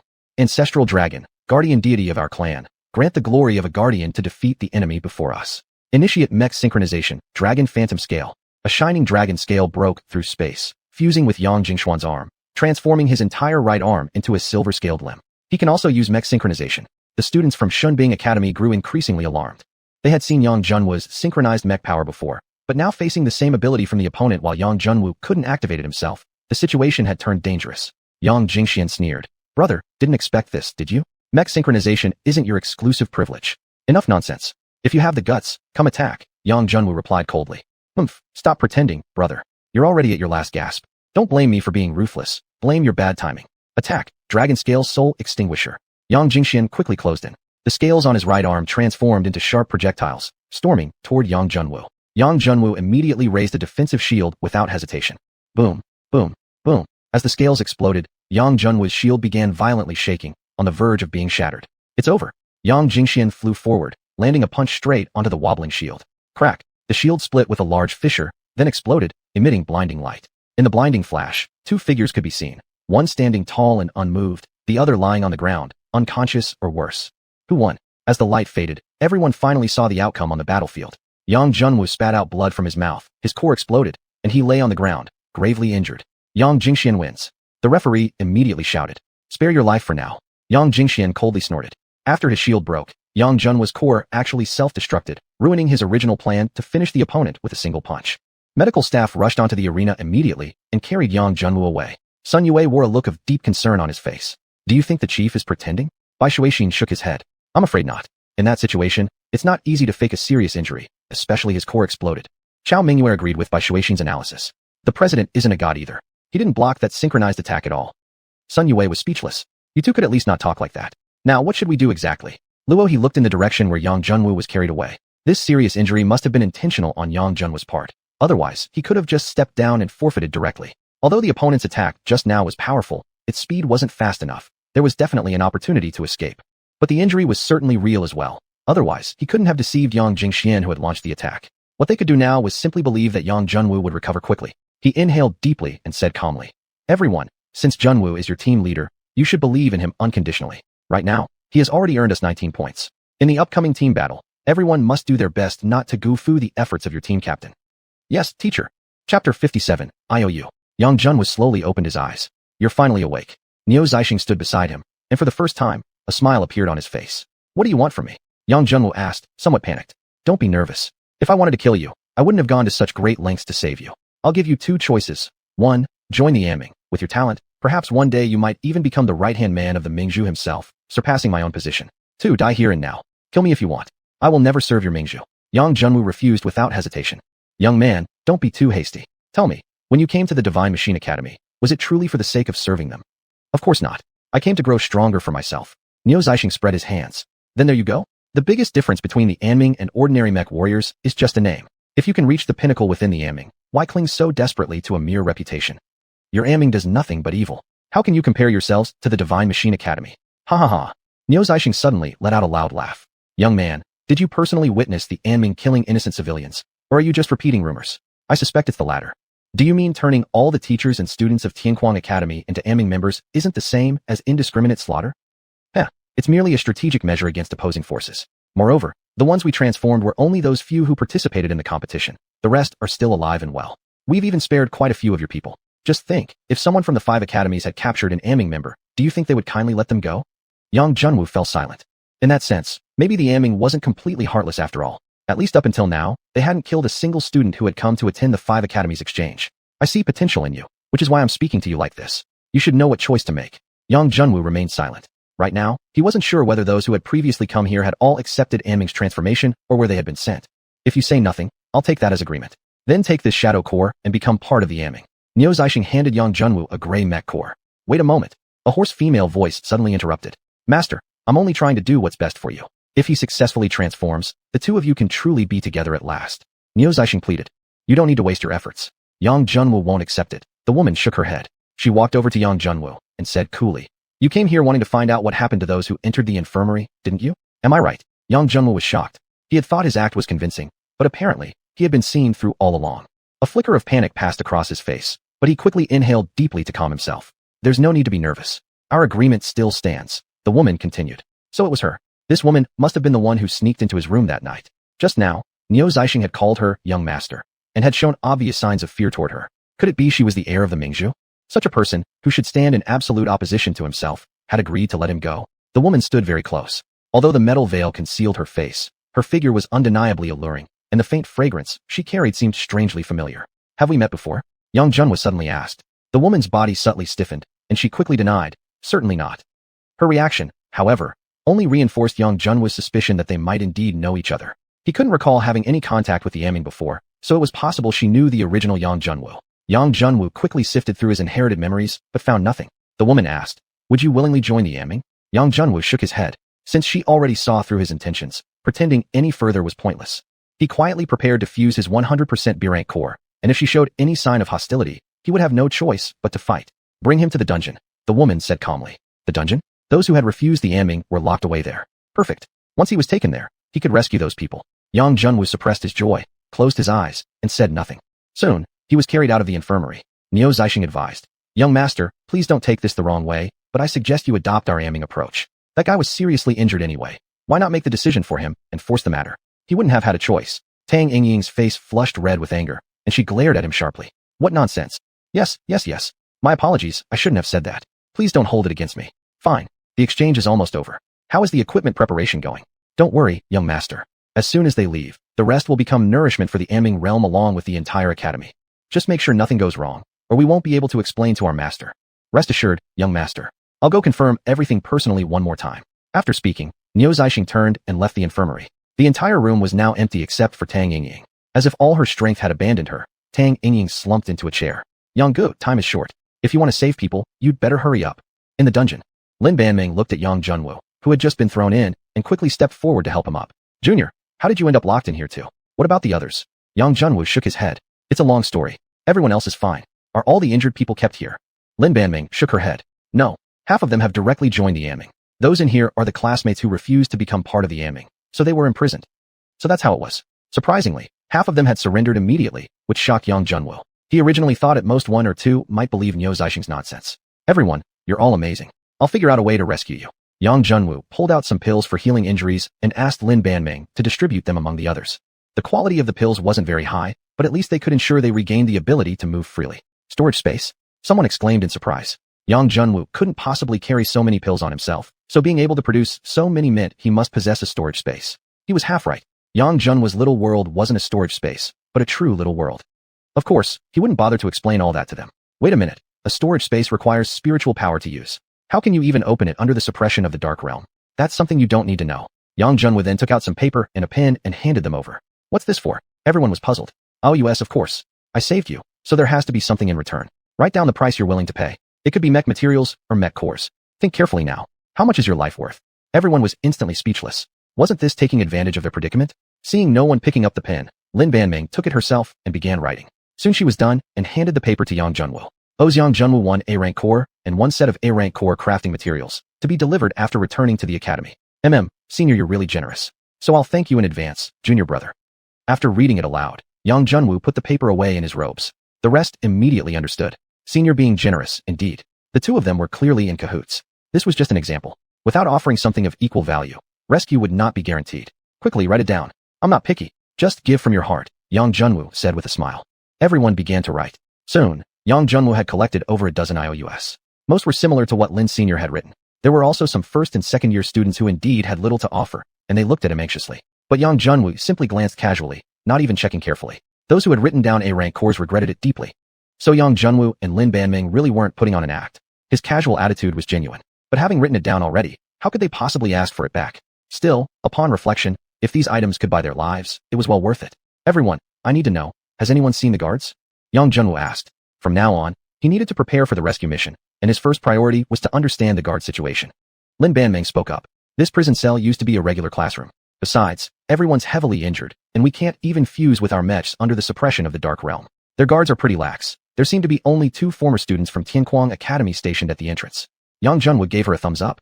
Students from the Divine Machine Academy were indeed different. Even in such a situation, they could still maintain a calm observation. This was a rather good piece of news. Weak guards would make breaking through much easier. "Shall we leave now?" Lin Banming knew Yang Junwoo could fuse with his mech. Yang Junwoo shook his head. "Not yet. Wait for the team competition later. There might be more injured people coming in." Chapter 58, Have a Child with Me. Yang Junwoo's prediction proved accurate. About 10 minutes later, 2 more injured individuals were brought in. One of them turned out to be Xuanhuan. "Who won?" Before Yang Junwoo could even speak, Lin Banming hurriedly asked. It was amazing. The 4 academies joined forces to eliminate the Heaven-Killing Academy first, then 3 of them allied to fight against the Divine Weapon Academy. Xuanhuan shot a glance at Yang Junwoo and began vividly describing the battle scene. And then, a slight worry stirred in Yang Junwoo's heart. Although his senior brothers and sisters were indeed powerful, In the face of attacks from 3 academies at once, and in a narrow space, they couldn't be guaranteed to win unscathed. Don't worry, the rest of us who got injured were hurt while fighting the Heaven-Killing Academy. Your Divine Weapon Academy is truly strong. You came in first. Upon hearing this, Yang Junwu breathed a sigh of relief. According to the tacit understanding formed among the 4 academies, the next 2 rounds would probably also be relatively peaceful battles. Indeed, another 10 or so minutes passed before 2 second years entered, both injured in battles against the Heaven-Killing Academy. However, besides them, 2 others had failed to hold out and had betrayed their academy, joining Aming. Thinking for a moment, Yang Junwu realized he couldn't wait any longer. If he delayed further, the enemy might take other actions. He activated the entrance to his pocket dimension. Everyone, please enter the pocket dimension immediately. I'll get you all out of here. Yang Wan's eyes lit up. Good kid, you've gotten a lot stronger since I last saw you, actually capable of possessing a pocket dimension. Yang Junwu smiled slightly. Sis, you go in first. I'll explain everything to you later. Sure, then let me have a look around your pocket dimension. One by one, they entered. Soon, the prison cell was empty except for Yang Junwu. Hey, something's happened. Yang Junwu shouted loudly toward the door. Quickly, 2 Aming disciples guarding the entrance walked in. Where are the others? When they saw that Yang Junwu was the only one left in the room, the 2 stared wide-eyed, disbelief plastered across their faces. What happened? Where did the others go? One of them barked. Yang Junwu showed a frightened expression. I don't know either. Suddenly, a space-time crack appeared, and they all vanished. Why don't you step inside and check for yourselves? As soon as the guards opened the door and stepped in, Mecha Fusion, Yang Junwu immediately activated it and transformed instantly into a golden battle mech. No way. How can you use Mecha Fusion within the darkness domain? They fell to the ground in shock, not even managing to fuse with their shadow forms. Sorry, but you'll have to ask your questions in the underworld. Yang Junwu stepped out of the prison. Sure enough, the enemy hadn't increased security. They probably thought escape was impossible. His first priority now was to locate the machine generating the darkness domain within the Heaven-Killing Academy. Once the darkness domain was disabled, experts from the 4 academies would regain their strength, and with merely xiuxian alone, there was no way he could hold them back. Of course, if he couldn't locate or destroy the device, he'd have to think of a way to lead everyone out first and send a message for reinforcements from the Divine Weapon Academy. If that failed as well, then his only hope would be the mysterious young master's promise, hoping that his word was true and that he'd truly release all the Divine Weapon Academy members. That way, at the very least, Yang Junwu could escape with the dozen or so individuals in his pocket dimension, reducing the losses for all academies. Yang Junwu arrived on the rooftop of an empty classroom building. The place was so vast. Where was the central generator of the darkness domain? Looking left and right, he finally noticed a huge mining pit. That's right. The Heaven-Killing Academy was built inside a mine. The mine zone aura blocked the darkness domain's presence, allowing them to pull off this secret operation behind the 5 academies' backs. Yang Junwu was almost certain the darkness domain generator was located inside the mining pit. Unfortunately, getting from here to the pit meant passing through several checkpoints. Once detected, xiuxian and that mysterious young master would be alerted immediately. Although confident in his abilities, Yang Junwu wasn't foolish enough to think that a single Class B mech could defeat the Aming Shadow Guards. So, how was he to reach the mining pit? His mind raced until a plan finally emerged. Earlier, wasn't xiuxian attempting to convert him into one of Aming's own? Why not pretend he had just joined Aming, acting like he was lost, drawing close to the guards?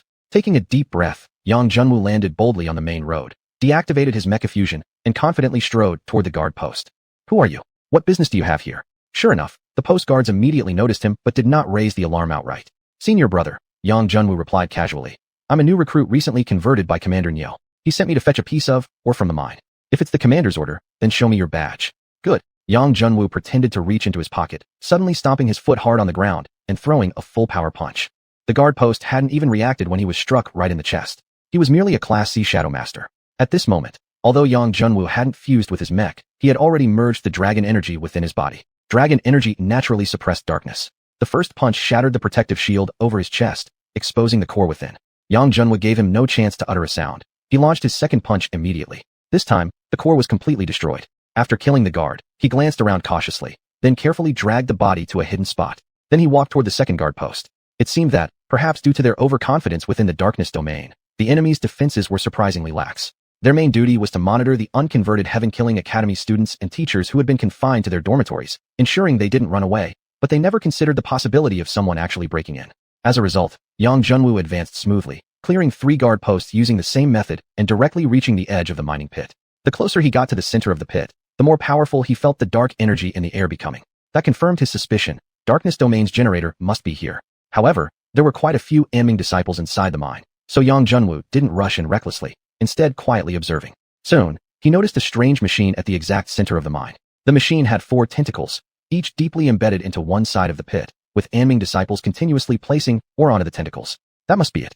xiuxian truly is impressive. He He used the natural or veins here as a power source for the machine. No wonder it can cover such a large area. Now, two choices lay before him. First, sever the tentacles to cut off the energy supply. Second, destroy the machine directly. Both methods carried risks. Although severing the tentacles would cut the power, he didn't know how long the machine's core could continue operating or whether the severed tentacles could regenerate. Moreover, slicing through all 4 tentacles at once would be difficult. Destroying the machine directly would require charging straight into the center, where more than 10 Aming disciples stood guard. Yang Junwu didn't know their exact strength, but if more than half were Class A Shadow Masters, that would be a major problem. After thinking for a moment, Yang Junwu decided to go with the second approach. Mecha fusion completed in an instant, and a golden sword materialized in his hand. Yang Junwu soared into the air and charged toward the center. As soon as he entered the mining pit, one of the disciples spotted him. Although the disciple couldn't comprehend why someone was able to activate a mech within the darkness domain, he still instinctively shouted 2 words: enemy attack. At the same time, 2 dark impulses shot toward Yang Junwu. Yang Junwu had no time to deal with him now. He flipped midair in an extreme maneuver, barely dodging the dark impulses as he rushed toward the central location. Using 100% fusion for the first time, Yang Junwu finally understood why even the Divine Weapon Academy's high-ranking officials had placed such importance on this mech. Right now, he could no longer feel any distinction between himself and the mech. It felt as though he himself had become the mech, even more responsive than his own limbs. Where his will went, the mech followed. At this moment, he was less than 200 meters from the center. 5 or 6 disciples had already flown into the air, rushing forward to intercept him. Dragon Breaksword. Yang Junwu wielded his sword like a punch, channeling dragon energy at the blade's tip, merging it with the golden mech's power, and sweeping toward the approaching enemies. Boom! The 2 sides collided instantly. Yang Junwu's entire body shook violently, and he spat out a mouthful of blood. Although dragon energy could suppress darkness, when the darkness was dense enough, that suppression could still backfire. Yang Junwu sustained only a minor injury, but his opponents were not so lucky. 3 of them had their cores directly invaded by the golden dragon energy, killing them instantly. The remaining 3 sustained various degrees of injury. So powerful, the other Aming disciples were stunned. A single sword strike had eliminated 6 opponents. Was he actually an S-class mech warrior? If he truly was an S-class mech warrior, then their numerical advantage meant nothing at all. Therefore, these people didn't even move to engage at first. Yang Junwu was delighted. This was a pleasant surprise. He accelerated again, swiftly closing in on the position directly above the machine. Stop him. His target is the darkness domain generator. A disciple finally realized the situation and hurriedly rushed forward to stop him. But it was too late. He had already broken through the defensive line and reached the top of the machine, raising his golden sword high. Crush it, Yang Junwu coldly shouted, raising his long sword high, then rapidly slashing it downward. Surprisingly, the machine had an automatic shield. Facing the threat from Yang Junwu, it activated its protective barrier. However, that shield merely added a fireworks display to its destruction. Yang Junwu's dragon energy shattered the shield instantly, sending sparks flying. Then his sword struck the machine with full force. Boom! A violent explosion roared. Before Yang Junwu could react, a powerful shockwave sent him flying backward, crashing into the edge of the mine shaft. Ouch, damn it! Dazed and seeing stars, Yang Junwu nearly lost his mech fusion entirely. But to his surprise, although the machine had been destroyed, he could still feel no spiritual energy in the air. Not even the darkness domain had been removed. What the hell? Could he have been wrong? Was it not this machine that was emitting the darkness domain? Confused, Yang Junwu could not understand. He clearly felt the oppressive force around him had weakened, but hadn't disappeared completely. A graceful figure flew over from the grand arena, none other than the Anming sect's young master, Tang Yingying. The moment she saw Yang Junwu, Tang Yingying hesitated in midair before slowly descending. What exactly happened here? She demanded. It was that man. He destroyed the machine. A disciple who had survived the blast quickly pointed toward Yang Junwu. You did this. Tang Yingying was shocked.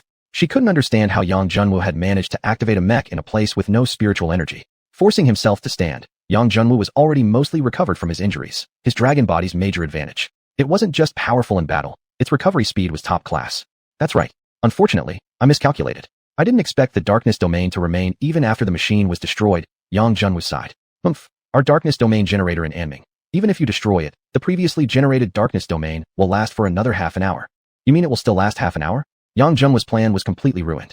I told you, if you won the championship, I would let all the participants from your Divine Weapon Academy leave. Now you've destroyed our machine. How will you compensate us?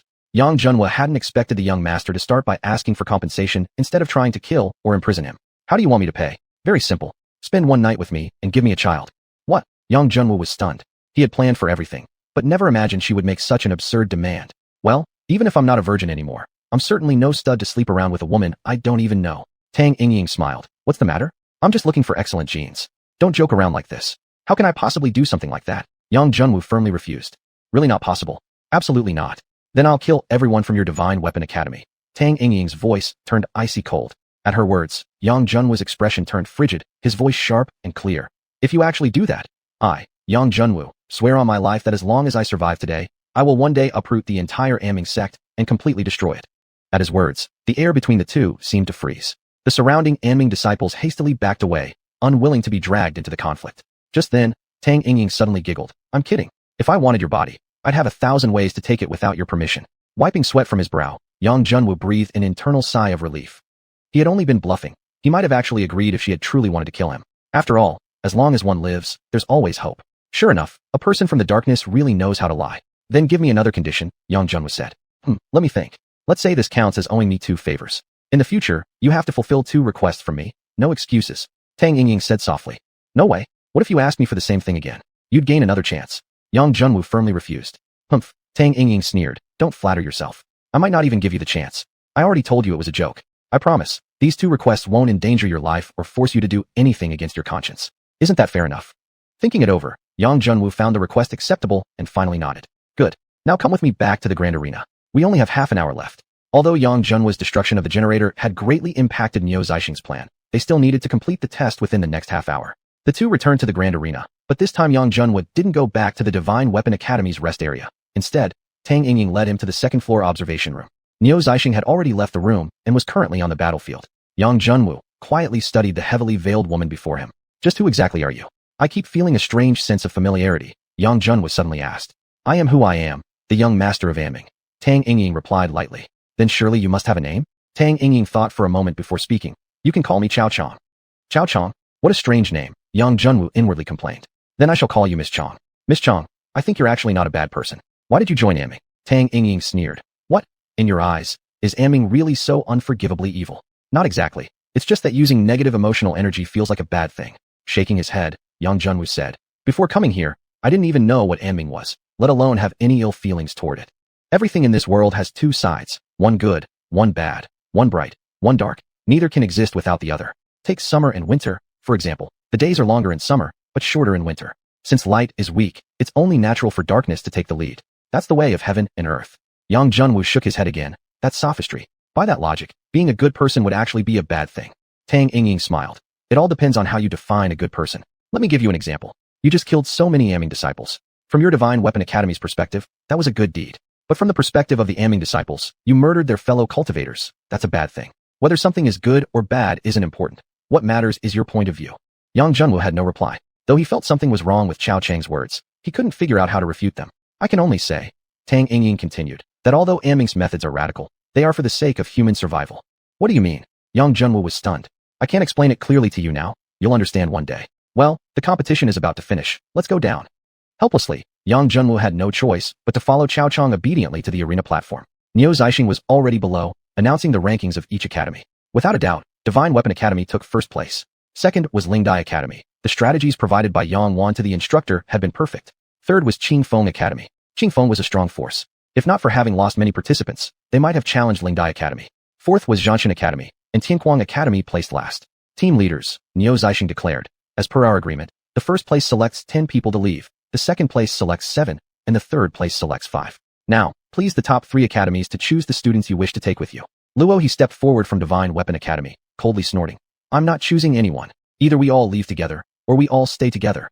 Hehe, you better think carefully. This is your only chance. If you want to die, your students may not share your opinion. Everyone, if your instructor refuses to leave, you may each choose 10 people to go.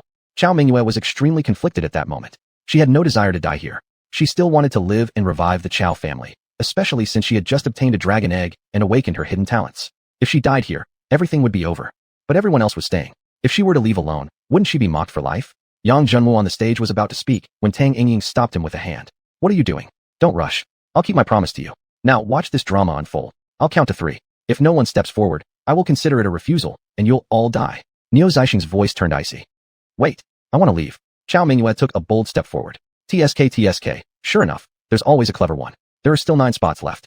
Hurry up and decide. Sun Yue angrily said. Chao Mingyue, what are you doing? We all agreed. We follow the leader's decision. Why are you taking action on your own? Chao Mingyue scoffed. Sun Yue, do you really think your leader will save you? Haven't you seen he's already sided with Aming? This is betrayal. No, I'm just trying to survive. You choose to die. That's your own business. Don't drag me into it. Sun Yue wanted to say more, but Bai Shuixin stopped him. Forget it. Everyone has their own path. Let her go. Several third and second year students hesitated, then stepped forward. It now seemed clear that Yang Junwoo's plan had failed. If there was a chance to leave first, why not accept it? Luo, he said indifferently. Whoever wants to go can go. That's your freedom. Reassured by his words, the few finally relaxed and joined Chao Mingyue. Only 5 people. Niu Zixing asked. You have 10 spots, you know. Enough. Let them go now. Luo, he replied coldly. Fine. 5 it is. Now, next is Lingdai Academy's turn to choose. Very well. Everyone remaining here has one last choice. You may join Anming, and you won't die. Moreover, your strength will grow. So what do you think? Would you like to consider it? Luo, he snorted coldly. Dream on. Joining Anming means wiping away one's spiritual power and starting anew with dark energy. As for growing stronger, that's a lie suitable only for deceiving toddlers. Hehe, seeing is believing. You'll soon witness with your own eyes that everything I've said is the truth. There's not a single lie among them. Niu Zixing clapped his hands twice, and 6 Anming disciples leaped down from the 2nd floor. Wang Tianxiong, Zhang Tao, Pu Tianxing. How could it be you? Everyone was shocked. These 6 had been severely injured disciples previously. That's right, Niu Zixing said. They've all joined Anming and obtained new power. Now, witness for yourselves how everything I've said is true. Among them, you may freely choose any opponent. Niu Zixing pointed toward the 13 who had just stepped forward. Chapter 59, Ultimate Rescue. 13 selected individuals suddenly turned pale. They never expected they would have to face challenges from these people before leaving this place. Worse yet, this time it was not a competition within the same grade level. These opponents could freely choose first-year students as targets. The only hope in Chao Mingyue's heart was that the strength of these people had greatly diminished after their transformation into Anming disciples. Otherwise, they would be doomed. Let's go. We'll leave the arena to them. Niu Zixing exchanged a glance with Tang Yingying, and the two of them, together with Yang Junwu, left the battlefield and returned to the VIP room on the 2nd floor. Tang Yingying said to Yang Junwu, now you may take the people from God Weapon Academy and leave, except for those 5. Yang Junwu's face darkened. Why? Previously we had agreed on letting all of them go. Hehe, those people don't believe in you anyway. Why bother about their lives? Tang Yingying sneered. Yang Junwu was momentarily speechless. However, Chao Mingyue was key to uncovering the truth behind everything. Judging from Yang Jingxuan's earlier tone, it seemed her family had a significant relationship with the Chao family. I want to take one more person with me, Yang Junwu said, pointing directly at Chao Mingyue. No, Tang Yingying coldly refused. Either you leave now, or not a single one of you can leave. Fine. Yang Junwu sighed helplessly. He flew downstairs and returned to the formation of God Weapon Academy. The leader is back. Sun Yue was overjoyed and rushed forward to give him a tight hug. Yang Junwu smiled slightly. Everyone, I'm sorry for your worry. I'm fine. Luo, he glanced toward the 2nd floor and asked, Junwu, who was that person standing beside you just now? The young master of Anming. But I didn't really see her face clearly. I only know she's a woman. No wonder Niu Zixing appeared so respectful toward her. Everyone, we need to leave right away, Yang Junwu urged. Leave? What do you mean? Everyone was taken aback. The young master of Anming has agreed to let everyone from God Weapon Academy leave except those 5 up on stage. What? How can that be possible? Captain Luo Huai shook his head disbelievingly, glancing at the 5 students from God Weapon Academy on stage. Indeed, Yang Junwu had succeeded, but unfortunately, they didn't trust him. Everyone, just leave first. We can only hope they defeat their opponents and get the chance to leave, Luo Huai said. Thus, the entire God Weapon Academy group brazenly left the battlefield, leaving the other 3 academies puzzled. The team leader of War God Academy shouted loudly. Everyone, if God Weapon is leaving, we should leave as well. With that, he turned toward the main entrance. Whoosh! A black beam struck him in the back, instantly piercing through his chest and leaving a gaping hole in his heart. Niu Zixing's icy voice followed. When did I say I'd allow you all to leave?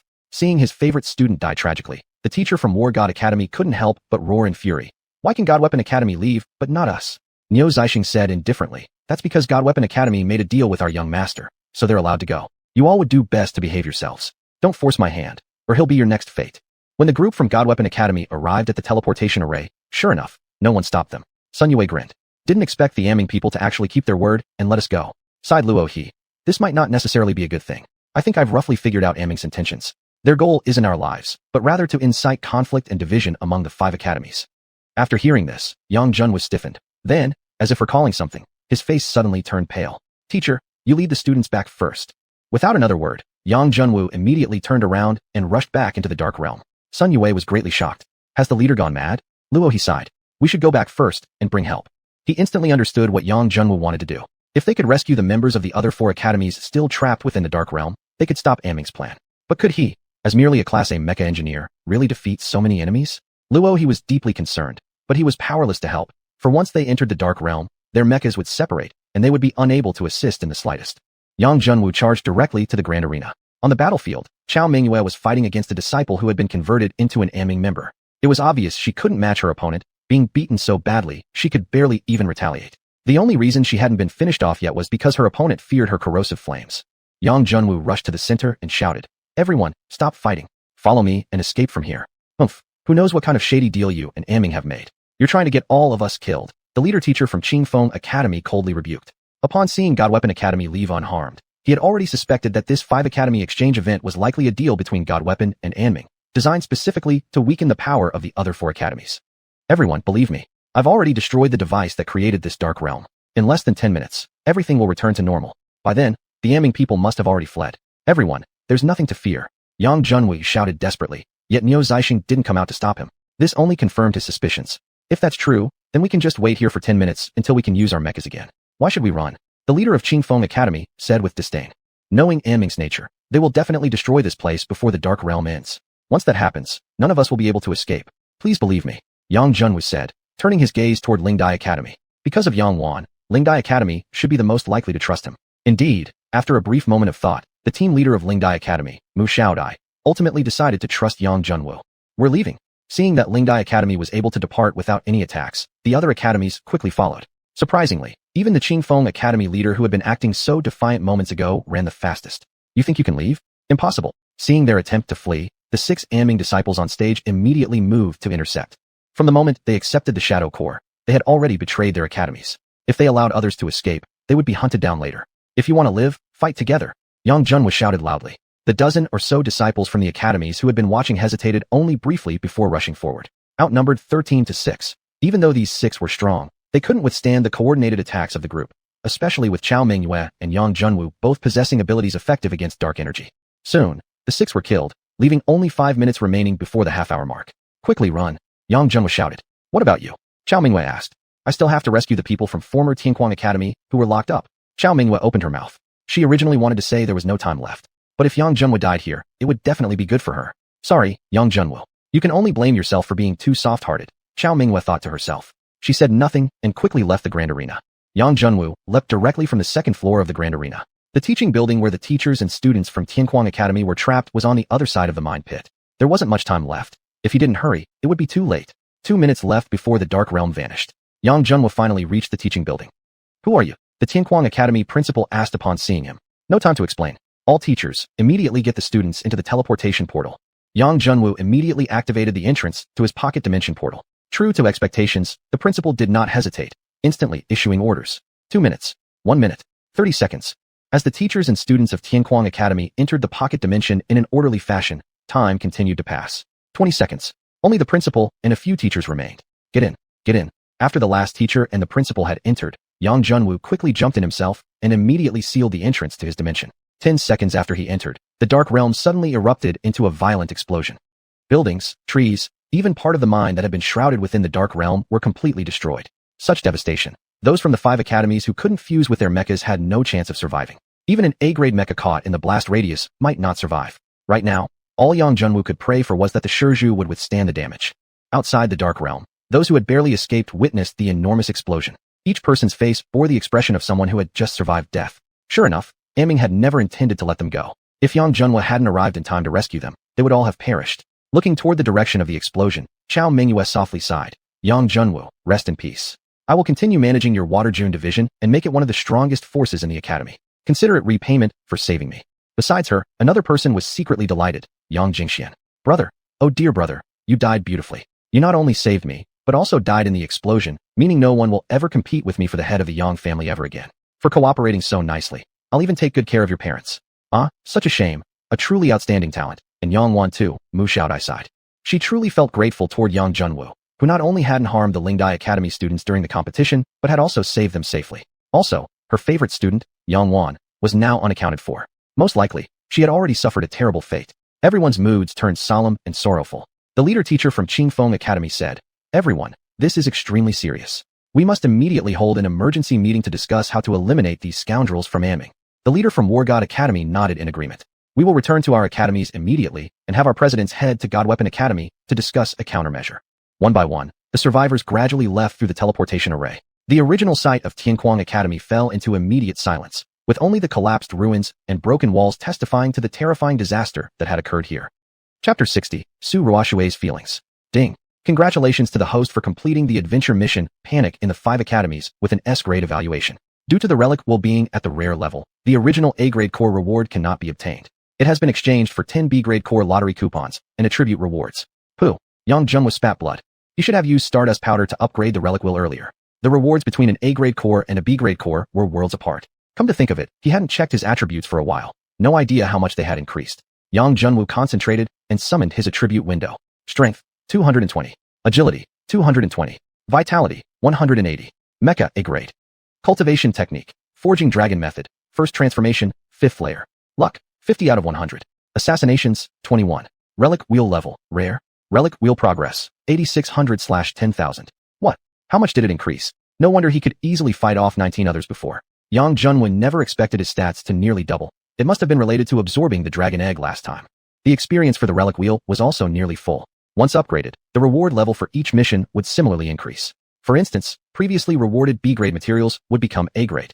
The cores and links would follow the same pattern. Yang Junwu released everyone from his pocket dimension. Looking at the ruins all around, Dean Tianquang's eyes brimmed with tears. Yang Junwu comforted him. Dean, although the academy is gone, the people are still alive. As long as we're alive, there is hope. Thank you, young brother Yang, for saving our entire academy from a dire crisis. If you need anything as a reward, just say the word. Yang Junwu originally wanted to ask for some stardust powder, but seeing the Dean's grief-stricken expression, he couldn't bring himself to ask. It was better to just treat this as a favor. Dean, no need for a reward. You should focus on rebuilding the academy. Thank you again, young brother Yang. The Dean expressed his gratitude once more. Yang Junwu and the others didn't stay for long, and each returned to their respective academies via teleportation arrays. Only one person remained in his pocket world. That was Xiuanhuan. The two sat on a grassy hillside, gazing into the distance. Xiuanhuan sighed. Never thought that after 3 years apart, my younger brother has transformed from a person completely incapable of cultivation into such a formidable expert. How did you manage that? Yang Junwu didn't hide anything and told her the entire story. These bastards. They always fight amongst ourselves. Xiuanhuan grew furious, punching a nearby rock. Don't get angry, sister. I'm fine now, and one day I will reclaim what is rightfully mine. Yang Junwu replied calmly. Well, what are we waiting for? With your current talent, if you just show up before grandfather, could the position of the eldest son of the Yang family possibly slip away? Yang Junwu shook his head. The feud within the Yang family indeed needed to be resolved, or the previous soul wouldn't be able to rest peacefully. But now wasn't the time yet. His priority remained cultivation. Only after reaching at least S level could he ensure his own safety. After a while, Xiuanhuan also calmed down. Actually, maybe it's better this way. You live freely without the burden of family. Yang Junwu chuckled bitterly. That used to be nice, but now my younger brother knows I'm still alive. He probably won't back off easily. He dares. If he dares touch you, I'll help you break his damn legs. Xiuanhuan fumed. Alright, sister, I know you care about me, but someone like Yang Xiuxian isn't even a match for me. By the way, is that a stardust mine? Xiuanhuan pointed toward a nearby mountain. Yang Junwu didn't feel the need to hide anything from her. How about it? Let's cooperate, my dear brother, and mine it together? Xiuanhuan seemed extremely excited. I wouldn't mind mining it. But do you know how hard it is to refine stardust powder? With just the two of us, who knows how long it'd take to finish? Who said only us two? Let me tell you, my Lingdai Academy's stardust extraction technology is second only to the Divine Weapons Academy. We just need to pay a small fee, and we can invite people to help us excavate. Xiuanhuan estimated that with about 10 people working for a month, they could complete the mining of all the ores in the entire pocket dimension. Alright, then I'll leave the coordination to you, sister. Rewards will definitely not be lacking. Yang Junwu considered it, and finally agreed. Originally, he didn't want to involve others for 2 reasons. The excavation speed would be too slow, and he wanted to keep the existence of the pocket dimension secret. But now, the 5 academies already knew about his pocket dimension. There was no need to hide it anymore. After mining all the ores, he could clear up the space for warehouses or leisure areas, achieving 2 things at once.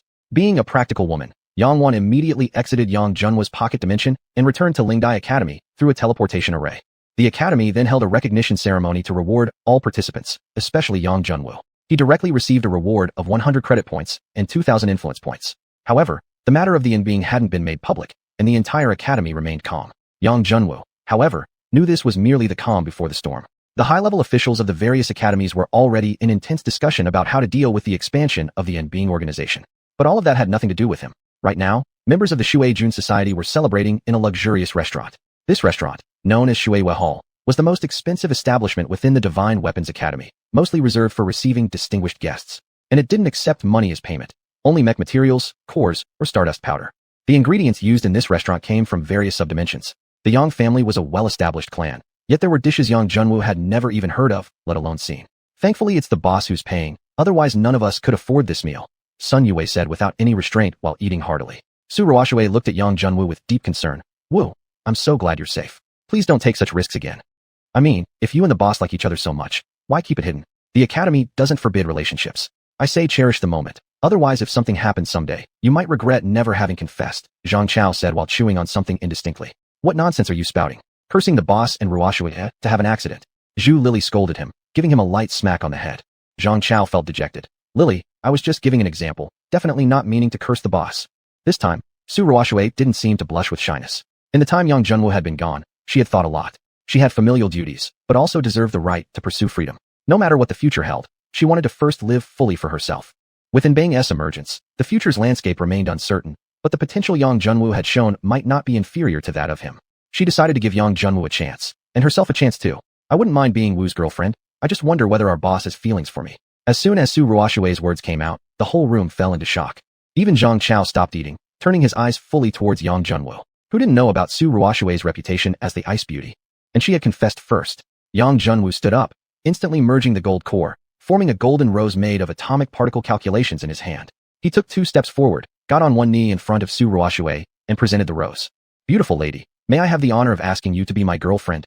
Su Ruoxue stretched out her hand, took the rose, smiled lightly, and nodded gently. I do. I swear, this is so romantic. The boss is truly a master when it comes to winning over ladies. Sun Yue laughed out loud. Then, he immediately felt 2 chilling auras aimed directly at him. The sources, of course, were Yang Junwu and Su Ruoxue. Su Ruoxue sneered. Sun Yue, you little punk asking for a beating? No, Wustija, I was wrong. I promise I won't do it again. Yang Junwu gazed at Su Ruoxue's pale, yet rosy face, instinctively leaning his head in. Kiss, kiss, kiss. The others began chanting excitedly. You guys, MMPH. Before Su Ruoxue could finish another word, her lips were met with a passionate kiss. In both lives, this was Yang Junwu's first kiss. Su Ruoxue's lips were cool at first, then filled with a sweet warmth. After a long while, they finally parted. Yang Junwu locked eyes with Su Ruoxue. Ruoxue, from this moment on, you belong to me. Whatever happens, I will help you and face it together. Su Ruoxue nodded. I believe you will one day become the strongest in the world. Applause erupted in the room. Zhang Chao said, Boss, one meal won't be enough. You and Ruoxue should treat us all again. Yang Junwu wasn't the least bit afraid. It's no problem if Ruoxue treats again, but after you and Lily come out publicly, won't you also have to host a meal? Us? Impossible. Zhang Chao turned his head away, only to see Zhu Lili staring at him with a cold smirk. He immediately panicked. How could we not treat everyone? We definitely will. The room immediately filled with laughter and jokes, as everyone teased Zhang Chao that if he and Zhu Lili ever got together, he would surely end up under her thumb. Among the cheerful atmosphere, only one person remained deeply troubled, Chao Mingyue. That idiot Yang Jingxian nearly exposed the truth. Combined with her previous act of fleeing the scene, Yang Junwu probably already had suspicions about her. After Yang Junwu returned, he didn't mention a single thing about what had happened at Tianquan Academy, as if the 5 academy exchange had never occurred at all. He didn't expel her from the organization, nor did he ask about the matter of the Bai family's young lady. Yet the more he stayed silent, the more uneasy she felt inside. Now that Yang Junwu had become a rising star at Divine Weapons Academy, eliminating him within the academy had practically become impossible. If he couldn't be removed, then the best choice was to gain some benefits from within the Xuanhuan society. Therefore, Chao Mingyue had no intention of leaving the Xuanhuan society for now. Thinking for a moment, she picked up her wine glass, walked toward the 2, and suddenly knelt on the ground.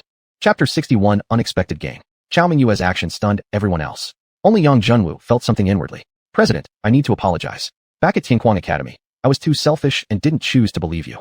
Miss Chao, there's no need for this. In that situation, wanting to protect your life wasn't wrong. Besides, you didn't take anyone else's spot. I respect everyone's choice, including yours. Although Yang Junwu said these words, he didn't step forward to help her up. Instead, Su Ruoxue stepped forward and lifted Chao Mingyue up. Chao, younger sister, if Wu were such a petty person, he wouldn't have chosen to save you. Let this matter pass and don't hold on to it. Besides, you were also a victim. That's right. If anyone's to blame, it's that despicable Anming organization. Sun Yue spoke up. Thank you, President. Thank you all. Chao Mingyue said tearfully with gratitude. Yang Junwu smiled. There are still 10 days left in this month. Although our points total is relatively high right now, to ensure we can enter the top 20, everyone must work a bit harder in these final 10 days. Adding this latest 2,000 points, Xuanhui's total had reached close to 2,500 points. But Cheng Fenghui, Tiandahui, and others could probably also guess that Xuanhui would certainly receive some point rewards this time. Although they didn't know the exact number Xuanhui had obtained, they could roughly guess according to the annual standards. Right now, at the Cheng Fenghui headquarters, Nie Changfeng wore an anxious expression as he paced back and forth in the president's office. The moment the news came that Shenbing Academy had won the 5 academies exchange competition, he immediately sent people to investigate how many points would be awarded as a reward. Yet strangely, information that was usually easy to obtain had suddenly become completely unknown. Boss, got news. Zhao Xinxin rushed into the president's office. Quick, speak. Nie Changfeng became delighted. I had to spend many resources to hear this from a female junior responsible for registration. Supposedly this time, the Academy awarded a total of 2,000 faction points as a reward. That much. Nie Changfeng's face instantly lost its smile. In past 5 Academies exchanges, although there had also been decent rewards, never had there been such a large amount, usually about 500 points. Because Shenbing Academy's strength was simply unmatched, winning the championship was a foregone conclusion, hence the relatively low reward. And once divided among 3 grades, the points each faction received became even fewer. Precisely because of this, students of the 2nd and 3rd year who had capability rarely participated. Unexpectedly this time, there were 2,000 points. It seemed their opponent was indeed strong. Boss, after averaging it out, the first year might get nearly 700 points. Considering 4 of the 5 participants in the first year are from Xuanhuan, I guess they might have over 500 points. No, we must be overly cautious when estimating the enemy. We'll assume they have 700. Add to that they seem to have completed a few tasks in the first half of the month. Each Class C task will calculate at the full score of 40 points, about 200 in total. Now there are 10 days left, add another 200, totaling 1,100 points. Nie Changfeng felt somewhat uneasy inside. Within the 20 days, although everyone was completing tasks, most of the time was spent on cultivation, and the overall efficiency was relatively low. Up until yesterday, they had accumulated only about 700 points in total. To exceed Xuanhui's 1,100 points meant at least another 400 points were needed, basically successfully completing 4 Class B tasks. It's too tight. If they couldn't mobilize everyone, depending solely on about a dozen members, it would be impossible to complete 4 Class B tasks within 10 days. xiuxian, issue the orders. Groups 1 to 5 must obtain 100 points before month's end. They can exceed, but must not fall short. Yes, President. Xiuxian immediately obeyed the order and left. Certainly, besides Cheng Fenghui, other groups like Tiandahui, King Longhui, who were trailing behind, were also calculating and guessing Xuanhui's point situation. However, without exception, none of them obtained accurate information, only gaining vague pieces of news now and then. Generally, they estimated Xuanhui's total somewhere between 700 and 1,200 points. Except for Xinyue. Mo Wentian held the report Mo Bai had brought. Because Mo Bai was in the first-year team and received 100 faction points, by that calculation, Xuanhui had 4 members, meaning 400 points. But from other sources, he heard the total reward this time reached as high as 2,000 points. Brother, are you saying this distribution wasn't an even split? It probably wasn't. You said Yang Jun was shown brilliantly, taking on 19 opponents at once during the individual contest. Mo Bai hastily said, Brother, lower your voice. The Academy Committee strictly forbade spreading any information regarding the 5 Academies exchange. I already violated the rules by telling you the results of the individual match. If it leaks out, probably both of us will be expelled. Don't worry.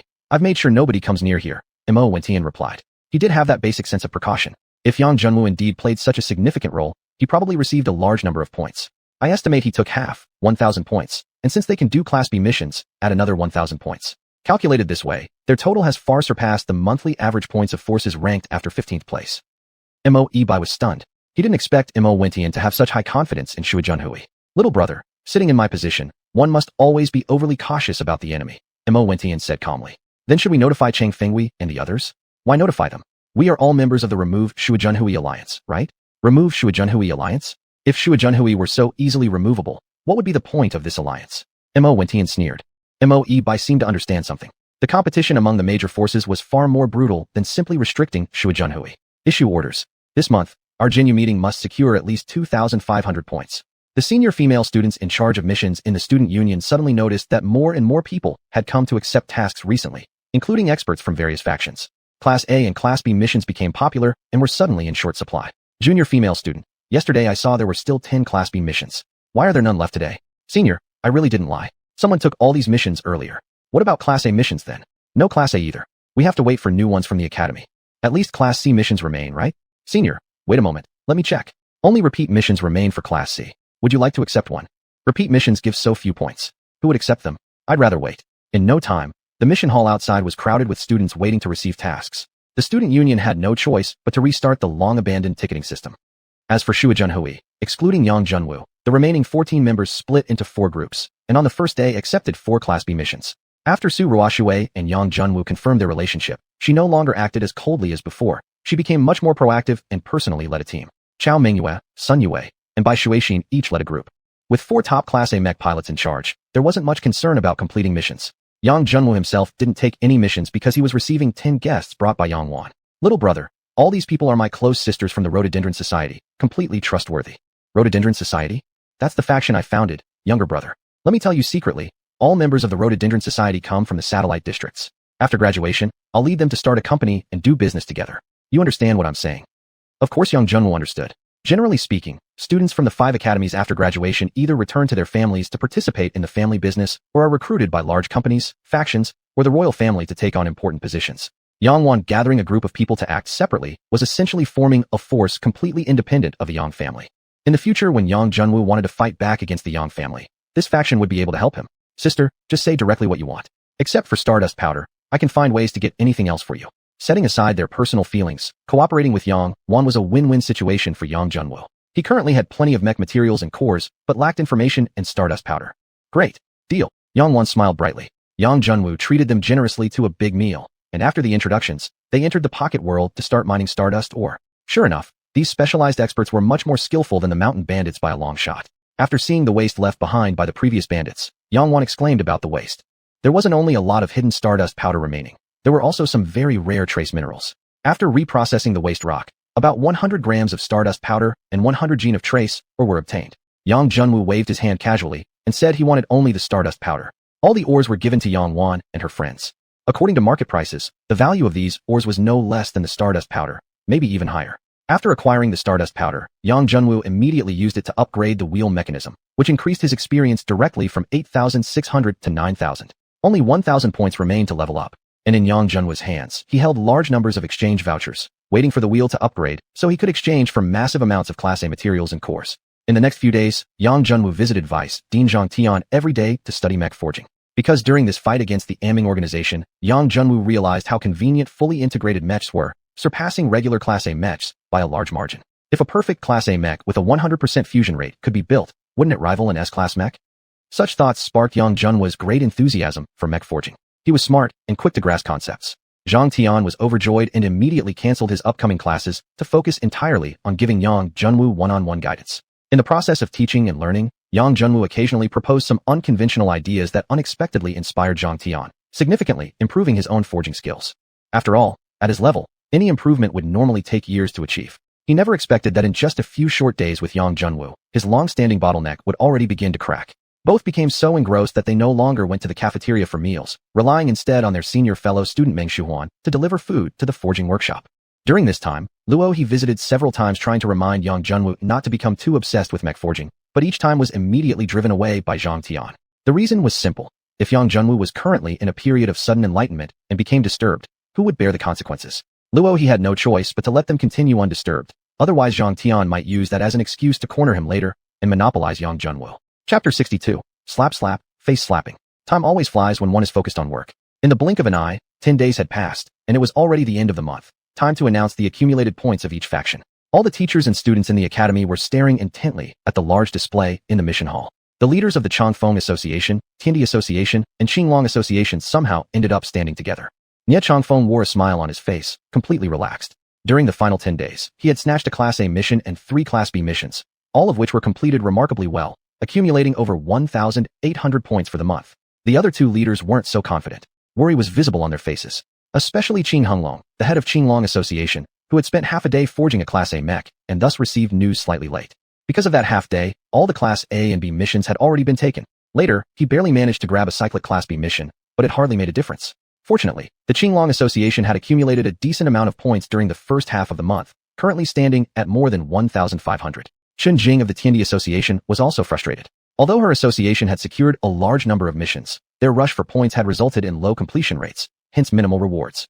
Nie Changfeng laughed. Don't worry too much. Though we may not rank top tier, we're certainly better than the bottom. The 3 turned their eyes toward the Water Monarch Association members sitting in a corner. Old Nie, how many points do you think the Water Monarch Association might have this time? Qing Honglong asked. I'd guess around 1,100. If you 2 have more than 1,300, you should be fine. That's reassuring. Qing Honglong's heart eased slightly. His estimate was similar to Nie's, so it seemed like minds of heroes truly think alike. Before the deadline for point redemption at the end of the month, some members of his faction had suggested he should use up all current points to ensure safety. However, consolidating point spending wouldn't yield anything valuable. Also, Qing concluded that the Water Monarch Association wouldn't exceed 1,400 points, so he decided to take a gamble. As they talked, the giant screen began listing the accumulated points of each faction for this month. Since this was the first time rankings were being announced monthly, the displayed points represented only the current month's total, not overall balances. Look, the rankings are coming out. The first 15 names were without any surprise. Even ranked monthly, the top spots remained unchanged. Rank 16, Jean Lian Association, 3,215 points. Rank 17, Bai Long Association, 2,920 points. Here we go, the 18th should be Changfeng Association. Nie Changfeng was very confident. There was no way the other two would surpass 1,700 points. Rank 18. Water Monarch Association, 2,790 points. Staring at the unfamiliar yet somewhat familiar name, the hall fell silent for a moment before erupting into wild discussion. How is that possible? The Water Monarch Association only has about a dozen members and is a mere Class C faction. Even working day and night, they shouldn't be able to get over 2,000 points. Maybe there's a statistical error. That's impossible. This absolutely can't be real. Could it be they earned a lot of points during the Inter-Academy exchange program? Nie Changfeng's mouth opened wide. Just as he had feared, it had happened. Fortunately, Changfeng Association was well prepared. Although they hadn't targeted Water Monarch, they wouldn't fall to rank 21 either. Chen Jing of the Tianyi Association and Qing Honglong of the Qinglong Association instantly turned pale. The Water Monarch Association had that many points. In that case, the final two names must be among them. Qing Honglong felt regret rising. He should have listened to his members yesterday and used up all the points. Rank 19. Changfeng Association, 1,875 points. Hearing his name announced, Nie Changfeng exhaled in relief. Dropping one place was trivial. Now came the critical rank 20. It would determine which faction would be forcibly disbanded after years of development. Of course, this was merely symbolic. They could re-establish next month, though all accumulated faction level and points would be reset to 0. Under such circumstances, quite a few members might consider switching factions. Rank 20. Tianyi Association, 1,610 points. Thank goodness. Chen Jing breathed deeply, relieved to preserve her faction's reputation as an established force. She glanced at Qing Honglong beside her. He was visibly trembling. Rank 21. Qinglong Association, 1,590 points. Only 20 points difference, equivalent to 1 or 2 Class C missions. Yet the consequences were drastically different. Qinglong Association is hereby disbanded. Its remaining points of 15,600 will be equally distributed among the top 20 factions, with each receiving 780 points. Boss, we're rich. Sun Yue was extremely excited. Calm down, calm down. Just 780 points, Yang Junwu said with a composed expression, though inside, he was over the moon. 780 points. It would take completing 7 or 8 perfect B-level missions to earn that much. Adding the Water Monarch Association's original 700 plus points, their account balance now totaled more than 3,500, enough to redeem 3 Class A cores or a large pile of cultivation materials. Wait a second, I have an objection.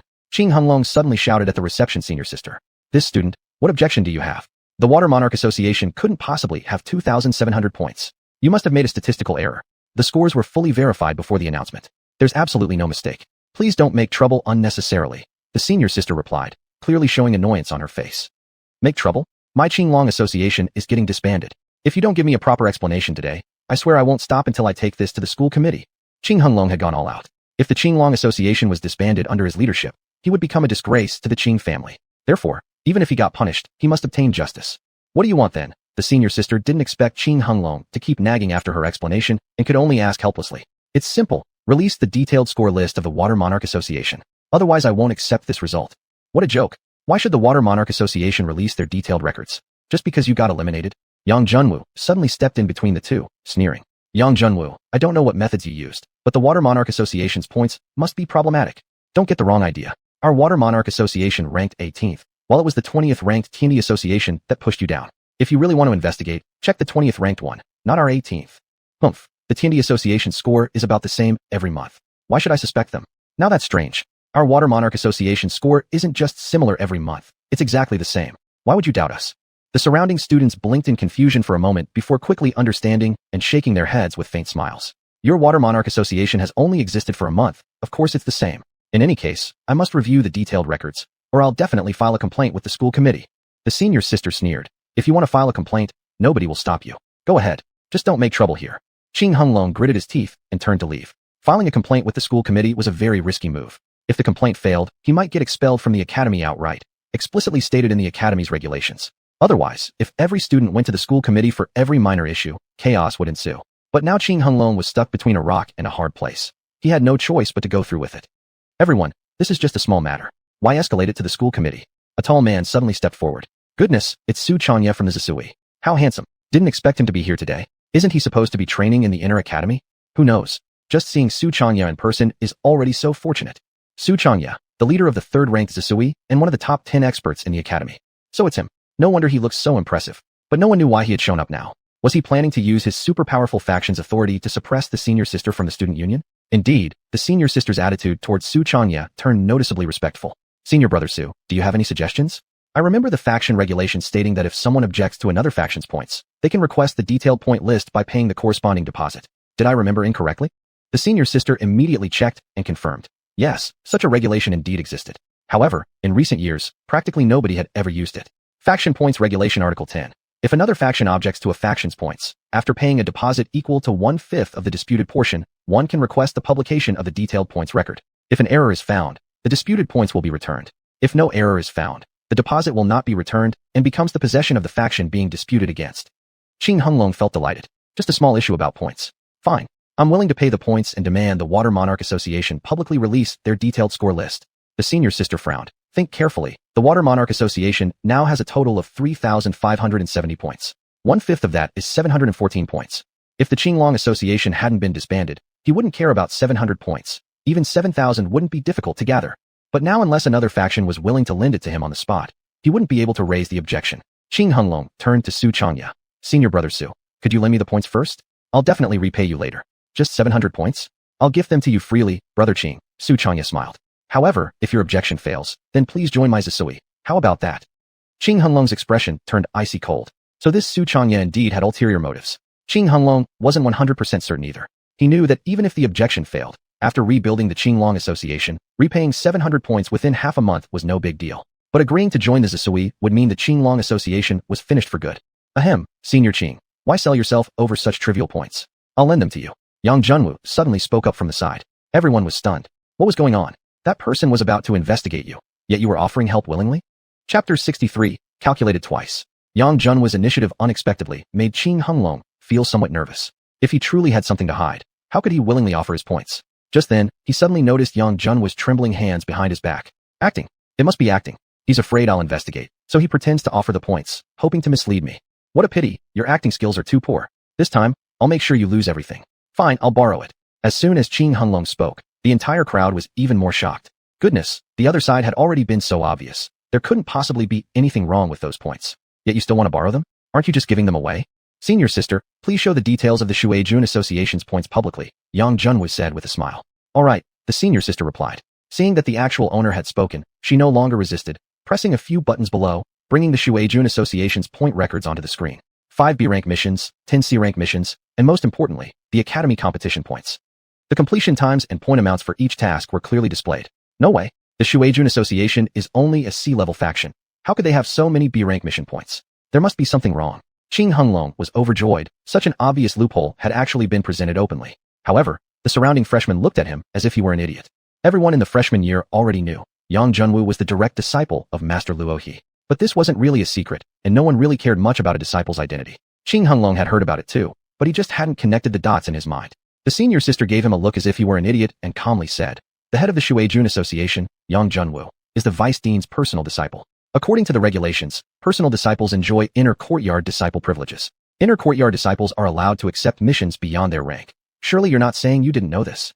Upon hearing this, Xuanhuan's face instantly turned pale. How could he not know this? He had just failed to react in time. It was over, completely over. He collapsed onto the ground, having not only lost all his hard-earned assets, but also accumulated heavy debts. Yang Junwu smiled and said, Senior brother Qing, no need to rush. Just pay it back within a month.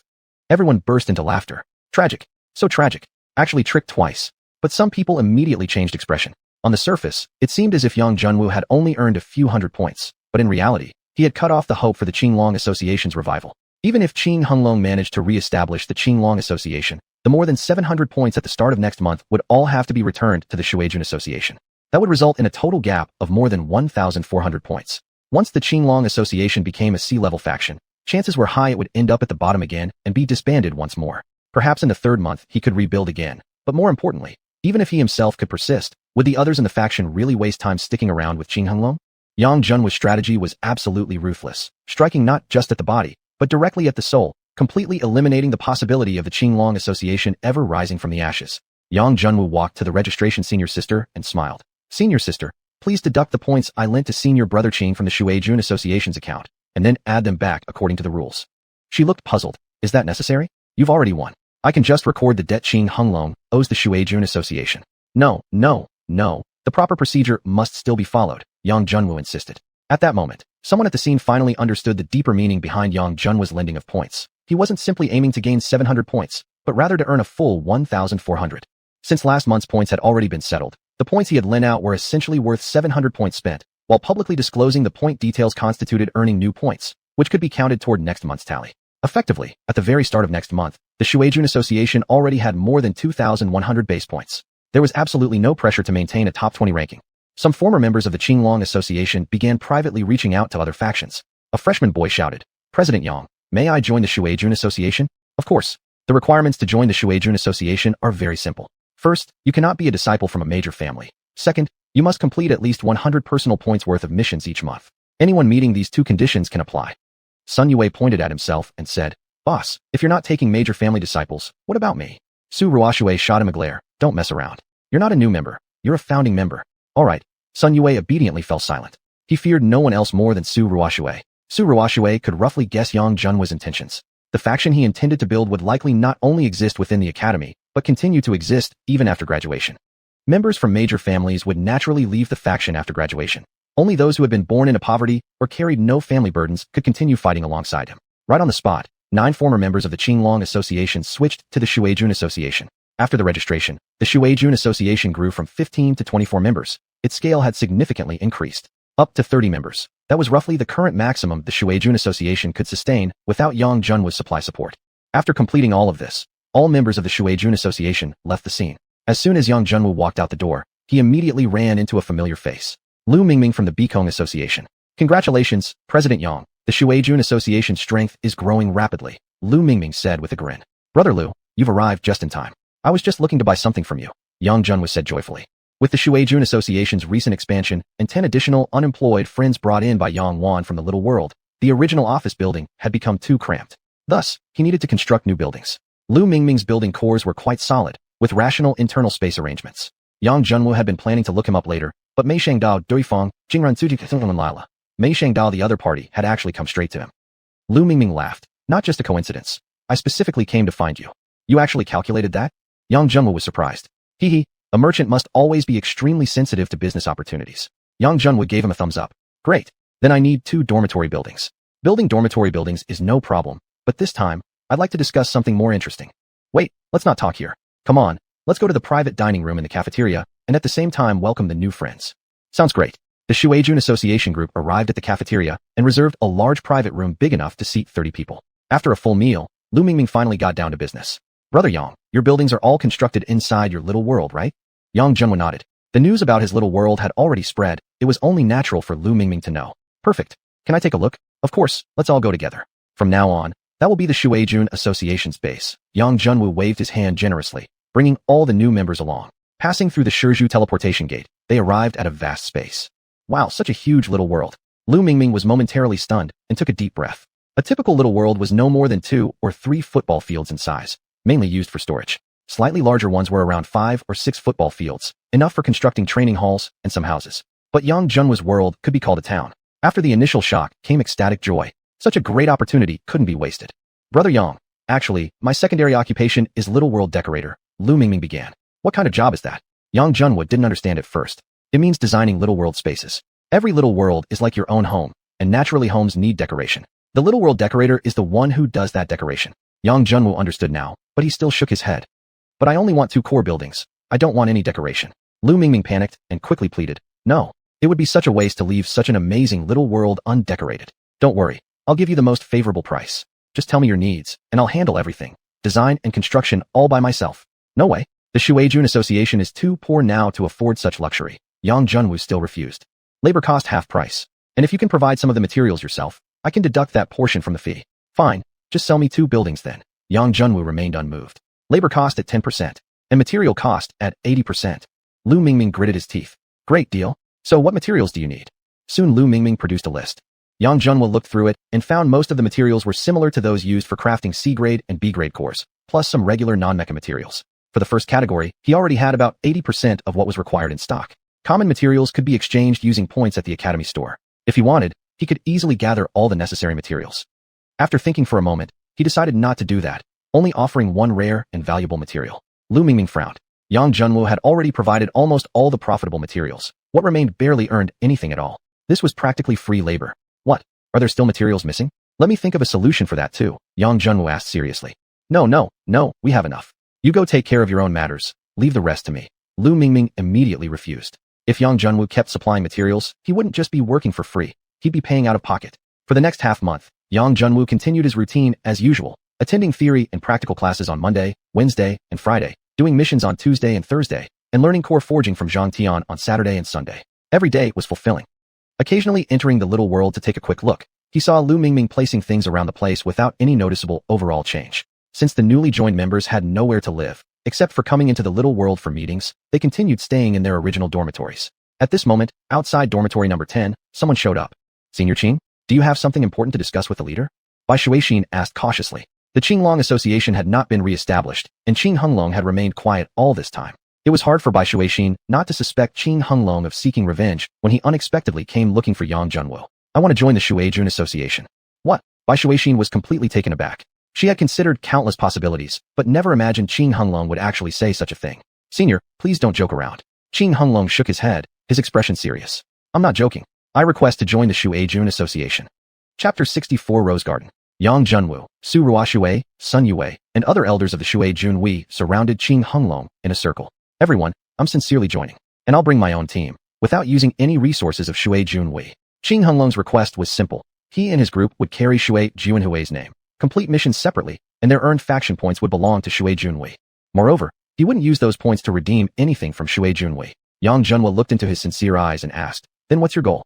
I just want the right to undertake B-rank missions. If it's only about that, you could simply affiliate yourself with a top-ranking faction. They'd allow A-ranked missions too. Why choose our tiny faction then?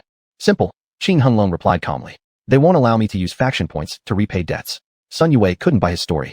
Boss, it was us who schemed against the Green Dragon Society's downfall. Now he acts so innocent, claiming he's just here to work off a debt? Even a dog wouldn't believe that. Humph. Ruoxue glared at him. Junwu rolled his eyes. This time, he seemed destined to play the dog's role. Fine, I accept your conditions, but I have mine as well, Yang said indifferently. Go ahead. I don't like favoritism. Once you join Xuanhuan Wei, you're one of us. The points your team earns, I will allow full faction redemption for. With only one condition, you may never resign unless you form a new faction. Qing Honglong felt a jolt in his heart. This was clever of Yang Junwu. The people Qing had brought were all either direct or collateral members of the Qing family, or bound by contract to them. They formed the Qing family's core strength in the academy. Though not many, their execution capability was excellent. Effectively, Xuanhuan Wei had just acquired a smaller faction. A huge reinforcement for the currently weak Xuanhuan Wei. You needn't hesitate. This benefits both of us, Junwu added. Qing Honglong nodded. All right, I accept. Great. Then let's go to the registry office, Junwu said cheerfully. The two left the dormitory with arms around each other's shoulders. Those left behind, Sun Yue among them, exchanged glances. Wait, why did boss suddenly agree? The Qing family certainly isn't on our side. Why give them the same privileges? Zhu Lili laughed. And yet you, the young master of the Sun family, were recruited too, despite not sharing the same heart as the president. Sun Yue turned red. That's different. How is it different? Zhu Lili didn't give an inch. Enough. You two quarrel less. Wu has made it clear. It's merely a relationship of mutual benefit between us. Su Ruoxue frowned. Ruoxue, I know the boss's meaning, but giving them redemption privileges seems somewhat unfair, Sun muttered, now quieter in response to Ruoxue. It is somewhat unfair, but it'll motivate them to complete more missions, accelerating Xuanhuan Wei's level growth. Otherwise, with just our numbers, it'll take ages to reach B-grade status. Ruoxue understood Yang Jun was thinking better than anyone. Within less than half a day, a stunning piece of news spread across the entire Outer Academy. Qing Honglong, former president of the Green Dragon Society, had actually joined the rival Xuanhuan Wei, the very faction that caused his former's elimination. A single stone created 1,000 ripples. Many were intensely curious about this incident and sent people to dig up details. Yet the explanation offered was simple. After the Green Dragon Society disbanded, Qing needed a new faction to join and thus chose the debt-burdened Xuanhuan Wei to work off his debts. That's simple. Few bought that story. Yet from the next day onward, Qing Honglong led his group to start undertaking B-grade missions with notable enthusiasm. That proactive attitude indirectly supported the working to pay debts theory. At the entrance to the small world, all Xuanhuan Wei members had gathered, except Qing Honglong's team. Also present were Xuanhuan and her 10 faction members. Junwu looked at the completely indistinguishable buildings and turned to Lu Mingming with puzzled eyes. Brother Lu, why did you ask all of us to gather here together? Lu Mingming grinned. Junior brother, don't be impatient. Get ready to admire the masterpiece of the great small world architect, the one and only Mingming. With that, he immediately fused with his mech. A powerful pressure radiated instantly from him in all directions. Yang Junwu, Su Ruoxue, and the other A-ranked mech pilots managed to withstand it fine. But some B-ranked pilot members were already wobbling on their feet and hurriedly activated their own mech fusions to resist the overwhelming aura. An S-ranked mech pilot. The words immediately surfaced in Junwu's mind. This pressure definitely surpassed anything an A-grade mech could generate. Who would have thought Lu Mingming, despite his unremarkable appearance, possessed such formidable strength. Such a master of immense skill actually haggled with people in the market over the smallest details. This left Yang Junwu speechless. Rise! Lu Mingming shouted powerfully. Instantly, the previously flat ground transformed completely. 5 uniquely shaped, colossal skyscrapers rose from the earth. Then, a swimming pool, an outdoor arena, an outdoor entertainment center, and various other functional structures appeared on the previously empty land beside them. The most absurd part was that he had even created a rose garden, heart-shaped, symbolizing Yang Junwu and Su Ruoshui's love. This barren small world truly transformed into a gorgeous, warm home. Everyone stood stunned, speechless for a long while. How beautiful! Su Ruoshui broke the silence. She turned to Yang Junwu and said, "Wu, will you walk with me in the garden?" Yang Junwu smiled gently. Of course. After they left, the remaining Shui Junhui members gradually broke into small groups, each heading toward buildings that interested them. Zhang Chao approached Zhu Lily and extended his hand. "Dear Miss Lily, may we walk in the garden together?" "Get lost." Zhu Lily rejected him immediately. Zhang Chao's face fell instantly. "Must you be so direct? Are you an idiot? The leader and Ruoshui just went in there. Do you really want to be a third wheel?" Zhu Lily scoffed. "Come on, follow me to the dueling arena. I need to test whether you've improved lately." Zhang Chao shook his head immediately. "Didn't I suffer enough at your hands in the school dueling arena? No way am I going." "You really won't go?" "Nope." Zhu Lily released his hand and shook her head in disappointment. "I didn't expect you to have so little persistence." "Whatever, I'll go alone." Zhang Chao's expression changed drastically, and he quickly grabbed her hand. "Don't be mad. I was just joking just now. I'll duel with you. Even a lifetime won't make me tired. After all, a little beating is nothing compared to securing a future wife." A faint smile crept onto Zhu Lily's lips. "Great. That's what you said. No backing out. I, Zhang Chao, swear to the heavens, I will duel with Zhu Lily for a lifetime without regret," he declared. Zhu Lily blushed and gave him a disapproving tisk. "I only asked as a joke. I never told you to swear." Nonetheless, the two eventually strolled hand in hand toward the dueling arena. The entire space of the rose garden was filled with a pinkish atmosphere. No one knew exactly how Lu Mingming had done it, but after entering the garden, all surrounding noise vanished completely, leaving such quietness that even their quickened heartbeats could be heard. The paths were lined with rose flowers in all colors. Red, yellow, white, and purple. The blooms exuded a wonderfully fragrant scent. "This place, it's beautiful." Su Ruoshui's eyes lit up with surprise and delight. Yang Junwu smiled. "If you like it, from now on you can treat this place as your private cultivation spot." "How about that?" "No way. The rose garden belongs to everyone. How can I monopolize it?" "I say you can, so you can." Yang Junwu suddenly became domineering. Su Ruoshui giggled. All right, I know you're amazing. But if only I enjoy this beautiful place, it'll be a waste." "Fine, then I'll open it to everyone, as long as you like it." They continued walking forward, and suddenly they spotted a swing made of flower vines. "Whoa, I want to play on that." Yang Junwu took a closer look and instantly had a look of helplessness on his face. This definitely wasn't a swing, but a romantic suspension bed. Where had he seen a swing seat with fine holes? "That, Ruoshui, what about finishing the tour of the garden first, and then playing on it later?" "Okay." Su Ruoshui nodded, getting down from the swing. After walking a bit further, they saw a small lake. Unknown varieties of floating roses drifted on the water. In the center was a small island, not very large. Stepping onto the island, they discovered a circular bed placed right in the middle. Master Lu is so considerate. He actually designed a rest bed here. Su Ruoshui jumped onto the round bed and lay down for a rest. Yang Junwu held his forehead in exasperation. Ruoshui really was too innocent. This wasn't a simple resting bed at all, but a bed for romantic activities between couples. No way could he let Lu Mingming keep this stuff when he got out. He definitely had to delete it. Otherwise, if others saw it, they might mistake him for a pervert. "Whoa, what are you muttering about? Come on up and lie down. I didn't expect the view from the bed to be this nice." No, you enjoy it yourself. I'll just stand here and enjoy the breeze." Today, Su Ruoshui was obviously more proactive than usual, not because her personality had changed, but because the scent in the garden was definitely abnormal. Yang Junwu could confirm 100% that the floral aroma inside the rose garden contained a strong, yet subtle aphrodisiac effect. This wouldn't do anymore. He couldn't keep staying here, or something unpredictable might happen. "I'm not going out yet. I haven't finished touring." Su Ruoshui expressed dissatisfaction. "How about this? You keep exploring first, and I'll go out for a moment to settle Lu Mingming's payment. He designed such an amazing place for us, so we should properly thank him." Su Ruoshui nodded. "That makes sense. Anyway, this place won't disappear in the small world, and we'll have plenty of time to explore it later. Come on, I'll go with you." Chapter 65, Su Ruoshui leaves. Faced with Yang Junwu's request, Lu Mingming rejected it outright. What xianxia system? Beside him, Su Ruoshui wore a look of confusion. Nothing. Lu Mingming quickly pulled Yang Junwu aside. "Bro, all the buildings are interconnected. Removing just this one would require a complete redesign, which would be very troublesome. Really no way around it?"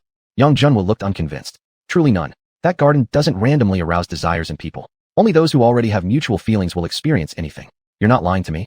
"Of course not." "Fine." Yang Junwu thought it over and accepted. This garden could also test sincerity. It was quite interesting. At the farthest eastern edge of the Feihua continent, within the burning forest of Nianhua Kingdom.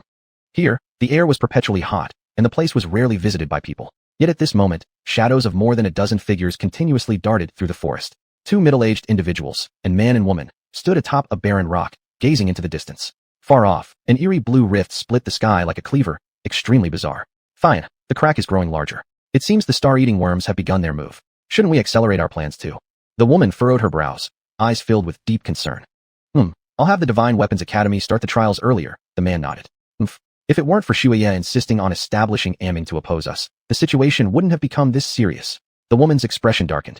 The man smiled bitterly. Even after so many years, you're still jealous of her. Jealous? No, it's her who's jealous. Why don't you go talk to her? If we keep fighting like this, we'll all be destroyed. The woman glared at him fiercely. The man sighed again. You know why she left back then? If I were to approach her now, the situation might become even worse. If things get too bad, we'll have no choice but to eliminate her. If you can't do it, leave it to me. The woman said coldly. The man sighed softly. Eliminate her? Even if you can bring yourself to do it, right now you may not even be her match. Divine Weapons Academy, the Yanzhong's office. Luo He, Zhang Tian, Xian, and 9 other vice deans from inner and outer academies gathered around, looking at the white-haired elder sitting in the chair. He was the never-before-seen Yanzhong of the Divine Weapons Academy, xianxia. Director, why have you returned? How is the situation out there? Xian asked first. Xianxia shook his head. It's bad. The rift is expanding again. At this rate, the burning forest will fall completely within 5 years at most. When the space rifts randomly appear across the continent, the trouble will just be beginning. That fast. Everyone's expressions changed drastically.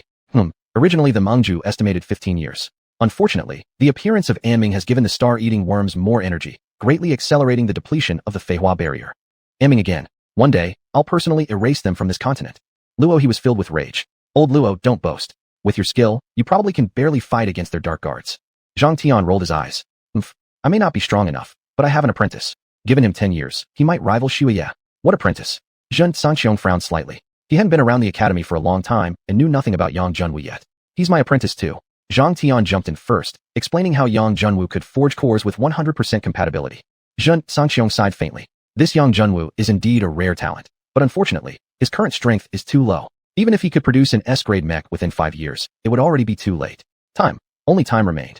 The Thiang trial will begin in 5 days. Prepare all inner academy students. Everyone was shocked by his words. Sanxiong was already searching for a successor for the Thiang trial. Did he plan to head to the void? Zhen Sanxiong sighed again. Everyone has tried to persuade him, but it's the only way to delay the arrival of the void. I still need to go help at the burning forest. The trial affairs will be led by Vice Director Luo He, with others assisting. Be careful not to leak this, or panic will ensue. Yes, Director. 3 days later, Yang Junwu was summoned by Luo He to his office. Junwu, today I called you here because there's something important to discuss with you. Teacher, please speak. Have you ever heard of the Thiang Alliance? The Thiang Alliance? Yang Junwu scoured his memory, but came up blank. Based on the Yang family's influence, any somewhat famous power group on the continent should have records. Seeing Yang Junwu's confused look, Luo He understood. He truly had no idea what the Thiang Alliance was. It's normal not to have heard of it. Even the big clans only have their clan heads and key heirs with limited knowledge about it. So mysterious? Teacher, what exactly does the Thiang Alliance do?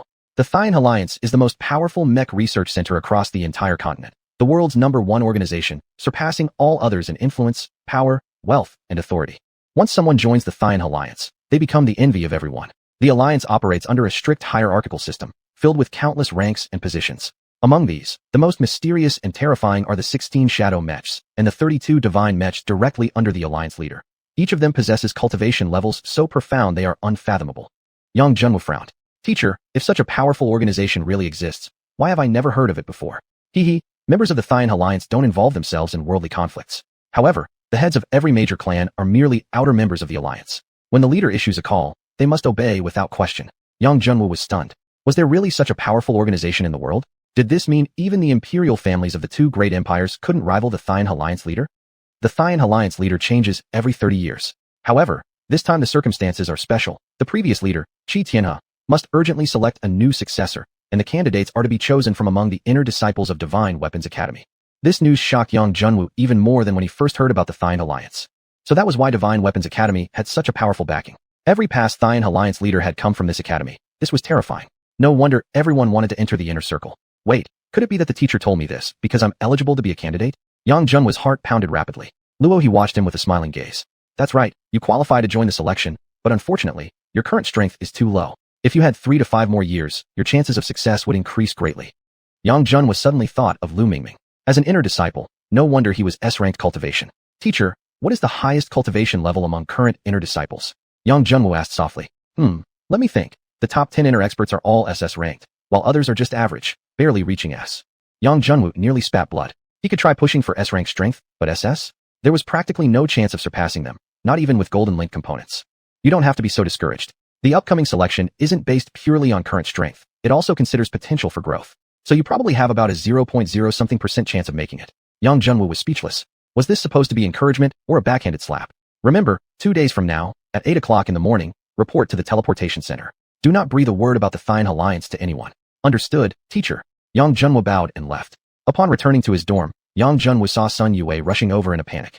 The first words out of Sun Yue's mouth were, "Big brother, Su Ruoxue has been taken away." Yang Junwoo was stunned and immediately asked, "When did this happen?" "Not long after you left. A group claimed to be Ruoxue's family members and forcibly took her away." "Did the academy do nothing?" "I heard they had already made arrangements with them." Yang Junwoo's face darkened. The things Su Ruoxue had feared had finally come to pass. Though he didn't know who her family really was, it was clear that her abduction wouldn't lead to anything good. "No way, I must go ask at the academic office. Who exactly is the family behind Su Ruoxue?" "Hold on, big brother. This is a letter from Ruoxue. Read it first before you go." Sun Yue handed him a piece of white paper. Yang Junwoo opened it quickly. "My beloved Junwoo, by the time you read this letter, I will have already left. I originally hoped to spend more time with you in the Rose Garden, but fate has brought our parting sooner than expected. From the very first moment I saw you, I may have already fallen in love. You are so optimistic, lively, brimming with wisdom and charm. You always turn danger into safety. I hope this kind of good fortune stays with you forever. I originally wanted to be with you no matter the cost, but I cannot drag you down, and I also have my own mission to fulfill. I'm sorry I cannot walk this road with you any further. Since parting is inevitable, better we never meet again than to suffer the sadness of farewell. Do not investigate my origins, and do not come looking for me. It will only bring harm to you. Forget me, and you will surely find a woman who will love you even more and cherish you deeply. Lastly, thank you once again, and thank everyone, for giving me the most free and happy days of my life." After finishing the letter, Yang Junwoo let out a furious roar to the heavens. The original body had lost the position of heir due to inability to cultivate. Now, history had repeated itself once again. If I were the candidate for the head of the Yang family right now, at least I would have a chance to fight for it. "Big brother, are you okay?" Sun Yue had never seen Yang Junwoo so out of control before. Normally, no matter what happened, Yang Junwoo always wore a confident expression, as if he had already won. But now, he was so emotional and out of composure. Yang Junwoo took a long breath, trying his best to calm himself down. "I'm fine now. You go ahead and do your thing. Let me have some time alone. Okay, big brother. Don't be too sad. I believe that one day, you and Ruoxue will definitely meet again." Chapter 66, The Trial Begins. Yang Junwoo opened the world pearl and entered the small world. When Xianhuan saw him, she immediately walked over and gently patted his shoulder. "Brother, I've already heard about Ruoxue. Don't worry, as long as you reclaim your position as the heir of the Yang family, you will surely discover Su Ruoxue's background. Then I'll accompany you to propose to her."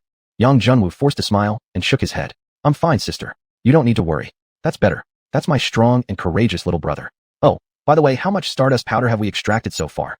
"About 500 grams so far, although it's still scattered. If you need it now, I'll have them gather it up for you." "Yeah, I really need it now. Sorry to trouble you, sister."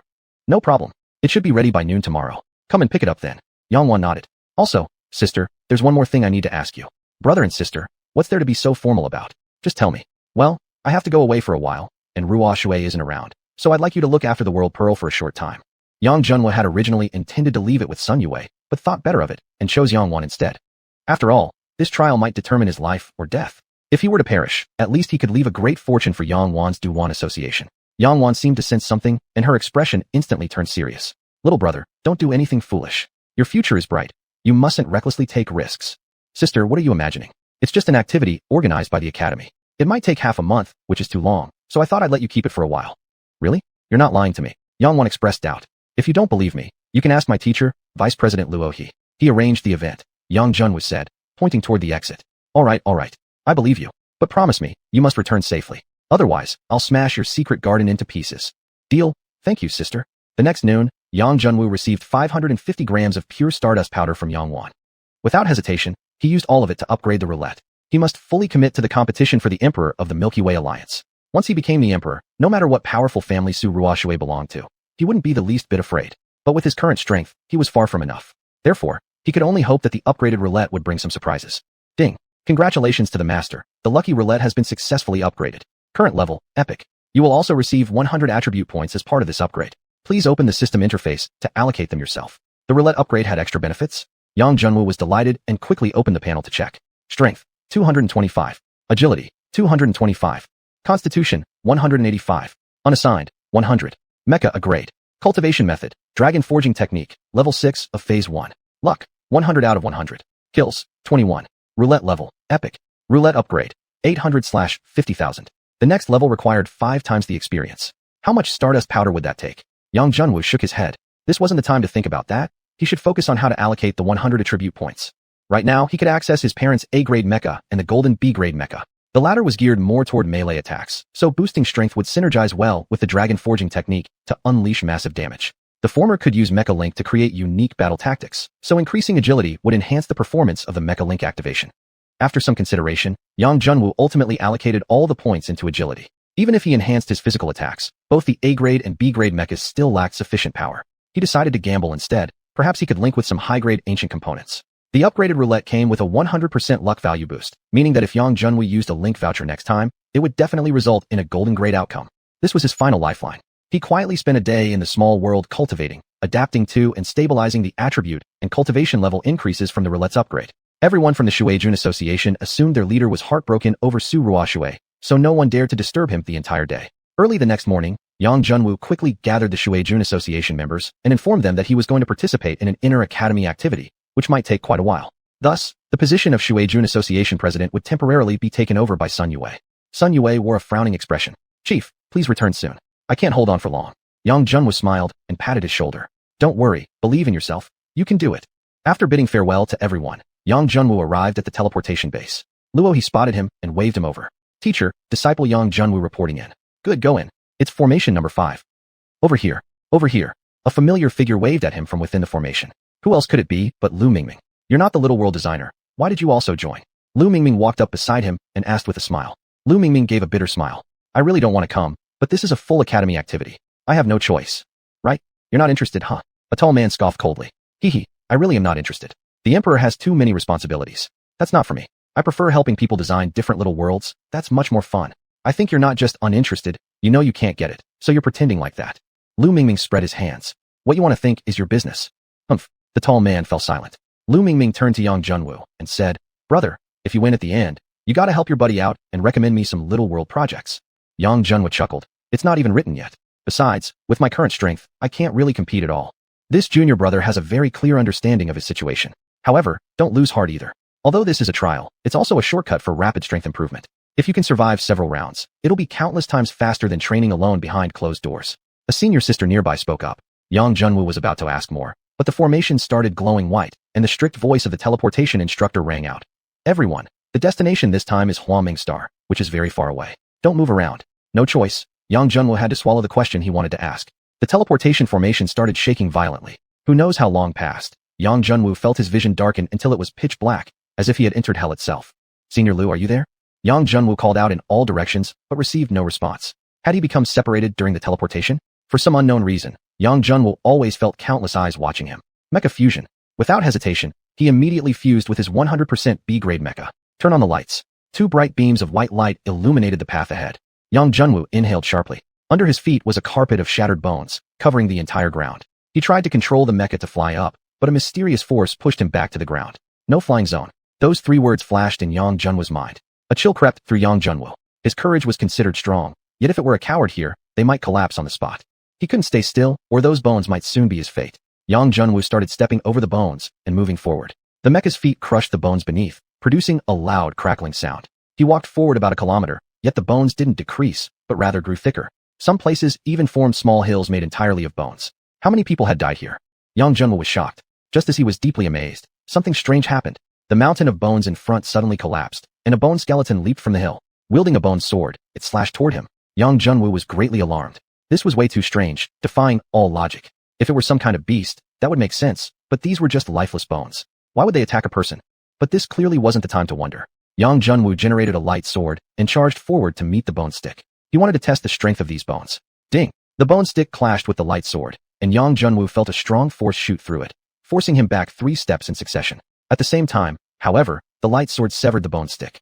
Great power, not strong enough. Yang Junwu immediately concluded not to confront these things directly. Use the long-range laser cannon or particle cannon to finish it off. 2 bursts of particle cannon fire shot out, instantly reducing the bones to dust. A red flame shot out from the powder, attempting to flee at top speed. So you're the one behind this mess. Yang Junwu pointed the light sword forward, blocking the flame's escape path. He grabbed the flame in his hand, and instantly he felt like his entire body was being roasted under a scorching sun. He was almost certain that this flame had given the bones temporary life, but what exactly was it? Just then, something sudden and strange occurred. As Yang Junwu was pondering how to deal with it, the flame suddenly pierced through the mecha on his hand, entering his flesh.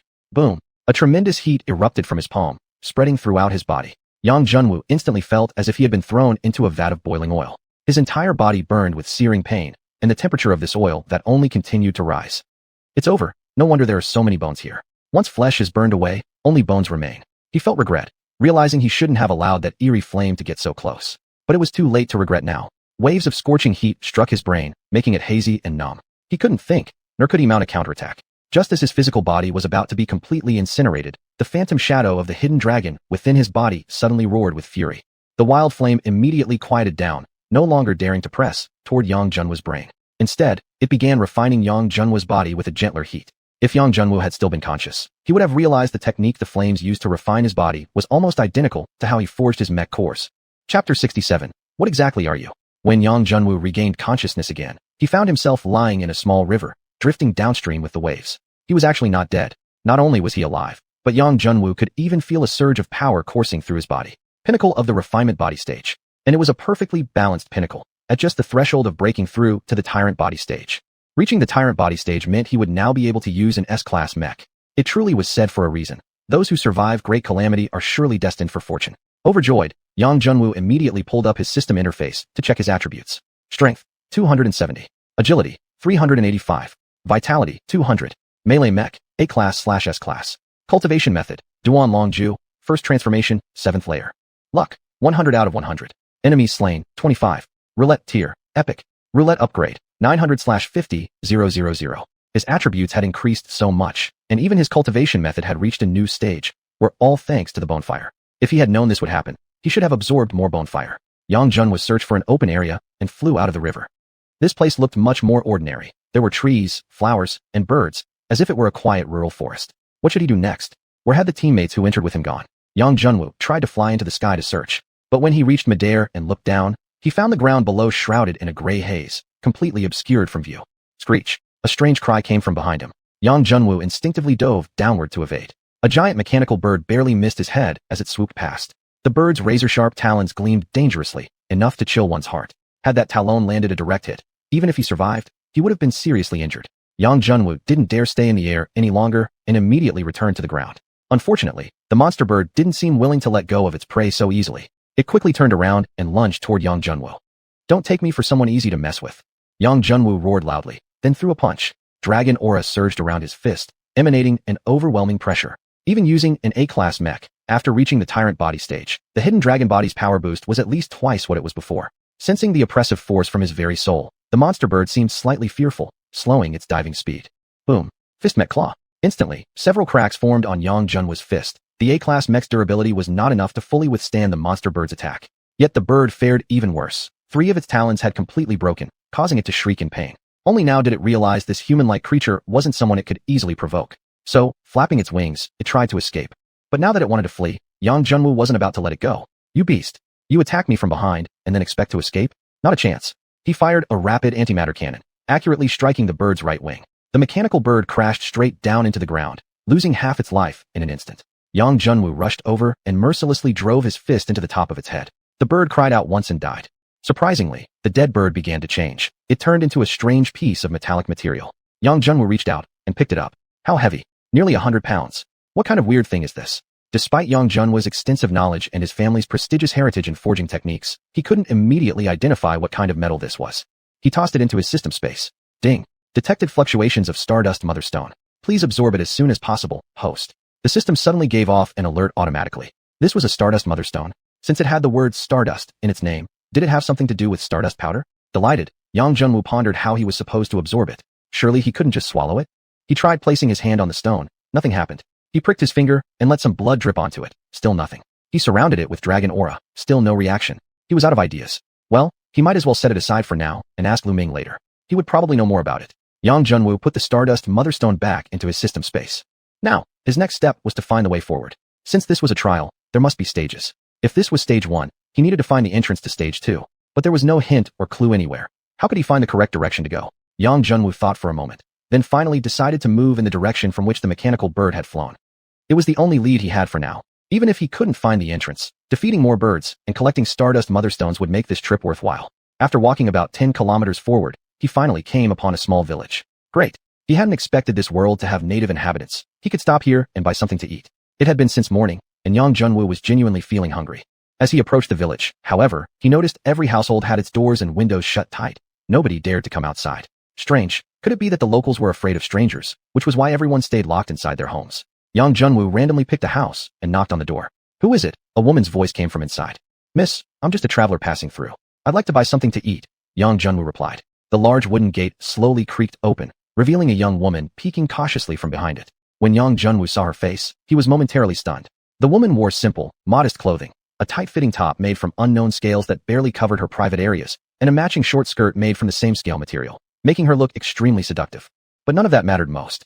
The key thing was that her appearance bore a striking resemblance, nearly 70 to 80%, to xiuxian, as if they were twin sisters. Looking around briefly, the woman pulled Yang Junwu quickly into the courtyard and locked the gate securely behind him. Quickly, come inside. It's not safe outside. Miss, may I know your name? Yang Junwu asked. My name is Linglong.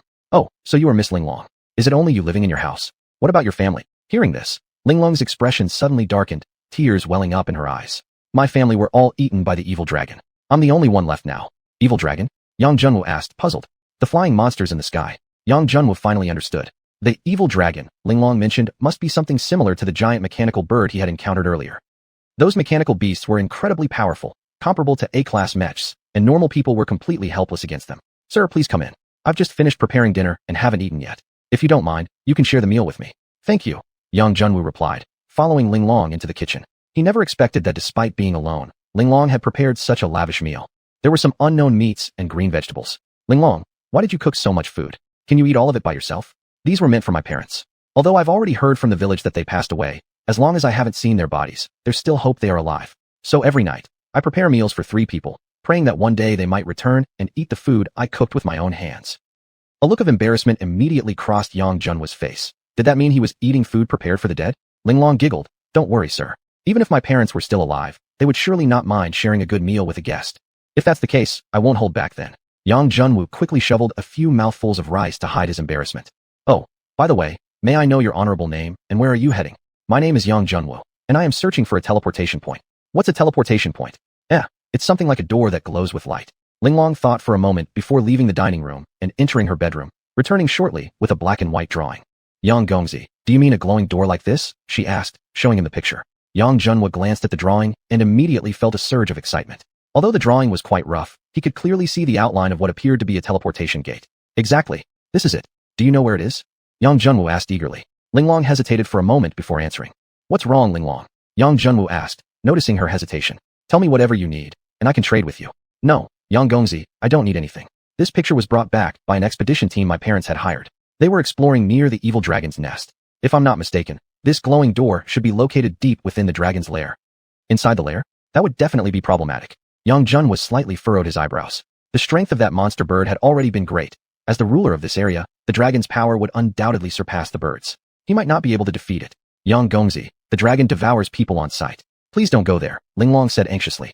For some reason, Yang Junwu felt as if Linglong in front of him and Ruoshui had merged into one, just like if Ruoshui herself were telling him not to go. Alright, before I come up with a proper plan, I won't act rashly. Yang Junwu nodded in agreement.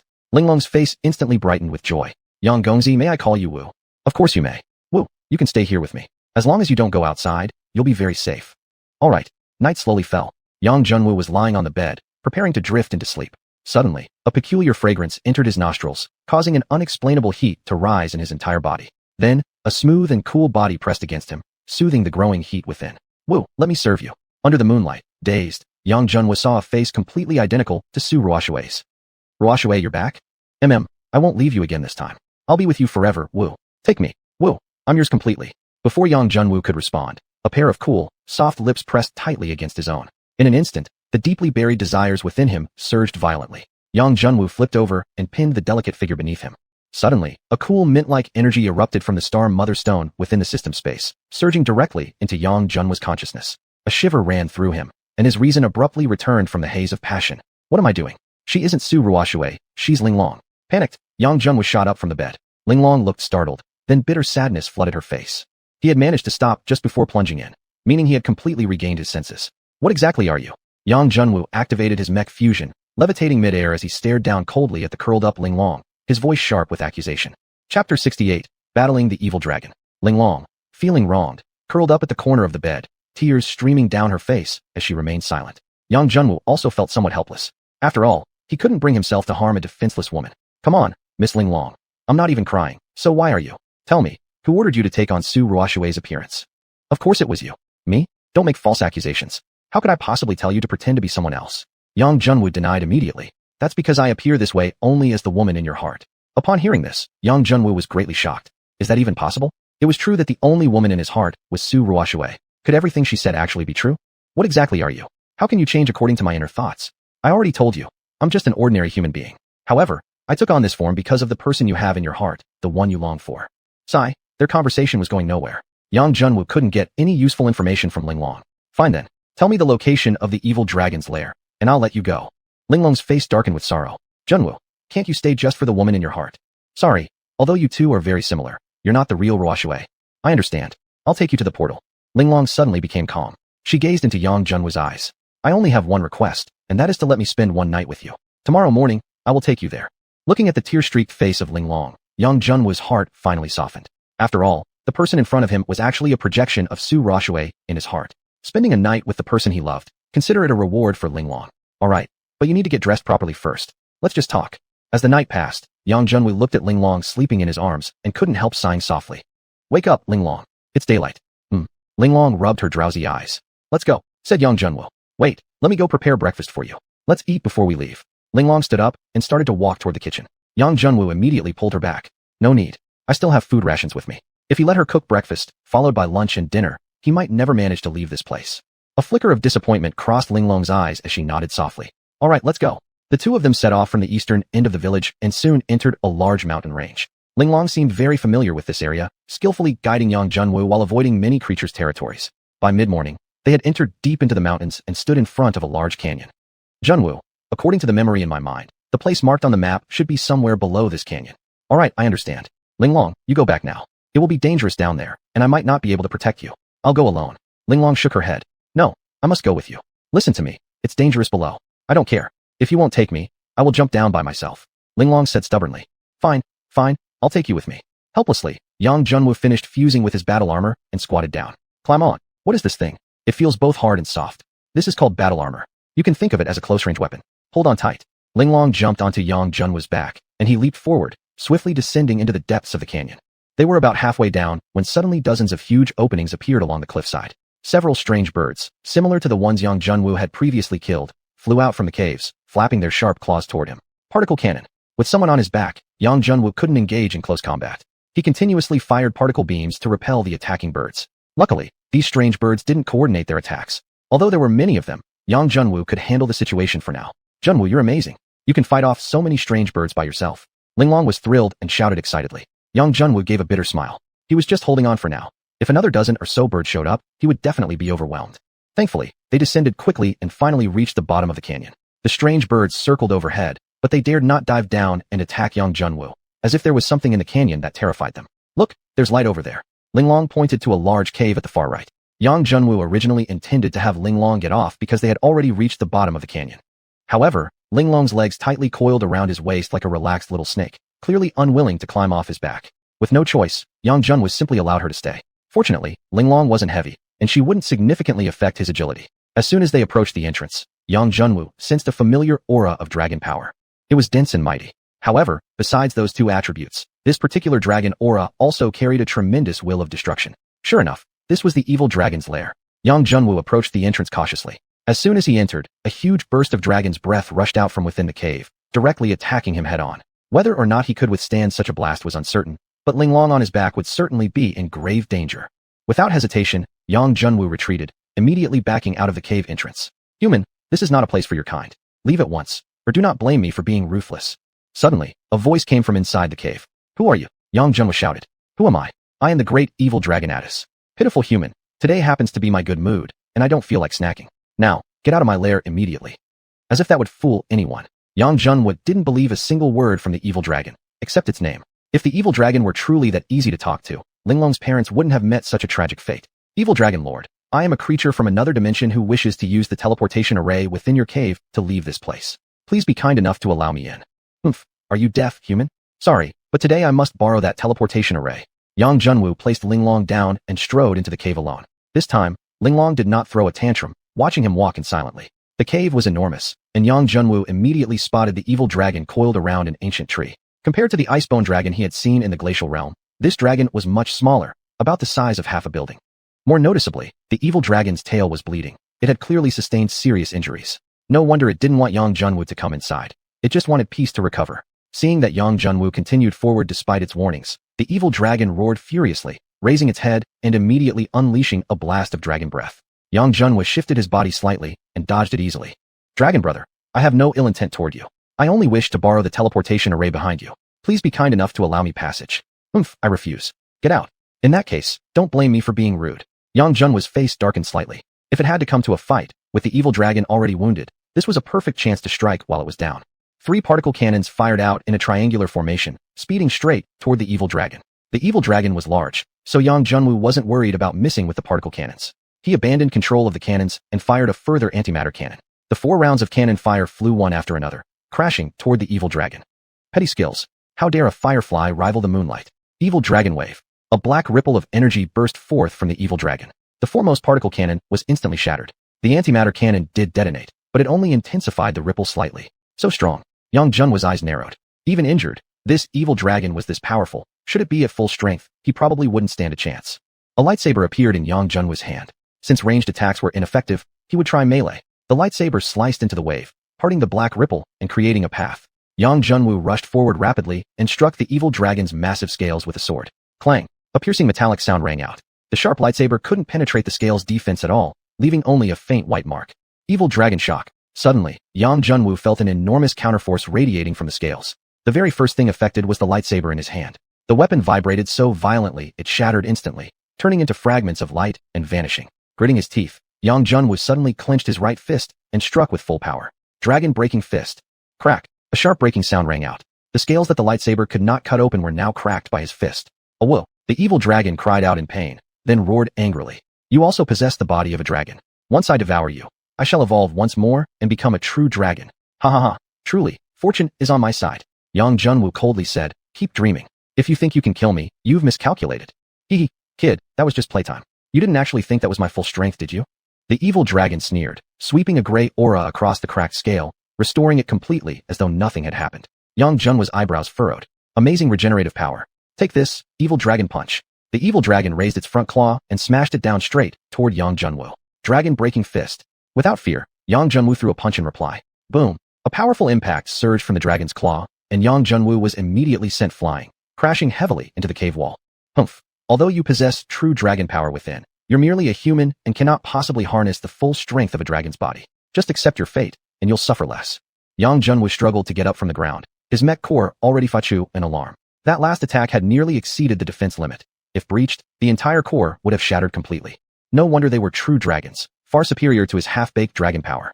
If things went any further, he would have no choice but to use the golden link chance on the wheel. Originally, Yang Junwu had been saving this opportunity for the most dangerous moment. But now, it was clearly a life-or-death situation. If he held onto it any longer, he'd only get to use it in hell. Just as Yang Junwu was preparing to activate the wheel for a chance, a tiny figure suddenly dashed forward from behind and charged straight at the evil dragon. Evil dragon, return my parents' lives. Chapter 69. Linglong transforms into a sword.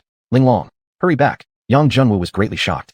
He never expected that she would suddenly rush forward at a time like this. It was already too late for Yang Junwu to save her. He could only watch helplessly as Linglong's frail body charged straight into the dark black dragon wave spat out by the evil dragon. Bang! Instantly, Linglong was blasted backwards by the dragon wave, crashing violently against the wall. Blood sprayed out instantly. Die! Yang Junwu roared in rage, and his hidden dragon body buzzed loudly. He threw a dragon-breaking fist infused with dragon energy toward the evil dragon's claw that was chasing him. This time, the evil dragon's enormous body was actually pushed back, its eyes filled with shock and fear. It couldn't comprehend how such a puny human could possess such incredible strength. Taking the opportunity, Yang Junwu embraced Linglong and quickly retreated. Woo! Linglong struggled to open her eyes. After speaking just one sentence, a large mouthful of blood spurted from the corner of her mouth. Linglong, don't speak. Zhao ji de zai shi tong kongjian zhong zhao neng go xiu fu sun ti de lingyao. Wu, 陪我说说话好吗？哈，你先把这个吃下去。杨正终于找到了一瓶卫生蛋。玲珑摇摇头，你们人类的弹药对我是没用的，因为我并不是真正的人类。杨正武脸上没有震惊，从他说自己是苏尔的复制品之时，他就已经知道了。玲珑可能是某种幻术的产物，不管你是什么，你都是我的朋友。只是朋友吗？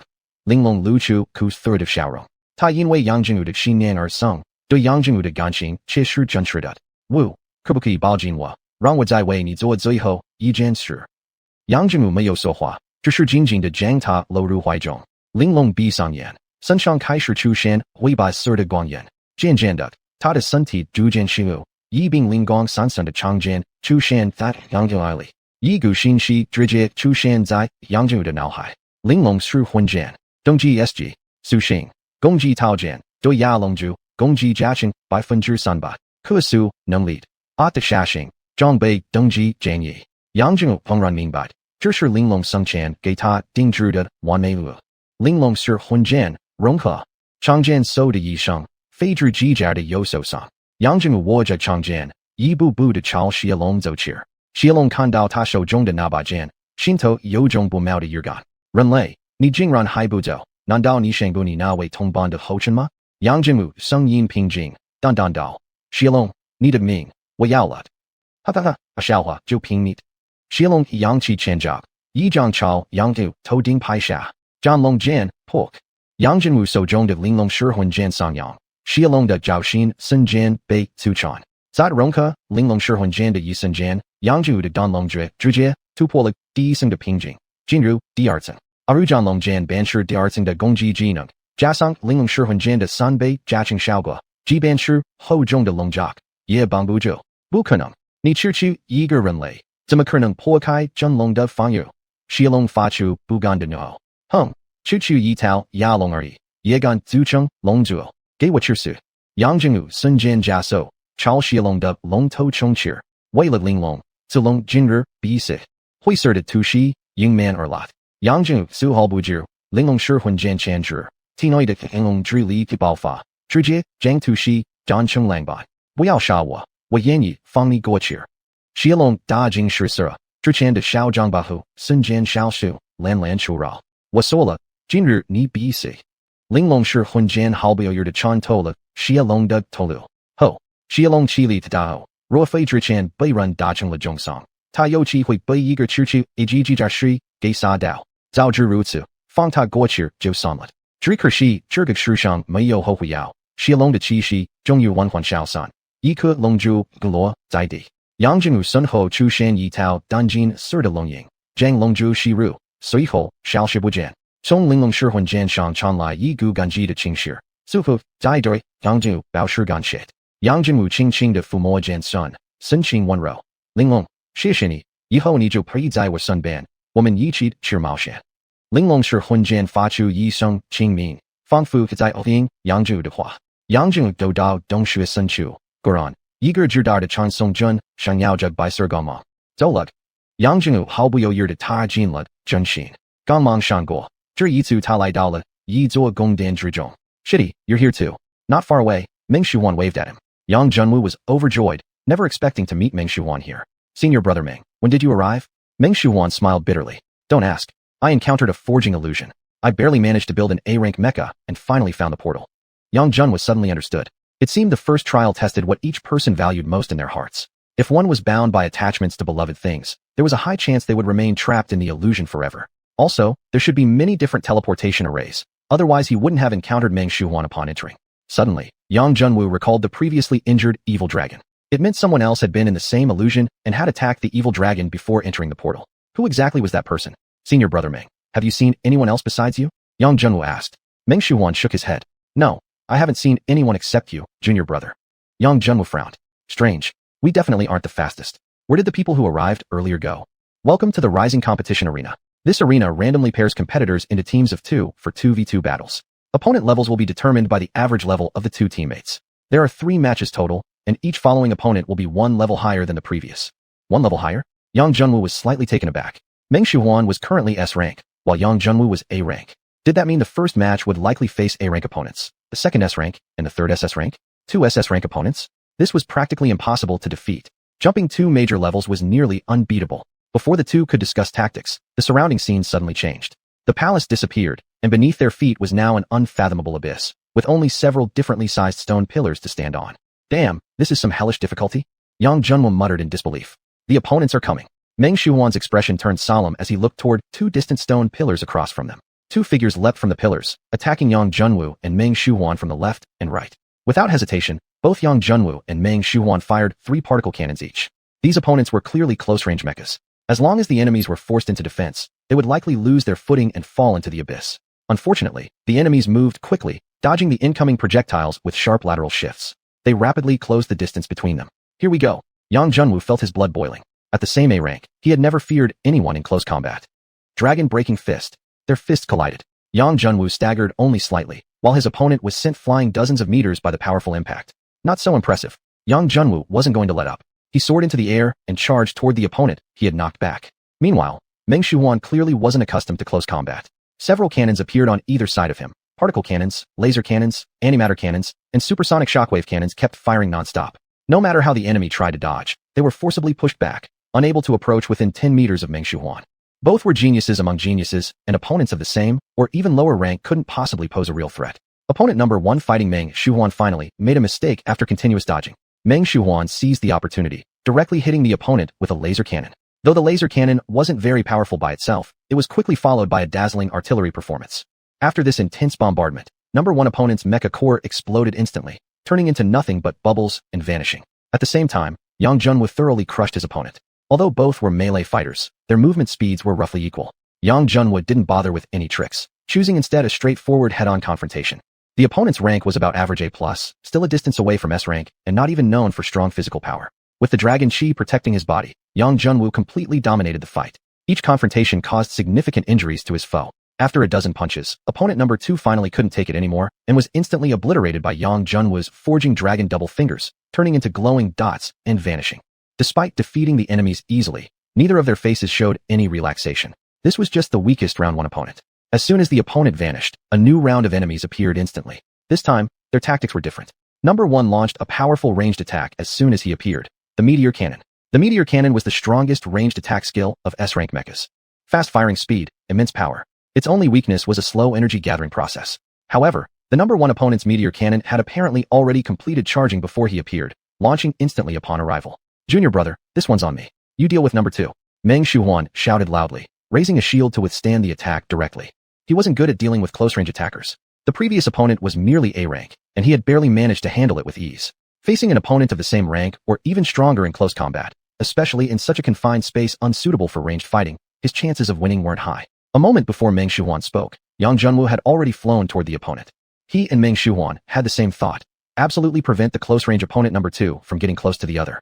A light sword appeared in his hand as Yang Junwu thrust toward opponent number 2. Your opponent is me. Number 2 didn't mind. Whoever came, he'd fight. A round shield suddenly appeared on the light sword's path. A screeching sound rang out as the light sword struck the round shield, creating sparks, but utterly failed to break through. So strong.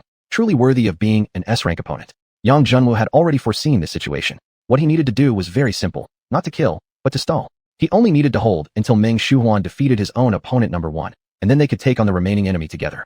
Chapter 70, Battle Against an SS rank Mecha Master. Yang Junwu had good intentions, but unfortunately, his number 2 opponent wasn't very cooperative. After realizing Yang Junwu's attacks couldn't break through his defense, the number 2 opponent actually abandoned him and charged straight toward Meng Xiuhuan. What the hell? Does this guy even see me as a worthy opponent? Yang Junwu shouted angrily. His attack module instantly fused, and he launched a dragon-slicing sword strike straight at the back of number 2. Without even turning his head, number 2 simply raised a shield to block. Unfortunately for him, this time he miscalculated. With the dragon force enhanced by the second form of dragon forging techniques and the power of an A-rank attack module, Yang Junwu now had the strength to break through S-level defense. Crack! The shield shattered instantly, and the lightsaber sliced into the opponent's back armor. Stumbling, number 2 nearly fell into the abyss. A perfect chance to strike a wounded opponent. Yang Junwu retracted his lightsaber and rushed forward with a punch. Dragon Bone Fingers, Dragon Shattering Punch, Return Dragon Punch. A series of consecutive moves all targeted the weakened spot on the opponent's back armor. Faced with such fierce assault, even S-ranked armor couldn't absorb all the damage. Cracks started forming on the back. Perfect opportunity. Yang Junwu raised his hand and fired an antimatter cannon straight into the crack. Boom. Without armor protection, an A-rank attack could still cause tremendous damage. Number 2 exploded from the inside out, turning into dust scattered in the wind. Bro, you're awesome. Meng Xiuxian gave a thumbs up. Just got lucky. Yang Junwu smiled modestly, then quickly joined Meng Xiuxian to flank the number 1 opponent together. Ranged battle mechas weren't as durable as close combat ones. Under Yang Junwu's pressure, the target was hit twice by meteor cannons and cracks appeared across its body. Before it could even start repairs, Yang Junwu directly rushed in, throwing 2 more punches that blew number 1 apart. Stage 2 cleared. Junior, next is the real problem, Meng Xiuxian warned. Yeah, same tactics. I'll draw 1 away, and you take 1 down first, Yang Junwu nodded. If the gap between S rank and A rank could still be covered through Dragon Chi and attack modules, the difference between SS rank and A rank was an abyss no attack module could ever bridge. Luckily, this opponent seemed inexperienced in combat techniques and hadn't equipped any enhancement modules. Even so, both of them couldn't say for sure that they could win. The new opponent quickly appeared in the distance. This time, instead of immediately launching ranged attacks, they waited until the distance between both sides narrowed to about 50 meters before finally launching 2 Star Destroyer cannons. Compared to meteor cannons, Star Destroyer cannons were less powerful, but faster to charge. Of course, less powerful was only when compared to other attacks at the same level. Against Yang Junwu's A-ranked battle mech, being hit by either a Star Destroyer or meteor cannon meant instant destruction. The Star Destroyers came too fast. Now it was too late to raise shields or evade. If there was no escape, then fight back with everything. Dragon-shattering punch. Yang Junwu roared, charging forward instead of retreating, throwing a punch directly against the incoming Star Destroyer. It was like a stone smashing into a waterfall. Yang Junwu was immediately blown away, only coming to a stop after being thrown back hundreds of meters. His right arm and shoulder armor were completely shattered. If not for the Dragon Chi protecting him, his entire right arm would have been blown off. SS rank attacks truly were unstoppable, clearly beyond the level he could currently withstand. No choice then. If they wanted to win, he had no choice but to use that 100% golden chance on the roulette. Yang Junwu felt a bit reluctant, but if they got eliminated here, being reluctant over nothing would change anything. His consciousness immediately entered the roulette space. Roulette. I'll be spending this 100% golden chance to draw Mecha LINK. The roulette spun slowly, and the pointer stopped accurately on the narrow golden section. At the same time, his once 100-point luck value dropped to 0. Mecha LINK activated. Ancient dragon of machinery, let your will descend into this world. Turn your friends' prayers into shining stars of hope. Appear now, link change, silvery dragon of machina. Unlike previous component links, this time, though only a single ancient item was linked, it transformed Yang Junwu entirely into a massive silver-white dragon. This was the effect of the upgraded roulette. Yang Junwu felt endless strength surging through his body, as though he could punch down a mountain with a single motion. Was this the true power of the dragons? Now in the form of the mechanical silver dragon, Yang Junwu discovered that all his previous attacks, particle cannons, laser guns, and such, were now unavailable. The only 4 usable techniques were Dragon Bone Fingers, Dragon Shattering Punch, Return Dragon Punch, and Dragon Slicing Blade, which had now evolved into Scale Slash. But for the enemy ahead, that would be more than enough.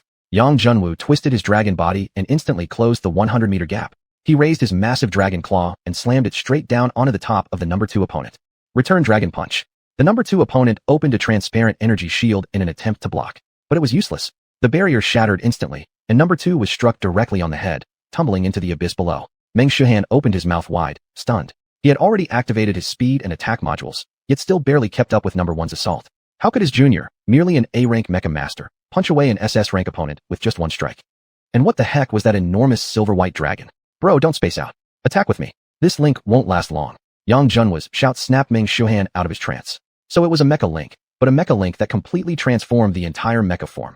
He had truly never seen anything like it before. Yang Junwu flew above number 1, ready to strike again with the same method. But learning from the previous opponent's mistake, number 1 reacted much quicker. 2 antimatter cannons were fired while it lowered its flight altitude, dodging Yang Junwu's blow. Meanwhile, the previously defeated number 2 surprisingly returned again. The regeneration power of an SS rank mecha far exceeded Yang Junwu's expectations. Take down number 2 first. Yang Junwu shouted, punching again. High recovery ability didn't mean no energy depletion. His previous blow must have consumed considerable core energy from number 2. Eliminating it would definitely be easier than dealing with number 1. Yang Junwu guessed correctly. Recovery had drained at least 80% of number 2's energy. Faced with both of them, it had completely switched to defense, without the ability to counterattack. 1 meteor cannon fired forced number 1 to retreat, and Meng Xiuxian turned his focus to number 2. Dragon Scale Slash. Yang Junwu's right arm launched a swirl of spinning scales. The scales were extremely sharp, slicing through number 2's chest armor, exposing its core inside. This was the chance for a one-hit kill. Bro, Yang Junwu shouted. Coming. Of course, Meng Xiuxian wouldn't miss such a golden opportunity. An antimatter cannon accurately fired into the armor crack. Boom. Number 2 exploded into radiant lights and vanished. Now only number 1 remained, significantly reducing the pressure. Yang Junwu felt the link's duration was nearly up and quickly turned to engage number 1 again. Unexpectedly, after being blasted away by Meng Xiuxian, Number 1 immediately retreated to a distance beyond 100 meters and started attacking from afar. From that far away, Yang Junwu couldn't reach it immediately. True to his fears, when he closed to around 50 meters, the link vanished, and Yang Junwu reverted to his original form. He quickly withdrew. In his A-rank state, charging in head-on would be just asking for defeat. Bro, it's all yours. Yang Junwu shouted. Meng Xiuxian smiled slightly. No worries. Leave it to me.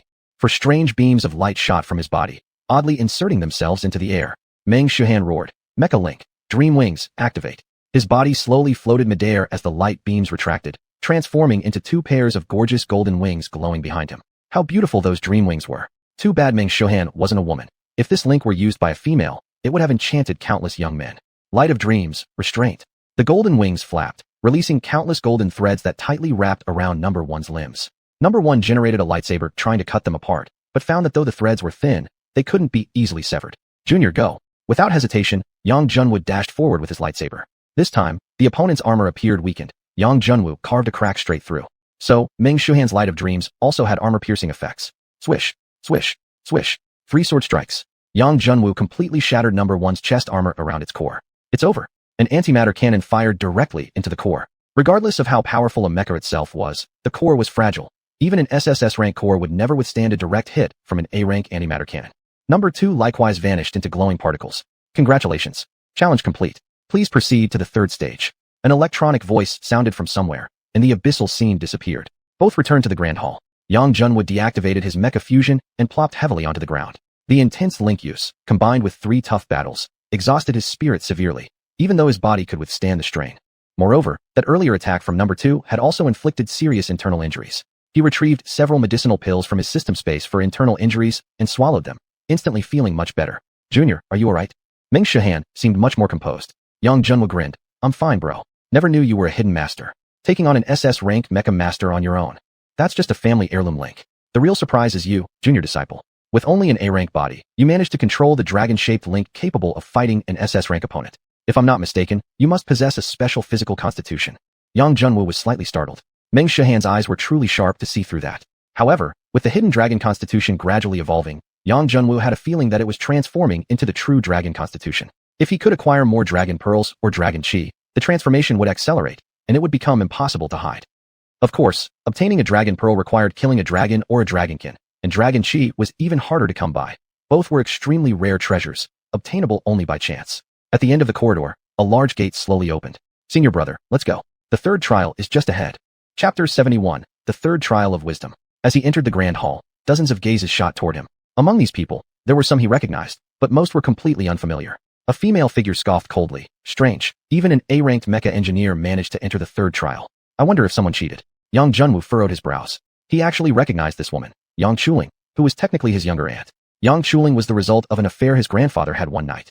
The Yang family naturally refused to accept this illegitimate child, so the old patriarch gave a large sum of money to the mother and daughter and let them live in another city. Because of this, his aunt had hated members of the Yang family since childhood. In her eyes, Yang Junwu was still the future heir of the Yang family, so she naturally showed no kindness toward him. Yang Junwu stepped forward and greeted her with a bitter smile, saying, Aunt, I'm the same kind of person as you now. Yang Chuling paused for a moment before sneering. That's what you deserve. Her purpose here was to seize the emperor's position and then stand high above her father, making him regret the mistake he made years ago. Not daring to provoke her too much, Yang Junwu quickly moved away from her. Brother, Mai Shangda, you actually made it here too. Lu Mingming approached and gave him a warm hug. Yang Junwu smiled and replied, Senior brother Lu, didn't you specialize in pocket dimension design? How did you pass the first 2 trials? Haha, I didn't intend to either. I just passed them by accident. Lu Mingming laughed heartily. Meng Xiuxian and Lu Mingming apparently knew each other, exchanging greetings as well. Yang Junior brother, let me introduce you to the 10 elite fighters of the inner sect. These 3 are senior brothers Zheng Shijun, Ji Tianing, and senior sister Ban Xueqing. They are all SS-ranked experts. Lu Mingming seemed to be on good terms with all these experts, and Yang Junwu politely greeted each of them in turn. Zheng Shijun and Ji Tianing merely gave him slight nods. But Ban Xueqing looked at him curiously and asked, So you're the blacksmith who forged a core with 100% compatibility? Junwu humbly nodded and replied, Yes, though right now I can only forge B-ranked mecha cores. Ban Xueqing gave him a thumbs up. Impressive, junior brother. Once you can forge an SS-ranked core, could you forge one for me too? Junwu was at a loss. SS-ranked was still light years away for him. Still, since senior sister had said that, he might as well go along and accept. As Lu Mingming was about to introduce the remaining 7 people, the entire hall suddenly began to tremble violently. This trial tests your wisdom. If you cannot find the entrance to the 4th trial within the allotted time, any candidates remaining in the hall will be eliminated. From the empty air, a huge countdown timer appeared, showing a remaining time of 5 hours. What do you think? Should we move together or separately? A senior brother asked aloud. Xiuxian replied. This place is massive. Staying together would be inefficient. Let's split up, find clues, and then regroup to share them. His suggestion was quickly accepted, and the dozen or so candidates began searching through different rooms. What if we three form a team? Meng Shihan's suggestion was immediately agreed to by Yang Junwu and Lu Mingming. Considering there could be unknown dangers nearby, and given that their strength was the weakest, staying together was the wisest choice. Besides, the idea of sharing clues was just polite talk. No one truly intended to do that.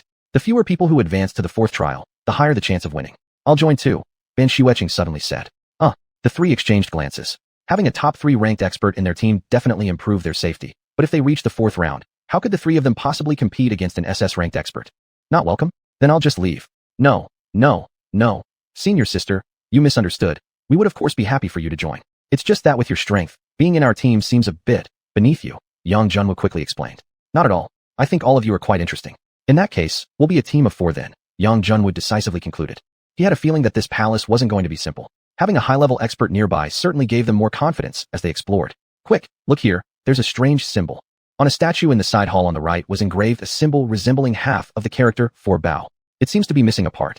We may need to find the remaining pieces to understand what this symbol means, Lu Mingming said.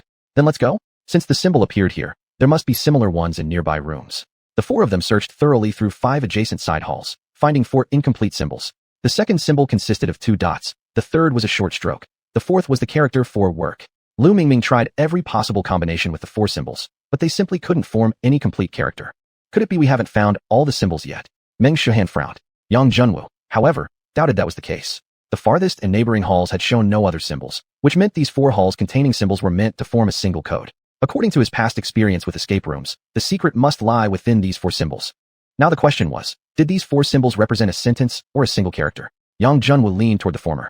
Because the 4 fragments couldn't be Qinsheng any complete character, how could he figure out the accurate meaning from these fragments?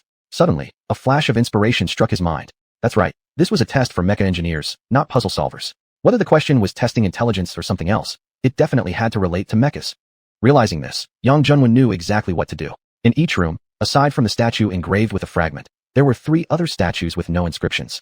The answer had to be hidden in those. Without hesitation, Yang Junwu activated his mecha fusion and fired a laser beam at the statue next to the Bao character. Yet his attack seemed to vanish into thin air, leaving the statue completely undamaged.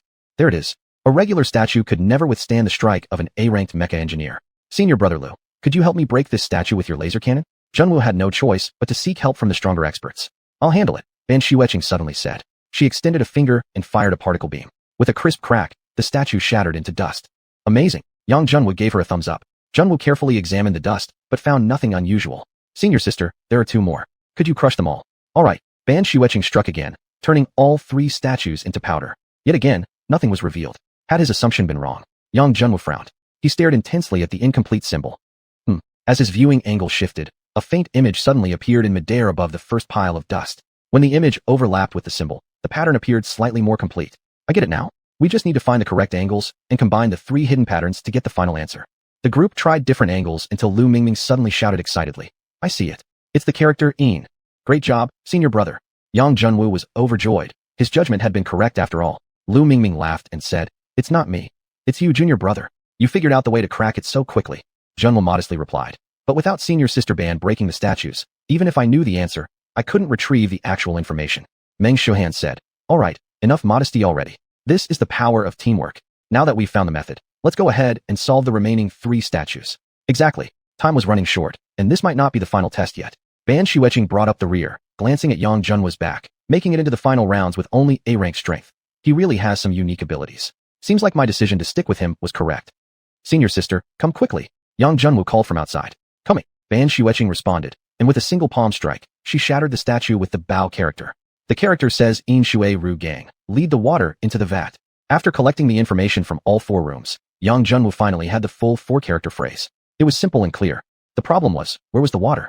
And where was the vat? Since entering the palace, they hadn't seen a tap or a vat anywhere. Lu Mingming wildly guessed. You don't think water and vat are metaphors, do you? Maybe it doesn't literally mean pouring water into a vat. That's possible. Ban Xiuxian nodded in agreement. Well, what do you think the metaphor might mean? Meng Shiuxian asked. Honestly, I don't know. Then why even say anything if you don't know? Everyone looked at him speechlessly. Yang Junwu believed the puzzle shouldn't be too complicated. Since it had taken so much effort to uncover the phrase, it probably wasn't layered with deeper symbolism.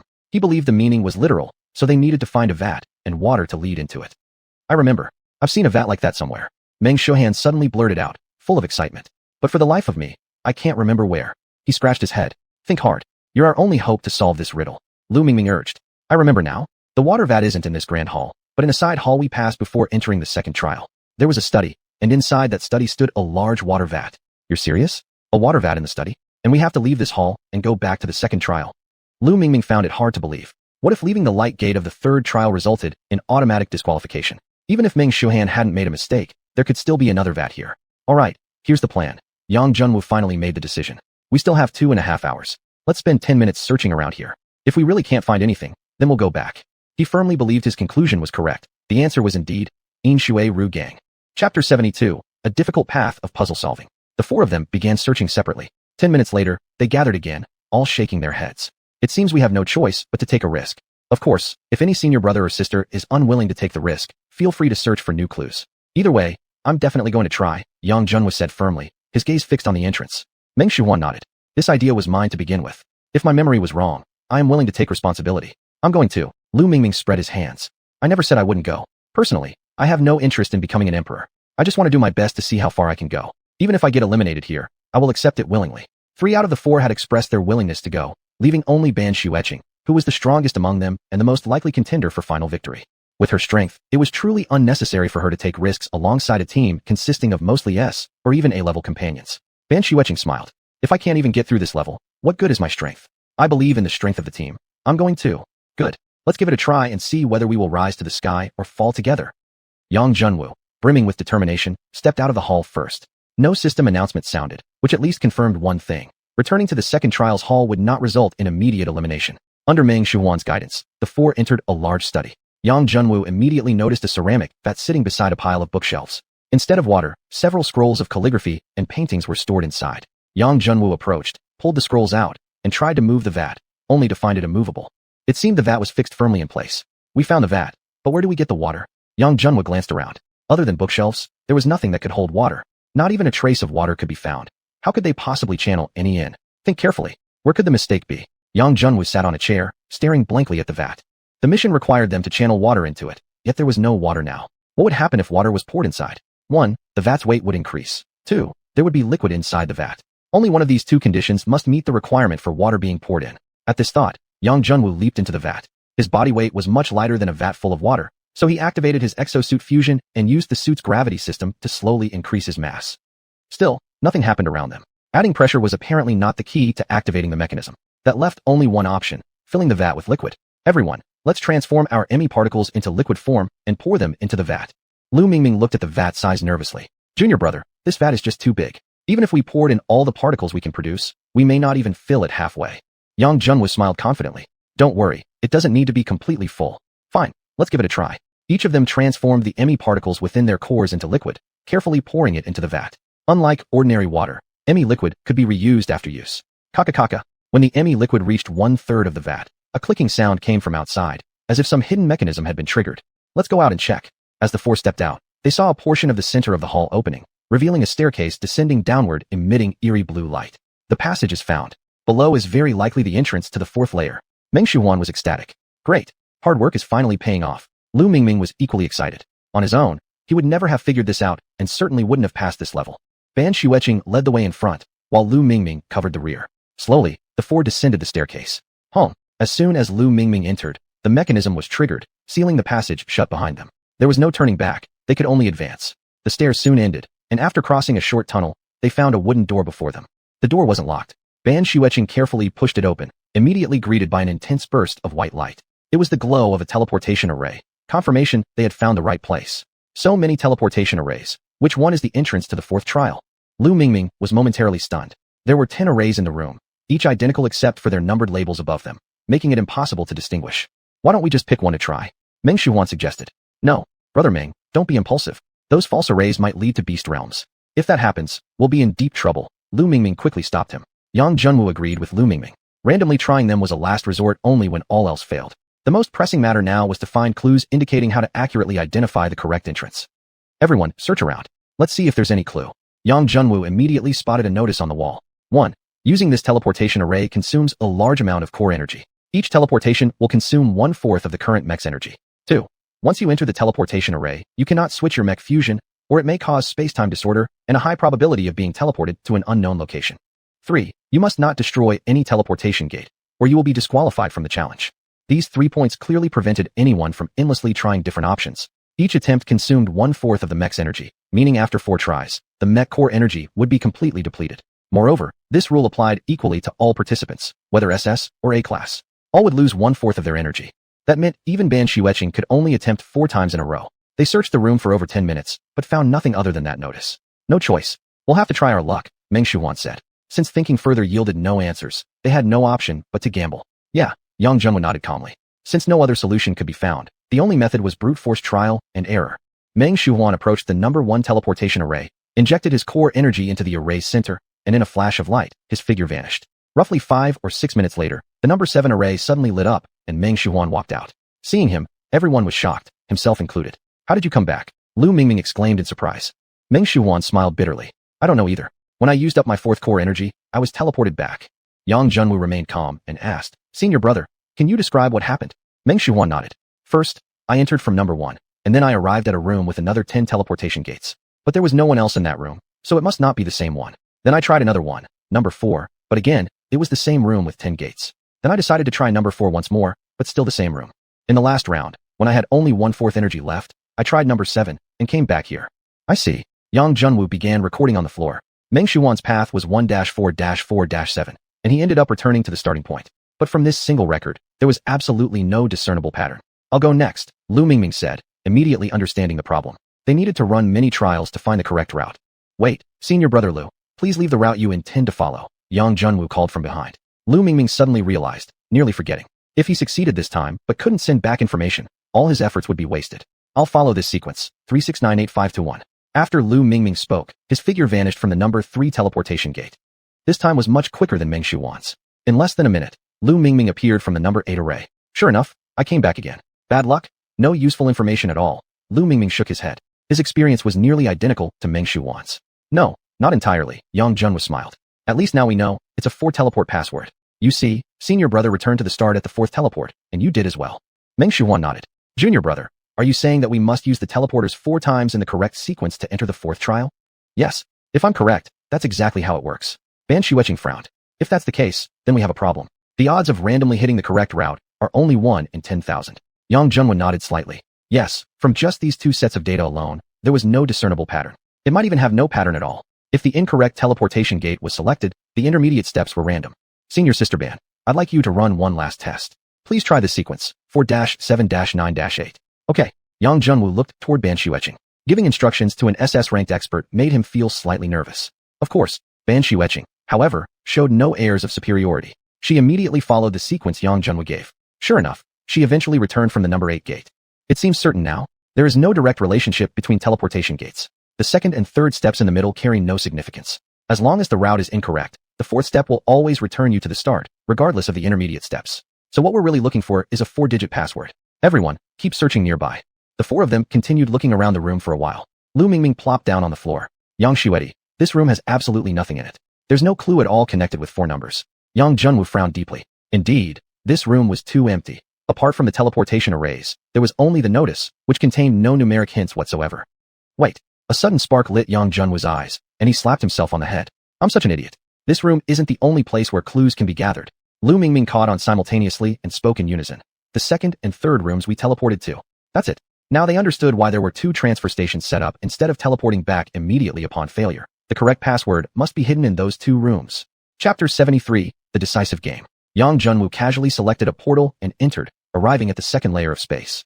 All the decorations here were exactly the same as in the 1st layer.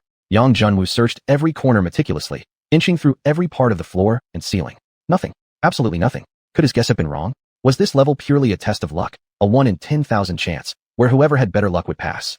That was too absurd. Yang Junwu refused to believe that the person who designed this level was that foolish. There must be something he had overlooked. He climbed back up from the floor and walked toward the notice on the wall. This was strange. It was normal for there to be notices on the 1st level, but why place one in both the 2nd and 3rd levels as well? What was the purpose? Could it be simply to confuse those who entered, making them believe they were trapped in a cycle? If that was the case, leaving behind even the smallest item as a reference would crack it easily, making the effort insignificant. Therefore, the answer to solving the puzzle must lie within these notices. Right, the previous puzzle had required the power of the mecha. Could this level also demand mecha strength? It must be like that. Without hesitation, Yang Junwu activated the mecha fusion. A red flare shot onto the wall. Sure enough, the frame of the notice changed. Red arrows appeared within the originally black border. Down, down, down, left, down, down, right, up, left. Yang Junwu counted them. There were exactly 9 arrows. If these arrows indicated the order of the portals, it would start from the number 1 portal downward. Since there was no other portal below it, it must jump to the one above. Following the sequence, he finally stopped at portal number 5. Without hesitation, Yang Junwu stepped into portal number 5. Arriving at the 3rd layer, Yang Junwu repeated the process and found 13 arrows. Right, down, left, down, left, down, right, up, down, down, down. After a quick calculation, he identified portal number 3. Stepping into portal number 3, Yang Junwu arrived at the final layer. But this time, there were no arrow hints on the wall. With no choice, Yang Junwu randomly selected a portal to enter. Predictably, he didn't successfully exit the maze but instead returned to the beginning. Furthermore, when the starting room's rule notice was illuminated by the flare, no arrow hints appeared either. Something was wrong. If there were only 2 codes, there was no way to escape a 4-layer maze. In other words, the hints in the 2nd and 3rd layers didn't each represent a single solution, but 2. Could there have been a separation in the sequence that he hadn't noticed earlier? No choice but to wait until the mecha's energy was restored before trying again. Minute by minute passed. The 5-hour countdown now had only 10 minutes remaining. The 4 of them had been stuck here for a full 2 hours. Yang Junwu failed again. The arrows had no indication of any separation, so there was no way to tell which arrows applied to which level. The 4 regrouped at the starting point. Lu Ming looked at the arrows Yang Junwu had drawn on the ground and suddenly cried out, "I understand. These arrows aren't indicating the way we should walk. They form 4 digits. Look, if we treat the directions as strokes, 3 downs make a 1, and left, down, down, right, up, left makes a 6.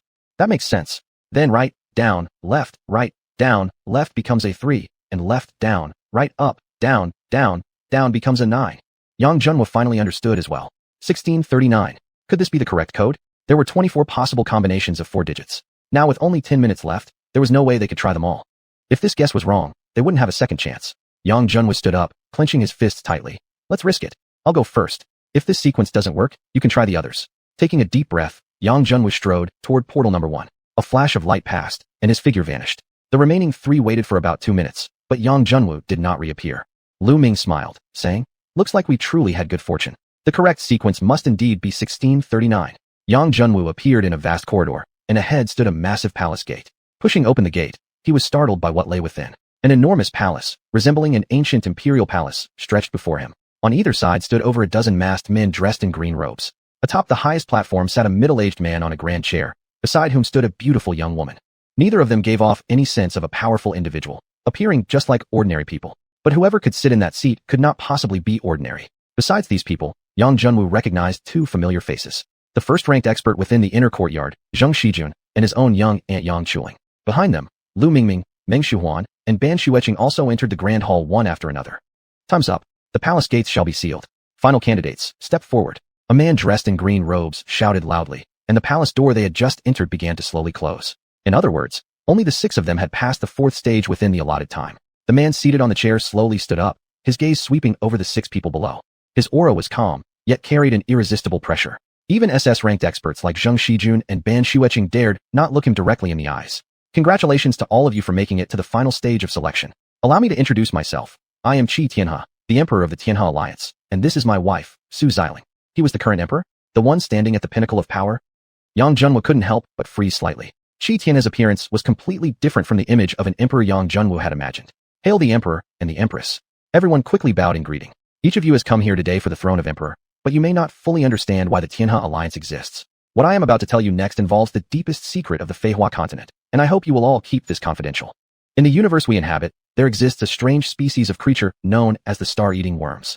They feed upon spatial realms and can evolve by absorbing the special energy produced through conflict. Once a space has been entirely consumed, it becomes a void, eventually turning into chaos. You all must have seen minor worlds before. That is the tiny portion of space remaining after a plane has been devoured by star-eating worms.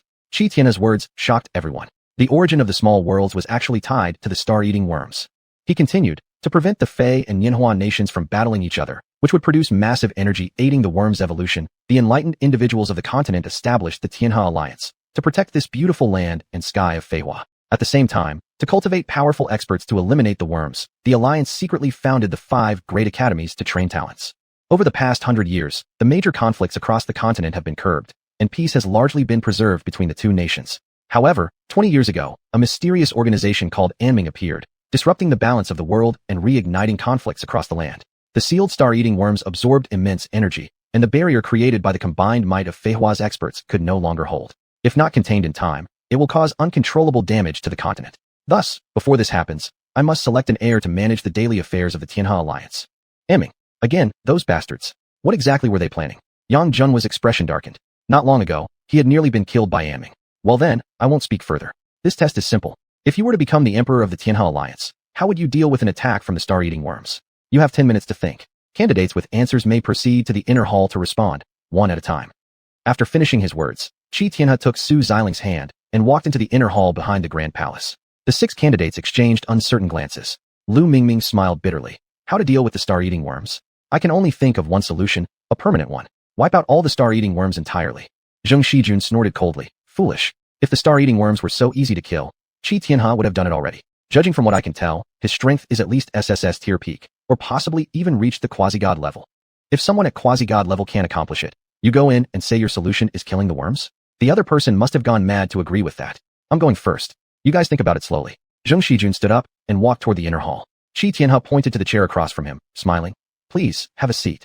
Zheng Shijun's heart pounded nervously, but he sat down as instructed. Now then, let's hear your thoughts. Zheng Shijun took a deep breath. Your Majesty, in my opinion, if the star-eating worms cannot be eliminated, the only option is to eradicate Anming and reduce the energy supply for the worms, returning them to their sealed state. I believe this is the simplest and most direct approach available. Oh, then tell me, how would you go about destroying Anming? They operate from the shadows, inciting conflicts between major factions, and we can barely guard against their influence. Qi Tianhe asked again. Zheng Shijun hesitated. That was a point he hadn't considered. Given the Tianhe Alliance's intelligence network, shouldn't it be relatively easy to track down Anming? Then issue an order on behalf of the Tianhe Alliance to those noble families. No secret actions will be allowed under any circumstances, or they shall be destroyed. With the Tianhe Alliance's deterrent power, no one would dare to defy us. Qi Tianhe remained expressionless and simply said, All right, I understand. Zheng Shijun nervously stood up and left, returning to the Grand Hall. How was it? Ban Xiuxian asked. Zheng Shijun shook his head. Not sure. I felt like something wasn't quite right. All right, I'll go try then. Ban Xiuxian, Yang Chuling, Lu Mingming, and Meng Xuanhuan entered the inner hall one after another. However, when they came out, they all wore confused expressions, unsure whether their proposals had been accepted. Shitty, the 10 minutes are almost up. You're the only one left who hasn't gone yet. Hurry up, don't go over time. Meng Xuanhuan urged Yang Junwu. Zheng Shijun sneered coldly. What kind of solution could an A-ranked mecha master possibly offer? Better not go make a fool of yourself. Yang Junwu completely ignored his mockery. He nodded at Meng Xuanhuan and Lu Mingming, then strode toward the inner hall. Chapter 74. The dust settles, the acting emperor. Sit down. Qi Tianhe smiled and pointed at the chair in front of him. Thank you. Yang Junwu accepted the seat calmly. Yang Junwu, the former heir of the Yang family in Fei Nation, was expelled from the family because he couldn't cultivate. Later, he was jilted by the Chao family after allegedly defiling by Xiuxian, a daughter of the Bai family while intoxicated. Then, for reasons unknown, he appeared in the Tang family of Yunyao City and was accepted into the Divine Weapon Academy. Qi Tianhe's calm tone sent shockwaves through Yang Junwu's heart. He was merely an A-rank mecha technician. How could Qi have uncovered everything so thoroughly? Was this the true power of the Star River Alliance? Seeing Yang looking somewhat uneasy, Qi Tianhe chuckled. No need to be nervous. I've been keeping an eye on you for a while already, which is why I ordered an investigation into your background. However, there is one thing I don't quite understand. How did you, someone completely incapable of cultivation, suddenly become able to cultivate? Could you enlighten me? Yang Junwu's mind raced furiously. The man before him was powerful. There was no way to bluff past him. Yet the matter of the wheel absolutely could not be revealed. Yang forced himself to appear calm as he spoke. Your Majesty, it's because I possess the hidden dragon body. However, due to the lack of a suitable cultivation method, my power couldn't develop. Later, after being discarded like a corpse by members of the Bai family into the Rang, my hidden dragon body was activated accidentally, thus enabling my cultivation to surge. I see. Very well then. What are your thoughts on the matter of the star-slaying worm? Yang Junwu asked in return. Your Majesty, I want to ask something. Can the star-slaying worm not be killed permanently, but only sealed or weakened? Oh, why do you think so? You yourself are at the peak of the Feihua continent in terms of power. Even when the star-slaying worm was low on energy, you didn't manage to eliminate them entirely, which suggests that the creature may indeed be unkillable. Qi Tianhe nodded. Correct. That is precisely the most troublesome part. However, the star-slaying worm is not absolutely immortal. If one reaches the divine realm in cultivation and wields a divine tier mecha, then it might be possible to exterminate it completely. Yang Junwu remained silent. Divine realm, what a distant goal. Even if someone were to break through, it would still be unlikely they'd be able to construct a divine tier mecha. He simply disregarded the second half of Qi Tian's sentence. Therefore, what we must do is confine the star-slaying worm within a small area and prevent it from harming the entire Feihua continent. The star-slaying worm draws energy from conflict, so we must eliminate sources of conflict altogether. Unfortunately, what we cannot do right now is eliminate conflict. Not only are the great clans stirring secretly against each other, but tensions have already risen between Fei Nation and Xuanhuan Nation. All of these are the doing of the Yaming. Therefore, we must first understand the true intent of the Yaming. Regardless of what they seek, if the entire Feihua continent is reduced to nothingness, they too will perish. As long as we can make them see that fact, cooperation between us becomes possible. We will then operate openly, while they operate in the shadows, working together to force the great clans to remain at peace. With no conflict, the star-slaying worm's strength will diminish greatly. Qi Tianhe wore a bitter expression. How could he not understand what the Yaming intended? Night Shadow not only knew of the impending destruction of the world, but insisted on finding her own way to deal with it. More importantly, she wanted to oppose him directly. Therefore, no matter how good Yang Junhua's idea sounded, it would be impossible to implement. I can only tell you that cooperation between us is impossible within the next 30 years, Qi Tianhe replied. Yang Junhua's expression froze, and as if understanding something, he carefully asked, Your Majesty, do you know the Yaming's ruler, the Mingzhu? Qi Tianhe gave a slight nod. If cooperation wasn't possible, then things were truly serious. Thinking for a moment, Yang Junhua's lips curled into a ruthless smile. If cooperation is impossible, then manipulation is the way forward. We should expose the existence of the Yaming to the open, then spread rumors about the Yaming wanting to conquer the continent and destroy all family clans. Qi Tianhe shook his head. The elders of these clans are all sharp-minded. How would they possibly believe such absurd claims? Yang Junhua laughed. When three men say the same thing, it turns into a truth. As long as enough people spread the tale, they will have no choice but to believe. If in the process, an actual clan is indeed destroyed by the Yaming, this rumor's credibility will skyrocket. Then, under the pretense of protection and supervision, the Tianhe Alliance can station supervisors in each and every family, effectively ruining the Yaming's entire plan. Once they become desperate and step out from the shadows, we can then unite the entire continent to annihilate them. Qi Tianhe's expression subtly changed. What a ruthless plan, and dangerously feasible it was, too. But there's still one problem. If we truly launch a campaign to exterminate the Yaming, unavoidable large-scale battles will likely greatly enhance the power of the star-slaying worm. How do we deal with that? Only the ringleaders shall be punished, not the accomplices. Not everyone in the Yaming is evil. Many were forcefully converted against their will. Yang Junhu thought of the Yaming's young master. He could sense that the young master was different from ordinary Yaming members, seeming to retain some sense of justice in his heart. If he could be persuaded to turn sides, the conflict would dissipate. I see. I understand roughly. Last question. If you had to choose one family to sacrifice, who would you choose? Yang Junhu hesitated. This question was quite clever, most likely a test to see if he would take the opportunity to settle personal scores. He took a deep breath and met the other's gaze without fear. If it were truly my choice, and it wouldn't affect the plan, I would choose either the Bai family or the Chao family. I see. Then go. Let's return to the Grand Hall. Yang Junhu bid his farewell and returned to the main hall. Lu Mingming came forward and patted his shoulder. Not bad, Junior. You talked for so long. Looks like there's hope. Yang Junhu smiled bitterly. Don't flatter me. The Emperor said nothing for sure. Everyone, please be quiet. The Emperor's personally selected heir will now be announced. Qi Tianhe and his wife, Su Xiling, reappeared. She stepped forward and began the announcement. This selection was evaluated based on fate, strength, wisdom, and strategy. The final winner is Yang Junhu. Please, Yang Junhu, step forward. Goodness, Junior, it really is you. Lu Mingming was overjoyed. Meng Shihan also showed signs of delight. They both knew they had mainly been here for participation, with no great expectations of winning. Therefore, they felt genuinely happy for their good friend and junior apprentice. However, the other three had a different reaction. Ban Xueqing remained silent. Zheng Shijun showed clear dissatisfaction, while Yang Chuling voiced his objection directly. Your Majesty, I strongly protest. Yang Junhua's strength and experience are insufficient to command the people's respect. Why should he be qualified to covet the Emperor's position? Even if you personally lift him to the throne, can he hold it steadily? Daredevil. To speak so boldly in the Tianhe Alliance. The Emperor's decision is not something a mere mecha technician can question. A sudden punch was thrown by a green-robed guard. The man even activated his mecha, aiming straight at Yang Chuling with a devastating punch. Yang Chuling sneered and instantly fused with his S-rank mecha, meeting the blow with a counterpunch of his own. Fighting an S-ranked mecha with just bare hands clearly put the green-robed guard at a disadvantage. Yet a strange scene unfolded. Upon impact, the guard remained unharmed, but Yang Chuling was sent reeling backward a few steps. His mecha armor around the fist was even dented. Mingrun, step back. Qi Tianhe said indifferently. Yes, Your Majesty. The green-clad man returned to his position among the guards. We have countless powerhouses in the Star River Alliance. But what I seek is a successor with limitless potential, not merely brute strength. Yang Junhu, come forward. This time, no one dared to speak.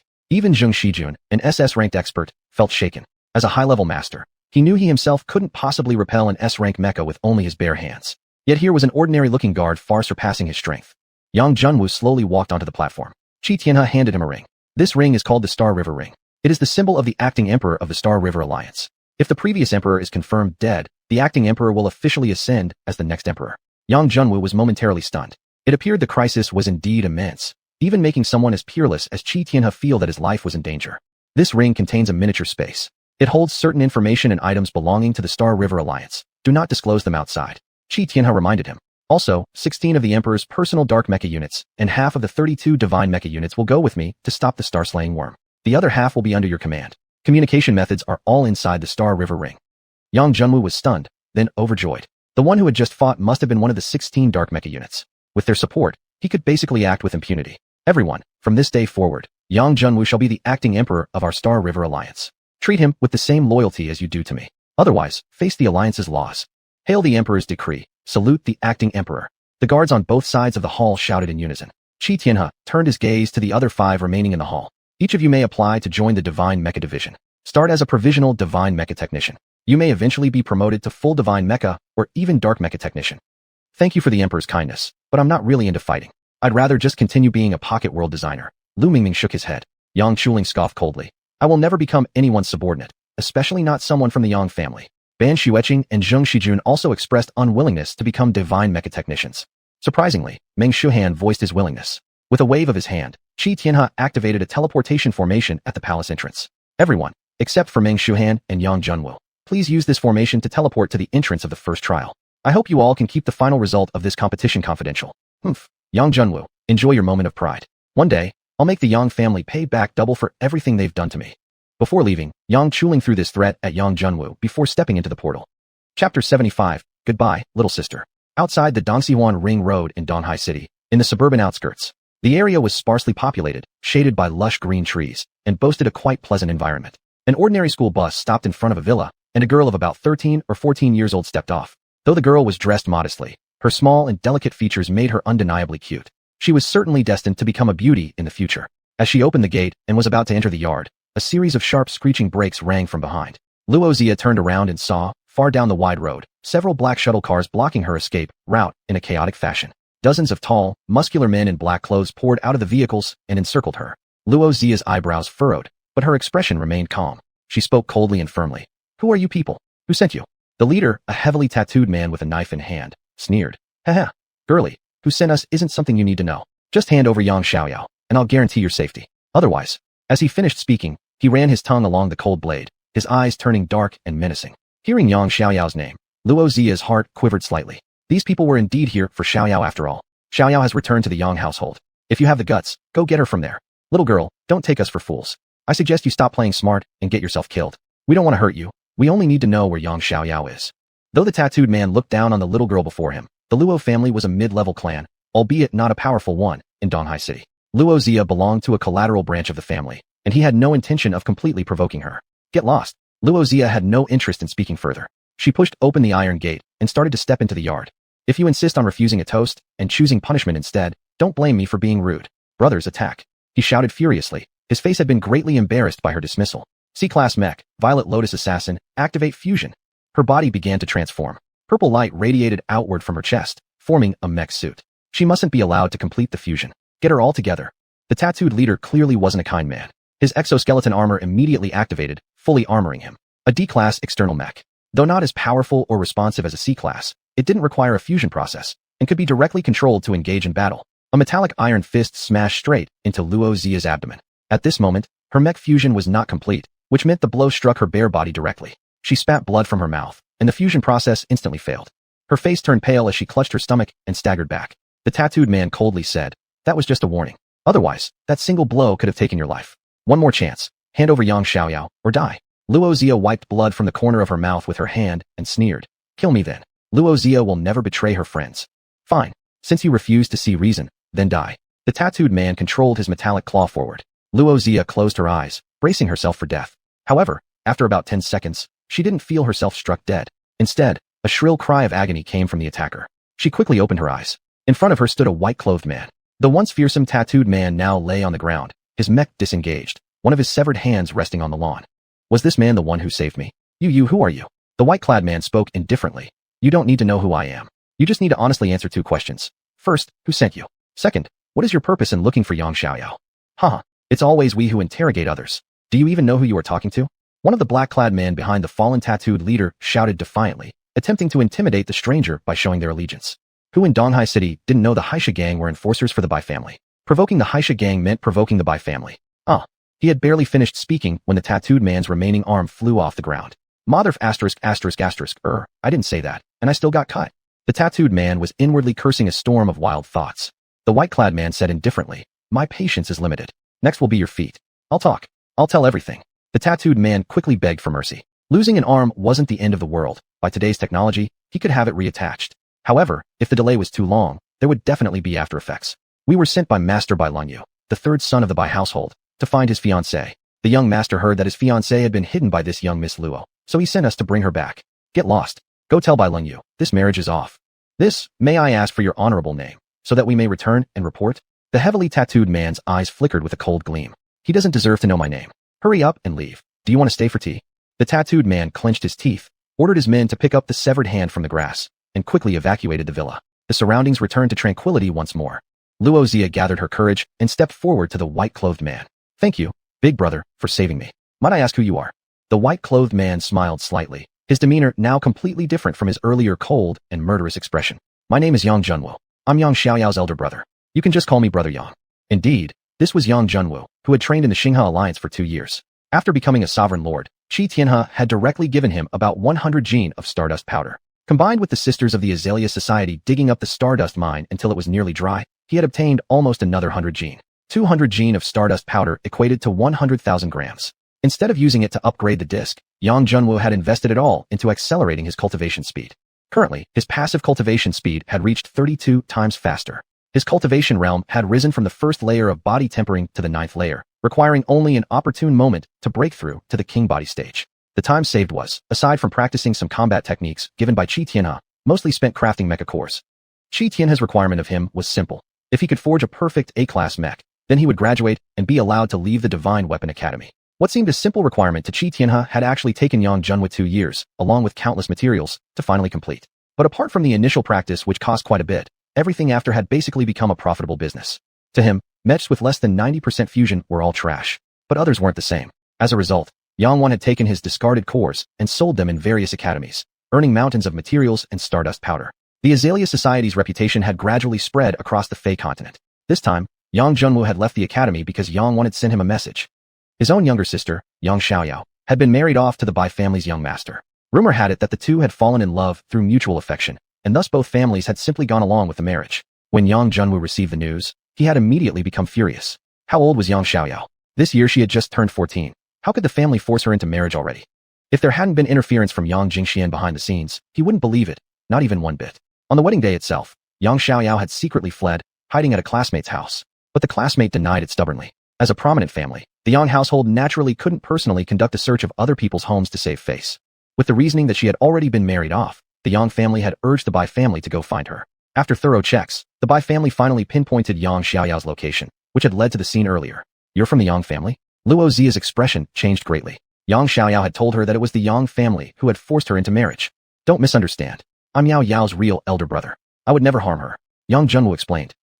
Even if you're her real elder brother, wasn't she still married off by her real parents? That's impossible. Yang Junwu was deeply shocked. He had always thought the patriarch or Yang Jingxian was behind this. There's nothing impossible about it. That's what she told me herself. Yang Junwu's voice grew solemn. I need to ask her myself. That's impossible. You can kill me if you want, but I will never tell you where she is. Luo Zia's bond with Yang Xiaoyao must have been truly deep if she was willing to risk her life to protect her. You can believe me. If I were working with them, I wouldn't have helped you earlier. I am her real elder brother. I've just been studying far away and didn't know much about what was happening at home. But believe me, I am the last person who would ever hurt her. There was sincerity flashing in Yang Junwu's eyes. Luo Zia couldn't help but nod slightly. This man was just too handsome, too breathtakingly so, for her to doubt his words. Combined with that look in his eyes, she nearly lost herself in it. Fine, I'll take you to her. Thank you. Yang Junwu smiled slightly. That smile nearly stole Luo Zia's soul. At her age, she was at the stage of life where she idolized both strong men and handsome ones. And this famous good-looking man in front of her was so gentle, to boot. Stepping into the villa, they saw a pink-clad woman sitting on the sofa, playing with a small kitten. You're back, Zia? Huh, who is this?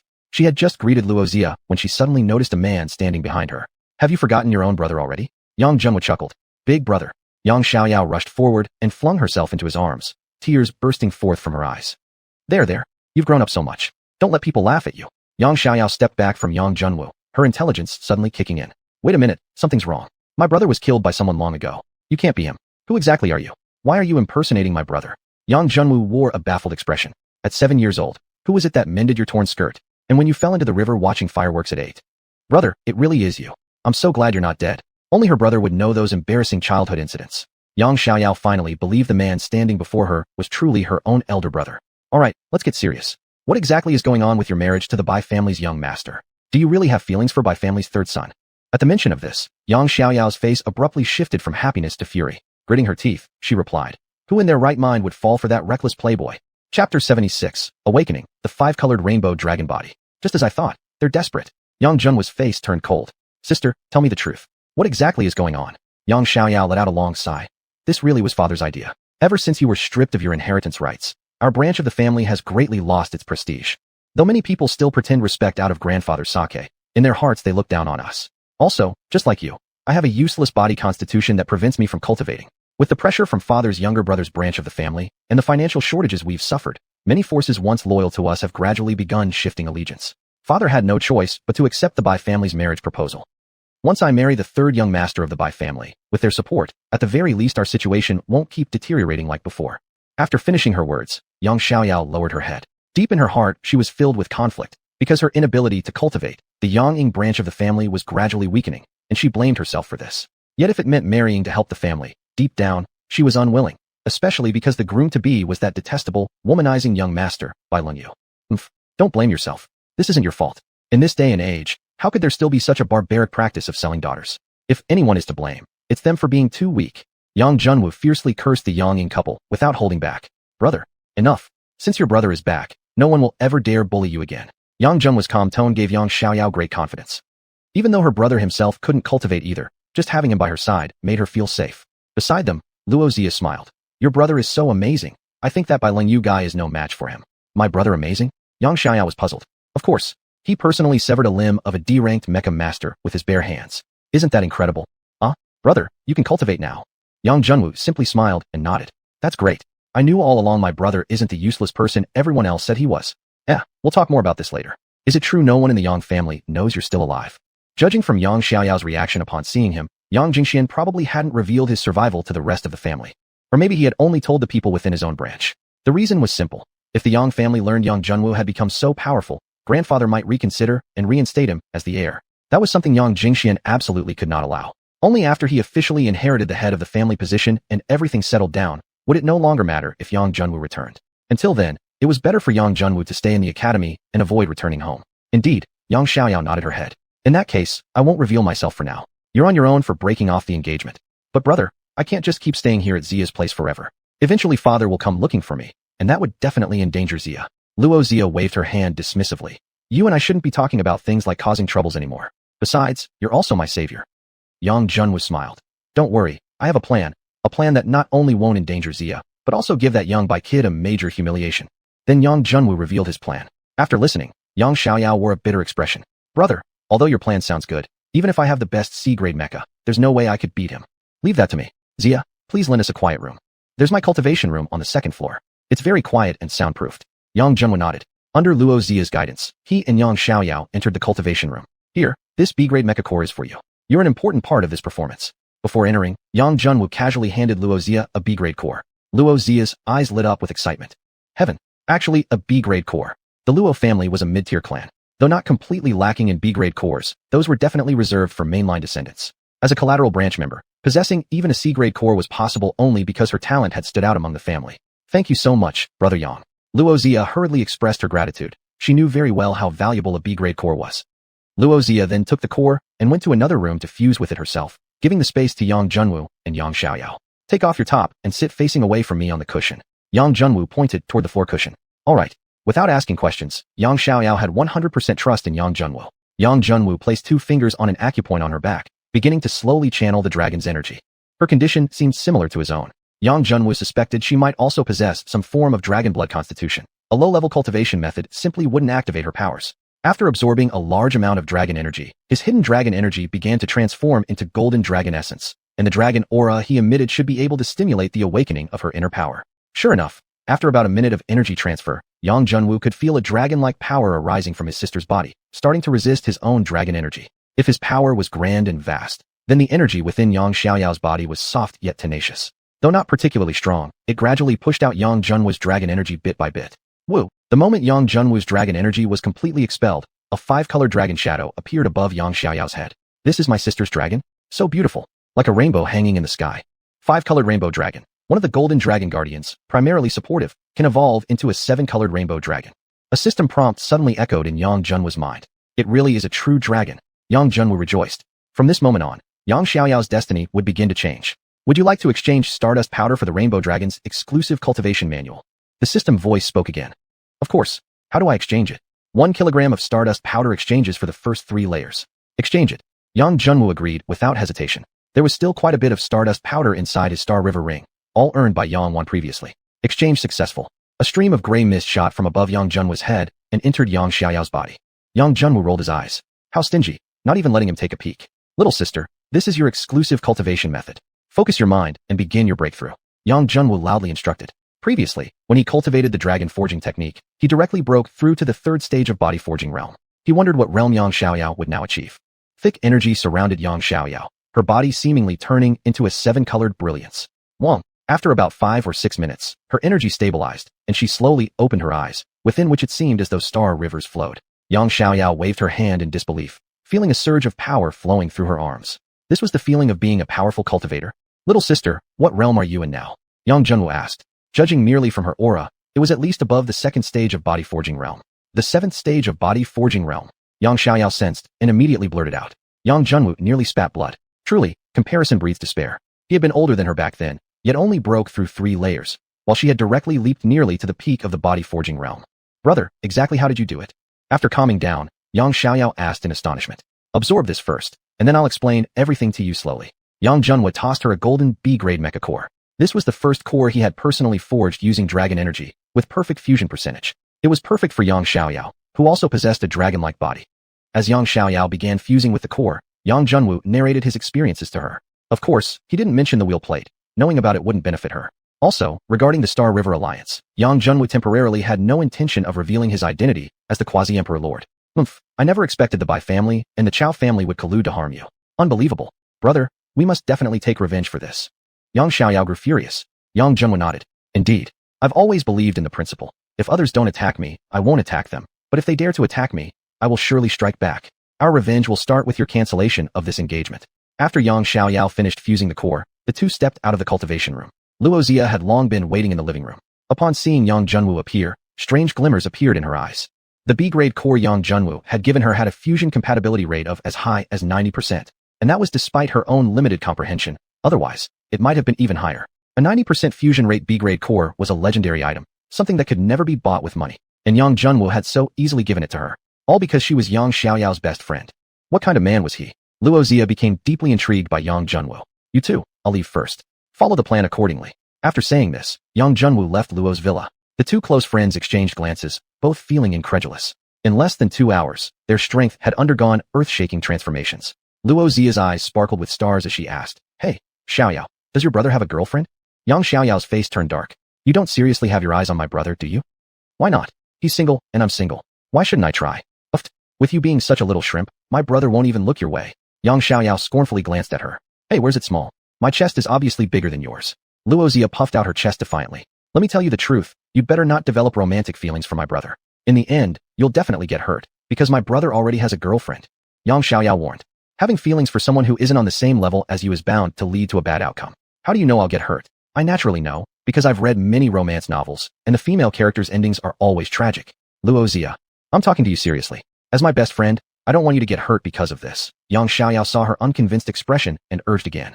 Alright, I was just kidding with you. How could I fall in love with an old man several years older than me? Let's drop this topic and go practice.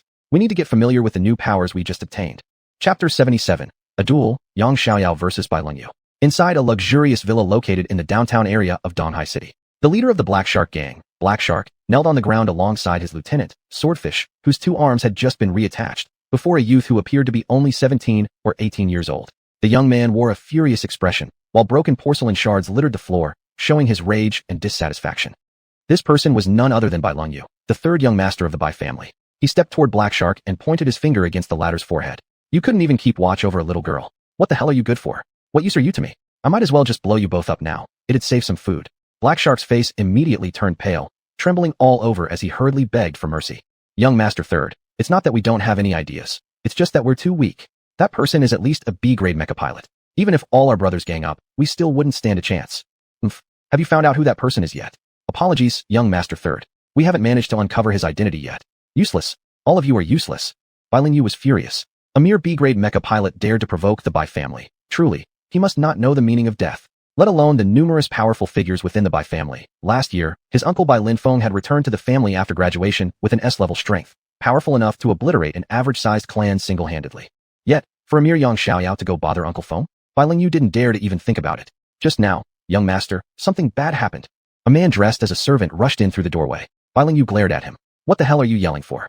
Say what you need clearly. Master, huge billboards and news reports across Donghai City are currently broadcasting the story of Yang Xiaoyao breaking off her engagement with you. The stated reason is that your strength is too weak to be worthy of her. Bai Lingyu's face darkened. They actually dared to spread such false rumors about the Bai family. Looks like I need to show these people a lesson, or else they will really think the Bai family is easy to mess with. Young master, it's not just a rumor. There's even an interview with Yang Xiaoyao stating that if you can defeat her honorably on the battleground, she would willingly marry you. Bai Lingyu hadn't expected this to be something Yang Xiaoyao had planned herself. His fury instantly surged. He grabbed a jade teacup beside him and smashed it into pieces. No one in the room dared to utter a sound, fearing that drawing the third young master's ire would bring disaster upon themselves. What's Yang family's reaction? Bai Lingyu asked coldly, taking a few deep breaths. The servant replied cautiously. There has been no reaction at all from the Yangs. I suspect they just want to see us humiliated. Want to laugh at us? If their own daughter is this disobedient, shouldn't they themselves be the laughingstock? The servant inwardly thought. For the Yang family, perhaps this isn't a joke. Lately, the Bai family has been rising steadily, even threatening to surpass the Yangs. Of course they would be happy to use this event to damage the Bai family's reputation. However, considering how furious the young master was, such thoughts would obviously never be spoken aloud. Young master, now what should we do? Bai Lingyu laughed aloud. Yang Xiaoyao, you're bringing this hardship upon yourself, like someone lifting a stone only to drop it on their own feet. Go and contact all media controlled by the Bai family right away. I will publicly accept her challenge, unless she is actually too cowardly to act after all her tough talk. The servant's eyes lit up. What an ingenious plan this was, to draw the snake out of hiding. If the girl refused to show up, she'd be exposing her own cowardice, and the world would know that the Yangs only knew how to speak bravely without possessing the actual strength. But if she did come and was defeated, that would prove once and for all that the future of the Bai family is stronger than the Yangs. Black Shark immediately spread this information everywhere. Then contact the largest arena in the city and set up a full live stream. I want all of Fei continent to witness how I subdue the descendant of the Yang family, until she's forced to become my bride. Yes. Understood, sir. Feeling relieved beyond words, Black Shark immediately took Swordfish with him and prepared to leave. Just as they were leaving through the main door, Bai Lingyu's voice rang out from behind. You two remember clearly. Should you fail again, every member of the Black Shark gang will be feeding the sharks in the sea. Black Shark shuddered involuntarily and loudly declared. Rest assured, young master. Should this mission fail, I, Black Shark, will hand you my own head without needing you to raise a finger. After the two had left, the servant carefully spoke up once more. Master, your aim is merely to win a beauty. But wouldn't doing this pose too great a risk? If Yang Xiaoyao truly defeats you, the Bai family's reputation will suffer a huge blow. Frowning, Bai Lingyu replied. What nonsense are you spouting? I am a B-grade mecha pilot myself. What chance does she possibly have against me? But young master, please don't forget, there's a mysterious expert at her side. It's possible he might provide her with a high-level mecha core. You don't actually believe that just anyone off the street can use a high-grade core, right? Let me tell you, one must at least reach the body tempering stage to use an A-grade core, and I myself broke through to that level just a few days ago. Don't worry. I'm not the kind of person who refuses to listen to advice. Since you're concerned, I'll go borrow an A-grade core from my uncle. The servant exhaled in relief. Indeed, the young master had grown much more confident, otherwise he wouldn't dare take such action. With an A-grade core, he had nothing to fear from Yang Xiaoyao's tricks. Dad, Mom, I'm back. At the Yang family villa, Yang Xiaoyao entered the main gate with wuxia. Yang Ying coldly shouted. Xiaoyao, do you even realize how much shame you've brought to the Yang family? Yang Xiaoyao replied calmly. Dad, I'm here only to inform you that tomorrow at 10 in the morning, I will be having a duel with Bai Lingyu from the Bai family at the Sky Arena. If I lose, my marriage can be arranged as you wish. But if I win, my future marriage decisions will be none of your business. You ungrateful brat. Yang Ying struck the nearby redwood table with a palm, shattering it into pieces. Don't you see your own worth? How dare you challenge a B-grade mecha pilot with your mediocre skills? You're only bringing disgrace upon the Yang family. Just as she expected, they still regarded her as useless, just as always. Yang Xiaoyao clenched her teeth. Pride is earned by oneself. not by selling one's daughter. I'm leaving. Whether you come tomorrow or not is up to you. Let's go, Xia. Xiao turned around, preparing to leave. You wait right there. If you dare step out this door today, don't blame me for disowning you. Yang Ying, cornered and enraged, turned red in the face. Whatever. Yang Ying roared in anger and immediately fused with his A-grade mecha, preparing to attack. Du Ping quickly grabbed him. What are you doing? Do you really want to kill your own daughter with one strike? Yang Ying barely restrained himself, watching helplessly as Xiao walked away. Once her figure disappeared completely, Yang Ying suddenly seemed to have aged several years. His mecha dissipated, and he plopped down onto the ground heavily. What kind of sins have I committed, that my bloodline produces only trash? Ying, don't say that. It's not your fault. Du Ping quickly tried to comfort him. Yang Ying, his eyes bloodshot and expression terrifying, shot back. Not my fault. Then it's yours. Fine, if you insist, it's my fault. Just calm down a little, will you? Du Ping's face also began to grow cold. After all, the Du family was also one of the 10 great clans, and she had once been the treasured daughter of the Dus. Otherwise, how could she have married him back when Yang Ying was still the heir of the Yang family? Later, when Yang Ying's lineage began to decline, she followed him without complaint or regret, supporting him through all hardships, only for him to now blame her. Yang Ying's rage finally began to subside slightly. I'm sorry, I was just too emotional just now. Never mind. You and I are as one, so there's no need to apologize. However, judging from Xiaoyao's attitude, it doesn't seem like she's given up entirely. Think about it. If she really didn't want to marry Lun Yu, there would be no need for her to make a bet that she couldn't possibly win. So you mean Xiaoyao has a way to defeat him? That's probably the case. Yang Ying sighed. I hope she's not planning to cheat. Otherwise, even if she wins, the Yang family's reputation in Donghai City will suffer a devastating blow. At the Sky Arena number 1 in Donghai City. This was a massive floating arena, 11 stories tall, large enough to accommodate up to 100,000 spectators. Normally, the arena was used for hosting major competitions and was rarely activated for smaller events. From the opening at 8 in the morning until now at 9:30, the venue was nearly full. The reason was simple. The descendants of Donghai City's 2 most powerful families, the Yangs and the Beis, would face off in a duel here. Most of the spectators were from middle-ranking clans. On one hand, they wanted to see how strong the next generations of the 2 top families really were. On the other hand, they simply enjoyed watching the chaos. They certainly didn't wish for the 2 great families to become allied through marriage. Rather, they wanted them to clash. Only then could they take advantage of the chaos and profit accordingly. Another portion of the audience came purely for entertainment, eager to witness a high-level contest between masters. As for who would win or lose, they truly didn't care. Soon, the 2 protagonists appeared separately at the 2 entrances. Oh, isn't that our family Xia? Why is she with the Yang family's daughter? On the spectator stands, a young couple noticed Luo Xia, standing at the left entrance, clearly surprised. So it was Xia who concealed Yang Xiaoyao. This child truly gives us no peace of mind. This will surely make the Bai family believe that it was our Luo family stirring up trouble behind the scenes. The man frowned.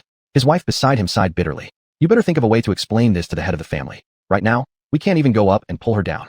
Ladies and gentlemen, welcome to Sky Arena number 1. Tonight's duel is hosted by me, Qing Tian. First, let's give a warm welcome to the Yang family's prodigy girl, Yang Xiaoyao. This is Xiaoyao's very first appearance at the arena, so we have no idea about her actual combat strength. What kind of surprise will she bring us? Let's greet Xiaoyao with a warm round of applause. Go on, don't be nervous. Luo Xia gently patted Yang Xiaoyao's shoulder. Yeah, Fangxin, I won't disgrace brother. Yang Xiaoyao inhaled deeply, then strode confidently to the center of the arena. Thunderous applause and cheers erupted from the audience. Not that many people actually knew her personally, but the Sky Arena had opened betting for this match. Those who bet on Yang Xiaoyao to win would get 5 times the return. Many had placed their bets on her victory. Chapter 78. That man has returned. Next, please welcome the 3rd young master of the Bai family, Bai Lingyu. It's rumored that young master Lingyu has already reached the body tempering stage and is qualified to use an A-rank mech. With such talent, his future prospects are boundless. I wonder, will he go easy on his future wife today? As Bai Lingyu slowly stepped onto the stage, a group of girls below began shrieking. Are you kidding? That woman isn't even worthy of Bai young master. Exactly. My dear Lingyu young master is so talented. That woman has neither figure nor strength. Besides her pretty face, she's completely worthless. I don't care. As long as Bai young master is willing, I'd gladly be his mistress. Soon, the 2 stood facing each other on the stage, less than a meter apart. Bai Lingyu smiled. Yaoer, if you want to know my strength, there's really no need for all this trouble. After you become my wife, we can close the door. You can look all you want. Yang Xiaoyao coldly snorted. Don't get so familiar. I don't know you that well. A shadow flickered across Bai Lingyu's eyes as he grinned. No problem. Once this match is over, we'll truly be husband and wife. Qing Tian stepped between them. The following terms are agreed upon for this duel. Please all bear witness.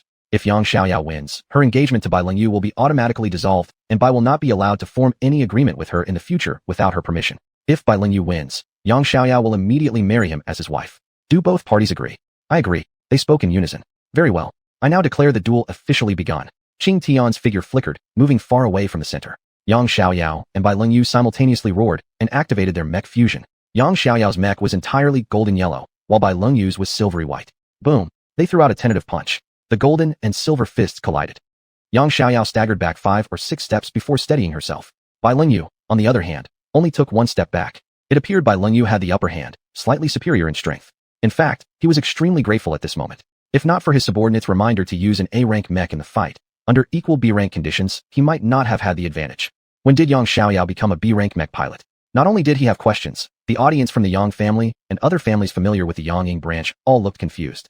It was said that none of the descendants from the Yang bloodline could cultivate. How could she suddenly become a B-rank mech pilot? Yang family patriarch Yang Tianhe coldly stared at Yang. Inger, what's going on? Didn't you say that Yaoer couldn't cultivate? Yang forced a bitter smile. Report to father, I'm not sure either. She never told me she could cultivate. How can you be such a father? You don't even know about something this important. The old man was furious. Yang didn't know how to respond, and could only silently endure the scolding. No wonder Yang Xiaoyao had been so assertive yesterday. It turned out she could cultivate all along.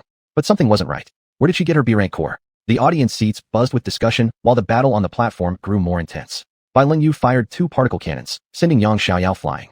He then dashed forward and landed a punch straight into her chest. Yang Xiaoyao kept retreating. Just a short distance behind her was the edge of the stage. If she fell off, it would count as a loss. Luckily, Yang Xiaoyao reacted quickly. With a short burst forward, she dodged his killing blow, circled around to the side, and fired a counterattack shot. Both sides stood off again. In a small private box on the top floor, Yang Junwu and Xiuanhuan kept their eyes glued to the ongoing battle. Xiuanhuan's side. Xiaoyao is still lacking in experience. She can't fully utilize the power of her highly integrated mech. Just now, her opponent exposed a major opening. She could have launched a counterattack. Yang Junwu maintained a calm expression. Experience is accumulated gradually. She's different from us. She hasn't experienced life or death battles. It's normal that she misses many opportunities. Also, her opponent is using an A-rank mech, which greatly differs from her initial expectation. It's natural for her to feel nervous.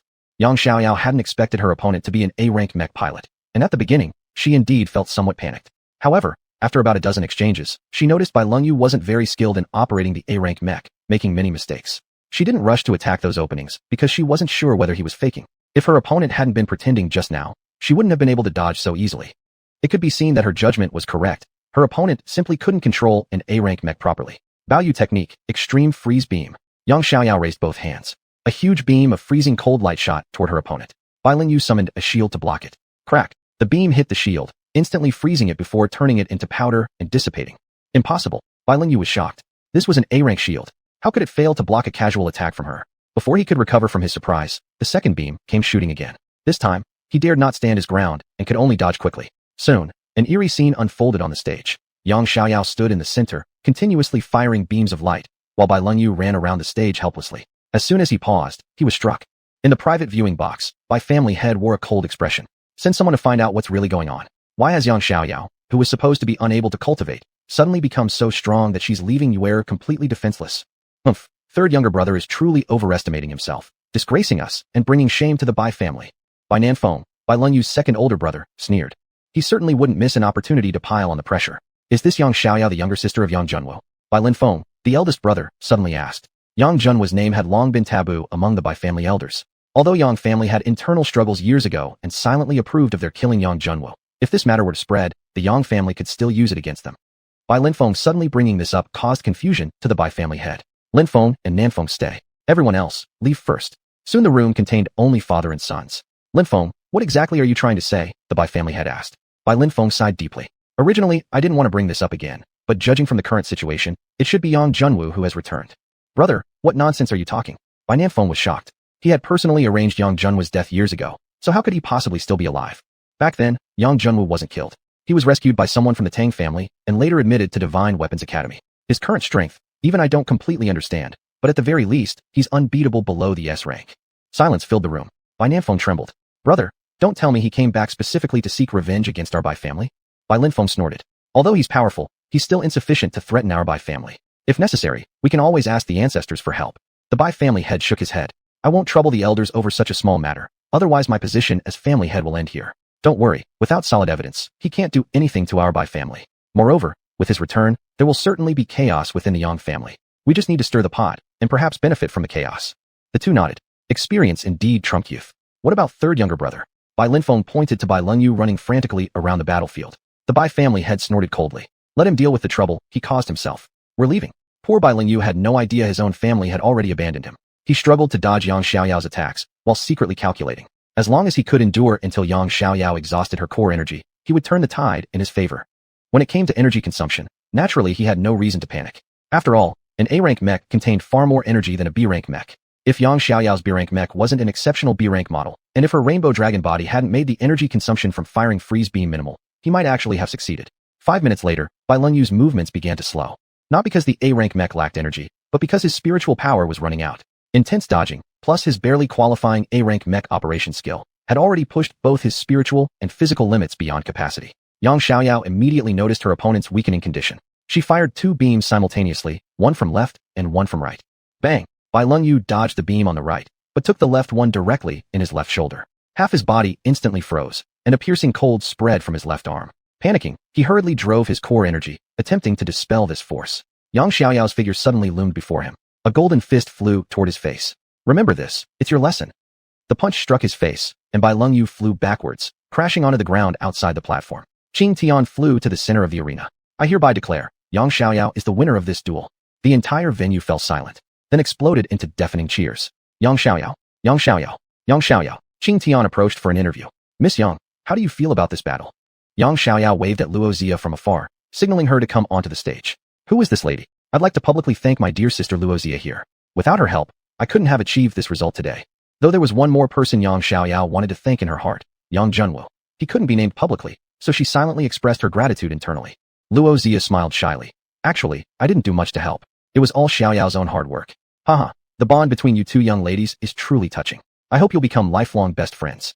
They exchanged a glance and nodded firmly at each other. The head of the Luo family approached Luozia's parents. As soon as Zia returns, bring her to see me immediately. Luozia's father and mother exchanged a glance, each seeing delight in the other's eyes.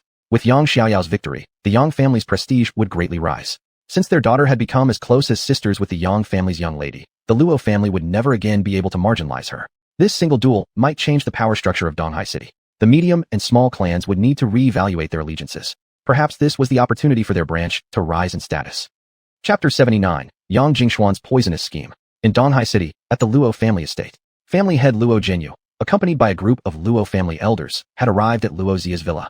Her father, Luo Xiefeng, spoke first. What exactly happened? Quickly tell your grandfather and uncle the whole story. Unexpectedly, Luozia shook her head and replied, Father, grandfather, uncle, please stop asking. This is a matter we Luo family have no business getting involved in. Luo Jinyu frowned. You helped the Yang family's daughter officially offending the Bai family. The Luo family has no choice but to continue aligning ourselves with the Yangs. You are our best bridge to them. Luozia understood their intentions all too well. They simply wanted to leverage her relationship with Yang Xiaoyao to gain a few benefits from the Yang family. Unfortunately, they didn't know that the one supporting them this time wasn't the Yang family currently in power.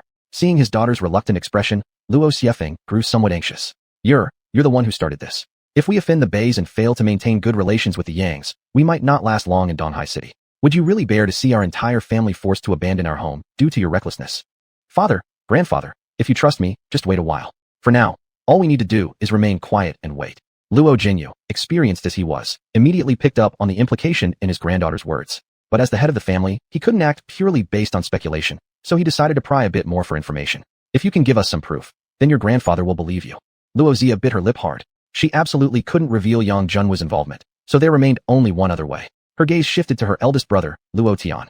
Brother, I challenge you to a duel. Luo Tian was taken aback when he heard this. He was the designated heir to the family, a peak B-rank mechanist, on the verge of breakthrough to rank A. Although Luozia was talented, she was only at the 3rd stage of the body-tempering realm, and without sufficient mecha cores, she carried merely a C-ranked core in her body. Fighting him was nothing short of asking for a beating. Fine, let's see then. Luo Tian hadn't even had time to refuse before Luo Jinyu spoke in agreement. The two went to the courtyard outside the villa. Brother, there are no protective barriers here. We'll use only melee attacks, Luozia said. Anything you say. Luo Tian didn't even take her seriously. Suddenly, Luozia's expression changed. In an instant, she fused with her B-class mecha, twin blades appearing in her hands as she lunged toward Luo Tian. Luo Tian was stunned. Never had he imagined his little sister's fusion speed could be so fast. He hastily activated his own mecha fusion. By the time he finished fusing, Luozia's twin blades were already at his chest. In desperation, he could only conjure a shield to block the initial attack. Though unsure how his sister came to possess a B-ranked mecha too, in a fair B-ranked match, her attack shouldn't have pierced his defenses. Yet, events unfolded completely contrary to his expectations. Crack! One of the blades in Luozia's left hand pierced straight through Luo Tian's shield. Her right hand quickly moved forward, pointing directly at the exposed core in his chest. Had she pushed just an inch further, Luo Tian's core would have been completely destroyed. Brother, you lose. Luo Xia retracted her blades. Luo Tian's face flushed green, then white. You useless piece of trash. A month's confinement for you. Focus on training. Luo Jinyu coldly rebuked him. In truth, Luo Tian's strength was still somewhat higher than Luo Xia's in actual combat power. However, his underestimating of her had led to his instant defeat. Losing wasn't the issue. The problem was losing so decisively and so quickly. Yes, father. Luo Tian dared not say more. It was truly his mindset that had let him down. Luo Jinyu turned to Luo Xia. His stern expression now softened into a smile. The core in your body isn't from the Yang family, is it? No, it isn't. I understand now, said Luo Jinyu. All right, I'll follow your suggestion for now and do nothing. Moreover, starting today, you can proceed with whatever you wish. I grant you authority to utilize half the family's resources. Luo Xiafeng was shocked. Half the family's resources? That was nearly equivalent to half the power of the clan head. Even the heir apparent, Luo Tian, would never possess such authority. Even Luo Xia herself was taken aback. She hadn't expected her grandfather to go this far. Nodding strongly, she replied, Don't worry, grandfather, Yi won't disappoint you. Good, I believe in you. With a sweeping motion of his hand, Luo Jinyu led the rest of the Luo family members away. Back aboard the transportation craft, Luo Xiafeng couldn't help but ask, Father, exactly what did you see in Yi? Sighing, Luo Jinyu replied, With all the families currently competing fiercely, the Luos have merely maintained a mediocre stability. But at this rate, eventually we will be left behind. I have to place a gamble. What do you mean? Luo Xiafeng and others were confused. Still don't understand? The fact that Yi refuses to let us get close to the Yang family can only mean one thing. Yang Xiaoyao and Ziya's benefactor isn't someone from the Yang family. The engagement had been proposed by the Yang family, and then this act of breaking it off, risking hostility between the two families, was simply to provoke the Bai family? That couldn't be true. Moreover, the power of the mecha cores on Yang Xiaoyao and Ziya far exceeded that of ordinary B-ranked cores. Cores the Yang family, despite being experts in crafting them, couldn't even produce themselves. Such precious items had been casually given to two young girls. What did that suggest? It clearly indicated that the source of support was a force far beyond their imagination. Currying favor with the Yang and Bai families amounted only to securing a fleeting, desperate survival. But if this hidden force truly solidified its position, what the Luo family might gain was not a master-servant relationship, but a partnership as equals. After all, help in time of need was more valuable than flattery in prosperity. One couldn't deny that this move by Luo Jinyu was a risky move. If the bet went wrong, the Luo family would face total destruction. Inside the Stardust Small World Arena, two graceful figures danced through the air, exchanging blows for 10 minutes before the pink-robed woman was struck on the shoulder and defeated. Yang Xiaoyao disengaged from fusion and stretched her shoulder with a bitter smile. Practiced the whole week, and still not 100%. Xuanhuan, her opponent, rolled her eyes. Little sister, don't be too greedy. A week ago your fusion was at 80%, now it's 95, and you're still not satisfied. Yang Xiaoyao glanced toward the spectator stance. Brother, how long did it take you to achieve perfect B-ranked mecha fusion? Yang Junhua didn't expect the question to land on him, and smiled bitterly. About 2 or 3 days. 2 or 3 days. I still have a long way to go. Yang Xiaoyao frowned with dissatisfaction. Xuanhuan scoffed. Your brother is a monster. You want to compete with a monster? Yang Xiaoyao's eyes sparkled as she smiled. Sister Wan, between you and Wu Gugu, who's stronger? With him. Yang Wan hesitated for a moment. She was currently at the 7th stage of the Tyrant Body Realm, an S-ranked mecha expert. Yang Junwu was at the 1st stage of the Tyrant Body Realm, currently using only an A-ranked core. Yet in an actual fight, she, as an S-ranked expert, might not be his match. Yang Junwu jumped in first. Of course you're a bit stronger, Sister Wan. You're about to break into the SS level, already among the top masters. Yang Wan rolled her eyes again. This kid clearly just didn't want to fight her. Brother, 3 days from now is the Yang family's ancestral ceremony. Are you going back? Yang Xiaoyao suddenly asked. Instantly, the atmosphere became silent. Yang Wan turned to look at Yang Junwu. The ones responsible for his past sufferings were definitely the descendants of elder Uncle Yang Guang. Now, Yang Junwu was strong, an inner circle disciple of Divine Weapons Academy. His current status would certainly allow him to force those who had wronged him in the past to pay the price. There was a tradition in the Yang family's ancestral ceremony. If anyone challenged the heir to the family head, they could do so via duel. Upon victory, the challenger would automatically gain the heirship. But the defender didn't have to fight personally. He could have any 3 Yang family members supporting him stand in his place. Only by defeating all 3 opponents would the challenger be deemed victorious. In Yang family history, there had been only a handful of ancestral challenges, but none had succeeded. Yang Wan believed Yang Junwu was strong enough to give it a try. But Yang Junwu shook his head. Yang Wan didn't know he was the acting Emperor Lord of the Tianhe League. He could never again become the head of a certain family. Still, he wasn't the type to give up personal revenge for the sake of greater justice. The Flighting Petal continent must be saved, and his personal vengeance must also be fulfilled. Meanwhile, in a luxury villa within the Yang family compound, 2 men were deeply anxious about the approaching ancestral ceremony. They were Yang Guang and Yang Xiuxian, father and son. Xiuxian, are you sure Yang Junwu is alive? Yang Guang couldn't bring himself to believe it. That quiet, talentless boy who couldn't even cultivate back then had now become a supreme expert. even joining the Divine Weapons Academy. Dad, I'm certain. 2 years ago, I fought him myself. Back then he was just a B-ranked mecha user. Yet he sent Gaosho from the 4 great academies of the same level fleeing like rats. Now 2 years have passed. His strength must have become unfathomable. Yang Jingxian paused. I suspect that Yang Xiaoyao's refusal to marry was all orchestrated by Yang Junwu behind the scenes. Yang Guang nodded. Right. Yang Xiaoyao couldn't cultivate at all, yet in just a few days she suddenly became a B-ranked mecha warrior, even defeating Bai Lunyu of A-ranked strength. She must be backed by someone powerful. What do we do? If Yang Junwu really appears at the ancestral ceremony, I'm afraid we'll definitely lose. Although Yang Jingxian was now an S-ranked mecha expert, facing Yang Junwu gave him no confidence. It looks like we'll have to ask the old ancestor for help, Yang Guang sighed. No, absolutely not. If those old men discover that Yang Junwu's talent is better than mine, they might turn to his side. Yang Jingxian immediately objected. Yang Guang nodded in agreement. What Jingxian said made perfect sense. Those people only cared about the future of the Yang family. As for who would become the head of the family, they simply didn't care. A flash of cold light flickered across Yang Jingshuan's eyes. There's still one more way. He whispered a few words into Yang Guang's ear. After listening, Yang Guang's eyes lit up. Good. Let's do it this way. Chapter 80. I'm taking back what's mine. Xiaoyao, are you really moving out? Luozia helped Yang Xiaoyao pack her luggage. Yang Xiaoyao smiled. Don't worry, I'll be back. This time, there's an ancestral ceremony at home, and my father asked me to go back early to prepare. Okay then, take care on your way. Just as they reached the door, a dozen masked men in green clothes suddenly barged in and surrounded the 2 women. Miss Yang, Miss Luo, please come with us. Luozia's expression changed instantly. Who are you people, daring to cause trouble here? The leader of the green-clad men coldly snorted. Azure Scales mercenaries. I believe the 2 young ladies have heard of our name before. Azure Scales mercenaries. Their faces changed dramatically. The Azure Scales mercenaries were an elite mercenary group, their influence spanning the 3 cities of East Sea, Fengyue, and Tianhui. It was said their city leaders were S-ranked mech warriors, supported by numerous A-ranked mech mercenaries, rivaling the strength of major powers. Their principle was simple. They would accept any job for the right price. To hire a mercenary group of this level meant it must be the work of a powerful family. They immediately thought of Bai Lunyu. It must be him, still holding a grudge after his earlier defeat, resorting to such underhanded methods. But a few small-time henchmen like this weren't enough to scare them. The 2 quickly activated their mech fusions and launched an attack on the Azure Scales mercenaries. Humph, presumptuous. The leader's light yellow mech fused with him, and with a casual grab of his right hand, he tightly seized Luo Zia's arm. Zia furiously channeled her core energy to struggle, but couldn't budge an inch. Meanwhile, Yang Xiaoyao was trapped in the center by 4 enemies. 4 shields completely enclosed her. If she broke one, another instantly took its place, preventing her from going to Luo Zia's aid. Both of you have some skill, but unfortunately you're no match for us. I suggest you good guy come along and avoid getting hurt, understand? The mercenary leader coldly spoke. You wish. Xiaoyao, escape first, don't worry about me. Luo Zia shouted. You're asking for it. The leader raised Luo Zia high and then slammed her down with force. In just one move, he nearly shattered her mech core, immediately breaking the mech fusion. An S-ranked mech warrior was truly too powerful. Even a high synchronization B-ranked mech stood no chance against him. Yang Xiaoyao, stop right there, or don't blame me for killing your friend. Yang Xiaoyao's heart jolted in fear. These people were most likely here for revenge against her. She couldn't let her dear friend get dragged into this because of her. Reluctantly, she stopped resisting and allowed herself to be captured, being brought before the mercenary leader. It should be me you want.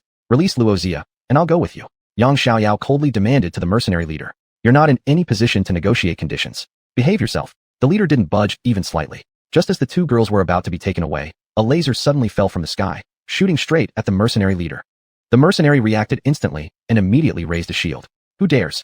Cowardly. Hiding your face. Show yourself. After blocking the attack, the leader fired a particle cannon at the shadowed area. Humph. You're not even worthy of knowing my name. A fully pink mech appeared, effortlessly dodging the attack with a casual shift in midair, and immediately rushed right in front of the leader, delivering a powerful punch to his chest. The mercenary leader was sent flying several steps back. Yang Xiaoyao and Luo Zia stared in shock. The mercenary leader was an S-ranked expert. This newcomer knocked him flying with a single punch, which meant the 2 exchanged glances, neither daring to speak their thoughts aloud. A mech warrior of the SS rank was exceedingly rare to encounter. Even within a massive clan like the Yang family, aside from the clan head, the few SS-ranked mech warriors were ancient elders who rarely appeared in public. The mercenary leader's face turned pale. Initially, he thought handling 2 B-ranked mech warriors was a waste of his effort. But now, things didn't seem to be the case. The opponent's strength clearly surpassed his own. Moreover, the attacker showed no hesitation or mercy. To survive this, his only chance was to use the 2 girls as hostages to force the enemy to stand down. Preserving his life came before fulfilling the client's orders. However, the pink mech warrior seemed to read his intentions. With a wave of her hand, 4 laser cannons sent the A-ranked mercenary soldiers surrounding Yang Xiaoyao flying, and at the same time summoned 2 protective shields over Yang Xiaoyao and Luo Zia. The pink mech warrior's attacks were somewhat restrained. Her more devastating cannons, like the Star Annihilator and Meteor Cannon, remained unused. Retreat. the mercenary leader roared. With an SS-ranked mech warrior defending them, completing the mission today was impossible. He could only order his group to retreat for now. Unfortunately for him, his subordinates could flee, but he could not, because a golden ribbon had wrapped tightly around his body. This ribbon was no ordinary piece of cloth. It was the link ability of the pink mech, called the energy-absorbing ribbon, capable of draining the core energy of any connected mech. If he couldn't break free quickly, once his core energy was completely drained, he would certainly die. The leader in green began to panic. He fired lasers and light blades at the ribbon in succession. Yet, this seemingly soft ribbon was not so easily cut. With no choice left, the green-clad leader fired an antimatter bullet at the pink mech. If the opponent raised a shield to block it, they would certainly have to sever the ribbon voluntarily. However, the pink mech didn't budge at all, enduring the attack head-on. Is this even human? The green leader lost hope entirely. His core energy had already been more than half drained, and it was only a matter of time before it was completely emptied. Just as he gave up, the ribbon on his body suddenly vanished. The link time had ended. Overjoyed, the green leader seized this golden chance to escape. If he could just create some distance, even an SS-level expert wouldn't be able to catch up with him. However, before the joy in his heart had even lasted 2 seconds, a war hammer smashed into his chest. The mech's outer shell shattered, exposing the S-ranked core beneath. No! Realizing the pink mech's next move, the leader screamed in terror. Unfortunately, the pink mech operator ignored his plea entirely, firing a particle cannon into his unprotected chest, obliterating the S-ranked core. The green leader's true form appeared. He was a middle-aged man in his early 40s, his eyes filled with panic. This was it. He had spent his entire life striving, finally earning himself an S-ranked core, only to have it destroyed like this. It was worse than being killed. Yang Xiaoyao quickly stepped forward, bowing respectfully toward the pink mech. Yang Xiaoyao of the Yang family, thank you, senior, for saving us. May I know your name? The pink mech defused, revealing the delicate face of a young woman. Yang Xiaoyao was stunned. Never had she imagined that the savior was so young. Are you Yang Junhua's sister? The woman's voice was cold. Yes, I'm Yang Xiaoyao. Xiaoyao didn't dare to speak further, unsure of the woman's intentions. Good. Take me to the Yang family's ancestral ceremony. The woman said calmly. I'm sorry, although you've saved me. The Yang family's ancestral ceremony has always forbidden outsiders from entering, so. Before Yang Xiaoyao could finish explaining, the woman interrupted impatiently. I'm your young aunt. My aunt. Yang Xiaoyao stared blankly. How had she never heard of an aunt before? Seeing her confused expression, Yang Chuling let out a cold snort. So no one in the Yang family even knows I exist. Don't question it. Just take me with you. At this moment, Xiaoyao really wanted to send a message to Yang Junhu to find out what was going on. From the woman's tone, Xiaoyao could tell that she was quite familiar with Yang Junhu. Unfortunately, Yang Chuling didn't give her time to think. She picked up the paralyzed, green-clad leader from the ground and led Xiaoyao into a waiting shuttlecraft, leaving Luo Xia behind, completely bewildered. She thought for a while and decided to go look for Yang Junhu to report everything. When Yang Ying and his wife saw Yang Xiaoyao and Yang Chuling walk through the door with the unconscious man in her hand, they were greatly shocked. Especially Yang Ying. Upon first sight of Yang Chuling, his first reaction was pure shock. You Chuling? Yang Chuling let out a cold laugh. Didn't expect your younger sister to come back, did you? No. Chuling, aren't you and your mother living in another city? Why come back suddenly? Yang Ying had a terrible feeling rising in his chest. Hee funny. Though I'd rather not admit it, I'm still a descendant of the Yang family. How could I not have the right to attend the ancestral ceremony? Du Ping, standing nearby, couldn't help but interrupt. You and your mother's names aren't even on the family registry. What are you going to participate in? Yang Chuling gave her a cold glare. Du Ping felt as if she'd been locked onto by a venomous snake. Her heart chilled, and the rest of her words stuck in her throat. For Junhua's sake, I won't hold this against you this time. But if you speak like that again, don't blame me for being merciless, sister-in-law. You go inside with Xiaoyao. Yang Ying signaled for Du Ping to leave first. Although Yang Xiaoyao really wanted to stay and watch, she was quickly pulled away by her mother. Only Yang Ying and Yang Chuling remained in the living room. Alright, tell me, what is your real purpose this time? Yang Ying sighed. In truth, he also felt sympathy for Chuling and her mother's situation. But the Yang family was a major clan. No matter what, they couldn't allow the scandal of the clan head's affair to be exposed. Very simple. First, I want my mother's name added to the family registry. Second, I will be participating in the Yang family's heir selection. That's impossible.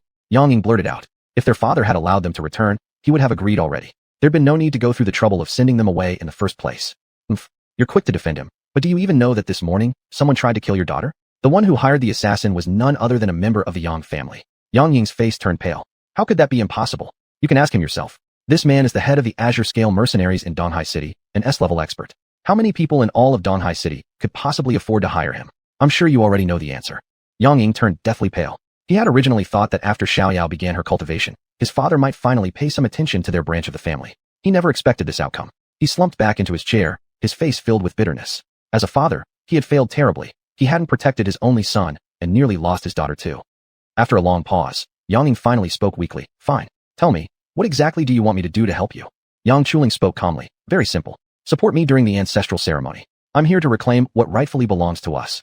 Chapter 81. an old hand is still the best. September 18th, the anniversary of the Yang family's ancestors. The ancestral ceremony wasn't held on the Feihua continent, but rather inside a small world passed down through generations of the Yang family. This small world wasn't the kind that Yang Junwu had refined, but rather an authentic subrealm, accessible only through a special portal.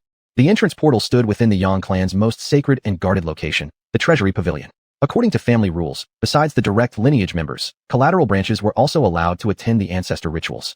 Those from collateral lines could only enter the Treasury Pavilion by accompanying a member of the direct line, and each direct line member could bring at most 5 others.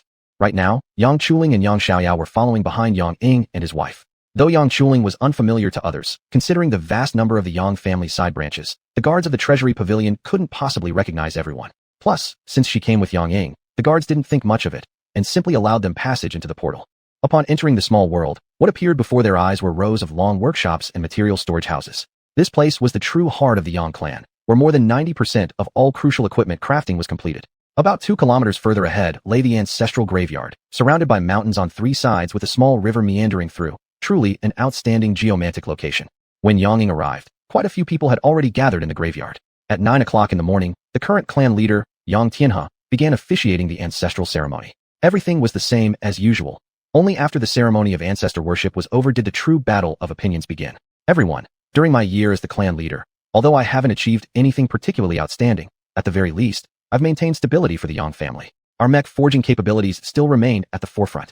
After Yang Tianhe completed his yearly report as the head, the meeting entered the open discussion phase. Yang Jingxian spoke first.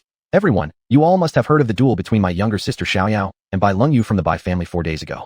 Although Xiaoyao won the fight, there were clearly some suspicions. From what I know, Xiaoyao hadn't even been able to cultivate half a month ago. She still had problems controlling a Class C mech. How did she manage to defeat an A-class mech pilot within just a few days? Additionally, the mech core Xiaoyao used was clearly not produced by our Yang family. Whether there's collusion with some heretical cult, we asked Xiaoyao to explain herself. Yang Tianhe scanned the crowd with his eyes, saying indifferently, "Those who agree that Yang Xiaoyao should give an explanation, please raise your hands." Yang Jingxian was the predestined heir to the Yang family. Regardless of whether they suspected Yang Xiaoyao or not, who would dare offend Yang Jingxian and risk their future? So most people in the crowd raised their hands. I think we don't need a detailed count. Just at a glance we can see the majority is over half. Xiaoyao, you should explain yourself. Yang Xiaoyao's expression didn't change even slightly as she slowly stepped onto the stage. I have just one sentence, nothing to say. The duel with Bai Lengyu was agreed upon by both sides, and it concerned only my personal marriage affairs, none of your business. As to why I managed to defeat an A-class mech pilot, I can only say that don't assume others are as incapable as you are. As for the origin of the mech core, I suppose the family rules don't state that every Yang family member must use cores produced by the Yang family. Direct and confrontational, pure, unadulterated defiance. Not even Yang Ying expected Yang Xiaoyao to respond with such strength. Yang Tianhe's expression immediately darkened, coldly harumphing. Xiaoyao, in front of our ancestors, do not speak recklessly. Otherwise, today I will certainly enforce the family discipline on you. Yang Xiaoyao burst into laughter. Grandfather, please tell me which family rule have I violated, that I deserve punishment by family discipline? Yang Jingxian coldly replied.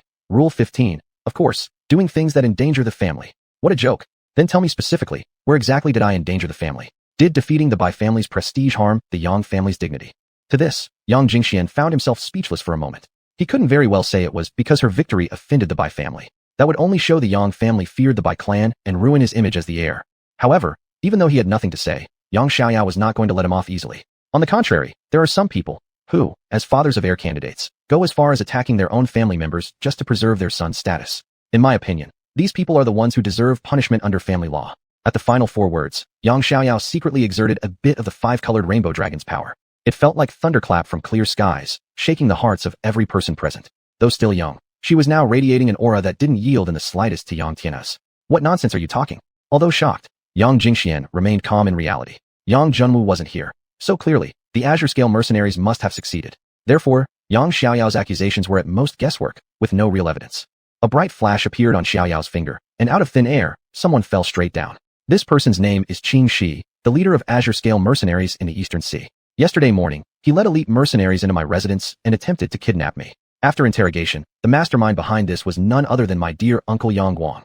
Following her pointing finger, everyone's gazes immediately shifted to Yang Guang, whose face had turned deathly pale. Yang Guang never expected that not only had the Azure scale mercenaries failed, but one of their members had survived in Yang Xiaoyao's hands. Based purely on Yang Xiaoyao's abilities, there was no way she could have captured Qing Shi, an S-rank mech pilot. Clearly, Yang Junwu had intervened behind the scenes.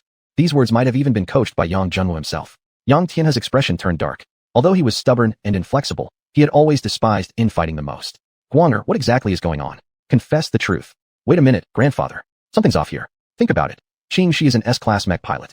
How could Yang Xiaoyao have captured him? It must be a setup orchestrated by the faction behind her, meant to frame us and throw the Yang family into chaos.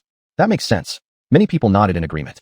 The situation immediately shifted, and now the suspicions were instead directed toward Yang Xiaoyao. Yang Ying gave a slight sigh in his heart. Yar was still too young to rival these seasoned veterans. Sure enough, Yang Xiaoyao became somewhat anxious. Everyone, the evidence is right here. If you don't believe me, interrogate him yourselves. Nonsense. This person is clearly working with you, so naturally he'd give false testimony. Yang Xiuxian immediately countered. Yang Tianhe's voice turned cold. Xiaoyao, it's not too late to turn back. Reveal the identity of the faction behind you. Who instructed you to do this? If you confess the truth, I won't press further. Yang Xiaoyao shot her father a pleading glance, hoping he would speak up in her defense. But Yang Ying simply lowered his head and said nothing. What a brilliant performance. The Yang family truly is despicable, only daring to oppress their own within the household, bullying a young woman. A cold voice rang out from the crowd, followed by a tall, graceful figure flying onto the stage and landing beside Yang Xiaoyao. Who are you, daring to break into the ancestral grounds of the Yang family? Someone seize her. Yang Jingxian roared. Crack. Before he could finish, a loud slap struck his mouth. What astonishing speed. The restless members of the Yang family froze immediately, afraid to move a muscle. You're Chuling? Yang Tianhe recognized the woman before him and blurted out. Dad, I didn't expect you'd still remember me. Yang Chuling replied coldly. This one word, Dad, shocked everyone on the scene. Could it be this woman was the family head's illegitimate daughter? Damn, this is getting juicy. So you're the expert behind Xiaoyao all along. That explains why she was protecting you. Yang Tianhe sighed deeply. This secret could no longer be hidden. Chuling, have you been doing all right all these years? Yang Chuling snorted coldly. Don't bother pretending to care. Have you visited me or my mother even once in over 10 years? Yang Tianhe sighed. Chuling, the truth isn't as you imagine. What truth? Adultery within marriage. Doing it yet not admitting it. Abandoning wife and daughter. What part of that is false? Chuling, come down. Let me explain everything to you later. No need. I will ask only one thing. Do you acknowledge me as your daughter, as part of the Yang family? This. Ha. Words sound good, yet you won't even admit the truth. Yang Chuling laughed bitterly to the sky. Shaking his head, Yang Tianhe admitted. Your blood runs with mine. I won't deny that. Great.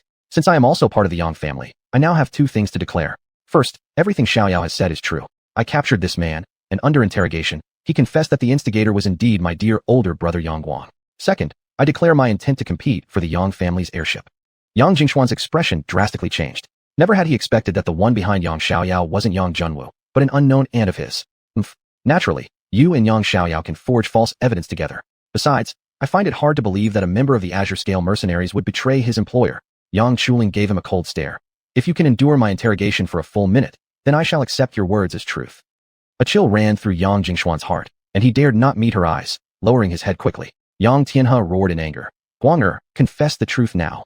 Yang Guang stepped forward dejectedly, kneeling before Yang Tianhe. Forgive my disobedience, father. I acted out of momentary foolishness and made such a mistake. I'm willing to take full responsibility. This has nothing to do with Sewer. Please do not take it out on him. Fool. With one slap, Yang Tianhe sent Yang Guang flying. Father. Yang Jingxian rushed forward to help Yang Guang up. Let him go, or I'll punish you too.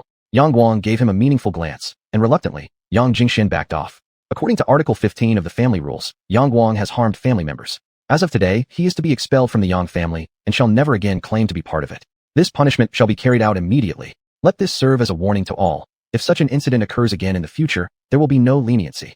After speaking, Yang Tianhe swept his gaze over Yang Chuling and Yang Xiaoyao a few times. The warning in his eyes was obvious. Yang Chuling shrugged lightly. This was just the beginning, merely a small revenge for Yang Junwu. Father truly upholds the rules without leniency. Daughter deeply admires you. Next, I will challenge him. Yang Chuling pointed straight at Yang Jingxian. Nonsense. Since when has there ever been a precedent in the Yang family for a woman to become head of the household? Yang Tianhe was growing angry. Expelling Yang Guang was unavoidable. Otherwise, everyone would think he, as the family head, was shielding his own. But for Yang Chuling to now declare herself as a candidate for heir, that was absolutely unacceptable. If this were to spread outside, he would completely disgrace the reputation of the Yang ancestors. Chapter 82. Ancestral Ritual Turmoil. What? Are you afraid? You're all grown men, yet you're scared of just one woman. Yang Chuling sneered. Yang Xiaoyao suddenly spoke up. I've read all the clan rules. There is not one that says a woman can't become the clan leader. I support Auntie's candidacy. Nonsense. Yang Tianhe roared. This is the ancestral altar. This is not a place for your power struggle. We will discuss this later. Everyone, leave now. Ritual duels during the ancestor worship ceremony have always been the Yang clan's traditional method of selecting successors. Can you really cancel it with just one word? Yang Chuling ignored him completely. Right now I am the clan leader. I have the authority to revise the clan rules. Wrong. The clan leader only has the right to propose revisions. Actual revisions require a majority vote from the entire clan. Therefore, your revision is invalid.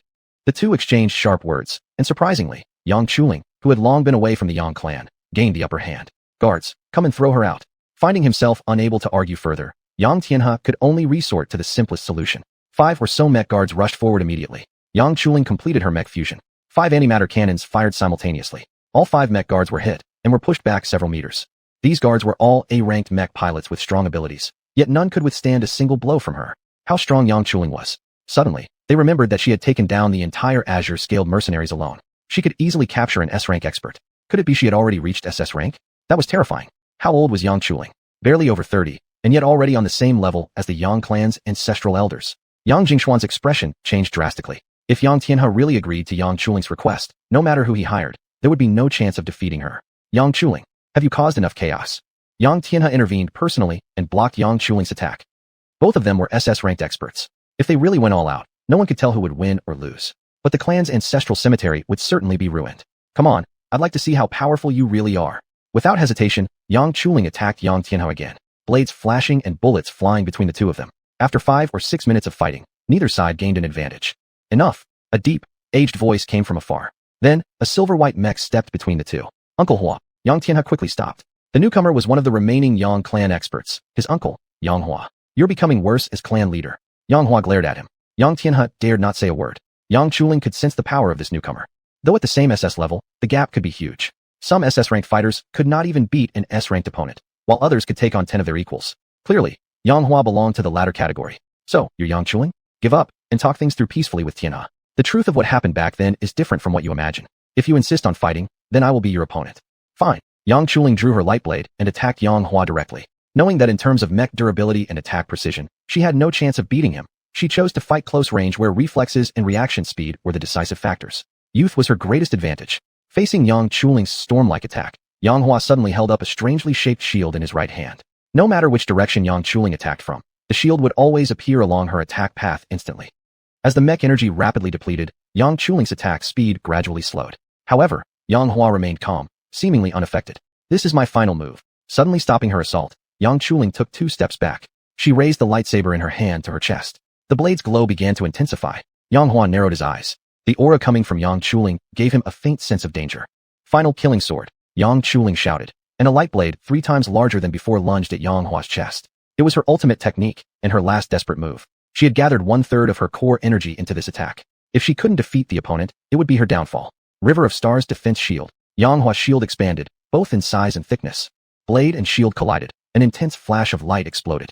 Everyone present, except for Yang Tianhe, was momentarily blinded by the brightness. When the light faded and their vision returned, Yang Chuling and Xuanhuan stood face to face, both having disengaged from their mechs. Who had won? Xuanhuan sighed. The Yang clan is truly fortunate to have such a talented descendant. Yang Chuling coldly replied. Didn't expect the Yang clan still had experts like you. Enough, everyone leave. Chuling, Tianhe, and Xiaoyao stay behind. Old Master Xuanhuan waved his hand, signaling the ancestral ceremony to disperse. Although everyone wanted to stay and watch the drama unfold, the old ancestor had spoken. They had no choice but to leave. Soon, only 4 people remained in the cemetery. Yang Tianhe looked at Yang Chuling with a slight shake of his head. Chuling, your mother must have told you that I abandoned you and her, right? Yang Chuling sneered. Isn't that exactly what happened? True, it was I who made you leave Donghua City back then, but it wasn't to drive you two away, it was to save you. Save me? You actually had the nerve to say that. Back then, it wasn't I who pursued your mother, but she who secretly slipped drugs into the food at a banquet, deliberately seducing me and getting pregnant to blackmail me into helping her. My uncle demanded I kill you both to cut off future troubles, but you were still my own flesh and blood. How could I bring myself to do it? So I gave you some money and asked you to stay away from Donghua City. No way, that's absolutely impossible. You're making this up to deceive me, right? Upon hearing this, Yang Chuling felt as if struck by lightning. All these years, what had kept her striving to survive and training relentlessly? It was solely for the day she could take revenge on the Yang clan, especially on her real father, Yang Tianhe. Yet now, he dared tell her that it had been to protect her that he made them leave, and that her mother was the one who had deceived her? Yang Chuling couldn't accept it. Xuanhuan said calmly. Under these circumstances, there's no benefit for Tianhe to lie. I can vouch for the truth of this. No, absolutely not. If all this is true, then what am I?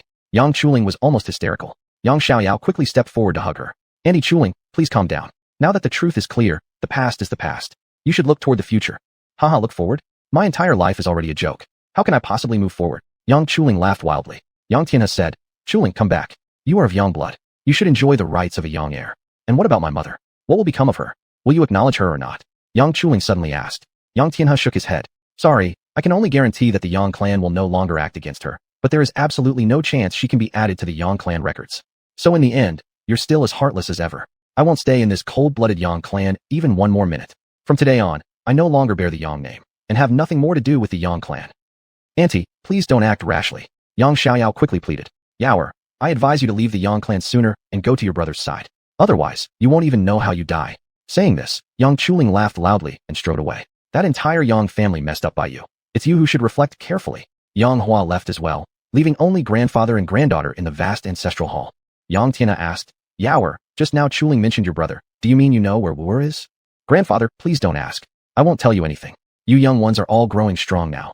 Are you no longer respecting me as the head of the family? Yang Tianhe exploded in rage. Yang Xiaoyao spoke softly. Grandfather, perhaps everything you've done has been for the family, but appointing Yang Xiuxian as heir might not be the best choice. With that, Yang Xiaoyao quickly left the ancestral world. Looking at the now empty space, Yang Tianhe seemed to age several years in an instant. Was it really I who made the mistake?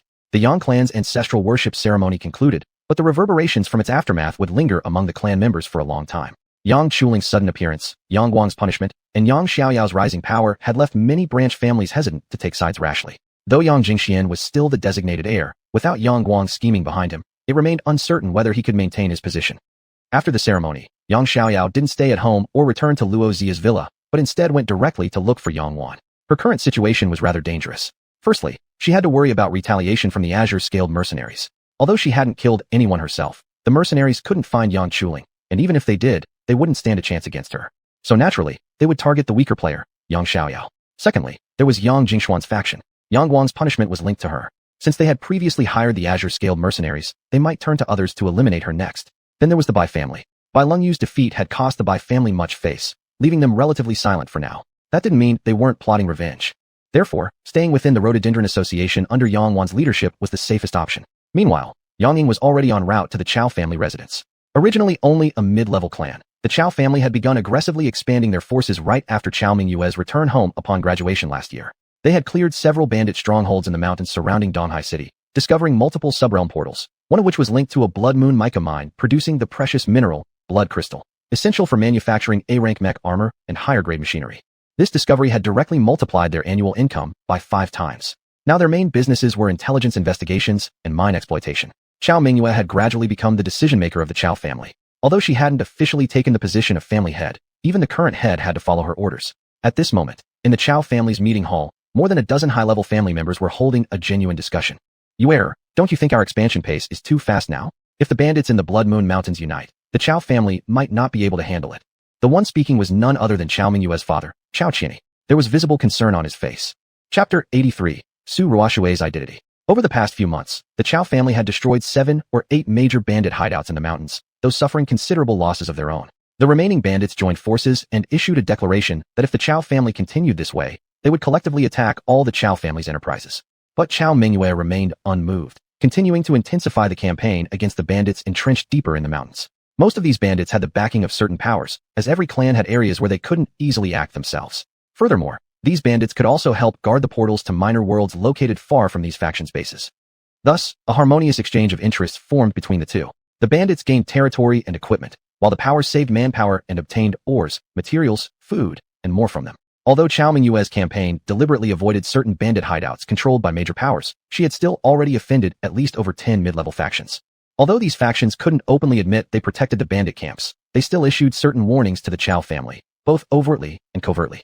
I agree with Chinny's opinion. We all understand your desire to expand the family, Mingyue. However, given the Chao family's current strength, even if we conquer the territories, we wouldn't be able to defend so many locations. The speaker was Chao Mingyue's uncle, also the current head of the Chao family, xiuxian. Chao Mingyue stood up and coldly swept her gaze around the room. I've already made myself clear. A great catastrophe is coming. If the Chao family cannot grow quickly, we will end up as helpless as meat on a chopping block. But Mingyue, you won't tell us exactly what this disaster is. How can others believe you without that? I cannot speak of it. Otherwise, the Chao family will face immediate destruction. The atmosphere in the room suddenly froze. Just then, a household guard entered to report. Miss you, there is someone at the door who claims to be the Weizhong looking for you. Chao Mingyue's eyelids fluttered sharply. So he had finally come. Everyone, you proceed with your preparations. The original plan remains unchanged. I must go welcome an important guest. Xiao Mingyue left the meeting hall, leaving behind a group of elders with darkened expressions. Bang! Xiuxian angrily slammed his hand onto the armrest. Mingyue grows more reckless by the day. Does she even regard me as the head of the family anymore? Exactly. She uses her strength to act as she pleases in the family. Chinny, don't you have anything to say about it? Another elder added. Xiao Qianyi snorted coldly. When she was here, you didn't dare to say a word. Now that she's gone, what use is it talking to me?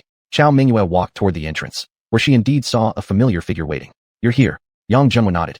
I am. As agreed, tell me the truth about that incident years ago. Shall we step inside? No, here is fine. Tell me who exactly was the one that crippled me back then. I can tell you, but I have a condition. Yang Junhua said coolly.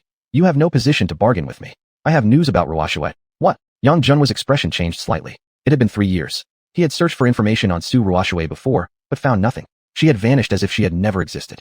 He had already refused the xiuxian marriage proposal 3 times while waiting for her. There was an unspoken tradition within the Tianhe alliance. Every generation's ruler must marry a princess sent by the Nianhua kingdom. The reason was simple. Since the Tianhe alliance's headquarters were within Fei kingdom, this act served to balance the power influence of the 2 countries within the alliance. Before xiuxian left, she handed Yang Junhua a marriage contract, urging him to wed the princess from Nianhua kingdom as soon as possible, after which he could officially ascend as the ruler of the Tianhe alliance. Yang Junhua evaded the matter with various excuses. Helpless, xiuxian decided before her departure to have the Nianhua princess sent to the Tianhe alliance to complete the wedding. When Yang Junhua received the news, he left the Tianhe alliance overnight, returning to Donghai City. Coincidentally, he saved Yang Xiaoyao, which led to the subsequent events. Now, hearing Su Ruoshue's name from Xiao Mingyue's mouth, his thoughts of revenge were instantly pushed aside. Go on, what condition? If Ruoshue refuses to marry you, I want to resume our engagement. Yang Junhua was taken aback, then his lips curled into a faint sneer. You want to marry me? Precisely. We were meant to be husband and wife originally.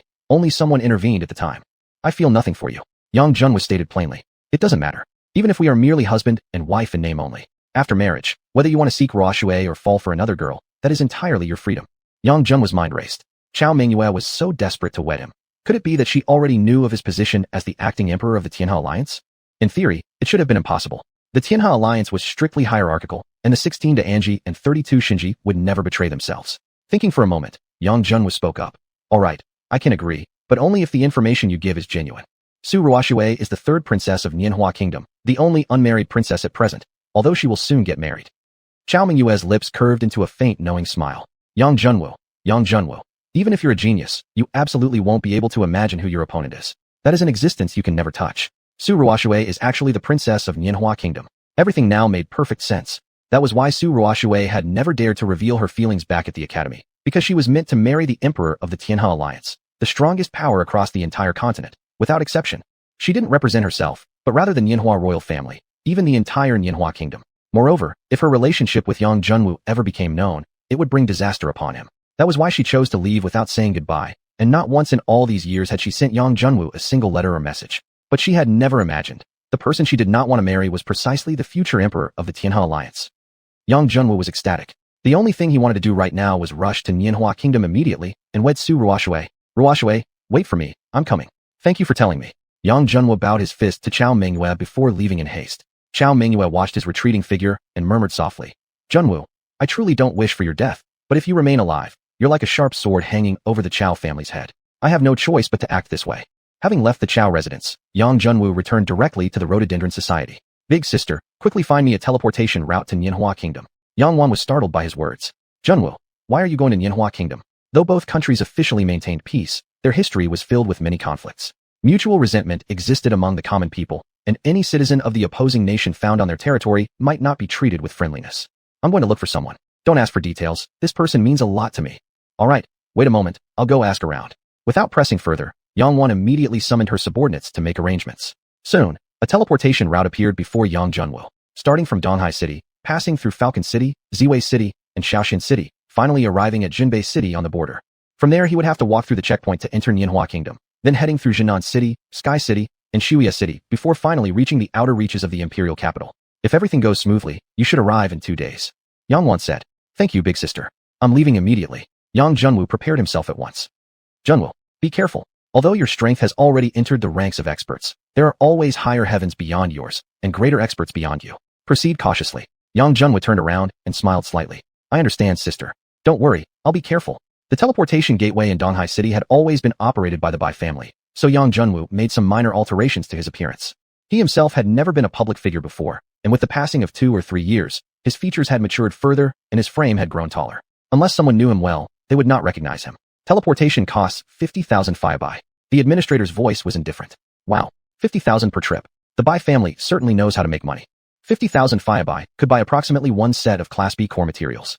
Even with 100 users per day, that would almost be enough to gather all the materials needed for a full Class B mech. Of course, money wasn't everything. You might not be able to purchase all mech materials, especially some of the rarer core components. Additionally, you'd also require a specialized blacksmith to forge the key parts. I don't have Bai. How about a piece of Chongjing stone instead? Yang Junwu took out a stone from his ring. Chongjing stone could be refined to produce Chongjing, a key material in crafting Class B cores. You're a mech craftsman? That's right. Or is acceptable, but we require double the amount. Yang Junwu's face darkened. So ruthless, you might as well rob. He had plenty of materials, but he wasn't the type to be easily exploited. Tossing the Chongjing stone to the other man, Yang Junwu strode straight toward the teleportation formation. Bold move. You dare to disregard the Bai family entirely. Guards, seize him immediately. The administrator grew furious, and immediately guards rushed over toward Yang Junwu. Wong. Before their fingers could even touch Yang Junwu's robe, a powerful and strange aura erupted from his body, sending over a dozen guards flying. When they activated their mech fusions and approached again, Yang Junwu had already vanished into the teleportation formation. Cold sweat rolled down the administrator's forehead. Someone who could send so many guards flying through sheer physical power alone. What kind of power did he possess? Fortunately, that person didn't truly hold a grudge against him. Otherwise, even if the Bai family would probably dare not take any action against someone who could kill him. After several teleportations, Yang Junwu finally arrived at Jinbei City, the border fortress of Fei Kingdom in the north. Unlike the peaceful atmosphere of other cities, the moment Yang Junwu stepped out of the teleportation formation, he immediately felt an oppressive, murderous aura all around him. Hello, please register your identity information and state the purpose of your visit to Jinbei City. The soldiers guarding the teleportation formation spoke politely to Yang Junwu. But it was obvious that if Yang Junwu showed any sign of misconduct, they would not hesitate to take action. Chapter 84, The Return of Anming. Please take me to meet your city lord, Yang Junwu said, pulling out a badge from his robe. City lord doesn't meet just anyone.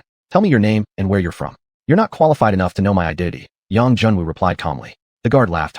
This is the front line. No matter who you are, even if you're a royal relative, you must reveal your true identity. Just deliver this badge to the city lord.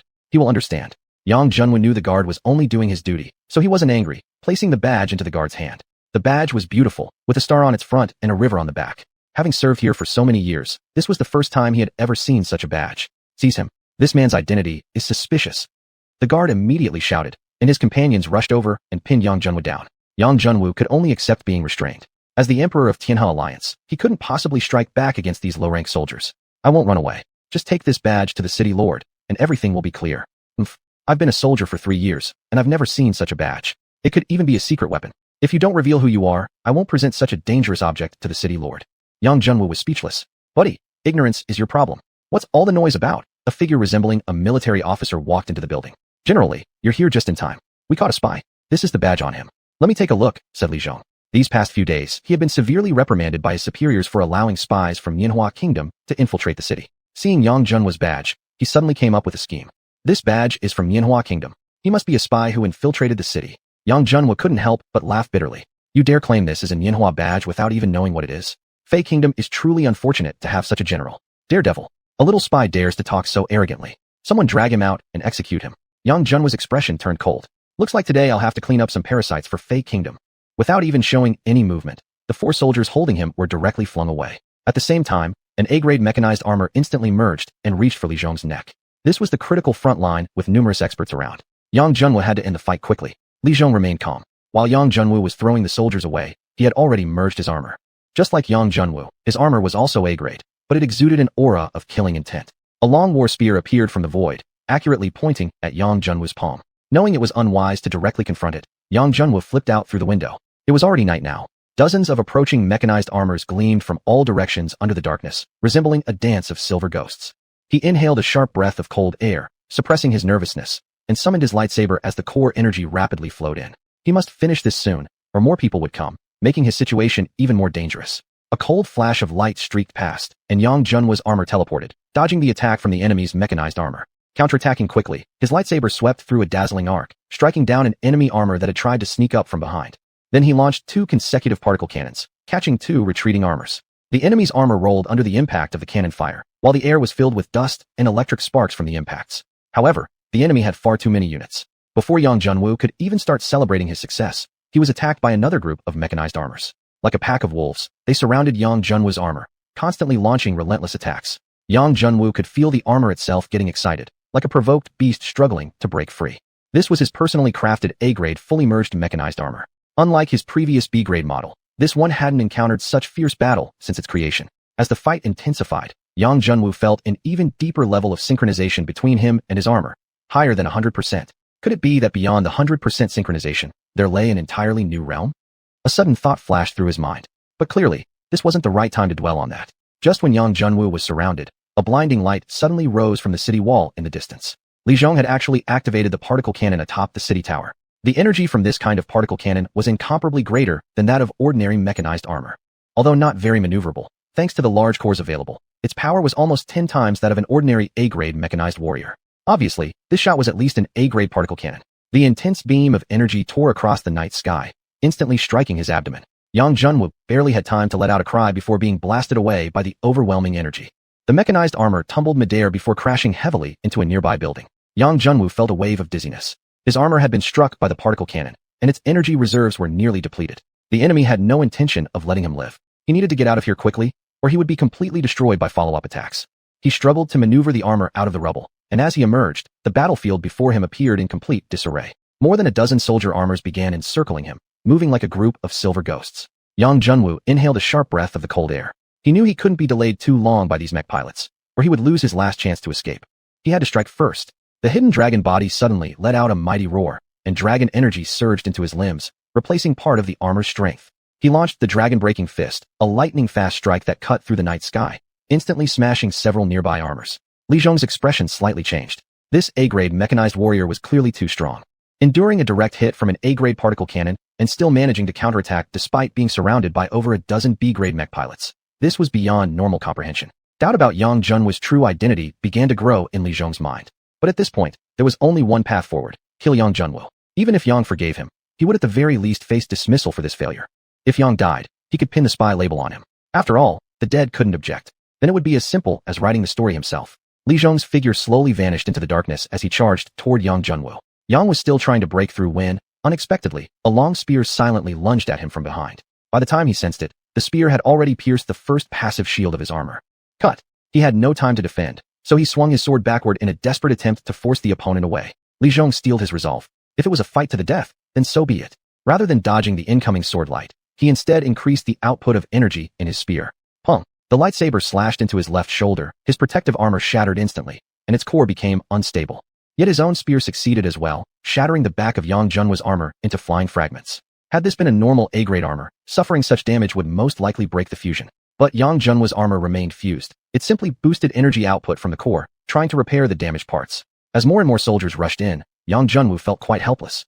From the start until now, he hadn't taken any lives, because those soldiers were merely following orders. But if this continued, his own life would be in serious danger. Then he wouldn't be able to hold back anymore. He still had several Mecha LINK lottery tickets in hand. As long as he drew one golden ticket, he could escape this situation. Just then, a strange gray mist suddenly spread across the square, and the dozens of pursuing mechanized warriors strangely broke their fusions at once. This is dark boundary energy. Yang Junwu immediately recognized what the gray mist was. Dark boundary energy, the strange power used by Anming to seal armor fusion. This was Zhengbei City. How could such a powerful dark boundary energy appear here? From the darkness, a cold female hand suddenly grabbed him, pulling him swiftly away from the square. Gradually, the gray mist vanished from the square, returning it to normal. The only difference was, Yang Junwu, who had been at its center, was now gone. Li Zhong felt a sudden sense of dread. That person might actually be a master sent by Nianhua Kingdom. He had never seen anything so strange before, mechanized armor fusions forcibly disrupted like that. If Nianhua already possessed such technology, Zhengbei City might be in serious danger. Without delay, Li Zhong rushed toward the city lord's mansion. Upon hearing the report, City Lord Yang Qianma's face changed dramatically. Generally, are you saying that the enemy used some strange gray mist, and once you and your soldiers were affected, your mechanized fusions were forcibly broken? That's exactly what happened. It was truly bizarre. I've never encountered anything like this. If this is indeed some new technology developed by Nianhua, I believe we must report this to the capital, Li Zhong said, still visibly shaken. Fortunately, the enemy had shown no intent to kill. Otherwise, at that moment, he and his 50 or 60 men would have all been dead. You may withdraw now. I will handle the report on this matter. Yang Qianma waved his hand, signaling for Li Zhong to leave. Li Zhong didn't know that as the commander of this fortress, the city lord was already familiar with Anming. That strange mist combined with fusion disruption was exactly Anming's signature move. If Aming had made a deal with Nianhua, then not only Zhengbei City, but perhaps even the entire Fei Kingdom would be in grave danger. He couldn't handle this matter alone. He could only request the 5 great academies to intervene. Li Zhong hesitated at the door, lingering there. Yang Qianma noticed his unusual expression and immediately barked coldly. General Li, are you hiding something from me? Sweat poured from Li Zhong's forehead as he quickly knelt down and explained. Your Excellency, this person arrived through a teleportation array from the continent's interior. At that time, my subordinates found his behavior suspicious and asked him to reveal his identity. Unexpectedly, instead of cooperating, he actually attacked the soldiers recording the incident. This person possesses extraordinary strength. To prevent casualties, I used the city defense cannon to fire a shot at him. After he was hit, that gray mist appeared. This token was also dropped by him. What token? Present it here. Li Zhong handed the token given by Yang Junwu to Yang Qianma. As Yang Qianma took it and examined it, he was immediately shocked. Where is the person who holds this token? Li Zhong didn't know why the city lord suddenly appeared so excited. He quietly replied, I don't know either. Once the gray mist appeared, that person simply vanished. Yang Qianma glared fiercely at him. You idiot. You've caused a huge disaster. Chapter 85. The True Identity of the Dark Prince. Who exactly are you, and why have you helped me repeatedly? Yang Junwu stared at the woman before him, her face veiled in black gauze. He knew this person too well. She was the Dark Prince who had saved him 2 years ago at Tianquang Academy. You don't need to know who I am. The woman replied softly, turning her face aside. Do we know each other? Yang Junwu always felt her presence was familiar, but he couldn't quite place it.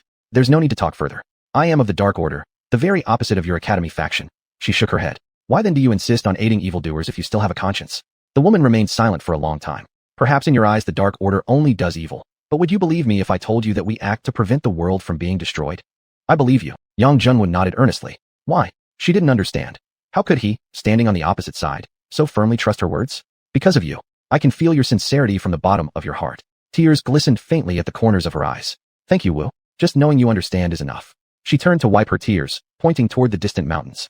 You are heading to Lianhua Kingdom to find Su Ruoshui, aren't you? From here onward is the border of Lianhua. Most of the Dark Order's forces are in Fei Kingdom. I can't help you there. You must be careful. Yang Junwu was shocked. She even knew about his search for Su Ruoshui. A vague image formed in his mind. Are you Ying? The woman's whole body trembled. Slowly, she pulled off her veil, revealing a delicate, beautiful face. It was indeed Tang Ying. So many years had passed without meeting. That little girl had grown into a young woman. Perhaps it was due to her cultivation of dark powers, but her complexion didn't seem very healthy. Ying, it really is you. How could you end up joining the Dark Order? Yang Junwu asked in puzzlement. Tang Ying clenched her teeth and shook her head. You better not investigate this matter further. Hurry and leave. Those from Zhengbei City will soon come searching here. Yang Junwu glanced at the city wall behind him. Indeed, the top of Zhengbei lit up with torchlight as a large group of mechanists started leaving the city. There was no more time to waste. Ying, take care of yourself. Wait for me, and when I come back, we will talk things through properly. All right, don't worry. I can take care of myself. After parting with Tang Ying, Yang Junwu quickly disappeared into the mountains. After 2 days, he finally entered the territory of Lianhua Kingdom. Learning from the last incident in Zhengbei City, Yang Junwu deliberately bypassed Jinan City this time, finding a way through the poorly guarded areas straight into the inner cities. At Yunxiang City, merchants selling maps informed him that lately the imperial capital had gone into an unexplained lockdown. Entry and exit required thorough inspection, and all teleportation arrays leading to the capital were temporarily suspended. To get to the capital, he could only fly in by transport shuttle. Helplessly, Yang Junwu paid 2 Class B crystals for the shuttle fare to the capital city. Fortunately, the shuttle wasn't slow. It took less than 10 hours before it reached the station south of the capital. Yang Junwu wasted no time and headed directly toward the city gate. Halt! Who are you and why do you wish to enter? I am a teacher from Tianquang Academy. I have urgent business with the monarch. Here is my token. This time Yang Junwu had been smart. He fabricated a new identity outright. After all, few would recognize the emblem of the Star River Alliance. The guard at the gate looked suspiciously at the token in his hand. As one of the most respected academies in Lianhua Kingdom, Tianquang Academy commanded great prestige in the hearts of the common people. Thus, the soldier dared not be careless. He took the token and rushed inside to report. At that moment inside the palace, Emperor Su Kong was anxiously pacing the hall like a cat on a hot tin roof, while ministers lined the sides of the throne, too afraid to speak. General Liu, have you received any news from Shu'er yet? Your Majesty, the city guard has searched every corner of the capital and found no trace of the princess. I suspect she has already left the palace grounds. What have all of you been doing all this time? A grown person just vanishes without a trace. Your Majesty, Her Highness is a formidable warrior. If she deliberately wished to leave, we would be powerless to stop her, General Liu hurriedly explained. Instead of arguing here, why haven't you gone to search harder? Su Kong snapped. Yes, sir, Liu replied before quickly leaving. Report. A palace guard entered from outside. Your Majesty, a young man is waiting at the southern gate, holding a token requesting an audience. He says he has urgent matters to discuss with you. Bring it here. The guard handed over the token. This is the insignia of the Star River Alliance envoy. Su Kang's heart gave a lurch. Oh no, It must be related to the alliance negotiations concerning Princess's marriage. But now Ruoshui wasn't even in the palace. What was he supposed to do now? Where is he now? Still waiting outside the southern gate. Quickly, bring him to my study. I will meet him alone. Su Kong sighed helplessly. He could only try to find a way to pacify the other party for now. Soon, Yang Junwu arrived at the imperial study, escorted by palace guards. Looking at the man before him who bore a slight resemblance to Su Ruoshui, Yang Junwu immediately deduced that this must be Ruoshui's father, the monarch of Lianhua Kingdom. Honored monarch, allow me to pay my respects. Who are you? Su Kong was greatly shocked. Could this person actually be the heir to the Star River Alliance, as Qi Tianhe had previously mentioned? Yang Junwu stepped forward and showed the ring on his finger to the other man. The ring was the sole symbol of the emperor's authority. Su Kong was now certain. This was indeed his future son-in-law and the emperor of the Star River Alliance. He clasped his hands together and bowed respectfully. I dare not. It's my honor that the emperor has graced my humble nation. I failed to welcome you properly in person. Please forgive my rudeness. Yang Junwu chuckled. We'll soon be family, so please don't be so formal. By the way, where is Ruoshui?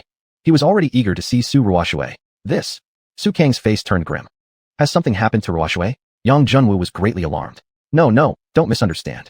Sigh. I'll just tell you the truth. Ruoshui ran away from home. What? Yang Junwu looked bewildered. Are you kidding me? The palace is heavily guarded. How could a grown person so easily run away? Sigh. Perhaps she just felt too bored at home and wanted to go out for a walk. But don't worry. I've already sent people to look for her. We should hear news soon. Why don't the emperor stay in the palace for now? I will notify you immediately once I have any news on Ruoshui. Su Kong certainly couldn't reveal that Ruoshui had refused to marry the emperor of the Star River Alliance because she had fallen for another man. The best solution was to keep Yang Junwu in the palace while intensifying the search. Yang Junwu nearly choked. He could roughly guess that Ruoshui had run away precisely because she didn't want to marry him, the emperor. And the very purpose of her running away was to find him. If only he had revealed his identity to Ruoshui earlier, none of this misunderstanding would have occurred. Thus, as fate would have it, at this very moment, Su Ruoshui had already crossed the border of the two countries undetected by a mercenary squad and entered the territory of Fei Kingdom. After parting with the mercenary group, she began to inquire about the Yang family's whereabouts everywhere. It didn't take long before she found a lead. After all, the 10 great clans were very well known in Fei Kingdom. Even those unfamiliar with them generally knew which city each family resided in. Are you talking about the Yang family, one of the 10 great clans? I know them. They're in Donghua City. From here, it takes a day's travel by transport shuttle. If you want to take a teleportation gate, you'll need to go into the city center. In the end, Su Ruoshui chose the transport shuttle. Once her father discovered she was gone, he might issue orders to Fei Kingdom to tighten inspections for her. Using the official teleportation gates was too risky. Although the transport shuttle would take longer, at least it was anonymous and would leave no traceable information. One day passed, and she finally arrived in Donghua City. After entering the city, Su Ruoshui suddenly felt hesitant. What if she rushed to see him, only to find that he no longer loved her? Hey gorgeous, are you from out of town? I've never seen you around here before. As she was lost in thought, a group of rough-looking youths surrounded her. What do you want? Su Ruoshui's voice turned cold. She always acted this way, except when she was with Yang Junwu. Ooh, looks like we got ourselves an ice queen. You know who we are, one of them sneered. Your identities have nothing to do with me. Step aside, or don't blame me for being rude. Su Ruoshui replied frostily. Haha, this one's got guts. Talking big right in front of young Master Bai Shanjing. Come on, drag her away. The leader laughed arrogantly. Bai Tianjing had ruled Donghua City for years, thanks to his sharp instincts. The girl had entered the city looking dazed and confused, clearly not a local. And no family member had come to greet her upon arrival, so she was most likely just passing through. Moreover, she showed no signs of being a powerful cultivator. Her young age further reinforced Bai Tianjing's conclusion. This was a ripe target, perfect for robbery or worse. No need. I'll go with you. Su Ruoshui raised her hand, stopping the men from advancing. Though she wasn't afraid of them, she didn't want to cause a public scene in the middle of the street. Soon, Su Ruoshui was led into a secluded house. The more Bai Tianjing looked at her, the more restless he became. With a lecherous grin, he said, Girl, if you behave nicely, we can treat you well. Under my protection, no one will dare harm you in Donghua City. Bang! Before he could finish, a steel-hard fist slammed into his nose. Blood spurted from Bai Tianjing's face, and several teeth flew out. Bitch! You're asking to die, striking me. Everyone, break her limbs, and see how bold she is then. Bai Tianjing roared in fury. With that, he instantly activated his B-rank mechanized armor. The rest of his men, some ranked B and some C, immediately activated their mechanized armor fusion. Yet Su Ruoshui seemed not to notice them at all. She darted forward and landed another powerful punch. Bai Tianjing hadn't even completed his fusion when the punch struck his abdomen. The intense pain instantly disrupted the process. But Su Ruoshui didn't stop there. She quickly raised her knee and smashed it directly into his sensitive area. A loud crack echoed, as if something had shattered. Bai Tianjing's eyes widened, his face turned pale, and he opened his mouth but couldn't utter a word. You'd better take him to the hospital right now, Su Ruoshui sneered coldly. There might still be hope. But if you waste any time, don't blame me for any irreversible consequences. Cold sweat poured from his men's brows. She's too ruthless. This time, our big brother really ran into someone worse than him. Chapter 86, 2 by xiuxians. After dealing with the people from the Diyuan capital, Su Ruoshui thought for a moment and still decided to go find Yang Junwoo to get some answers. She firmly believed that Yang Junwoo loved her just as she loved him. After asking for the location of the Yang residence, Su Ruoxue made her way toward the Yang household. Suddenly, a child ran out from a small path to her right, about 3 or 4 years old, stumbling and falling to the ground. Su Ruoxue quickly stepped forward to help him up. "Little one, where are your parents? Why are you running around alone on the road?" The little boy excitedly pointed toward an alley across the street, his face filled with anxiety. "There are bad guys. Save Mom." "You mean your mom is being held by bad people, and you want me to rescue her?" The boy nodded vigorously. "All right." Su Ruoxue carried the boy on her back and walked toward the alley. Sure enough, at a secluded alley, a blue mech was surrounded by 5 or 6 gray mechs. "Bai Xuexian, you have no way to escape today. Didn't expect that, did you? The Bai family doesn't even recognize you anymore." A gray mech spoke up. "Bai Xuexian? That's impossible. Bai Xuexian should be at least an A-level mech warrior. How could she be surrounded by these B-level mech warriors?" The blue mech spoke. "I haven't provoked you. Why are you determined to destroy me?" "Sorry, we don't want to either, but unfortunately you know too much, so you must die." From the voice, it didn't seem like the Bai Xuexian she knew. Su Ruoxue thought it must be a case of the same name. But since she had come across this incident, she couldn't just ignore it. She stepped forward and said, "Everyone, with so many of you bullying one woman, don't you think it's going too far? Who are you? Miss, I warn you, it's better not to meddle, or you might bring disaster upon yourself." Su Ruoxue replied coldly, "Let her go." A voice came from the blue mech surrounded in the middle. "Miss, you don't need to involve yourself. Please find a man named Yang Junwoo and hand this child to him. Ask him to protect the child." Yang Junwoo. This woman in front of her had a connection to Yang Junwoo. Su Ruoxue's expression subtly changed, without showing any noticeable movement, for B-level mech warriors surrounding the blue mech were instantly thrown back. The blue mech was filled with shock. Su Ruoxue hadn't even activated a mech. She had used pure physical strength, using only her body to strike against B-level mechs. Though it was a surprise attack and the opponents were unprepared, it still showed that Su Ruoxue's power was far beyond A level, reaching S level or even SS level. The leader was alarmed. Facing an opponent with such strength, he dared not act rashly. "Miss, please leave your name so we may know who the expert is." "Get lost." Su Ruoxue ignored him lazily. "Let's go." The leader mech warrior was quite smart. Instead of confronting Su Ruoxue directly, he chose to leave with his group. The blue mech deactivated and revealed the true identity of the person inside. It was a very young woman, about the same age as Su Ruoxue. As soon as she saw Su Ruoxue, she immediately started to kneel down in gratitude. "There's no need for such courtesy. This place is dangerous. Let's leave first." Su Ruoxue took her to a hotel. "Thank you. If not for you helping me just now, my life and Tiany's would have been in danger. It doesn't matter much for me, but Ear is still so young." The woman thanked her again.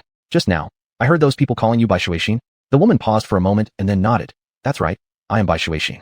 May I know your name, miss?" Su Ruoxue. "Miss Su, have you heard my name somewhere before?" Bai Xuexian was very sensitive to the other's micro-expressions. When Su Ruoxue asked her name just now, there had clearly been a sign of surprise. Su Ruoxue smiled. "That's correct. Your observation skills are indeed sharp. I do have a classmate also named Bai Xuexian about your age." "I see. But I have never met you before, so I suppose it's just a coincidence of the same name." Su Ruoxue nodded. After a brief hesitation, she still asked, "By the way, you mentioned just now that you wanted me to find a man named Yang Junwoo. May I ask, is the Yang Junwoo you referred to the same person from the Yang family, one of the 10 great families in Donghua City?" Bai Xuexian paused for a moment. Miss Su actually knows Yang Junwoo. She had spoken his name just now out of desperation. But in theory, aside from a few people, not many should know that Yang Junwoo was still alive. If the Yang Junwoo you are referring to is the one expelled from the Yang family, then that's him. Su Ruoxue honestly replied. "Oh." Bai Xuexian didn't seem as happy as expected. As for Yang Junwoo, there was a unique emotion inside her heart. Yes, back then Yang Junwoo, under the influence of a drug, had violated her. Because of that night, she had become pregnant. At the same time, the Bai family had expelled her for shaming the family's reputation and cast her out from the Bai clan. She clearly knew in her heart that she had been framed by the Bai family, for she was the daughter born from an illicit relationship between the family head and a female shop clerk. She had never been wanted by the Bai family. Although Yang Junwoo had also been a victim, ultimately he was the one who had violated her. In her heart, resentment outweighed sympathy for him. So for many years, she had raised her son alone, never considering going to find him. "That Bai girl, may I ask whether you know where Yang Junwoo is now?" Su Ruoxue asked. "I'm not very sure, but you could go find Yang Junwoo's younger sister xiaoxian. She might have news of him." "Thank you, Bai girl. Come with me. It's too dangerous for you to raise your child alone." Bai Xuexian shook her head. "Don't worry. I've already sent a message to my good friend. She'll come to pick me up soon." Seeing that Bai Xuexian was unwilling to travel together, Su Ruoxue didn't insist. As for the matter between her and Yang Junwoo, once she found Yang Junwoo, everything would be clarified. Su Ruoxue turned to leave. Just as she opened the door, she saw a woman standing outside, about to knock. Bai Xuexian, Ruoxue Jia. The two women were greatly surprised at seeing each other. "Do you two know each other?" Bai Xuexian stepped forward. Su Ruoxue felt confused. "The friend you mentioned, is it her? You two both go by the name Bai Xuexian." The Bai Xuexian outside the door lowered her head, hesitated, and dared not speak. "Oh, So the one using my identity is you outside? Bai Xuanxin immediately understood. Oh well, I'll just say it outright. Meng Xiaojiao walked in, then closed the door behind her. That's right, I used your name to enroll in Divine Weapon Academy. Back then it was only because I was a bandit, afraid of failing the background check. So I borrowed your identity as a Bai family lady. I just didn't expect to run into that man you mentioned at the academy. So I decided to approach him and see what kind of person he really was. Su Ruoxue immediately realized, the person you're referring to, is it Yang Junwu?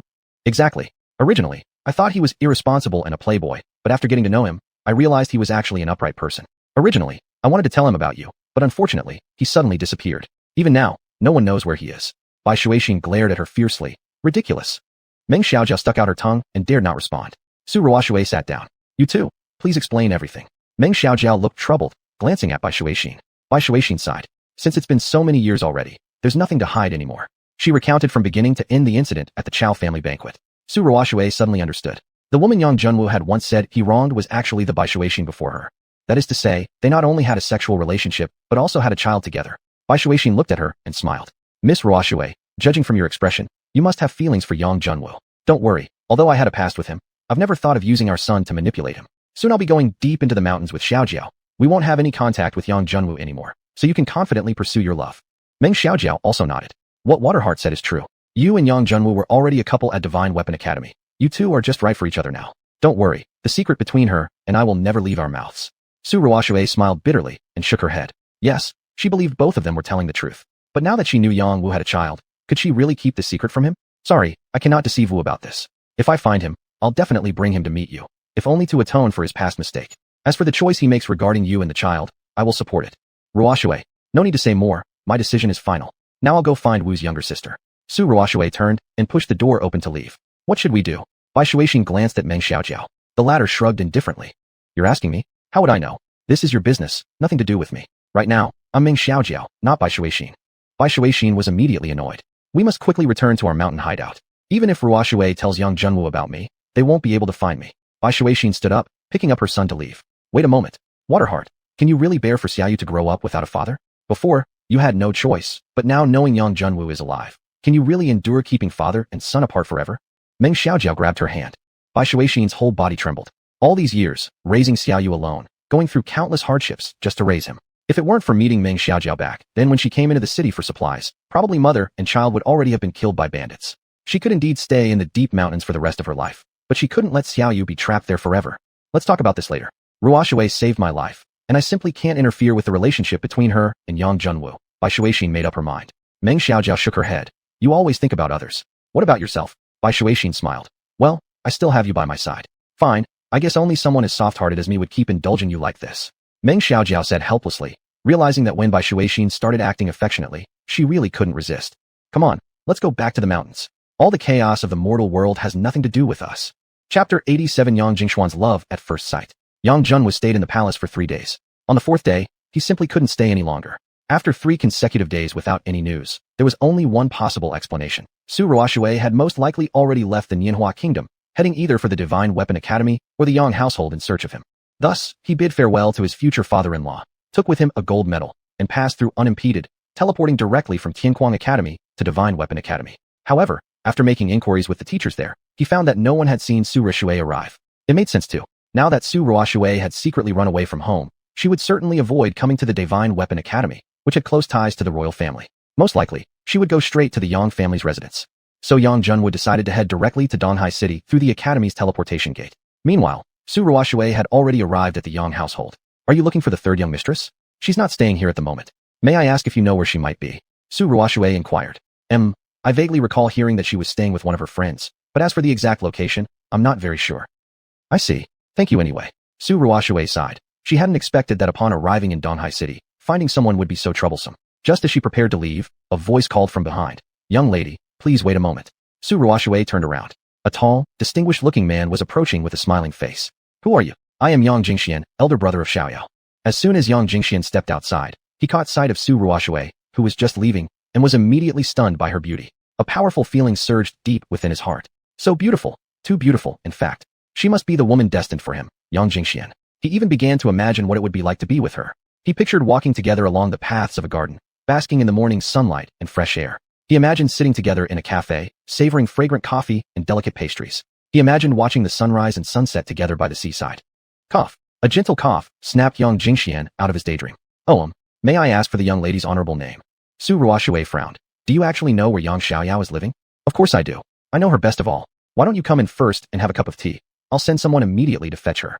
There's no need. Just give me the address. I'll go myself. Yang Jingxian shook his head. How could I allow that? You're our honored guest from afar, and since you know Xiaoyao well, if she finds out I didn't properly entertain her friend, she'd surely blame me for it. Su Ruoshui hesitated slightly. If she were to marry Yang Junwu in the future, she would become a member of the Yang family. It wouldn't look good to seem so impolite. As she thought this, a light blush spread across her cheeks. Oh no, what on earth are you thinking about, Su Ruoshui? Look, she's blushing. So she must feel the same way about me. Love at first sight. Yang Jingxian was secretly delighted. Well then, I won't decline your hospitality. Su Ruoshui lightly nodded. Please. Without any suspicion, Su Ruoshui followed Yang Jingxian through the main gate of the Yang mansion. They sat down in a small living room, where Yang Jingxian personally poured her a cup of tea. This is premium Fei tea. Very few people across Fei country have access to it. Try some, miss. Su Ruoshui picked up the cup and took a sip. The aroma filled her mouth. Indeed a fine brew. Excellent tea. I'm glad you like it. By the way, how did you meet my younger sister? I've never seen you before, and Xiaoyao has never left Donghai City. Yang Jingxian asked casually. Su Ruoshui's expression shifted slightly. Suddenly, she recalled that Yang Junwu had mentioned something years ago, how he was not favored within the family. Revealing his name carelessly might bring about unexpected troubles. Seeing her hesitate, Yang Jingxian smiled. No need to feel uneasy. I was only asking out of curiosity. If you're uncomfortable, I won't press further. Thank you. All right then, please wait here while I go summon my sister. Yang Jingxian rose and left the small sitting room. Estimating it would take at least 10 to 20 minutes for the messenger to return, Su Ruoshui decided to go for a walk. But as soon as she stood up, her legs gave way and she collapsed to the floor. No, there's something wrong with that tea. Su Ruoshui was greatly alarmed. She realized it instantly. Clapping sounds echoed through the room. Clap, clap, clap. Yang Jingxian reappeared at the doorway. It's you. Su Ruoshui tried desperately to activate her battle armor, but sharp pains repeatedly shot through her brain, preventing her from concentrating. Girl, don't struggle. The poison you just drank is called Angel's Kiss. For the next 12 hours, your mind will grow foggy, leaving you unable to control your limbs or connect with your battle armor core. What do you want from me? Su Ruoshui demanded furiously. Hee, what do I want? A beautiful girl like you should belong only to me, Yang Jingxian. Don't worry, I promise to treat you very, very well. Yang Jingxian stepped forward and ripped off Su Ruoshui's outer robe. You dare? If you lay a hand on me, the entire Yang household will perish alongside you. Su Ruoshui shouted fiercely. Ha ha ha, what a joke. Even the royal family wouldn't dare to speak such arrogant words. I advise you to behave yourself nicely, or else pleasure will turn into torment. Yang Jingxian had just removed Su Ruoshui's final layer of disguise when suddenly, a knocking sound came from outside the door. Damn it! Who is it? Yang Jingxian roared in fury. He had explicitly instructed that no one was allowed to enter the small reception room for the next hour. Clearly, these servants needed severe punishment. Yang Jingxian, open this door now, or I'll break in by force. It was Yang Xiaoyao's voice coming from outside. How did she come back so suddenly? A slight shock passed through Yang Jingxuan's heart. Little sister, your older brother is busy right now. Why don't you leave first and talk later? Humph. Yang Xiaoyao raised her palm and smashed the door open, sending it crashing down. Yang Xiaoyao scanned the room with her eyes, but saw nothing suspicious. You've gone mad. Don't think that just because grandfather protects you now, you can act recklessly in our own home. Yang Jingxian yelled furiously. Where is she? Where have you hidden her? Yang Xiaoyao ignored his threats completely. What person? What do you mean by where? Yang Jingxian pretended to be clueless. Humph, stop trying to deceive me. Someone saw you bringing a girl who was looking for me into the mansion. Where is she? I want to see her. Yang Xiaoyao had met a spy from the Cuckoo Society on the street. That spy had just passed by the main entrance to the Yang mansion and overheard their conversation. That was why she rushed back immediately. The person left already. That's impossible. If she left, why are you still sitting alone in the living room with the door locked? Do you think I'm an idiot? Fine. If you suspect me, go ahead and search then. Yang Jingxian spread his arms wide, pretending to be righteous. Yang Xiaoyao's gaze settled on Yang Jingxuan's thumb. On his finger was a jade ring that contained a tiny pocket dimension, a miniature world. Also check this one. Let me inspect inside. Yang Xiaoyao pointed at his jade ring. A cold glint flickered in Yang Jingxuan's eyes. Yang Xiaoyao, don't push too far. After all, I'm the future heir of the family. These are all my private belongings. Why should I let you look through them? Great. If you won't let me see, then let's go ask grandfather to personally inspect. If he finds a woman hiding inside, well then, the consequences should be clear enough to you. Yang Xiaoyao sneered. Judging from Yang Jingxuan's reaction, she was 100% certain the woman was inside the pocket world. Humph, don't keep threatening me with grandfather. I'm leaving now, do you really think you can stop me? Yang Jingxian truly feared that Yang Tianhe might appear suddenly, so he strode toward the door. Yang Xiaoyao shouted loudly. Where do you think you're going? Come with me and face the confrontation. She reached out and grabbed toward his shoulder. Now, Yang Jingxian barely qualified as an S-rank expert. There was no way he'd allow himself to be caught so easily. With a shake of his right arm, he knocked Yang Xiaoyao's fingers away forcefully. Mech armor fusion. Yang Xiaoyao activated her fusion immediately. After training for some time, and with her rainbow dragon body having evolved significantly, her current fusion rate barely reached 95%. She could now easily defeat regular A-rank mech warriors. Stasis Beam. Rather than launching a direct attack, she shot a beam that slowed the target down and extended their energy gathering time. This was a skill meant to assist her ranged attacks, its current purpose being to stop xiuxian from escaping. Just a B-rank mech warrior? You're nothing before this young master. Without even fusing with her mech, xiuxian accelerated his steps and actually dodged the stasis beam chasing after him. But just as he reached the front gate, he was blocked by another woman. Xuanhuan stared coldly at him. If she's not enough for you, how about me? You're Xuanhuan. Xiuxian recalled some impressions of this powerful cousin of his. Good memory. You and your cousin haven't wronged me, so why do you insist on hounding me? We're all family. Can't we each take a step back? Xiuxian didn't know Xuanhuan's real strength and was unwilling to confront head-on. Hand over that girl, and I'll pretend I saw nothing. I already told you, she left. Now you're asking me to produce someone? Where should I find her? In that case, there's nothing more to say. Let's settle this with our fists. Without hesitation, Xuanhuan attacked, pointing 2 fingers straight toward Xiuxian's eyes. Her attack techniques had been honed in life or death battles. No showy flourishes, only deadly, precise moves that forced immediate defense. Xiuxian had no choice but to retreat and evade. But Xuanhuan was not done. She slid forward again in a swift step, this time aiming directly for the jade ring on his hand. Break! Xiuxian clenched his right hand into a fist and swung it forward, colliding directly with Xuanhuan's palm. A powerful force surged forth, and both fighters stepped back. At that moment, xiaoxiao arrived from behind and released the stasis beam once again. This time, while still in the process of redirecting the force, Xiuxian truly had nowhere left to escape. The stasis beam struck him directly, and his speed dropped sharply.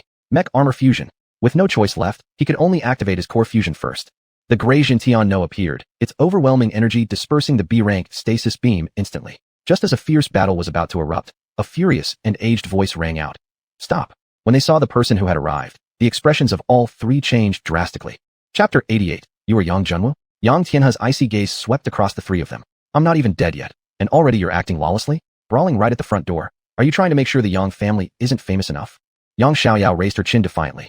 Grandfather, Xiuxian has hidden my friend inside his pocket dimension. I just want to go in and check, but he won't let me. Xiuxian sneered. Did you personally see me hiding anyone?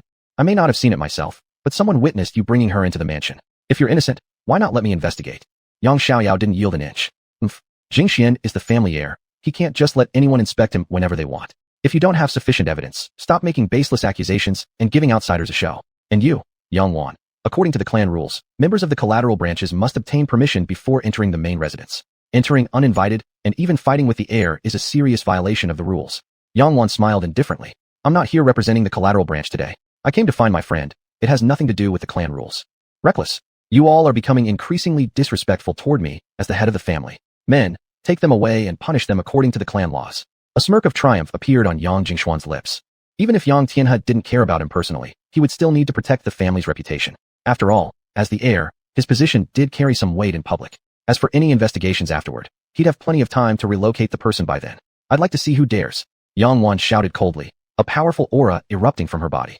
The oppressive force of her S-rank mech immediately overwhelmed the family guards, making it difficult for them to even lift their heads. Yang Tianhe fused his SS-rank mech Mingyang, then swung a palm strike at Xuanhuan. Xuanhuan didn't dare to withstand the attack directly, simultaneously activating a shield while rapidly retreating. But Yang Tianhe's attack wasn't that simple. Suddenly, 2-star annihilation cannons shot out from his arm. Boom! Xuanhuan's shield instantly exploded, and the palm strike advanced as if unopposed. Yang Tianhe hadn't held back at all. He wanted to give Xuanhuan a clear warning. Multicolored light shimmered around Xuanhuan, dramatically increasing her speed so that she managed to retreat another step after the force had seemingly exhausted itself. The palm strike barely grazed her chest. Yang Tianhe glanced at Yang Xiaoyao nearby. Clearly, the sudden surge in Xuanhuan's strength hadn't come from herself, but from Yang Xiaoyao, the B-rank mech pilot beside her. At this moment, a multicolored glow shimmered on her hands, connecting her to Xuanhuan. This was a new ability unlocked after Yang Xiaoyao's Jade Treasure cultivation method reached its second layer, Jade Treasure Radiance. The multicolored Jade Radiance could boost the linked individual's movement speed by 10%, maximum core energy by 10%, attack power by 10%, recovery speed by 10%, and reduce energy consumption by 10%. The numerical enhancements might not seem huge, but what made the Jade Radiance terrifying was that any mech below divine rank could benefit from the same enhancement. In other words, the stronger the individual being assisted was, the more powerful the benefit became.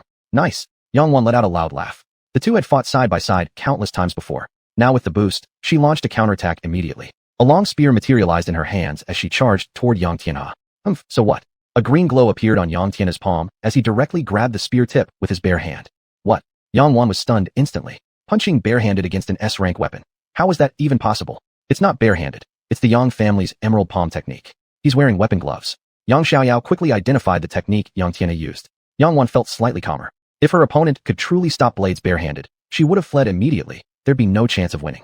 The two fighting together still couldn't gain the upper hand. Yang Xiuxian seized the moment, circling behind the front gate, planning to sneak away. He had barely stepped halfway through the entrance when a tall figure stood before him. You're Yang Junwu? Yang Junwu grunted coldly, lacking proper respect. You. Yang Jingxuan's heart pounded as he tried to think of an escape plan. Yang Junwu had already broken through to A rank 2 years ago. Now he was at least S rank, and covered in bizarre attachments. There was absolutely no chance of victory in a fight against him. Hand them over. Don't force me to act. What people? I don't understand. My friend from earlier. I'll say this only once. 3 seconds. 3. She didn't see anyone at all. 2. Yang Junwu, don't think you scare me. 1. Heavens. Yang Jingxian decided to strike first. At this moment, Yang Junwu hadn't even begun to fuse with his mech. At a distance of less than 1 meter, attacking now would leave the opponent no time to fuse at all. Yang Jingxian threw a punch. Then his fist was grabbed by Yang Junwu's bare hands. No matter how hard he struggled, it didn't budge an inch. Impossible. Yang Jingxian was stunned. A human body blocking a punch from an S-rank mech? Did I see that right? He rubbed his eyes hard. Yes, there was absolutely no fluctuation of a mech core on Yang Junwu's body. Suddenly, Yang Junwu let go of him. Before Yang Jingxian could react, he was struck in the chest with a punch. He couldn't even see how Yang Junwu had thrown the punch. Will you dismantle it yourself, or must I smash it for you? Yang Junwu's icy voice seemed to come from hell itself. Yang Jingxian shivered involuntarily. The three fighting inside the courtyard seemed to hear the commotion from outside, stopped fighting, and walked out. Yang Junwu. Brother, little brother. 3 voices spoke at once. The first was full of shock, the others filled with delight. Yang Tianhe looked on, stunned beyond words. Junwu, you're not dead? How could you? Yang Junwu chuckled coldly. Thanks to grandfather's concern, my talent's just too poor. Even the messengers of the underworld didn't want to accept me, so they kicked me back. PTTH. Yang Xiaoyao couldn't help herself and burst into laughter. Yang Tianhe sighed. Wooer. That time, I was not thorough in my consideration. I never imagined the Bai family would dare go that far. Never mind, I don't intend to pursue what's in the past. Yang Junwu looked at Yang Jingxian. Hurry up and hand them over. Out of respect for grandfather, I won't kill you this time. There's no one. Yang Jingxian refused to budge. He dared not. Should Su Ruoxue be discovered in his pocket dimension, his status as heir would likely be stripped away. Fine, you brought this upon yourself. In an instant, an ink-green mech enveloped Yang Junwu. This was an S-rank mech he had crafted himself back when he was bored in Nanshui Kingdom. Perhaps because he had finally resolved his inner conflict. This crafting process had been unusually smooth, and the integration rate reached 95% in one try. Although it was a little short of 100%, even reaching 90% or more in the S-rank class was rare, nearly a unicorn. Combined with how well this mech synergized with his hidden dragon body, the power it unleashed increased significantly. Yang Junwu threw a punch extremely fast. Yang Jingxian hadn't even reacted before he was struck directly in the core area of his chest. Crack. Zheng Tian's passive armor was instantly shattered, revealing the core underneath. Stop. What is going on here? All of you, disengage immediately. Yang Tianhe quickly intervened, stepping between the two. Yang Junwu shrugged indifferently and immediately disengaged. Yang Jingxian, seeing Yang Junwu disengage, hurriedly disengaged too. His core had been severely damaged. Repair would likely take 2 or 3 days to fully complete. We're all family. Fighting boldly like this, what kind of impression does that give? Let's sit down and calmly talk about it. Yang Tianhe himself disengaged from his mech as well. Yang Xiaoyao pointed at Yang Jingxian. No problem, but first, return the person. I told you, there is no one. Yang Jingxian still resisted. Yang Junwu's expression turned cold, and a sharp, cutting energy flicked from his fingertip. Ah! Yang Jingxian screamed. His thumb was sliced off cleanly at the root. Yang Junwu, you're too ruthless. Yang Jingxian cried out in pain. Yang Junwu acted as if he had done nothing significant. He picked up the thumb from the ground, removed the ring from it, and tossed the half-finger piece back to Yang Jingxian. Take it. Repair it. You might still be able to use it. He opened a portal to his pocket dimension, gesturing for Yang Xiaoyao to enter and find the person. Soon enough, Yang Xiaoyao emerged from the pocket dimension, carrying a woman. The woman was wrapped tightly in sheer silk by Yang Xiaoyao. Yang Xiaoyao's first words upon stepping out were, Yang Jingxian, you actually used despicable means to drug a woman with seduction drugs. Your intentions were certainly not pure. I didn't. Yang Jingxuan's eyes darted nervously. Don't take us for fools. This woman is clearly affected by the Yang family's exclusive poison, the angel's kiss. Her consciousness is clearly clouded. Yang Tianhe's expression changed dramatically. He glared at Yang Jingxian fiercely. Xianer, is this true? Don't lie. Otherwise, I'll expel you from the Yang family immediately. Yang Jingxian muttered. Yes, but it's because I fell in love with her at first sight, so I thought of taking matters into my own hands. Later, I proposed to her anyway. Despicable. Yang Xiaoyao shot him a furious glare. Yang Wan's lips curled into a contemptuous smirk. Head of the family, someone of such corrupt character, immediately strip him of his status as heir. Yang Jingxian hurried to explain. I haven't actually done anything yet, just poisoned her. At worst, I can propose to her as soon as she wakes up. Filthy trash. Return immediately to the punishment chamber. Sit facing the wall for half a day and reflect properly. Yang Tianhe bellowed in fury, which unexpectedly relieved Yang Jingxian slightly. A little wall facing was still better than losing his status as heir. Yes, I'll go right away. Yang Jingxian turned to leave. Just then, a cold, murderous voice rang out. Wait. Yang Jingxian raised his eyebrow and said, Yang Junwu, grandfather already ordered me to face the wall. What else do you want? Yang Junwu didn't respond with words. Instead, he suddenly attacked. He circled around Yang Jingxian at an extremely fast speed. Before even Yang Tianhe could react, he had already returned to his original position. Ah, cursed Yang Junwu, I'll never forgive you. Suddenly, Yang Jingxian collapsed to the ground, letting out a pig-slaughtering-like scream. His joints and hands and feet had just been completely shattered in that split second by Yang Junwu. Chapter 89, You Have a Son. Yang Tianhe finally reacted. Seeing his grandson seriously injured, he flew into a rage. Yang Junwu, you've gone mad. Someone seize him at once. He didn't have time to confront Yang Junwu personally, so he scooped up Yang Jingxian from the ground, preparing to seek a doctor. If you don't want the entire Yang family wiped out, it's best you remain still, Yang Junwu said coldly. Just you. Yang Tianhe laughed bitterly in anger and immediately slapped Yang Junwu. Crack. Yang Junwu didn't retreat a step, enduring the slap head-on. This slap, consider it my repayment for the kindness of the Yang family raising me. From now on, the Yang family is the Yang family. Yang Junwu is Yang Junwu. Our debts are cleared. Yang Junwu's voice remained calm. Dozens of Yang family members burst from the courtyard, surrounding Yang Junwu tightly. Sister, take Xiaoyao into the Stardust world and help the woman remove the poison, Yang Junwu said to Xuanhuan. Xuanhuan frowned. Can you handle this alone? Yang Junwu smiled slightly. Don't worry. I'm saving them. Soon, Xuanhuan and Yang Xiaoyao disappeared with the woman in their arms. Yang Tianhe sneered. Yang Junwu, the monk may run but the temple can't. I'd like to see how, with your wings now stiff, you managed to fly even half a step beyond the Yang family. Return my son to me. Just then, a red mechanized suit burst through the crowd, attacking Yang Junwu. Yang Junwu inhaled deeply and threw a punch. Dragon-breaking fist. Boom. Tremendous energy exploded outward, and the weaker members of the Yang family nearby were all thrown back by the shockwave. The attacker was none other than Yang Guang, who hadn't truly left the Yang family, but had instead been secretly hidden by Yang Jingxian. Now, seeing his son reduced to a cripple, how could he possibly restrain himself any longer? Fighting an S-grade mechanized suit with just his bare body, could he even be human? Fear surged through the hearts of the Yang family members. First there was Yang Chuling, and now Yang Junwu. Why did their powers grow so strong after leaving the family? If the ancestor didn't intervene today, it seemed no one would be able to subdue Yang Junwu. I was kindly ridding the Yang family of calamity, yet instead of gratitude, you sought to take my life. Truly, good intentions have been met with utter ingratitude. Yang Junwu suddenly sneered. Huh, what a joke. You nearly kill the Yang heir and call it disaster relief. An elderly man roared in laughter, furious. Do you even know who Yang Jingxian attempted to assault? The princess of Nianhua country, and also the fiancée of the sovereign emperor of the Star River Alliance. As soon as these words left his mouth, the entire area fell into shocked silence. The Star River Alliance might not be known to ordinary people, but to a prestigious clan like the Yang family, such information was well known. Offending the Star River Alliance didn't even require them to act personally. Competing powers alone would be enough to destroy the Yang family. Yang Tianhe's face darkened. How can you prove that woman is truly the Nianhua princess? Believe it or not, it's your decision. I crippled your second brother only to save his life. A final act of goodwill for the Yang family. Anyway, matters of the Yang family no longer concern me. Farewell. Without hesitation, Yang Junwu turned and walked away. Don't think you can escape. Yang Guang didn't care about the Star River Alliance or anything else. Yang Junwu had to pay for this. He moved again, only for someone to step forward and block him. Father? You really believe his nonsense? Yang Guang was stunned. Blocking him was none other than Yang Tianhe himself. Don't act rashly. Wait until we clarify everything, Yang Tianhe said, half convinced inside. After all, there was no reason for Yang Junwu to lie. Thinking back, Yang Junwu had only struck after seeing the woman saved by Yang Xiaoyao. It seemed he truly recognized her identity. So you want to sacrifice Xian'er for the sake of the Yang family?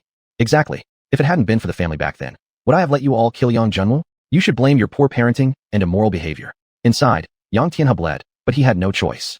Compared to the life or death of one heir, the very survival of the Yang family was the greater priority.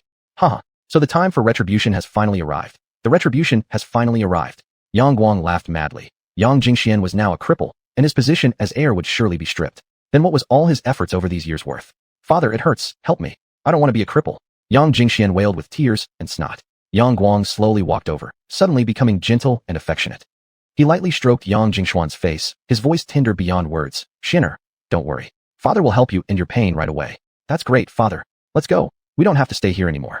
Once I recover, I'll definitely make Yang Junwu pa. Ack. Before Yang Jingxian could finish his sentence, a laser beam pierced straight through his temple.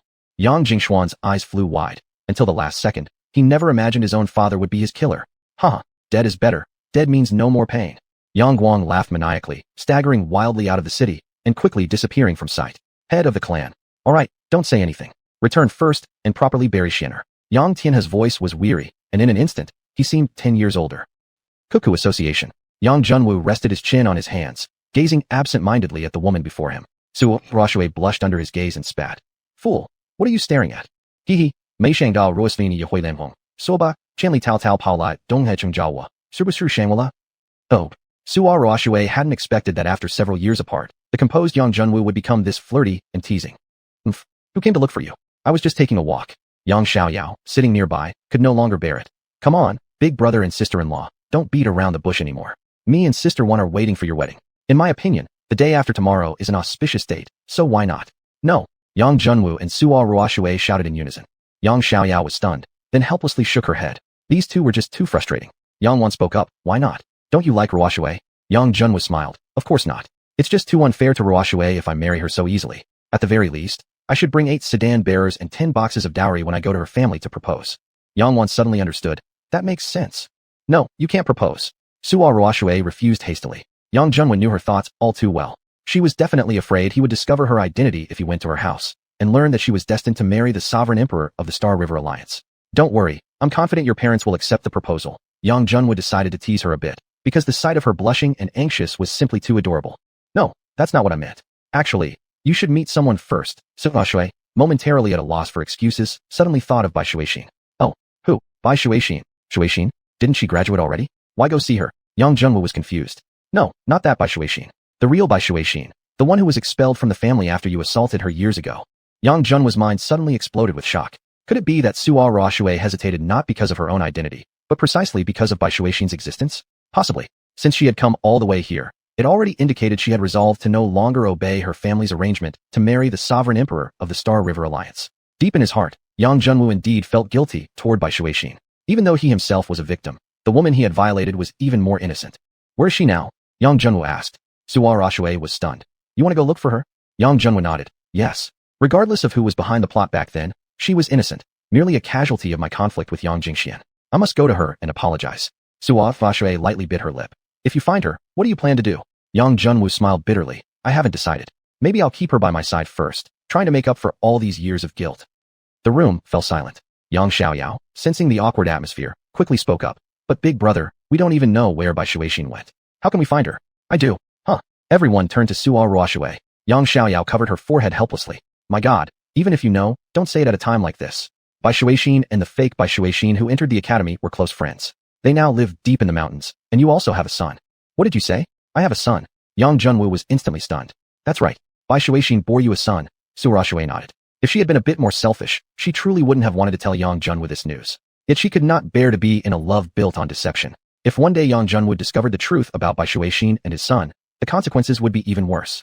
Now she handed the choice to Yang Junwu. If he chose Bai Xuexian and his son, she would have no regrets. Yang Junwu softly sighed. Ruoshui, I cannot go to Nianhua country to propose yet. You return first. I will find Bai Xuexian, then I will come for you. Wait for me. I understand, Xuanhuan nodded. Yet her heart was breaking at that moment. I want to wait for you, but once I return this time, I may never be able to come back again. Yang Xiaoyao quickly stopped her. Wait, why are you leaving? You should wait here. Xuanhuan shook her head. No, I've been gone too long. If I return late, trouble might arise. Farewell for now. Xuanhuan wasn't one to linger. She stood up directly and left the Cuckoo Association. Brother, what are you doing? Aren't you going to stop her? It's all right, let her go. I also need to settle some matters first. Yang Junwu remained calm. The one Xuanhuan feared being forced to marry, the sovereign emperor of the Star River Alliance, was in fact himself. He turned to Yang Wan. Sister Wan, will you accompany me into the mountains outside the city tomorrow? All right. Yang Wan nodded without hesitation. She completely understood Yang Junwu's choice. If she were Xuanhuan, she would probably also choose to reveal the truth. A love filled with hidden thorns could be unbearably painful. I'm going to. I need to keep an eye on you for Sister Ruoshui. Yang Xiaoyao puffed her cheeks indignantly.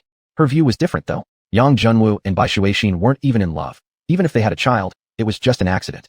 If necessary, he could just marry both of them. Yang Junwu rolled his eyes. You've only known Ruoshui for half a day. Since when did you two become so close? Yang Xiaoyao huffed. None of your business. I just want Ruoshui to be my sister-in-law. Chapter 90 The Truth. Qinglian Mountain, Muxiang Village. All 108 villagers, regardless of gender and age, had fused with their battle armor and stood at the village gate, glaring furiously at the dozen or so Chao family experts not far away. Chao Minghua stepped forward. Listen well, everyone of Muxiang. If you want to live, surrender immediately, hand over the village's teleportation array, and submit to the Qiao family. Otherwise, don't blame me for being merciless. A burly man stepped out from Muxiang's ranks. Qiao, our Muxiang and your Qiao family have always kept our distance. Why are you doing this?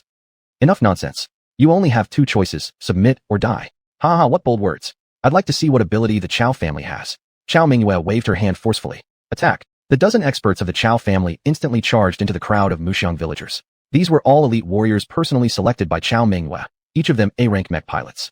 Though the Muxiang village had more people, most of them were only equipped with B-rank mechs, even some with D-rank ones filling in. Like wolves entering a flock of sheep, a large portion of the Muxiang people immediately fell. Don't get too cocky. Let me take you on. With a loud shout, Meng Xiaojiao charged toward Qiao Mingyue. Why Xuexin? Why is it you? Surprise flickered across Qiao Mingyue's mind. Both women were members of the aqua deities in the academy, and were quite familiar with each other. Mingyue, for my sake, can you stop attacking Muxiang? Meng Xiaojiao knew Qiao Mingyue's power too well. If Mingyue refrained from using her corrosive flame, they could barely hold their own, evenly matched. However, if Mingyue unleashed her talent, even an SS rank expert might barely stand a chance. Qiao Mingyue shook her head. Unless you willingly abandon Muxiang village. Muxiang is our only place where we can survive. Why must you push us to total annihilation? To sustain over 100 people, Mingyue's only source of income was the rune materials harvested from the small world inside Muxiang village. Giving up the village meant starvation or banditry elsewhere.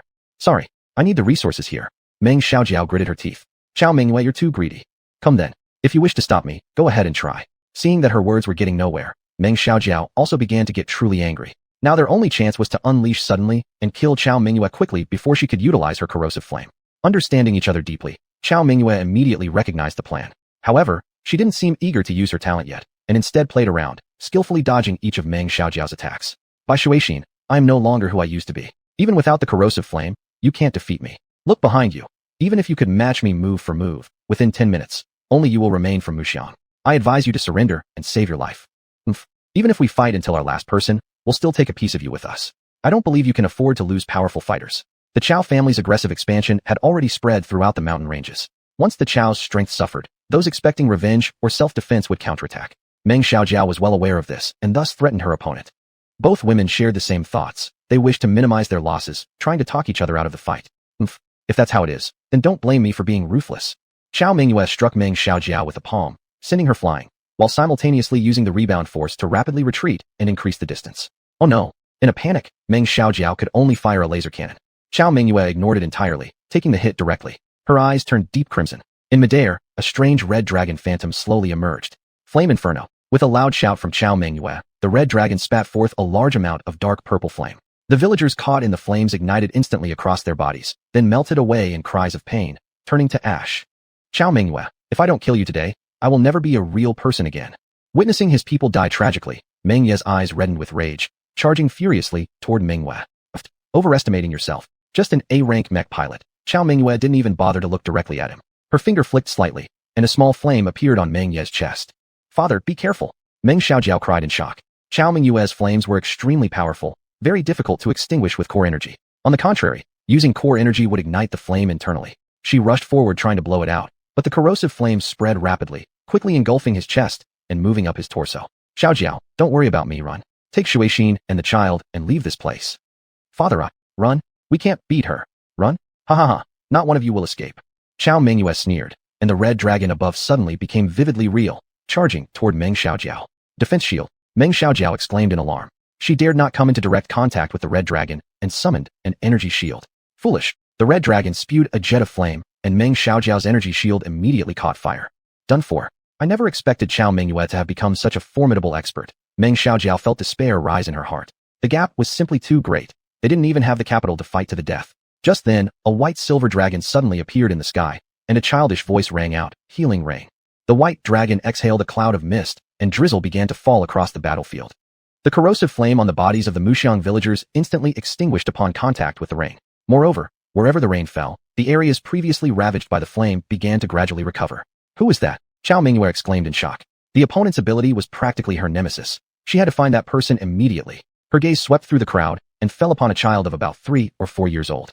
Although the child had not fused with a mech, a faint green light connected his fingertip to the top of the silver dragon in the air. It's him. Qiao Mingyue's eyes turned icy cold. She immediately charged toward the child. Be careful. Meng Xiaojiao realized it too late. Qiao Mingyue had already beaten her by a step. Right as the child was about to be killed, a B-rank mech blocked the way between Qiao Mingyue and the child. Get out of the way. The B-rank mech shattered instantly, revealing Bai Xuexian's true form. She spat out a mouthful of blood, despair evident in her eyes. Yet Chao Mingyue's attack still retained power, showing no sign of stopping. Her palm continued reaching toward Yang Tianyu's neck. Zzsh. A whistling sound tore through the air. A glowing wheel flew swiftly from behind, piercing straight toward Chao Mingyue's chest. If she insisted on attacking Yang Tianyu, her own chest would be pierced by the wheel. Between self-preservation and murder, Chao Mingyue naturally chose the former. She immediately stopped and rapidly retreated backward. The glowing wheel missed its target, circling in the air before returning to its wielder hovering midair. At the same time, a cold voice echoed from the sky. Chao Mingyue, looks like you've really regressed with age, not even sparing a child. The arrivals were none other than Yang Junwu, Xuanhuan, and Yang Xiaoyao. They had been searching deep in the mountains for news of Bai Xuexian when suddenly Yang Junwu sensed a dragon's aura far away, one eerily similar to Chao Mingyue's corrosive flame. They followed the trail of energy and barely managed to save Yang Tianyu in time. Bai Xuexian tightly hugged Yang Tianyu, kneeling to the ground. Thank you all three of you for saving us. Xuanhuan smiled. Don't thank me. Thank young master Yang Junwu here. What? You're Yang Junwu. Bai Xuexian stared at him, a storm of emotions raging inside her. She had once imagined, if she ever met the man who defiled her, she would kill him even if it cost her life. But since Meng Xiaojiao had approached Yang Junwu under her name and explained his character and experiences, her feelings had changed, from hatred to sympathy. It turned out Yang Junwu was just like her, a victim too, while she had merely been the tool that harmed him. But seeing him in person brought forth an entirely different emotion. He was like a white prince descended from heaven, saving her and her child. You are. At the sight of Yang Tianyu, Yang Junwu instantly had a suspicion. I'm Bai Xuexian. This is your son, Yang Tianyu. Bai Xuexian did not hesitate at all. She truthfully revealed their identities. Chao Mingyue, standing a distance away, also recognized Bai Xuexian and inwardly cried out in alarm. If Bai Xuexian revealed the truth of what happened years ago, Yang Junwu would discover her and the Bai family's conspiracy. She lightly flicked her finger, and a tiny flame quietly slid across the ground toward Bai Xuexian's back. Right now, Bai Xuexian had no mech armor protecting her body. Contact with the flame would reduce her to ashes within seconds. Yang Junwu was focused on Bai Xuexian and her child, but Xuanhuan was not. She had been keeping a close eye on Chao Mingyue all along. Seeing her strike again, Xuanhuan launched a particle cannon, knocking the flame away. Pointing at Chao Mingyue with hatred in her eyes, Bai Xuexian said, it was this woman who conspired with the Bai family back then. Their goal was twofold. First, to frame you and dissolve the engagement. Second, to help my elder brother remove me, a thorn in the Bai family's side. So it was you. Yang Junwu's fury had reached its peak. When he first entered the Divine Mecha Academy, he had suspected Chao Mingyue too, but because she was also a victim in that incident, his suspicions had slowly faded. But now, the truth had revealed the real puppet master behind it all was indeed her. So what if it was me? Chao Mingyue sneered coldly, seeing that her secret had already been exposed. Back then, you were practically powerless to cultivate. Your Yang family deliberately married you off to strip you of your status as heir. At that time, I knew nothing, foolishly believing that marrying you would help me establish a good relationship with the Yang family and bring prosperity to the Chao family. If it weren't for the Bai family's intervention, I would have ended up marrying someone already discarded by the Yang family. How unfortunate for me. But your Yang family was too powerful, and mine didn't dare back out. I devised this plan out of desperation, so blame your own damned Yang family. Now it was clear. The truth behind that incident years ago was actually this. Xuanhuan laughed bitterly in rage. Chao Mingyue, you truly know how to shift the blame. Even if you didn't want to marry Yang Junwu, did you really have to kill anyone? Meng Xiaojiao also nodded. Exactly. Back then, Yang Junwu and Xuexian had already become intimate. Letting them marry would have resolved everything. But you selfishly feared that the Yang family would eventually discover your involvement, so you decided to eliminate them both entirely to ensure your own safety. Exactly. What a shame the fools in the Bai family failed to kill you, leading to this catastrophe today. Seeing she couldn't deceive anyone anymore, Chao Mingyue simply gave up pretending. Yang Junwu, if you have the guts, kill me and trigger a war between the Chao and Yang families. Chapter 91. The Appearance of the Star-Slaying Worm. Yang Junwu's face darkened as he stepped toward Chao Mingyue. He had no desire to kill. The stronger the person who was slain, the more energy the Star-Slaying Worm would gain. Yet this woman before him had not only schemed against him years ago, but now had even targeted his own son. If left alive, who knew how many more lives she would ruin? Ca Mingyue, if you turn back now and vow never to leave this minor world, I will let you live. Yang Junwu, how amusing. Everything I've done has been for the strength of the Chao family. What crime have I committed? You want to lock me away forever? Impossible. You're not at fault. Then what about the people you've killed? They only wanted to survive as well. Yang Junwu snorted coldly. And what about you? Since you're still alive, by the engagement, you should marry me, not kill me. Chao Mingyue sneered. Beside them, Xuanhuan laughed bitterly. Are you out of your mind? It was you who schemed to kill Yang Junwu back then. Now you have the nerve to mention the engagement. Enough talk. If you want to kill me, then show me what you've got. A red dragon appeared again above Chao Mingyue's head, and her body gradually merged with it. Phantom Dragon Mech, Zero Flame Breath. A torrent of icy flame surged toward Yang Junwu. Hidden Dragon emerges, Dragon Breaking Fist. Boom. Where the two clashed, mountains and mist shattered, sending boulders flying in all directions. Quickly, everyone retreat into the village. Meng Xiao shouted. At the same time, she inwardly felt fortunate. It seemed that in their previous fight, Xiao Mingyue hadn't used her full strength. Otherwise, that single attack would have taken her life on the spot. Soon, all the villagers had taken shelter inside the village, with only her and Xuanhuan remaining outside, shattering or batting away dangerously large rocks. Dozens of exchanges passed between Yang Junwu and Xiao Mingyue. Xiao Mingyue gradually felt herself faltering. Her fusion with the red dragon wasn't yet perfected, leaving her overpowered by Yang Junwu's hidden dragon force. Despair began creeping into her heart. Never did she imagine that she would finally fall at the hands of the man who had nearly become her husband. Xiao Mingyue, years ago in the Frostbone Dragon's lair, you also obtained a dragon egg, didn't you? This red dragon is it, correct? Came Yang Junwu's voice. So you already knew. To have kept silent all this time, impressive restraint. Yang Junwu, it seems you are also a hypocrite. Xiao Mingyue was startled, then sneered. I kept quiet because if you had used it for righteous purposes, it might have been a good thing. People look out for themselves, or they are punished by heaven and earth. Your righteous path is nothing but self-serving justice. Xiao Mingyue roared, launching 10 rotating black flames toward Yang Junwu. This was her final move. If she could not drive back Yang Junwu, her life would end today. Dual dragons at sea, hidden dragon transformation. Yang Junwu's hidden dragon suddenly split in two, a golden little dragon emerging from the original. Opening its mouth wide, it actually swallowed all 10 black flames. The golden dragon's body began turning red and gold, its expression pained. Yang Junwu himself trembled slightly, a hint of blood appearing at the corner of his mouth.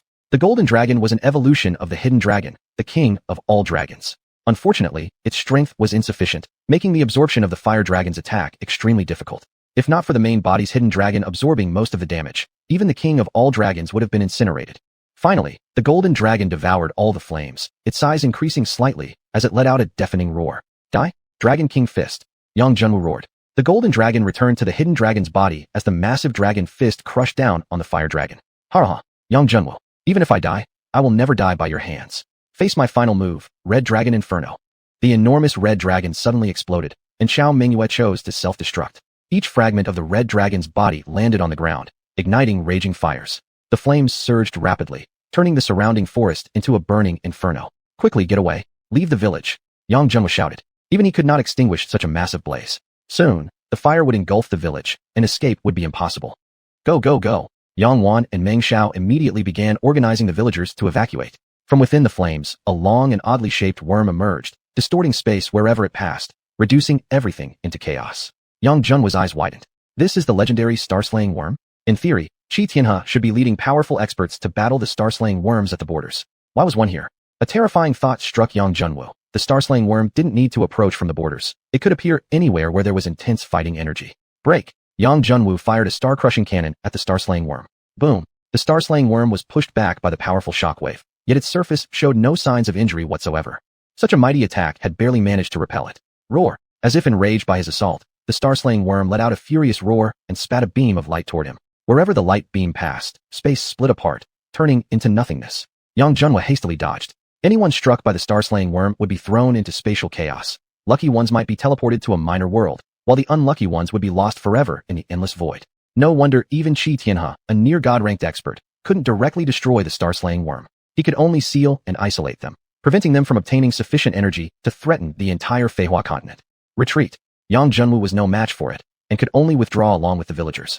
According to the records and chronicles of the Feihua continent, on the 1785th year of Feihua era, flames roared into the sky from the Qingling Mountains, as if signaling the end of the world. Inside an elite private room of the Rhododendron Society, Bai Xuanhuan sat beside Yang Tianyu, anxiously watching the man seated across from her, Yang Junwu.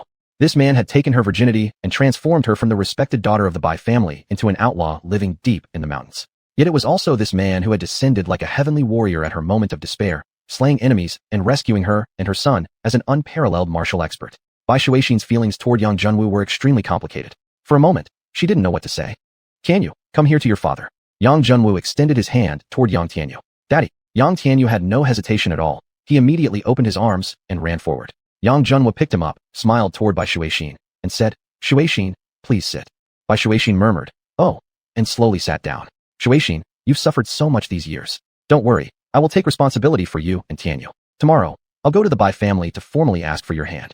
Now that the star-slaying worm had appeared, Yang Junwu no longer intended to hide his identity. He planned to reveal himself as the emperor of the Xinghua alliance, uniting all experts to resist the star-slaying worm. Bai Xuanhuan hastily stood up. Absolutely not. Yang Junwu hadn't expected such a strong reaction from her. He looked up in surprise. Why not?